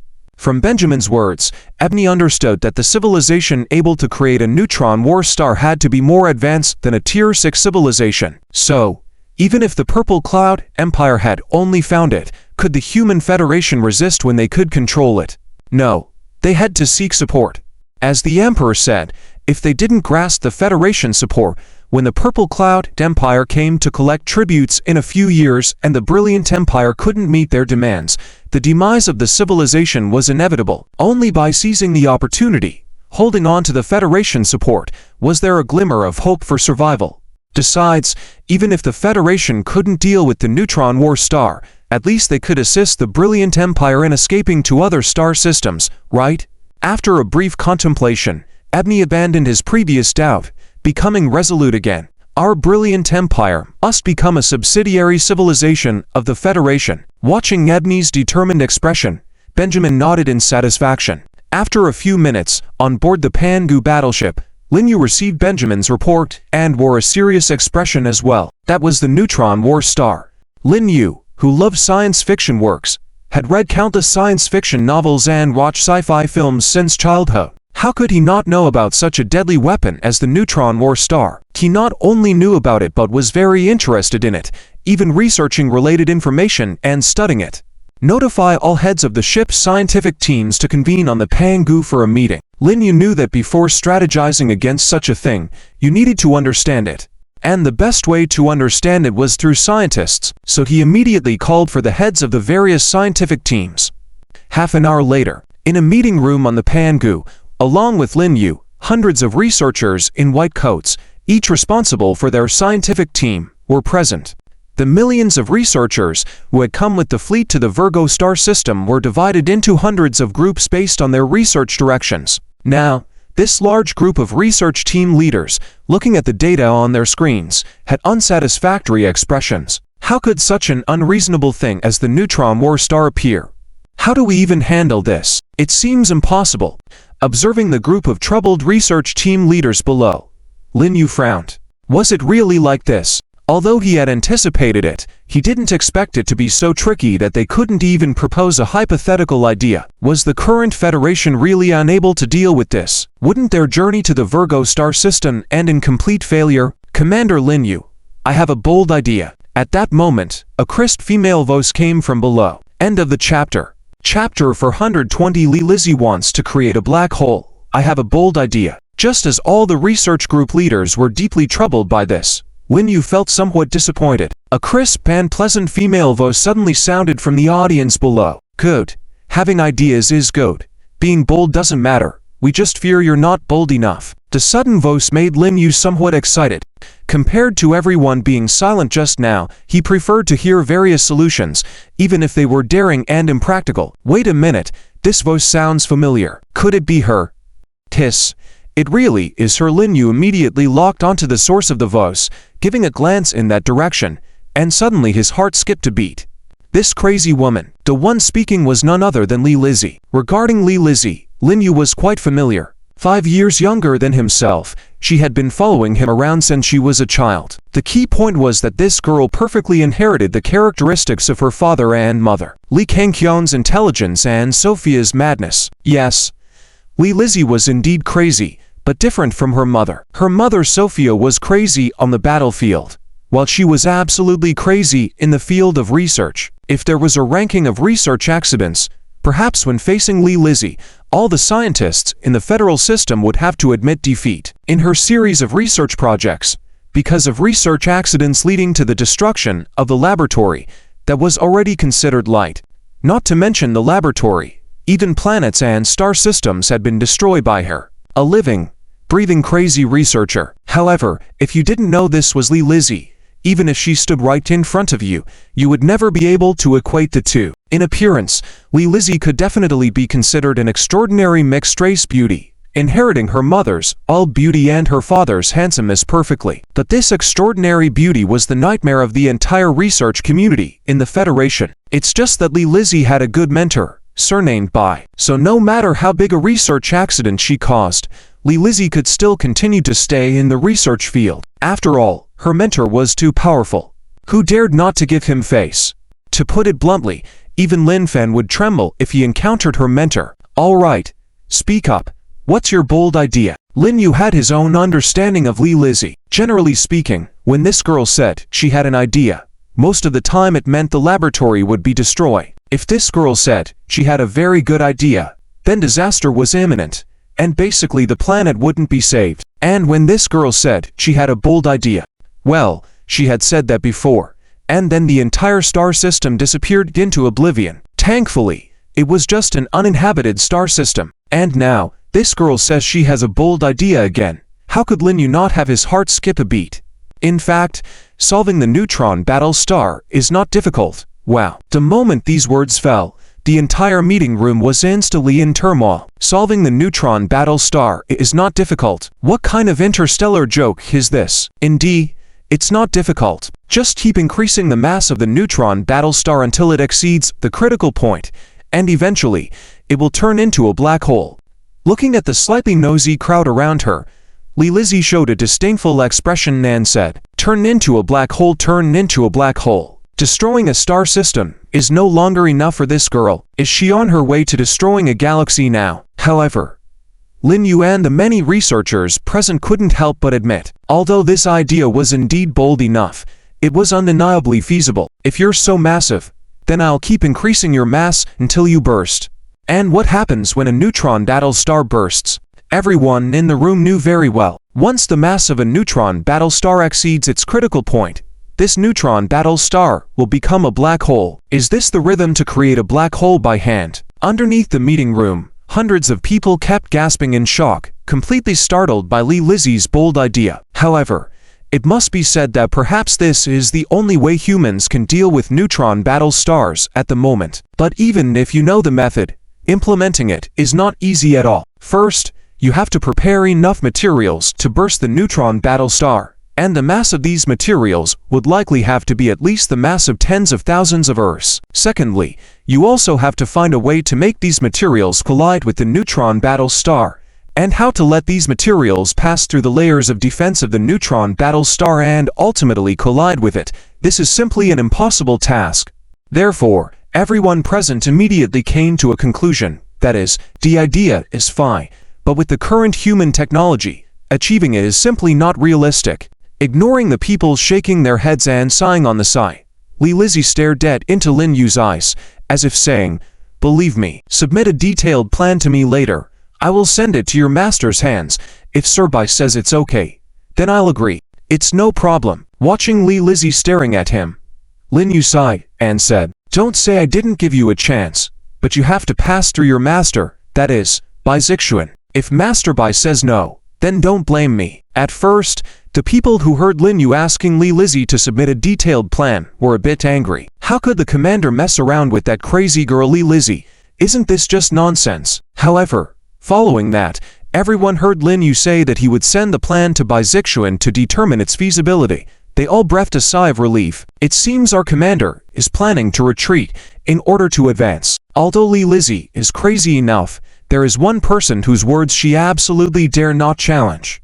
And that person is the chief scientist of the Federation, the Minister of Science, and also Li Lizzie's mentor, Bai Zixuan. A meeting attended by hundreds of top-notch researchers lasted for several hours, but in the end, it concluded without any results. The hundreds of top-notch researchers who walked out of the meeting room were all wearing serious expressions, and from time to time, were shaking their heads and sighing. It's just too difficult. The next day, Lin Yu received Li Lizzie's written plan. After briefly scanning it, he found that he couldn't understand it at all. Although his main job was a fleet commander, he still had a decent technical background, right? But most of the content in this document, he couldn't understand at all. Stunned, completely bewildered. After being bewildered, he immediately sent the document to the science department. It's fine if he couldn't understand it himself. Anyway, it was just going through the motions, and Master Bai definitely wouldn't allow this girl to mess around. However, what Lin Yu didn't expect was that 3 days later, Bai Zixuan replied, "The plan is feasible. You can continue." End of this chapter. Chapter 421. Requesting Federal Protection Plan feasible, can continue. Inside the bridge, Lin Yu's brows were furrowed tightly, his eyes locked on the information in front of him, his face full of disbelief. Could it be that Li Lizzie's crazy antics this time were not just a joke? As for suspecting Bai Zixuan of accompanying Li Lizzie in causing chaos, that was absolutely impossible. Well, since Elder Bai had said so, what else could he say? With one order given, chaos erupted in all the research teams. Everyone's faces were filled with fear, as if the universe would be destroyed immediately. From this, it was evident how deeply Li Lizzie's usual madness had left a mark on these people's hearts. However, regardless of the outside noise, inside the laboratory, upon seeing the order, Li Lizzie's lips curved into a beautiful arc. "Teacher, thank you." Perhaps from the outside, Li Lizzie seemed crazy, but in Bai Zixuan's eyes, Li Lizzie was a scientist with much more talent than him. Even though she often caused some research accidents, even if it had caused significant losses to the Federation, but Bai Zixuan knew very well that all the experiments she conducted were necessary. If one feared research accidents and dared not carry out dangerous scientific experiments, then might as well quit being a scientist and go home to hug children. What did it matter if a few laboratories were destroyed? What did it matter if a few planets were destroyed? Even if an unmanned star system was destroyed, so what? All of these, compared to the results of Li Lizzie's research, were not worth mentioning at all. However, all those research results were classified as the highest level of secrecy by the Federation, unknown to outsiders.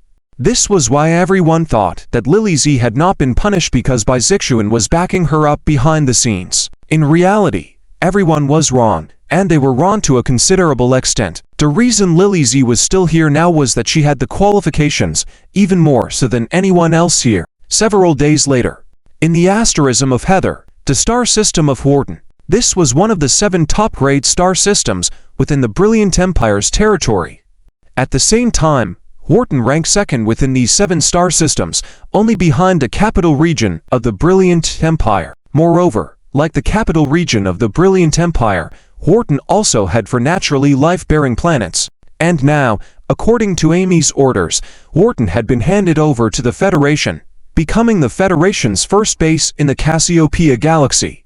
In the void, countless spacecraft were shuttling back and forth. Their mission was straightforward. In the shortest time possible, evacuate the entire Horton to make way for the Federation's occupation. For efficiency, Amy even took out the accumulated tribute resources, giving multiple compensations to all residents within Horton. Under these conditions, the vast majority of Brilliant Empire inhabitants in Horton accepted the compensation and migrated to other administrative regions. Of course, there would surely be a small group of people who would rather die than leave. However, just one day later, the voices of those unwilling to relocate had already disappeared, and no one knew what had happened in between. All that could be known was that no one ever saw those people again. In order to hold on to the Federation's foothold firmly, Amy had tried everything, so how could a small group of stubborn individuals possibly affect the overall situation? Hence, the outcome had long been determined.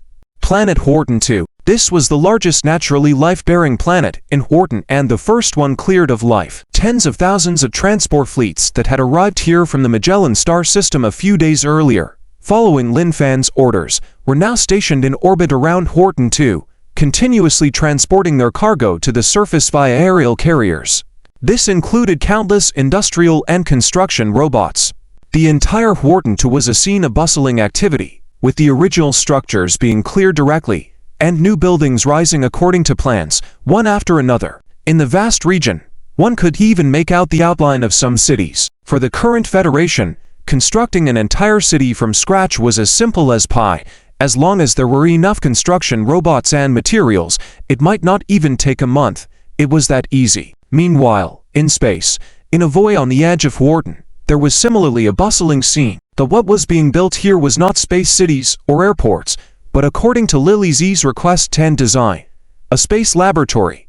In addition to the massive main laboratory, there were numerous facilities with unclear functions surrounding it, occupying a space even thousands of times larger than the lab itself. The entire project, just looking at it, showed that its scale was far beyond that of the construction city on Horton 2, appearing as an oversized integrated city of research and industry in space. At the same time, Lin Yu was meeting with the Brilliant Empire Emperor Amy in the Panguo. Your Majesty Amy, may I know the purpose of your visit this time?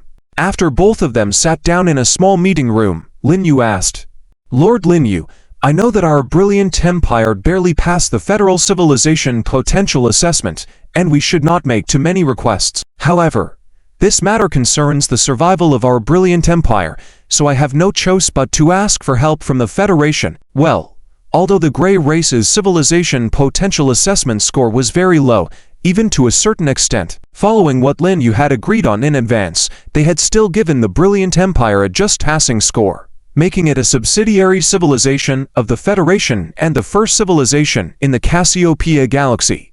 Your Majesty Amy, since the Brilliant Empire is already a subsidiary civilization of the Federation naturally has an obligation to protect your empire. You can tell me directly if there are any issues. After nodding towards Amy, Lin Yu said, regardless of how the other party became or whether they were qualified to become a subsidiary civilization of the Federation, but since they were already a subsidiary civilization of the Federation, protecting their civilization was naturally the responsibility of the Federation. Otherwise, there would be a severe crack in the entire system of subsidiary civilizations of the Federation, which was absolutely not allowed to happen.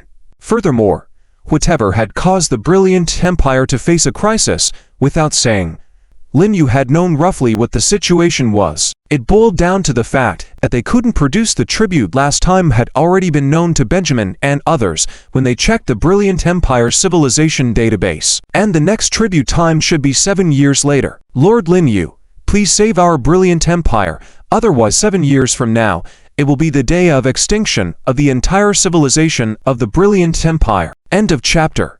Chapter 422 took place in the meeting room of the Gaia Titan-class battleship needing 1 billion small asteroids. Imperius narrated with great emotion about the struggling life of the glorious empire over the millennia and the upcoming destiny day in 7 years. In short, the essence was that your younger brother has been bullied for a whole 5,000 years and can't bear it anymore. Lin Yu admitted that indeed the glorious empire had been somewhat struggling for thousands of years. However, the tribute collected by the Purple Cloud Empire was a bit exaggerated. According to their collection percentages, almost no civilization could endure. It was no wonder that every tribute resulted in numerous civilizations being destroyed by the Purple Cloud Empire for failing to meet the required quota. Even the long-standing glorious empire barely managed to sustain itself until now, depleting all the accumulated resources throughout its tens of thousands of years of civilization. This led Lin Yu to criticize the short-sightedness of the Purple Cloud Empire, which abandoned long-term gains for short-term profits. Perhaps they had become too arrogant because of obtaining the Seed War Star. Imperius, you can rest assured. I have said before that since the glorious empire has become a subordinate civilization of the Federation, protecting you is also the responsibility of my Federation.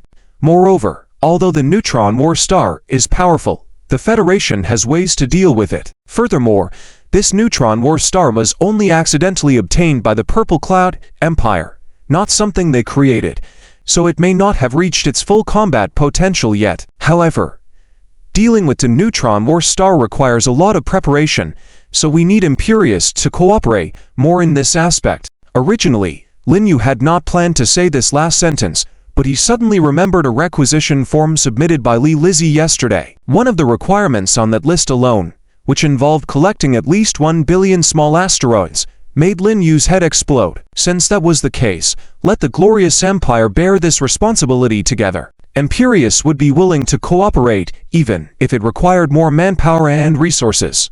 After all, it was about saving their civilization, wasn't it? As long as we can deal with the Neutron War Star and resolve the Purple Cloud Empire, even if it requires all the resources of our civilization, it's completely fine. Imperius was excited. According to Lin Yu's tone, it was evident that the Federation had a way to deal with the Neutron War Star. Was there anything more exciting than this? Never mind the need for the glorious empire to cooperate.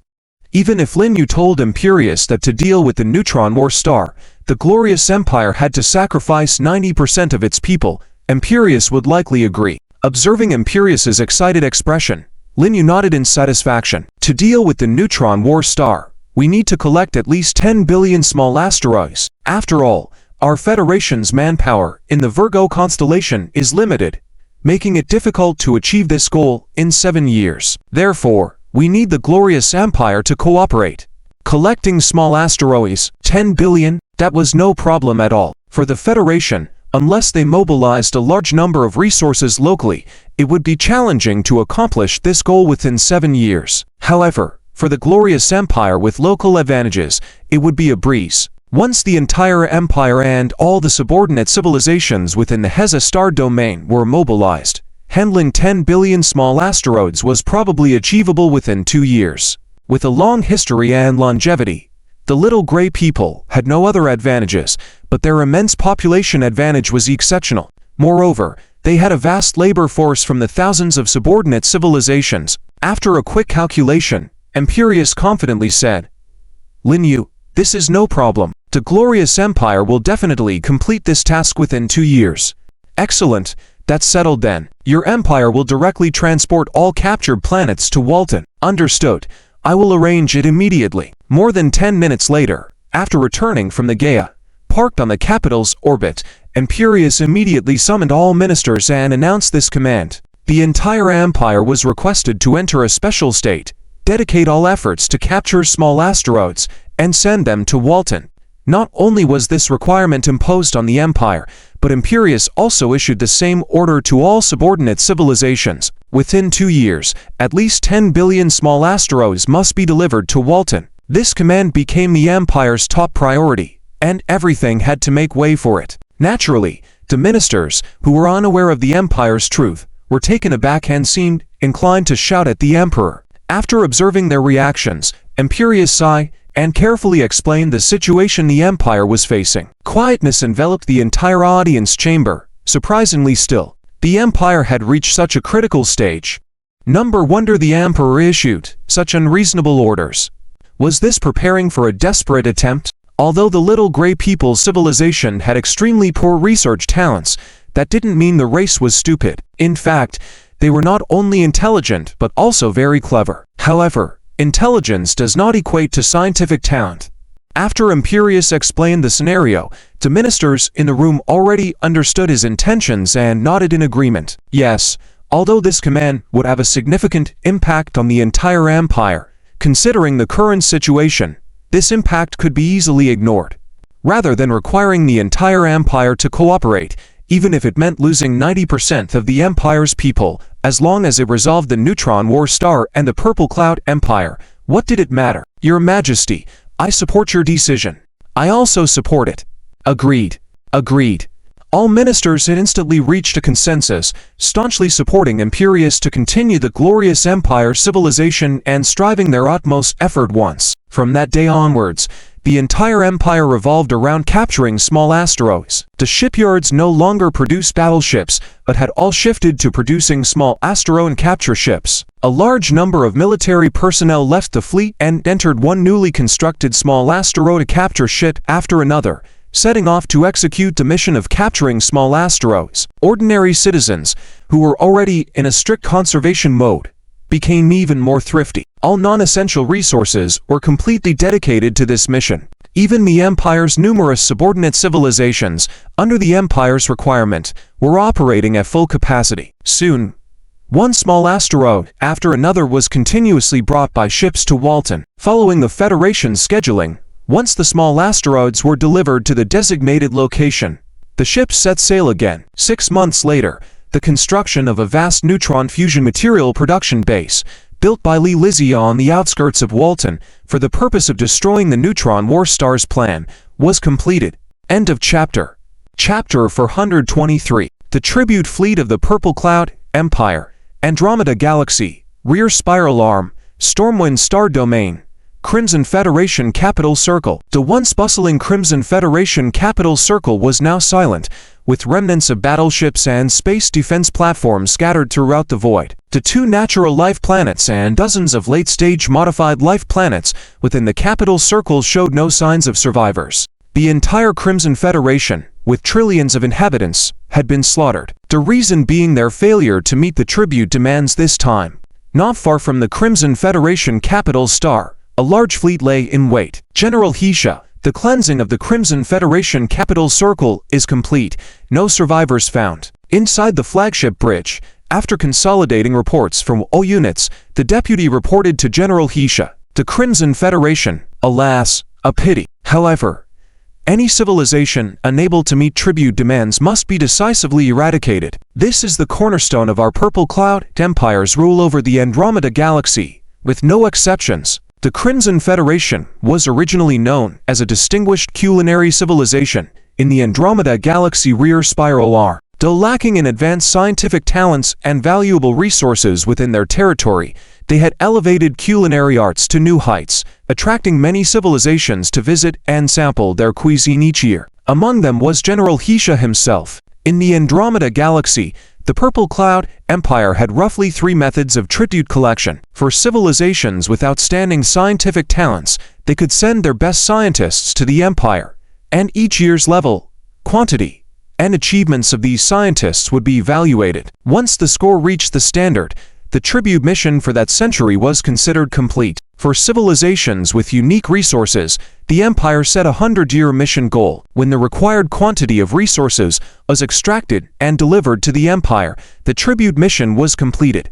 For civilizations lacking in scientific talents and special resources, it was more dire. The Empire set a standard scoreline, such as 10 billion points, and the goal was to attain all these points within a century. However, these points could only be acquired through various conventional resources.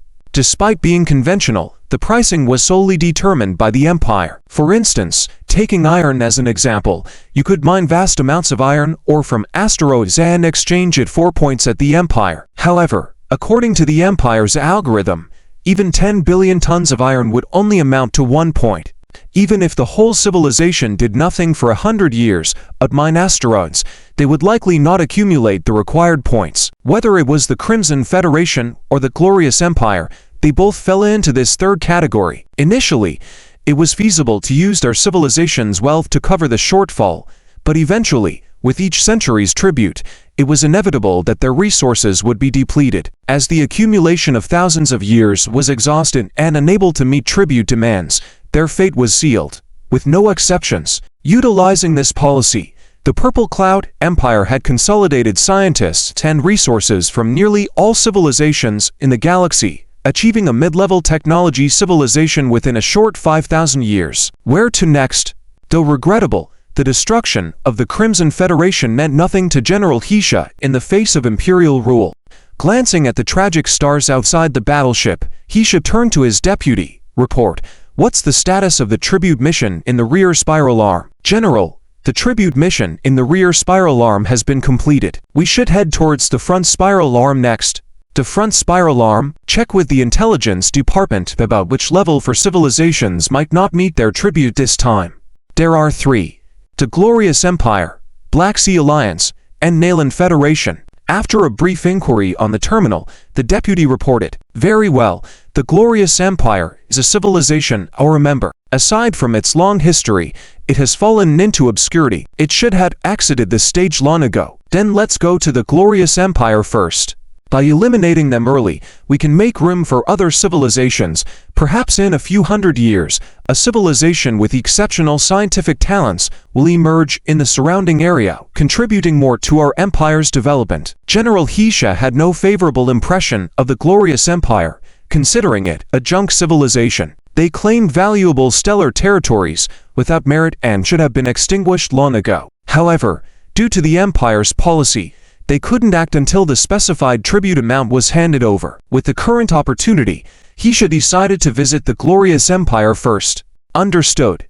General Hisha, with the order given, the massive tribute fleet activated its leap engines and began advancing towards the front spiral arm. Despite the Purple Cloud Empire reaching a mid-level technology civilization, they still relied on level for methods of travel and couldn't advance directly towards the Hauser sector, but had to travel through the rear spiral arm towards the central zone of the Andromeda Galaxy before utilizing a wormhole near the galaxy's core to reach the front spiral arm. The entire journey spanned nearly 200,000 light years, taking close to 8 years, a year later than what was initially anticipated. Due to the increased number of civilizations unable to meet the tribute demands, their stay in the rear spiral arm took longer than usual. Simultaneously, in the Hauser sector, at the edge of the Walton stellar system, the completed neutron condensed material production base was fully operational. Numerous asteroids were dragged in, quickly melted and sent to the core area of the production base. Subsequently, objects that appeared to be iron spheres around 3 meters in diameter were produced. Despite their seemingly small size, these objects were manufactured based on the research results of Lee Lizzie, consisting of neutron condensed materials with a mass equivalent to tens of thousands of battleships in each sphere, a terrifying prospect. In Lee Lizzie's plan, she intended to create billions of these terrifying objects. End of chapter. Chapter 420 for the sudden attack on the Federation has been going on for 119 years. Time flies by quickly, and in the blink of an eye, it has been 6 years since the Federation entered the Andromeda Galaxy. Lee Lizzie, who has completed all preparations, notified Lin Yu Station in Walton and informed him that once the plan succeeded, a small black hole would be generated, continuously affecting the star domain within tens of thousands of light years. Moreover, this small black hole would gradually pull stars in the image range toward itself, eventually forming a thriving star domain centered around the black hole within tens of thousands of years. This also meant that Lin Yu could not choose the ambush location within the Heather Star realm, as it would have a significant adverse impact on the Heather Star realm and the civilizations living within it in the short term. Ultimately, following Amini's suggestion, Lin Yu chose a place called Stormwind in the front suspension arm. Hundreds of years ago, this area was originally the territory of the 4th-level civilization Purple Way Empire, but evidently, the Purple Way Empire no longer existed, leaving only silence in the entire star domain. However, for Lin Yu, this was an excellent ambush location. Of course, there was another question: how to lure the opponent's neutron war star to this location, which would be the most critical point in the entire operation. From Amini, Lin Yu already knew that the neutron war star would not travel with the tribute fleet that ventured out every 100 years. After all, the Purple Cloud Empire was a mid-level 5-grade technological civilization, and just the tribute fleet was enough to sweep through the entire galaxy. As the most powerful killer of the Empire, the neutron war star would not easily attack. Therefore, what Lin Yu needed to do was relatively straightforward: directly defeat the tribute fleet and leave the corresponding survivors to return to their base.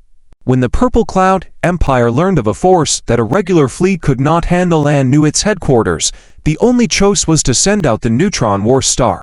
The good news was that although the 4th-level civilizations within the Andromeda Galaxy could not resist the Purple Cloud Empire, they frequently shared information privately. After all, they shared common enemies. This also allowed Amini to always be in control of the latest movements of the tribute fleet. Lord Lin Yu, just now, there was news from the Luminous Alliance at the rear suspension arm's end. The tribute fleet of the Purple Cloud Empire has arrived at their civilization, and after some supplies, they are heading towards the direction of the Ranchi corridor inside. Expected to arrive at the end of the corridor in a month, where the wormhole connecting the front and rear spiral arms is located. Just as the communication was connected, Amini hurriedly reported. For him, the fate of the glorious empire depended on this action. How could he not be anxious and nervous? In a month, I see. With no further reaction, Lin Yu simply said this and ended the communication. Notify the fleet to prepare for battle. Yes, Commander.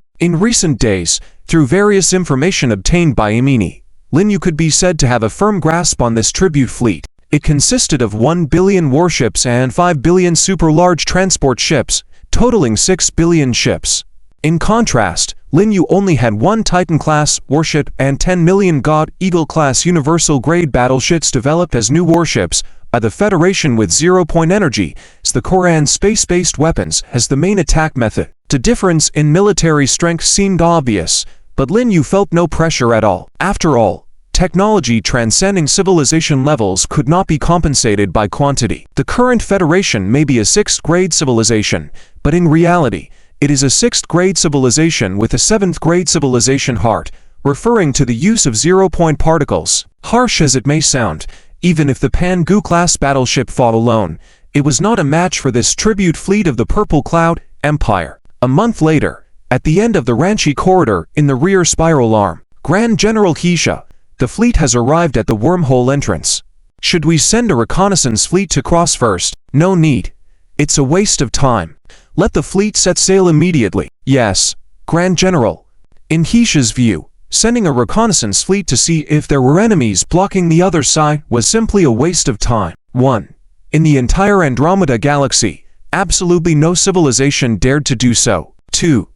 Even if there was a foolish civilization that did so, it would not pose much threat to them. It was important to note that their Purple Cloud Empire was a 5th-grade civilization. At most, when they crossed the wormhole, before activating the spatial shield, there might be some damage, but once the spatial shield was active, the 4th-grade civilizations on the front spiral arm could not threaten them at all. Therefore, Hisha couldn't be bothered wasting time doing meaningless things. Of course, even if Hisha had sent a reconnaissance fleet to cross first, it would have been pointless. Lin Yu had not prepared to encircle at the exit of the wormhole. The deputy did not find Hisha's order inappropriate, and merely inquired out of habit.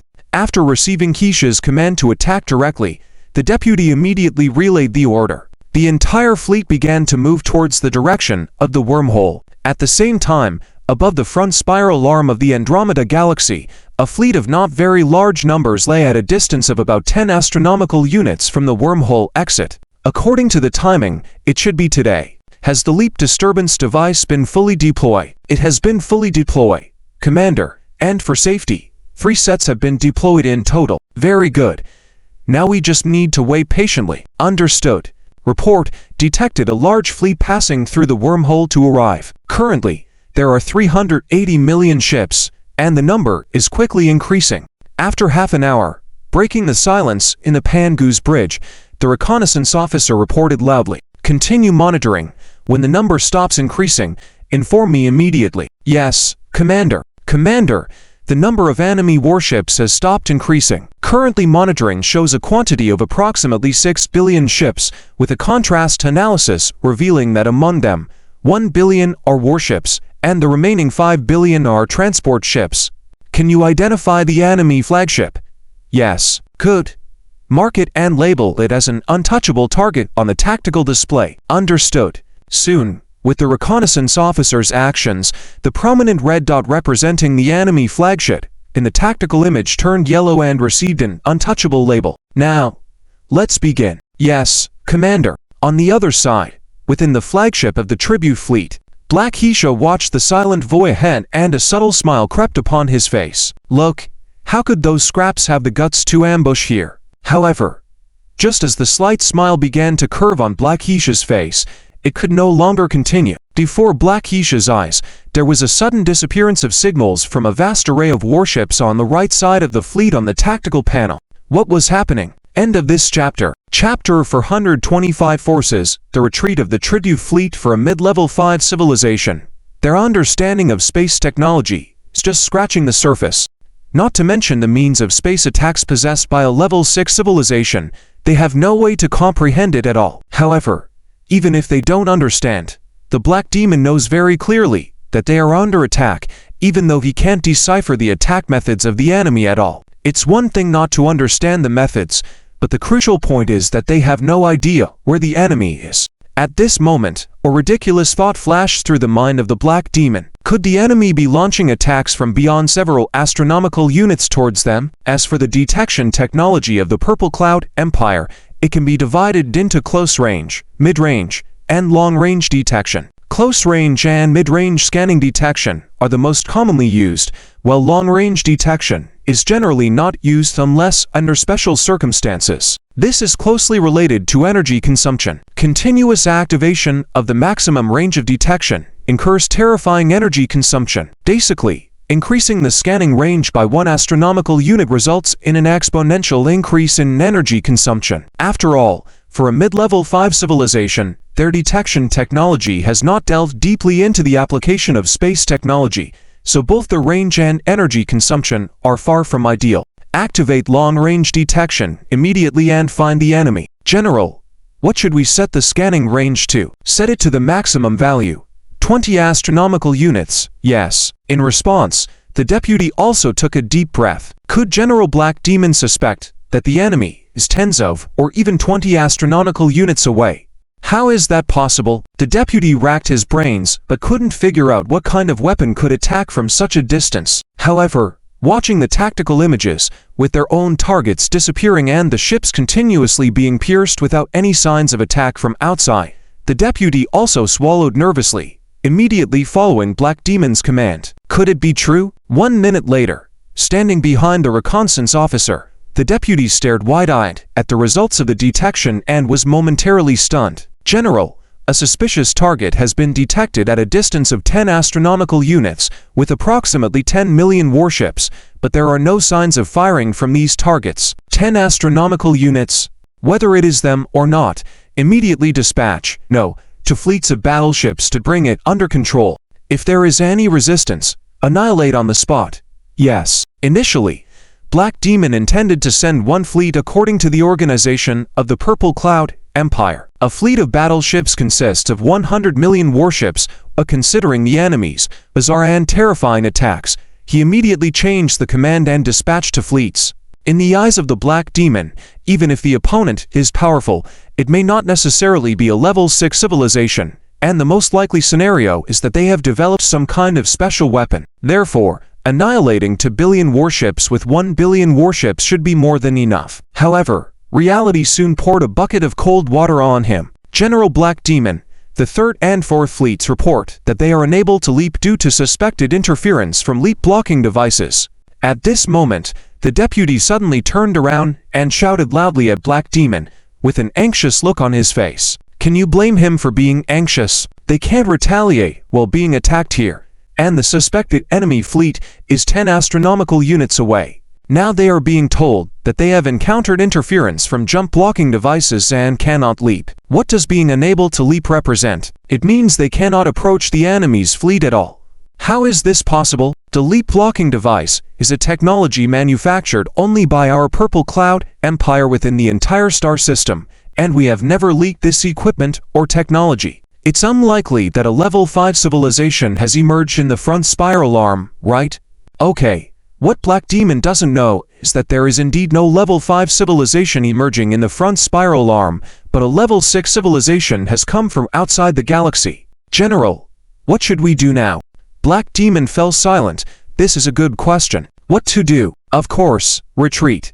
Joking aside, knowing that there is no way to attack the enemy, they cannot just remain here as sitting ducks. However, before retreating, they must leave a parting gift. Immediately release all strategic reconnaissance ships, then order the entire fleet to retreat to the rear spiral arm. Yes, General, soon.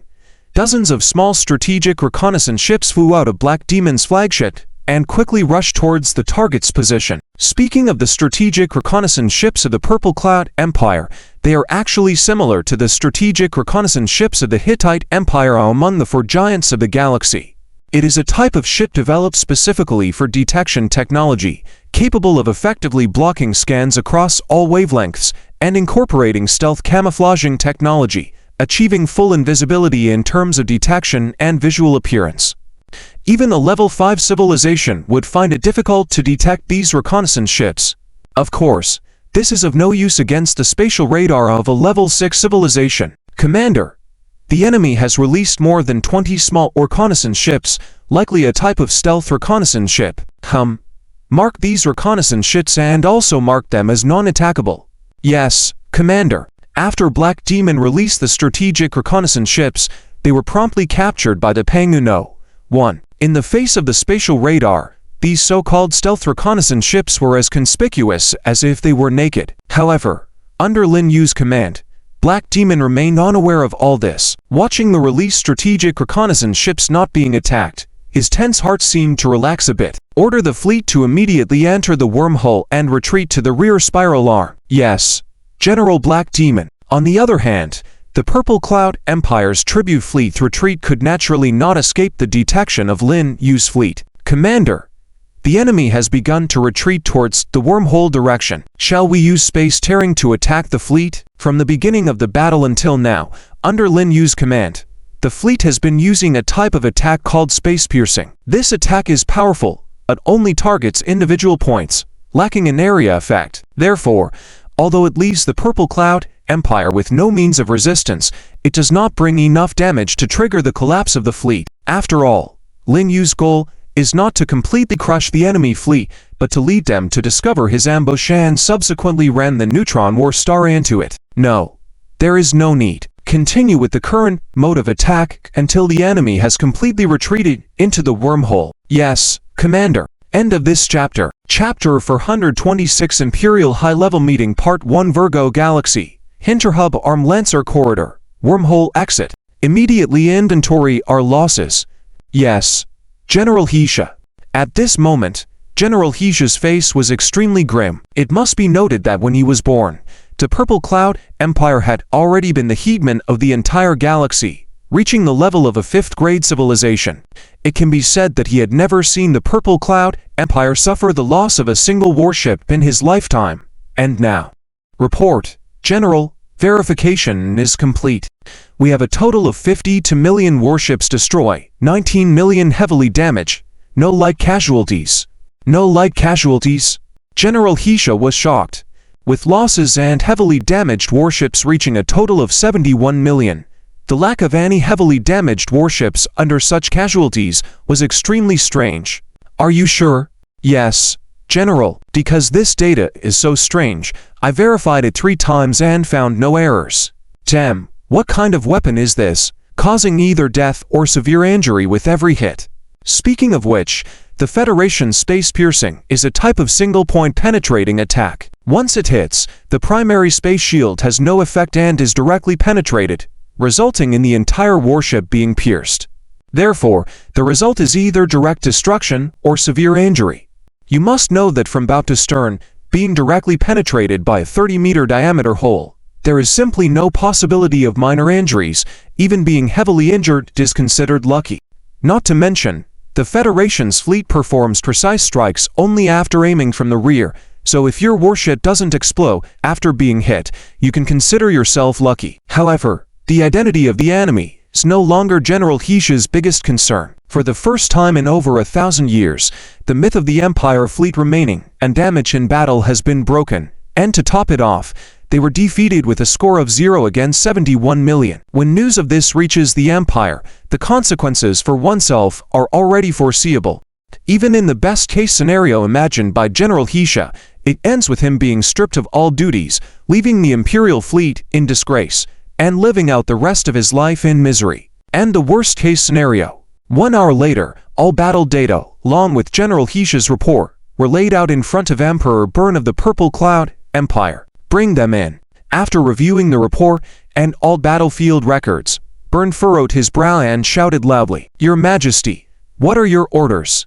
Immediately summoned the 2 marshals of the Imperial fleet, as well as all the generals except General Heesche, for a virtual meeting in 10 minutes. "Yes, Your Majesty." Watching the guards leave the room, Bern's expression turned sinister. 10 minutes later, in the audience hall where Bern was present, one after another, virtual figures gradually appeared.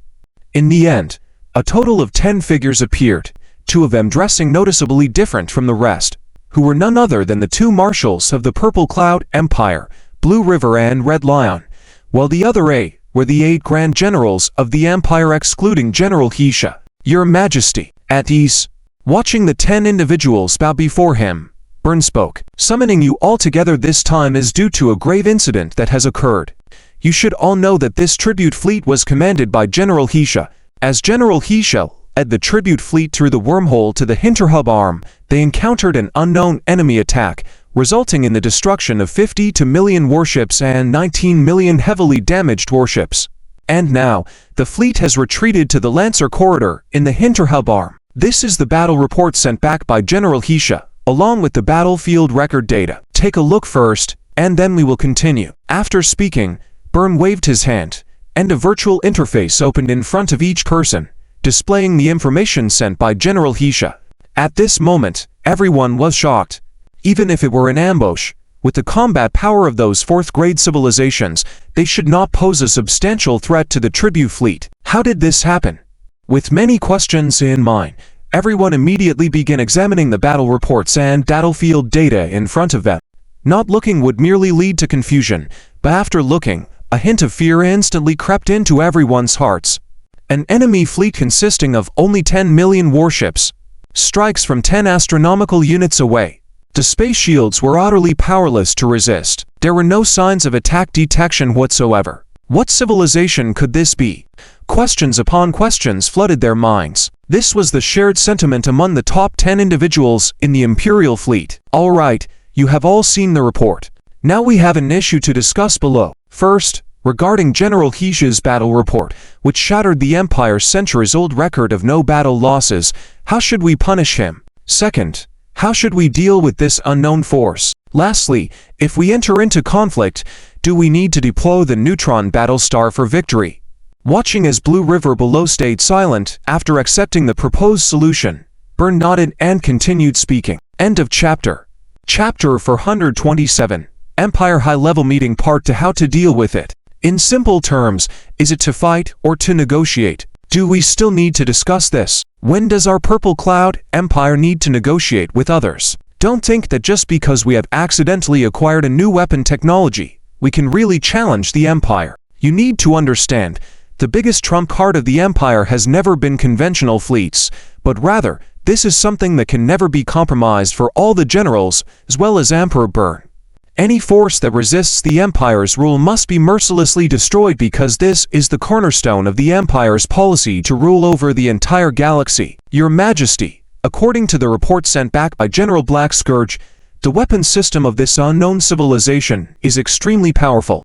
It can launch strikes from 10 astronomical units away with a striking accuracy that is unprecedented. During the war, General Black Scourge also attempted irregular maneuvers, but there was no change. 10 million warships, each attack can destroy 1 million of our warships, and many times, while destroying one warship, it can simultaneously destroy another one after it. From this, we can analytically deduce 3 points. First, No matter what weapon technology this unknown civilization is using, its attack method seems to be able to hit the target at the moment of firing with zero delay. In other words, any evasion action is meaningless to this weapon system, as it hits as soon as it fires. Second, its attack power is tremendously terrifying. I have seen battlefield records where four warships were struck simultaneously, and based on the data of the destruction of the fourth warship, the power when striking the first ship showed no decrease, and there was no time interval. This means that as long as within its range, even if there are 10,000 warships on the line of fire, it can obliterate all warships in one shot.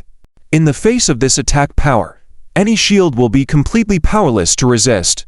Third, although its attack power is formidable, it seems to only be able to conduct single-point penetrating attacks, and its number of warships is also extremely low. If this unknown civilization has a large number of warships or area-conquering attack weapons, then not a single ship of our harvest fleet will be able to return. Finally, as for how to deal with it, I believe there are two methods. One is to use a large conventional fleet for a broadscope encirclement upon tracing their lair. Of course, handling it this way will result in significant losses to our fleet, as there is a full 10 astronomical units distance where we can only take hits without retaliation. The other method is to directly deploy neutron battle stars to thoroughly destroy them. However, if we use neutron battle stars, we may face an awkward problem, that is, being unable to capture LEV prisoners and obtain this incredibly powerful weapon technology. Based on the information sent back by Black Scourge, Crimson Lion quickly analyzed all the issues thoroughly and proposed two completely different strategies.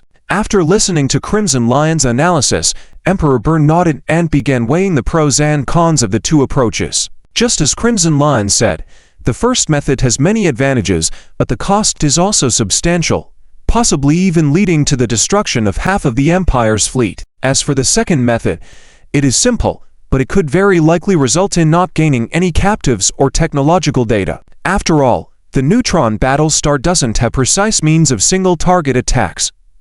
Wherever it passes, not just warships, but even planets and space would be thoroughly destroyed, leaving nothing behind. Well, I understand the meaning of the Marshal. This also brings us to our original third issue, so let's discuss it together. From the perspective of the Empire's development, I am more inclined towards the Marshal's first method, but causing significant losses to the Empire is also absolutely unacceptable. Therefore, I have decided to combine the two approaches. Order: immediately mobilize the Empire's 1st to 3rd Legions along with the Royal Guard Fleet's 1st and 2nd Fleets, totaling 30 billion warships for assembly, forming a punitive force. The overall commander of the punitive force will be Marshal Crimson Lion. At the same time, during the war, Marshal Crimson Lion has the authority to recruit up to 4 generals under his command. After making your choices, present the list to me. Finally, in the name of the 168th Emperor of the Purple Cloud Empire, I declare the immediate lifting of the neutron battle star activation restriction by Marshal Blue River and direct him to move to the front spiral arm to coordinate with Marshal Crimson Lion. Remember, if the Empire fleet casualties are within a controllable range, the neutron battle stars will remain on standby, only allowed to participate in battle when casualties are too high. After weighing the options, Emperor Burn made a decision, stood up immediately, and commanded the officers present. "Yes, Your Majesty." At the same time, above the front spiral arm, currently, the Federal fleet has withdrawn, but a few small reconnaissance vessels were left behind. This was a fortunate discovery for the strategic reconnaissance vessels of the Purple Cloud Empire lurking in the vicinity. When Lin Yu's main fleet left, these strategic reconnaissance vessels had not discovered any traces of the Li Pin transition, and they had no idea where this fleet had gone to. However, at a time when they were feeling extremely frustrated, they found that though this unknown fleet had departed, it had left behind a few reconnaissance ships. Little did they know that these reconnaissance ships were specially modified under Lin Yu's orders, equipped with LEAP engines instead of hyperspace engines. After a thorough search among the debris at the wormhole's entrance, they adjusted their course and immediately activated the LEAP engines to depart.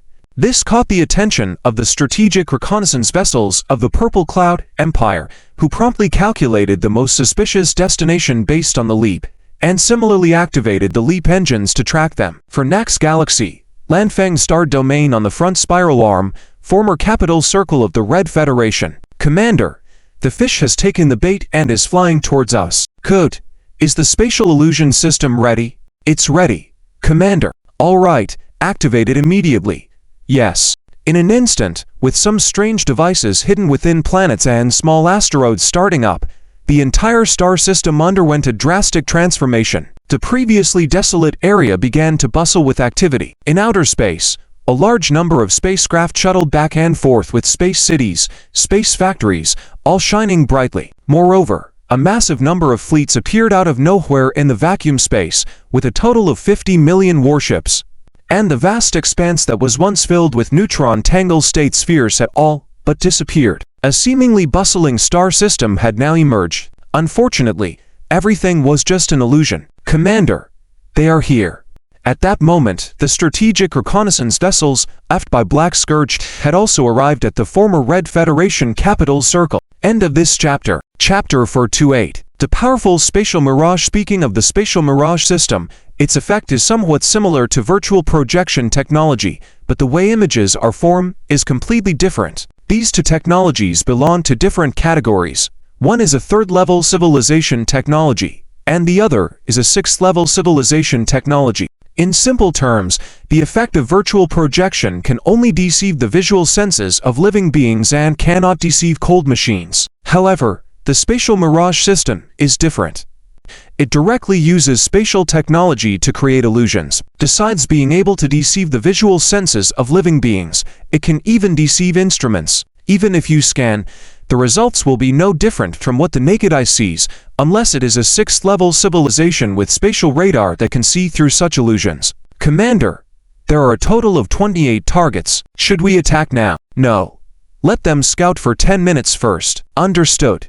At the same time, on the reconnaissance ship of the Purple Cloud Empire, the Empire's soldiers and generals were ecstatic. They hit the jackpot, as they had just located the enemy's base. Tactical reconnaissance ships, no matter who they are, cannot detect it. Immediately, the 28 reconnaissance ships dispersed in different directions, heading towards their respective target areas for reconnaissance operations. Report: Number 3 ship has found a large number of space factories, all operating at full capacity. Report: Number 7 ship has discovered hundreds of battleship production lines, all running at full capacity. Report: Number 21 ship has arrived at the original capital orbit of the former Crimson Red Empire. According to scans, the population on the surface exceeds 10 billion. Report: Fleet number 12 has discovered what appears to be a ship cannon production line. Report: On the number 1 ship, a large number of reports were coming in. Bai Lang, the commander of this reconnaissance mission, couldn't hide his satisfaction. Not only did they find the target location, but they also thoroughly investigated the interior, almost over-fulfilling the mission. However, he did not know that Lin Yu was observing their actions as though watching a clown. Enough. Other than that command ship, take down the rest. Yes, Commander. Suddenly, a part of the fleet station in the void was activated. Captain, the enemy fleet is showing activity. Signs of attack. Not confirmed yet. Oh no, the signal from number 3 ship disappeared. Number 7 and number 8 ships also lost signal. Hurry up. They must have been discovered. Notify all the ships to activate lead engines and evacuate immediately. We need to leave too. Yes. Several hours later, a reconnaissance ship exited the leap state, first deactivating its visual camouflage system, revealing its true appearance. How did it go? How many did we draw out? Bai Lang, relieved, immediately asked his deputy. He hoped that the losses were not too great, considering the high cost of these strategic reconnaissance ships. Each one is equivalent to the cost of 100 battleships. Captain, all battleships cannot be contacted, and the IFF system also cannot get responses. It seems they have all been destroyed. Damn, how am I going to explain this when I go back? Bai Lang's face darkened. Of the 28 specially designed strategic reconnaissance ships, 27 were destroyed, leaving only their command ship alive. He feared facing punishment upon returning. Captain, there is a communication from Marshal Wright. Lord Crimson Lion. Crimson Lion? Quickly connect. Yes, Captain. Just as Bai Lang was worrying about how to explain, when he returned, he suddenly received a communication from Marshal Wright. Lord Crimson Lion. Marshal Crimson Lion. This is Bai Lang, Commander of Reconnaissance Team 09 to Under General He Shaw. Immediately report. Have you tracked down the enemy's base? Crimson Lion didn't have the patience for small talk and went straight to the point. Yes, we have tracked down the enemy's base. It is in the Lanfeng Star region, in the former Crimson Red Federation's capital circle, Sakot. Sakot. I remember that place. It's the civilization capital I led a fleet to destroy 100 years ago, right? Yes, Marshal. Also, we conducted a comprehensive reconnaissance inside their main base, but for some reason, they discovered us, so we withdrew.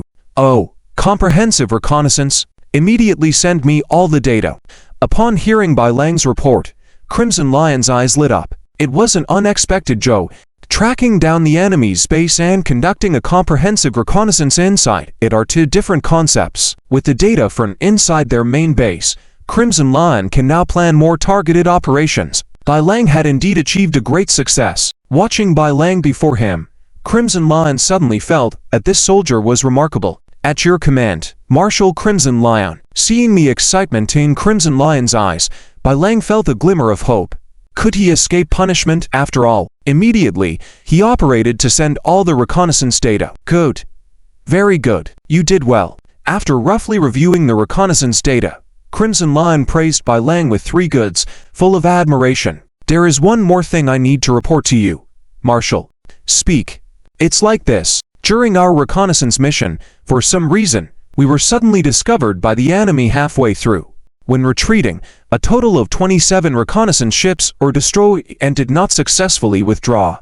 Don't worry, the reconnaissance data you submitted is enough to offset the fault of losing 27 reconnaissance ships and even earns you merit. As a marshal, Crimson Lion understood why Bai Lang reported this to him. To avoid punishment when returning. In high spirits, Crimson Lion assured Bai Lang, "No problem, I've got your back." "Thank you, Marshal." "Thank you, Marshal." Bai Lang's face was full of delight. In the Andromeda Galaxy, in the rear spiral arm, in the Tetral region, within the star system Lyral, a massive base stood in the void, contrasting greatly with the style of the Purple Cloud Empire. Anyone could see that the architecture here belonged to a completely different civilization compared to the Purple Cloud Empire. However, strangely, a warship from the Purple Cloud Empire was parked in the spaceport of this base.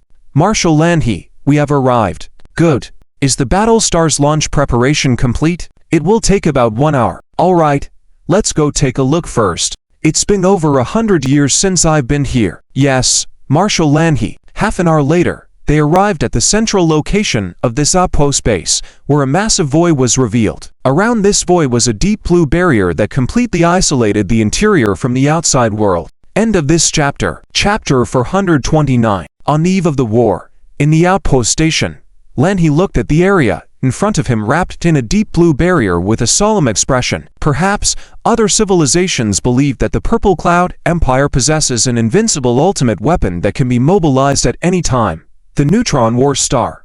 In reality, it's not quite like that. It's not to say that the Neutron War Star doesn't exist, but rather to point out the ability to mobilize it at any time. If the Purple Cloud Empire could indeed mobilize the Neutron War Star at any time, then Byrne wouldn't bother coveting the Federation's weapon technology, but would just send the Neutron War Star to destroy the Federation. The root cause of this is a problem that no civilization can ignore. Energy. If you think the Purple Cloud Empire can provide the energy needed for this outpost station and the Neutron War Star, then you are sorely mistaken. Just the deep blue barrier in front of Lanhe, used to isolate supergravitational effects, is beyond what the Purple Cloud Empire's energy technology can support. Therefore, this is why Byrne requests that as long as losses can be kept within an acceptable range, the Neutron War Star should not be used and efforts should be made to obtain the Federation's weapon technology. In this way, even if the Neutron War Star becomes unusable shortly after,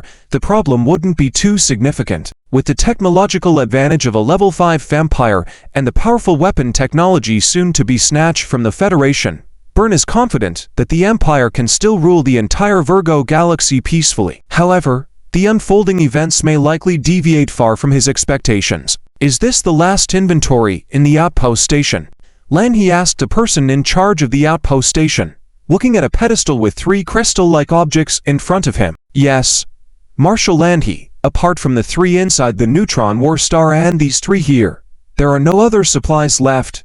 Can we only hold on for another 1,000 years at most? Lan He sighed, after hearing the confirmation from the person in charge, looking once again at the 3 shining crystals, mumbling to himself. If it weren't for this outpost station, even if the Neutron War Star still existed, the Purple Cloud Empire would no longer be able to use it. By then, even getting close to the Neutron War Star would be impossible. After all, the most significant feature of the Neutron War Star is its territory, a domain composed of super-gravitational effects.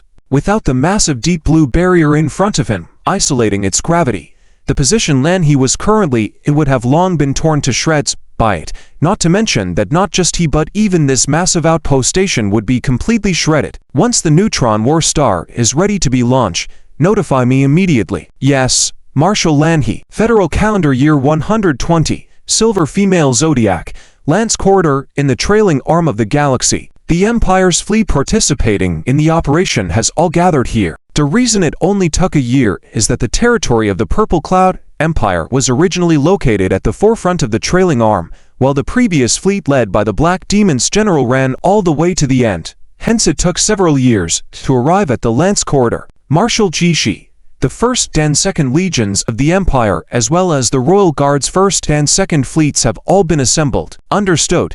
Immediately inform the 4 generals to join the virtual conference. Yes, Marshal. Several minutes later, 4 virtual images consecutively appear in the War Command Room where Jishi was located. They were the 4 of the 8 Imperial generals recruited by Jishi, namely Nanshan, Liu, Bai Yang, and Lin Long. Everyone, I believe you have received the latest report that our Seed War Star can only be used for another 1,000 years at most. After that, we will forever lose this ultimate weapon that secures our invincibility. Therefore, the importance of this operation should be clear to all of you. Although the Neutron War Star will be deployed, for us, once the Neutron War Star takes action, it means we have failed. At the beginning, Jishi explained the operation target very clearly. It's not about completely destroying the opponent but seizing their technology. The 4 generals naturally understood this and solemnly nodded in agreement. So, let's talk about the specific operation plan next. Take a look. Jishi waved his hand, and a detailed star map of Sokka appeared in front of everyone. Based on the reconnaissance data brought back by Beilang, this star map marked all the defense installations, space works, fleet garrisons, and everything else in Sokka. The entire Sokka was as exposed as if it were not wearing any clothes, completely laid out in front of the 5 of them. The star map also specially marks some areas like battleship production lines, ship gun production lines, and planets suspected to have research institutes. These places are highly likely to gather relevant technical data and should be paid special attention to. Pay attention. The locations specially marked here are the main targets of our operation this time. Destruction is strictly prohibited. Do you all understand? Yes, Marshal. Good. Now let's go through the specific operation plan. Commander, according to the information provided by Emini, the opponent seems to have not sent out the Neutron War Star, but has simply gathered a large fleet of about 20 billion ships within the Lance Corridor. No, the Neutron War Star must have set out. Upon hearing the deputy report, Lin Yu had no hesitation and directly affirmed. This puzzled the deputy. Why was their commander so certain? Think about it from their perspective. If you were the Emperor of the Purple Cloud Empire, even if you possessed a major weapon like the Seed War Star, when you discover that the Federation has weapons technology with a range of up to 10 astronomical units, would you not have any concerns and still choose to send out the Neutron War Star to annihilate everything? No, he wouldn't do that. Instead, he would first send regular fleets to surround us, attempting to defeat us and seize our technology. As for the Neutron War Star, it would mostly be used as a backup plan. When the losses of the regular fleet exceed what it can bear and there is no hope of successfully seizing the technology, the Neutron War Star would then come in to clean up the remnants. In fact, this wasn't something Lin Yu had just realized. Instead, he had long anticipated that the Purple Cloud Empire would arrange things this way. This was also why a year ago, Lin Yu deliberately used spatial illusion techniques to fabricate a large number of facilities spread across Sokka, allowing enemy reconnaissance ships to gather intelligence. This wasn't just to deceive the Purple Cloud Empire, luring the Neutron War Star into an ambush. More importantly, it was to take the opportunity to strike down a portion of the Empire's main forces, making it easier to implement the subsequent plans. Everything was just a setup for the upcoming battle. Chapter 430. In the reactivated spatial illusion hyperspace multidimensional space, a neutron war star is advancing. Even within hyperspace, it still stirs up ripples in the surrounding space as it moves forward. Speaking of the neutron war star's superluminal means, it's not through leaps. After all, with such unreasonable mass, coupled with an equally irrational gravitational field, it is impossible for it to engage in leap actions. However, although it cannot leap, it can use its unreasonably strong gravitational effect to force open a hyperspace window, thereby entering a state of hyperspace travel. Overall, compared to the 7th level civilization, which is the hyperspace travel technology obtained by the Federation from the Dark Star, it is very similar. The only difference lies in the means of opening and entering hyperspace. Inside the Neutron War Star, there is a space resembling a battleship bridge, also enveloped by a deep blue barrier, completely isolating the War Star's gravitational field to ensure it is unaffected. This is the central hub of the entire Neutron War Star. Just then, the advancing Neutron War Star once again broke open a spatial window, and immediately, the entire War Star returned to normal space. Up to now, the Purple Cloud Empire has been studying the Neutron War Star for a full 5,000 years and still hasn't figured out why every time hyperspace flight can only reach a maximum distance of 10,000 light-years before being forcibly ejected. Moreover, after being forcibly ejected, it seems that there is some kind of protective mechanism in operation, requiring at least a day to re-enter hyperspace. After all, even a 7th level civilization wouldn't necessarily be able to figure this out, let alone the Purple Cloud Empire, which is only a 5th level civilization. It's normal to not understand. Even the Federation, which has made decent progress in hyperspace technology, may not be able to figure out this issue in a short time. Marshal Landhi, we are one hyperspace jump away from the target location. Is there a problem with the timing? No problem, Marshal. That's good. It's not that Landhi doesn't want to confirm the timing with Chi-Shi, but it's just that the Neutron War Star is good at everything except for communication. With the communication technology of a 5th level civilization, it simply cannot pass through the Neutron War Star's super strong gravitational field. While there are communication devices on the bridge of the Neutron War Star, the technology is too advanced, and the Purple Cloud Empire has not been able to manufacture devices capable of receiving such communications to this day. According to the scientists of the Purple Cloud Empire, it is not a conventional communication device, as all conventional communication methods are unlikely to shield the influence of its gravitational field and achieve normal communication effects. After using this special communication method, the Purple Cloud Empire cannot even detect any signals being emitted, let alone receive these signals. Consequently, every time before the Neutron War Star sets out, everything must be confirmed. There's no room for changing plans halfway through, it's just unrealistic. At the same time, in the Lancer Corridor, not far from the entrance to the Spiral Arm Wormhole Passage, a War Star is located in the center of a massive fleet. Of course, this is not a Neutron War Star, but just a regular War Star. At the same time, this is the flagship of the Empire's Right Marshal, Chi-Shi. It's time. Order the strategic reconnaissance ships in the special formation to set out immediately and confirm the safety within 20 astronomical units of the wormhole exit. Yes, Marshal.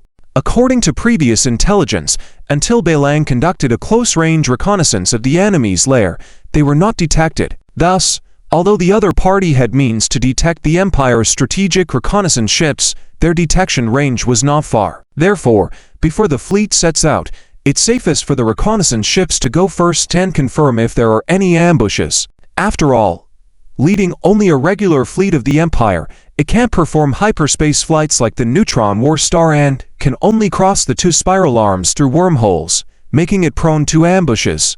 Chi-Shi doesn't want to be like He Shou, who was ambushed by the enemy just as he passed within 10 astronomical units. For caution's sake, Chi-Shi even had the reconnaissance team expand the range to double, confirming the safety within 20 astronomical units. Soon, a large number of reconnaissance ships sailed out of the fleet, each plunging into the wormhole. Marshal Chi-Shi, The strategic reconnaissance ships in the special formation have reported that no enemy ships have been found within the 20 astronomical units range of the wormhole exit, and no leap blocking devices have been found.